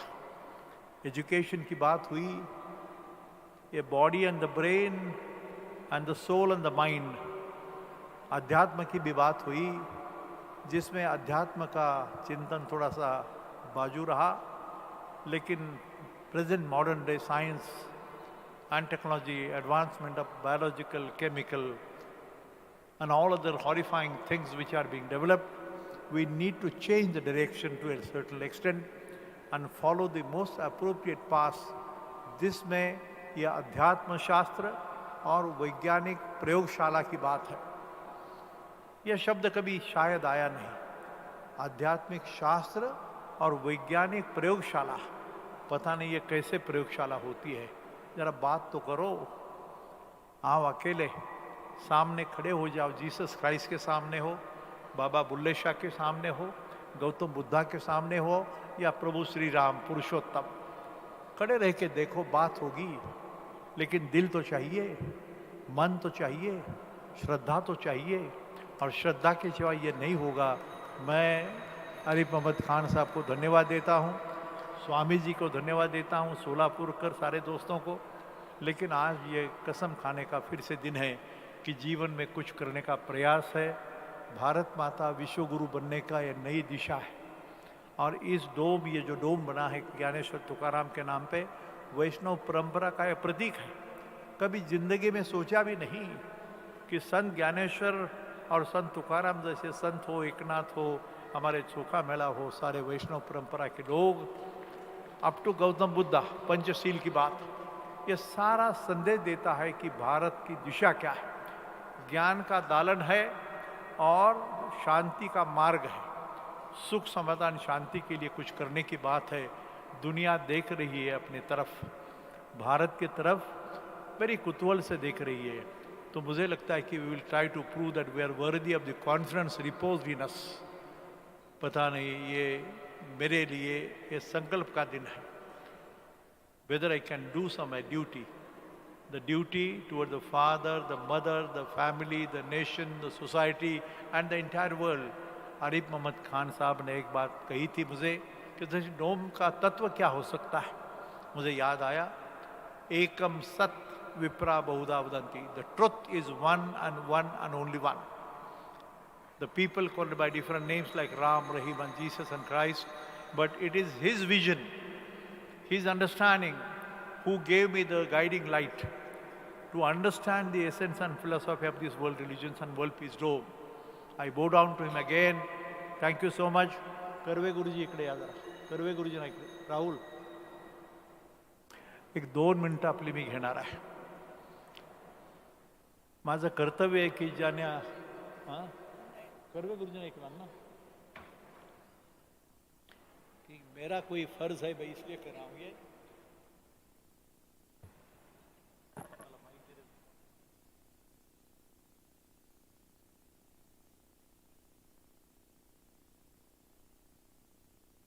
Cordless mic देना भाई।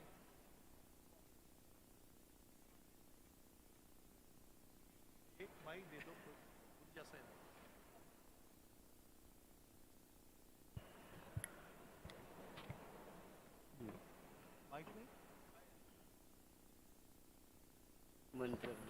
मित्रो, तुम्हाला जर आश्चर्य वाटलं असेल की या संस्थेचा चालक, प्रमुख ही अशी एखादी व्यक्ती पूज्य श्री कर्वे गुरुजी असं म्हणतात। मी त्यांचा प्रचारक नाही, माझं नातं नाही, फार जुना परिचय नाही, पण जीवनामध्ये कितीतरी आशीर्वाद घेतला। मी एक वाक्य सांगेन की आत्ता या घडीला जेवढे इथं 500,000 लोक बसले असतील, पण थेट पंडित नेहरूपासून, मोदींच्यापासून, नेहरू सगळ्यापासून सर्वांची 1 मिनिटामध्ये 1/2 मिनिट फक्त चेहरा पाहिला की तुमचा जन्म कोणत्या वेळेला, कोणत्या सेकंदाला, कोणत्या दिवशी, कोणत्या वारी आणि कोणत्या तारखेला झाला याचं पूर्णपणे गणित अर्ध्या मिनिटामध्ये सांगितलं जातं पाहिल्याबरोबर। हा प्रचार नाही, पण लक्षात ठेवा, जसं त्यांना तुमचा जन्म कधी झाला आणि काय झाला कळतो तसं शेवटही माहीत असतो, पण बोलत नाही। मला माहीत नाही माझ्या जीवनात हे का भेटले।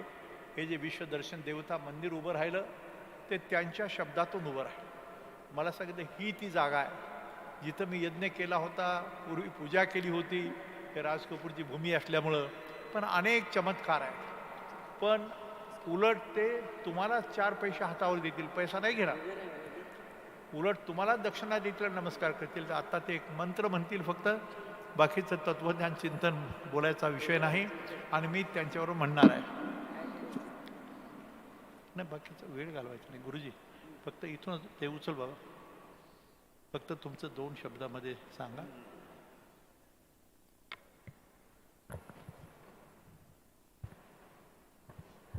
सर्व मान्यवर व्यक्तींना माझा आदरपूर्वक सप्रेम नमस्कार. मी काही कोणी मोठा योगी तपस्वी नाही, मी साधा माणूस आहे. सगळं करता करविता परमेश्वरच असतो. एक मंत्र असा आहे, एका निर्गुण निराकार शक्तीने ज्या शक्तीला निर्माण केलं, रामदासांनी म्हटलेलं आहे, मुळा आरंभ तो निर्गुणाचा. त्या मारुतीने त्यांना दर्शन दिलं आणि सांगितलं होतं. आणि ती शक्ती निर्माण करून या सगळ्या विश्वाची उत्पत्ती झाली. आकाश, वायू, अग्नी, भूमी, पंचतत्व. त्या मंत्रामुळे सगळ्या देवता, सर्व धर्माचा आशीर्वाद लागतो. आपलाही नेम त्याच्यामध्ये येतो. तुमचा नेम सोडा असं मी सांगत नाही. आणि ज्योतिषशास्त्र एक मार्गदर्शन असतं, अति नादी लागू नये. कारण होणार आहे ते चुकत नाही, पण आराधनेमुळे कर्मातले भोग 80% कमी होतात, 100% होतात. जरी विज्ञान सायन्स किती पुढे गेलं तरी ईश्वरी शक्ती आहे. आणि कराड साहेबांच्यावर जी कृपा झाली ते मला अजून राहत नाही म्हणून मी सांगतो. 2007 साली दुपारच्या वेळेला मंदिरात, म्हणजे तो संजीवनी समाधीचा दिवस, आणि ती वेळ अशी होती की तिथे कोणी नव्हतं. आणि तिथून अशी आकृती आली समुदाय, आणि कराड साहेब माझ्याजवळ दिसत आहेत. आणि त्या शक्तीने दोन्ही हात कराड साहेबांच्या डोक्यावर ठेवले. आता ते डोक्यावर ठेवलं आणि काय पाहिजे, सगळं ब्रह्मांडच मिळालं. आता वेळेच्या अभावी मी जास्त नाही सांगत.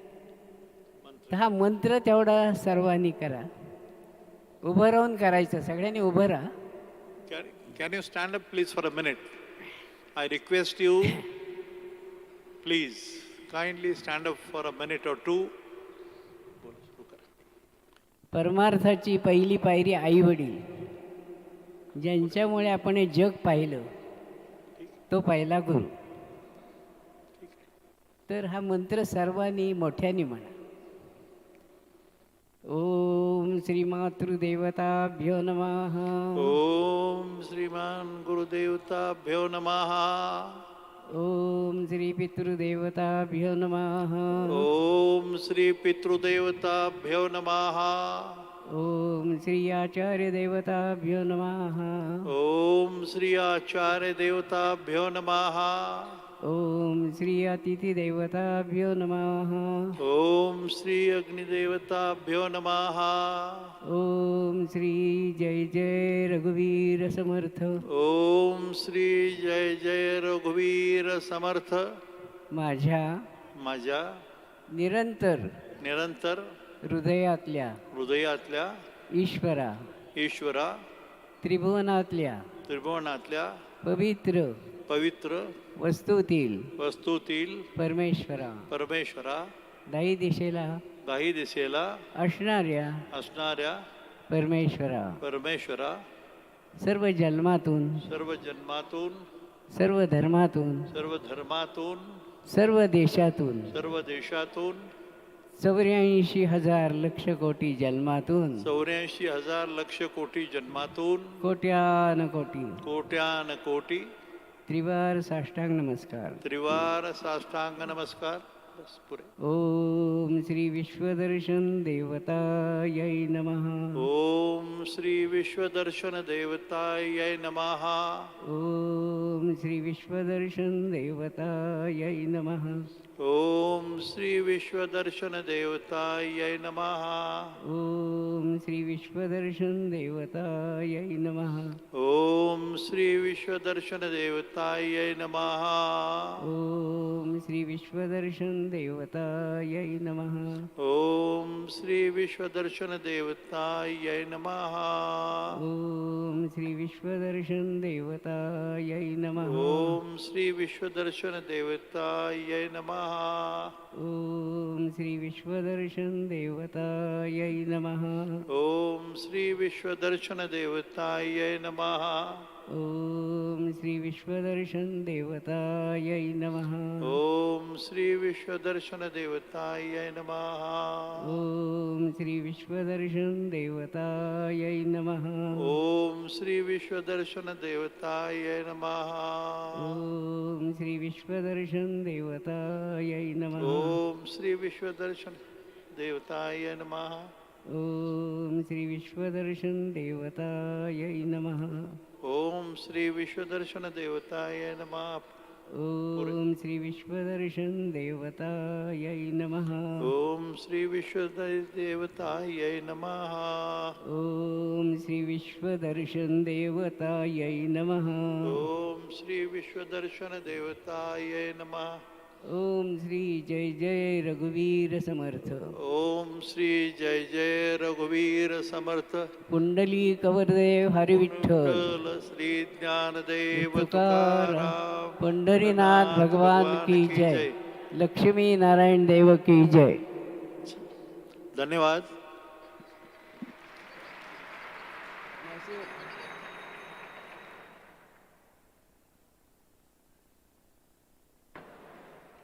Thank you very much.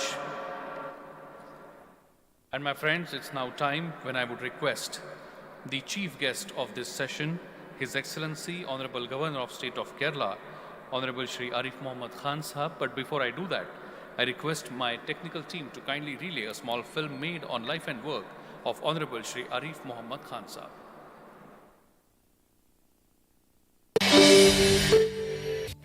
Arif Mohammad Khan is an Indian politician currently serving as the Governor of Kerala.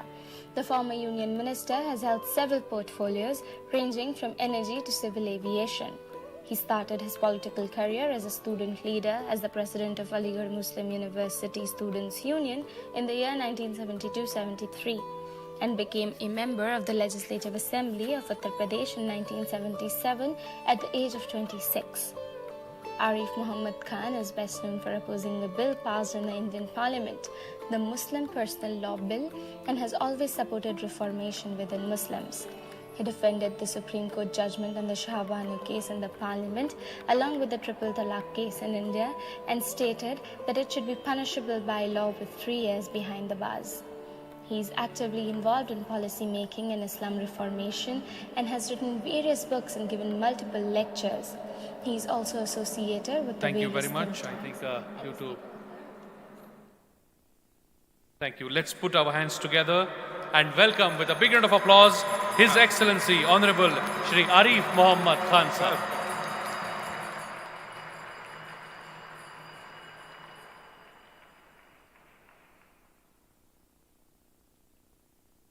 संसार विष विरक्षस्य दुई फले अमृतोपमे काव्य अमृत रसा स्वादा सल्लापा सज्जना ने सहा. Our tradition tells us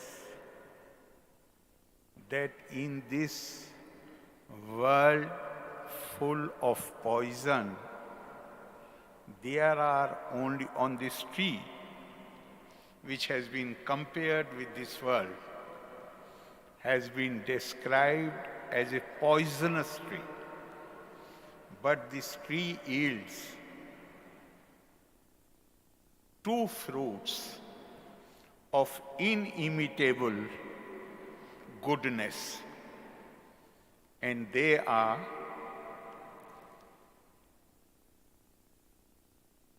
when you enjoy the words of wisdom which come from scriptures, and when you enjoy the company of sajjans who are sitting here. You have been hearing to the experts of the subject since last 3 days. I am in no position to make any addition to that. But the reason I have come here is to pay my respect to Shri Vishwanath Karat.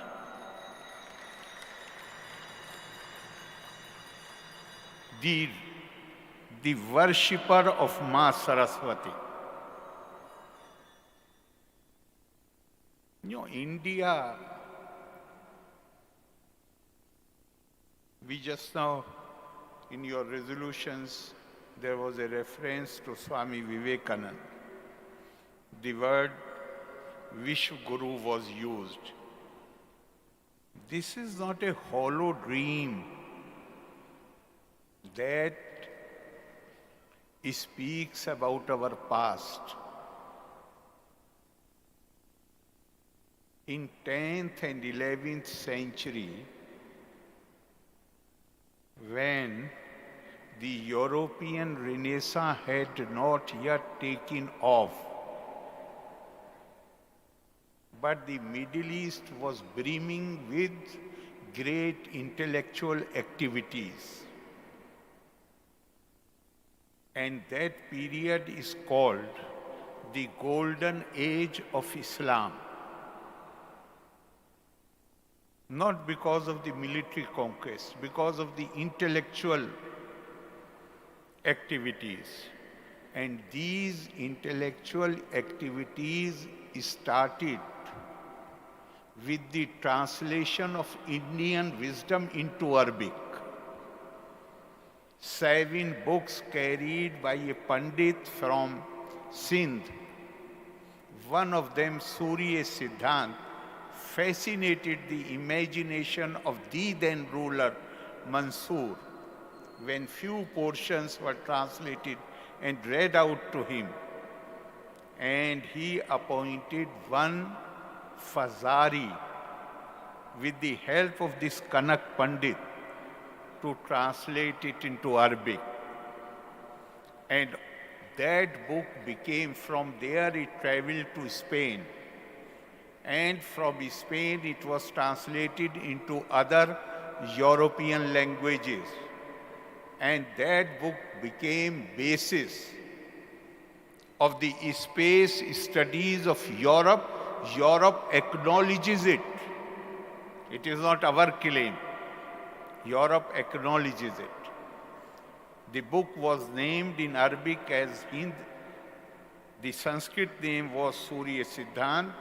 When translated into Arabic, it became, मुझे लगता है थोड़ा echo ज़्यादा है. Can you lower the echo? गाने के लिए ठीक है, स्पीच के लिए नहीं. हैं? अब बेटर. और कम कर दीजिए. So,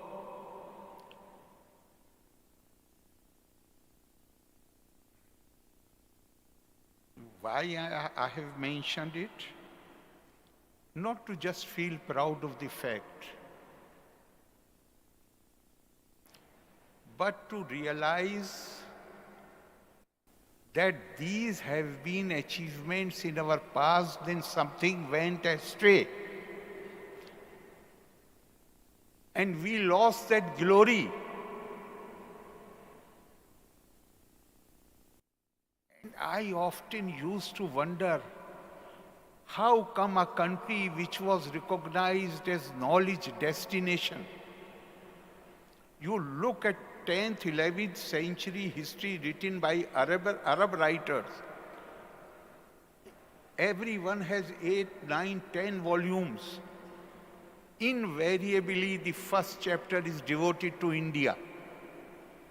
And they say there are 5 great civilizations in the world. Iranians are known for their majesty.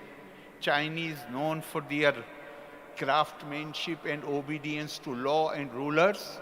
Romans for their beauty. Turks for their bravery. And India is the only civilization which is known for promotion of knowledge and wisdom. This was recognized world over. Then what happened? Very difficult to find the answer. But there is answer in the speeches of Swami Vivekananda and more particularly Swami Ranganath Nanda, who was the head of the Ramakrishna mission till about 12, 13 years ago when he passed away.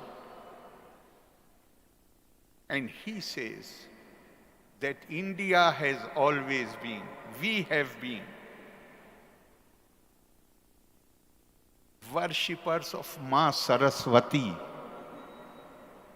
But over a period of time, particularly during the period of our fall and decline, we became villains of Saraswati. Khal. When we denied access to knowledge to our own people, and in the process our society was weakened. And when we became weak, we became conquerable. Now this renaissance, this realization started from Bengal. And the renaissance history of India tells us that from Bengal, it came to Maharashtra.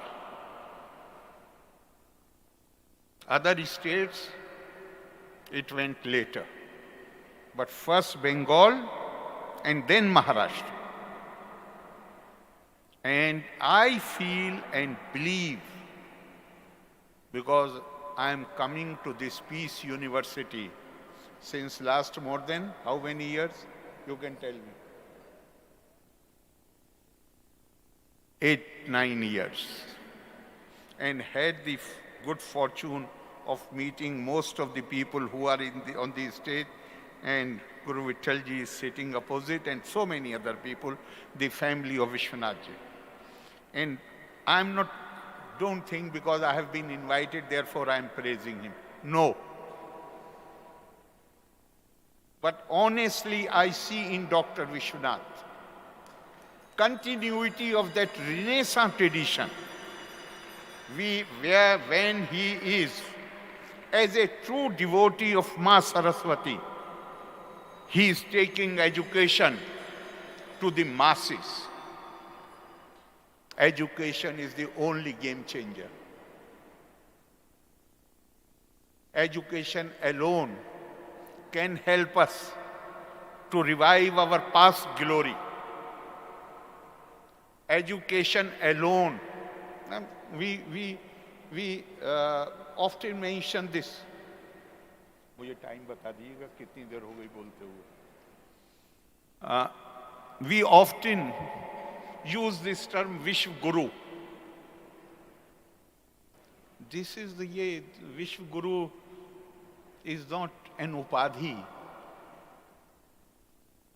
Vishwa Guru is something a status which is earned by hard labor. Tapa swadhyay nirittam. Ever devoted to the pursuit of knowledge. Those who are ever devoted to the pursuit of knowledge, they are bound to be recognized as Guru. And if we as a society are devoted to the pursuit of knowledge, who in the world will deny us the status of Vishwa Guru? Nobody can. In fact, our rishis, they had envisaged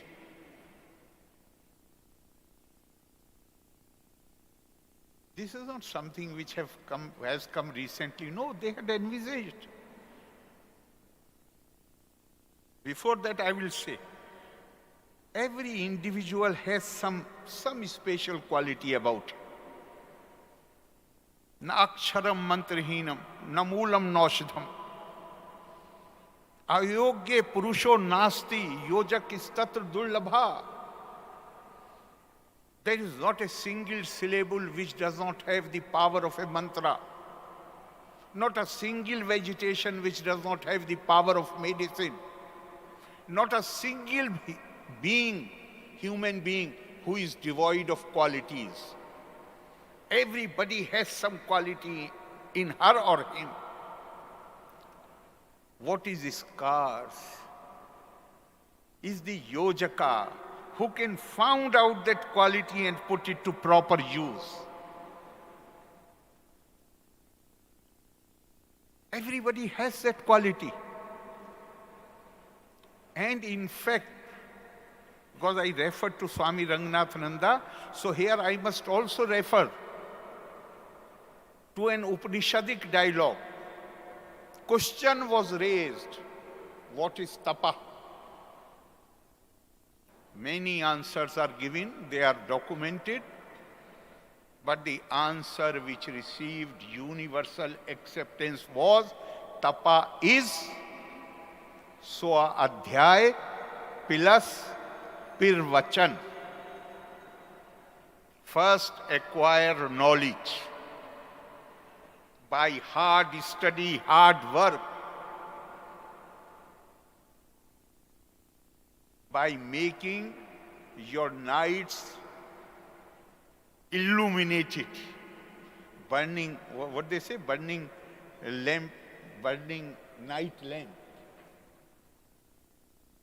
Ever devoted to the pursuit of knowledge. And then, after you get, you yourself, you feel satisfied with your progress. I'm not saying you have completely received education, because this process continues till last breath. मरते दम तक, होश संभालने से लेके मरते दम तक शिक्षा की प्रक्रिया जारी रहनी चाहिए। तो फिर क्या?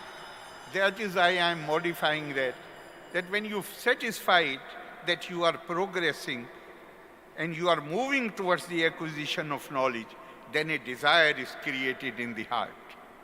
And the desire is to share the accumulated knowledge with others. So, swa adhyay plus pirvachan. That is the Indian tradition. We deviated from it, and we have seen the result.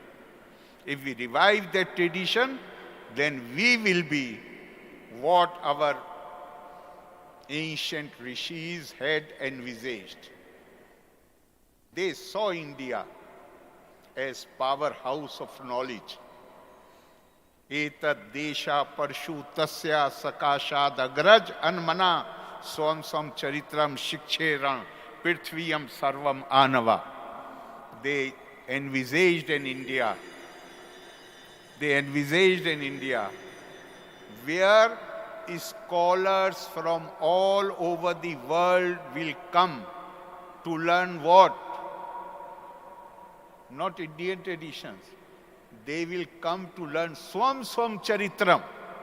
They will come to learn their own traditions in India. So when you can become Vishwaguru? When somebody, 10 minutes or बोल सकते. When they come to learn their own tradition, what does it mean? That we will have erudite teachers, accomplished teachers. And these teachers will attract students from, say, Europe to come here to increase their knowledge of Christianity. They will attract the Arab students to come here and learn about Islam, learn about Judaism, and don't just keep confined to it. Because Indian tradition does not make a distinction between science and spirituality, or secularism and spirituality. Rather, if you look at this system, Indian system, it is the secular life, it is the worldly life which grows into spirituality. We travel from brahmacharya to grastha ashram to vanprasth to sannyas. You have to live your life in a way. In fact, the most important ashram, brahmacharya, grihastha ashram, because other three ashrams for their sustenance depend on grihastha ashram. And what our tradition tells us, how to live the grihastha ashram? Brahma nishtho grihastha syat tat gyan parayana yad yat karma pirkirvita tad brahmani samarpayet. Every action must done as if you are offering your devotion to your deity. If you cultivate that sense of values, and if we follow what has been prescribed by our tradition, is there any possibility that whatever we may be doing in our worldly life, is there any possibility that we will, while performing our duties, doing our dharma, dharma is not dharma, we have understood it, so much injustice has been done to this world. Dharma is not religion, dharma is acting right. Performance of your duty diligently, with all devotion. Now, is there any possibility that one can think of deviating or not working honestly, performing the duties honestly? There is no possibility then. And therefore, Indian tradition, in fact, there is a line, Gyan, if you want to live a successful life, then it has been asserted, Gyan Vigyan Sahitam. And Gyan has been divided into the categories where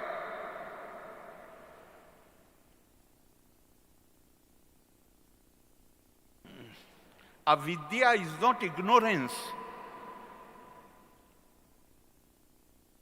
but it has been divided into paravidya, aparavidya. The vidya, the knowledge, which helps you to live in prosperity in this world, and the knowledge which helps you to attain moksha. They both go together. Yato abhyudya nishreyasa siddhi iti dharma. Dharma is which helps you to live this life successfully. Abhyudya and nishreyasa.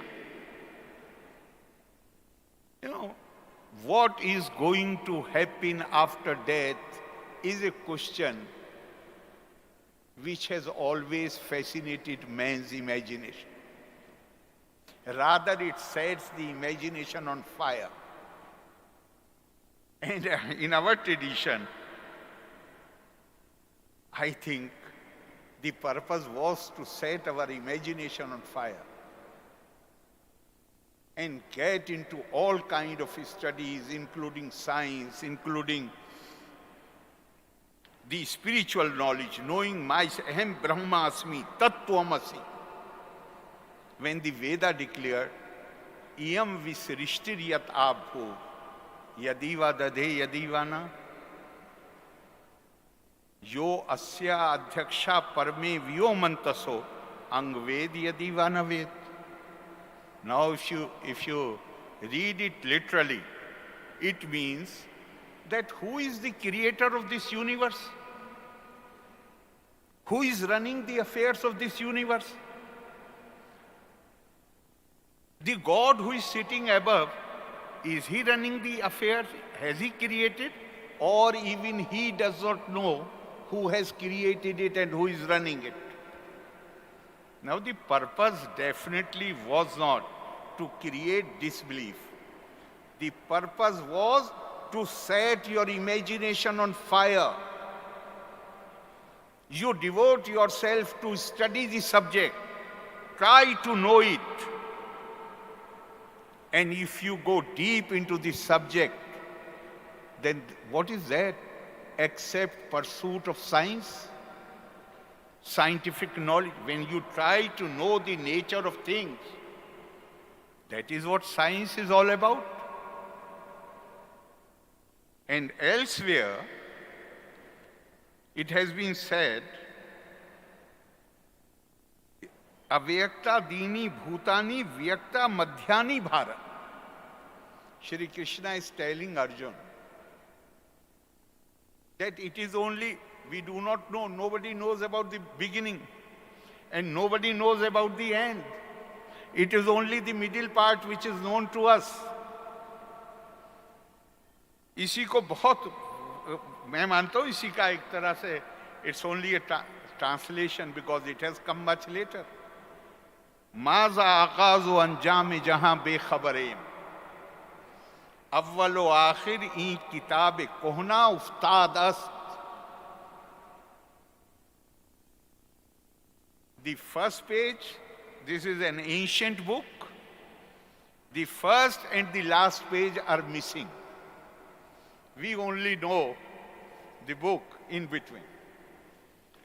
So if the nature has left the beginning and the end unspecified and unclarified, it is bound to create curiosity, and it is bound, the man is bound to not only to develop that curiosity, but try to find an answer.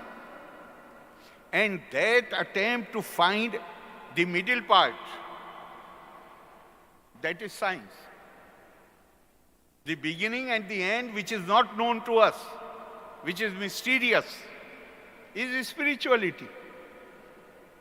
Man cannot live without both of them, so I compliment you, sir, for choosing this subject, and I hope that the deliberations of the last 3 days will create many more devotees of Ma Saraswati who will pursue this subject, who will try to figure out these mysteries, and who will contribute, who will help in making India revive its glorious knowledge tradition and become Vishwa Guru again. Thank you very much. Jai Hind. Let's rise in our seats with a big round of applause for His Excellency Shri Arif Mohammad Khan Sahab.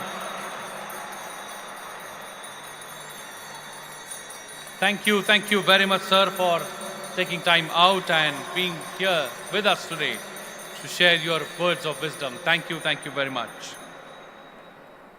After this, of course, it's time that I request the Pro-Vice Chancellor of MIT World Peace University, Dr. Milind Pandey, to propose vote of thanks, but I would like to request all the students to be seated till National Anthem. Please be seated in the dignity and decorum of the program and the National Anthem. May I request you to please be seated. Thank you. I am here to propose vote of thanks, and trust me, I will take only 3 minutes. On this occasion of 8th World Parliament of Science, Religion and Philosophy. एक शायर ऐसा कहता है, किसी ने फूल से पूछा कि तूने तो दी खुशबू, तुझे क्या मिला? किसी ने फूल से पूछा, तूने तो दी खुशबू, तुझे क्या मिला? फूल ने बड़ा अच्छा जवाब दिया, देने के बदले लेना ट्रेंड है, और जो देकर भी कुछ नहीं मांगता उसका नाम डॉक्टर विश्वनाथ कराड है.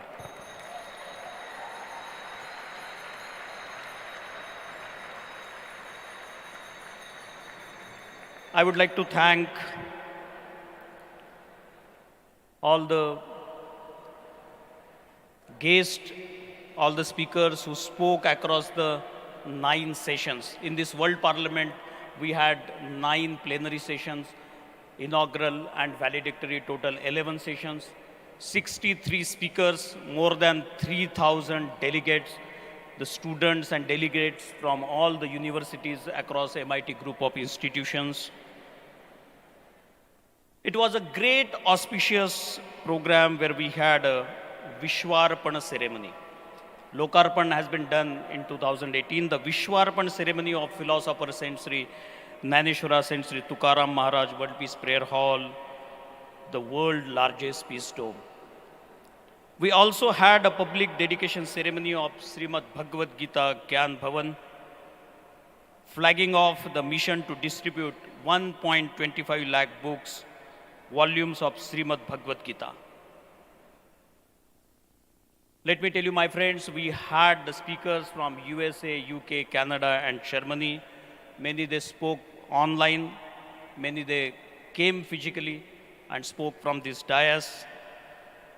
This World Parliament in this dome was the 5th World Parliament. As I mentioned, 2018, this World Peace Dome inaugurated by His Excellency, Honorable Vice President of India, Sri Venkaiah Ji Naidu. Then we had 2019, 20, 21, and 22. I would like to thank the Chairman Organizing Committee, Dr. Vijay Bhatkar sir. I would like to thank the Chairman Advisory Committee, Dr. Raghunath Mashelkar sir, and the very own concept of this World Parliament of Science, Religion and Philosophy, the father of MIT Group of Institutions, Professor Dr. Vishwanath D. Karad sir. I also would like to thank the Executive President, Sri Rahul Karad sir of MIT World Peace University, the Executive President of MIT ADT, Dr. Mangesh Karad sir.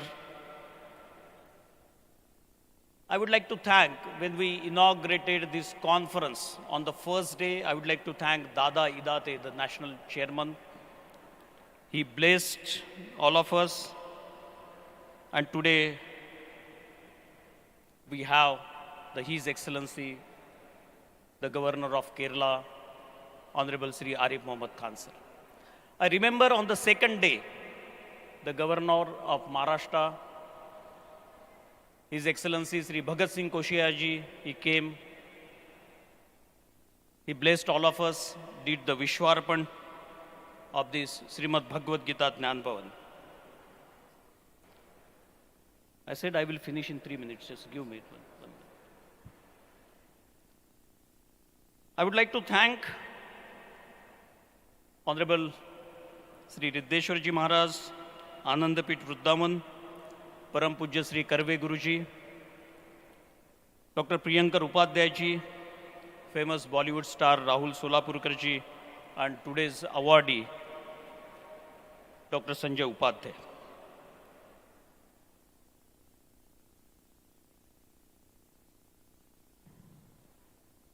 मैं बस एक चीज आपके सामने रखना चाहूंगा। किसी ने ऐसा कहा है गवर्नर साहब कि हरे भरे पेड़ पर सूखी डाली नहीं होती, मुस्कुराते ओठों पर कभी गाली नहीं होती, जो बंदा झुक जाए प्रभु राम के चरणों में उसकी झोली कभी खाली नहीं होती। ये इतना सब कुछ दिया है, various marvellous architectures, the 9 principles, वसुधैव कुटुंबकम, all religious scriptures, they are nothing but the life guiding scriptures. India will become the Vishwa Guru. And so many, the 9 principles enunciated, which we called that as the Vishwanath Tattva, Vishwanath Principles. That book was inaugurated some 1 year back. And on the top of it, और मैं अपने वाणी को विराम दूंगा, Dr. Karad sir never claimed that he is the doer of this world peace dome, but he always used to submit that he is the instrument in making this happen and perform his duty as assigned by Almighty God.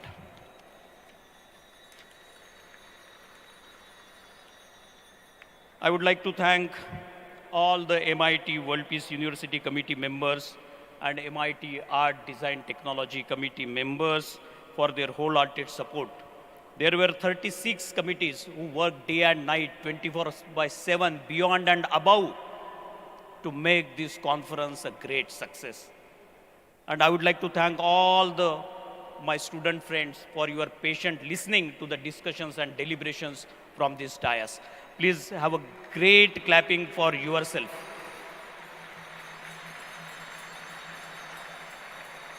मैं अपनी बात को ख़त्म करना चाहूँगा कि ये विश्व शांति डोम का, ये गुंबद का जो विश्वार्पण हुआ है, आज हम रशिया, यूक्रेन बहुत कुछ सीखने जा रहे हैं। हम वर्ल्ड इकोनॉमिक फोरम की बात कर रहे हैं। ये वर्ल्ड पीस, ये शांति का प्रचार, विचार, आचार और प्रसार की आज बहुत ज़रूरत है। वक्त कम है, जितना दम है लगा दो। वक्त कम है, जितना दम है लगा दो। कुछ लोगों को आप जगाओ, कुछ लोगों को हम जगाए। कुछ लोगों को तुम जगाओ, कुछ लोगों को हम जगाए। I would like to thank all the media, print media and electronic media for this occasion. Thank you all the dignitaries present on this. Thank you so much. Thank you very much, Dr. Milind Pandey sir. I would like to quickly make one announcement that after this session, all the students and everyone in the audience is requested to assemble outside on the stairs for a beautiful photograph with all the dignitaries. So I request everyone to assemble on the main staircase of the World Peace Dome. I request everyone to rise in their seats for national anthem. The buses would depart from the parking place because of the protocol immediately after the function. I request once again, may I have your attention please? All the students and staff members are requested to assemble on the main staircase of the World Peace Dome, which is right outside this main gate, to have a beautiful photograph with all the dignitaries on the dais. So I request everyone to quickly assemble for the photograph immediately after the national anthem. May we have the national anthem, please. Jana Gana मन अधिनायक जय हे भारत भाग्य विधाता पंजाब सिंध गुजरात मराठा द्राविड उत्कल बंगा विंध्य हिमाचल यमुना गंगा उच्चल जलधि तरंगा तव शुभ नामे जागे तव शुभ आशीष मांगे गाहे तव जय गाथा जन गण मंगलदायक जय हे भारत भाग्य विधाता जय हे जय हे जय हे जय जय जय जय हे भारत माता की, भारत माता की, भारत माता की. Thank you very much. I request once again all the student friends to please assemble on the main staircase of the World Peace Dome for and we would now, after this, I request everyone to please let the doors be opened properly first. Please let them open the doors properly first.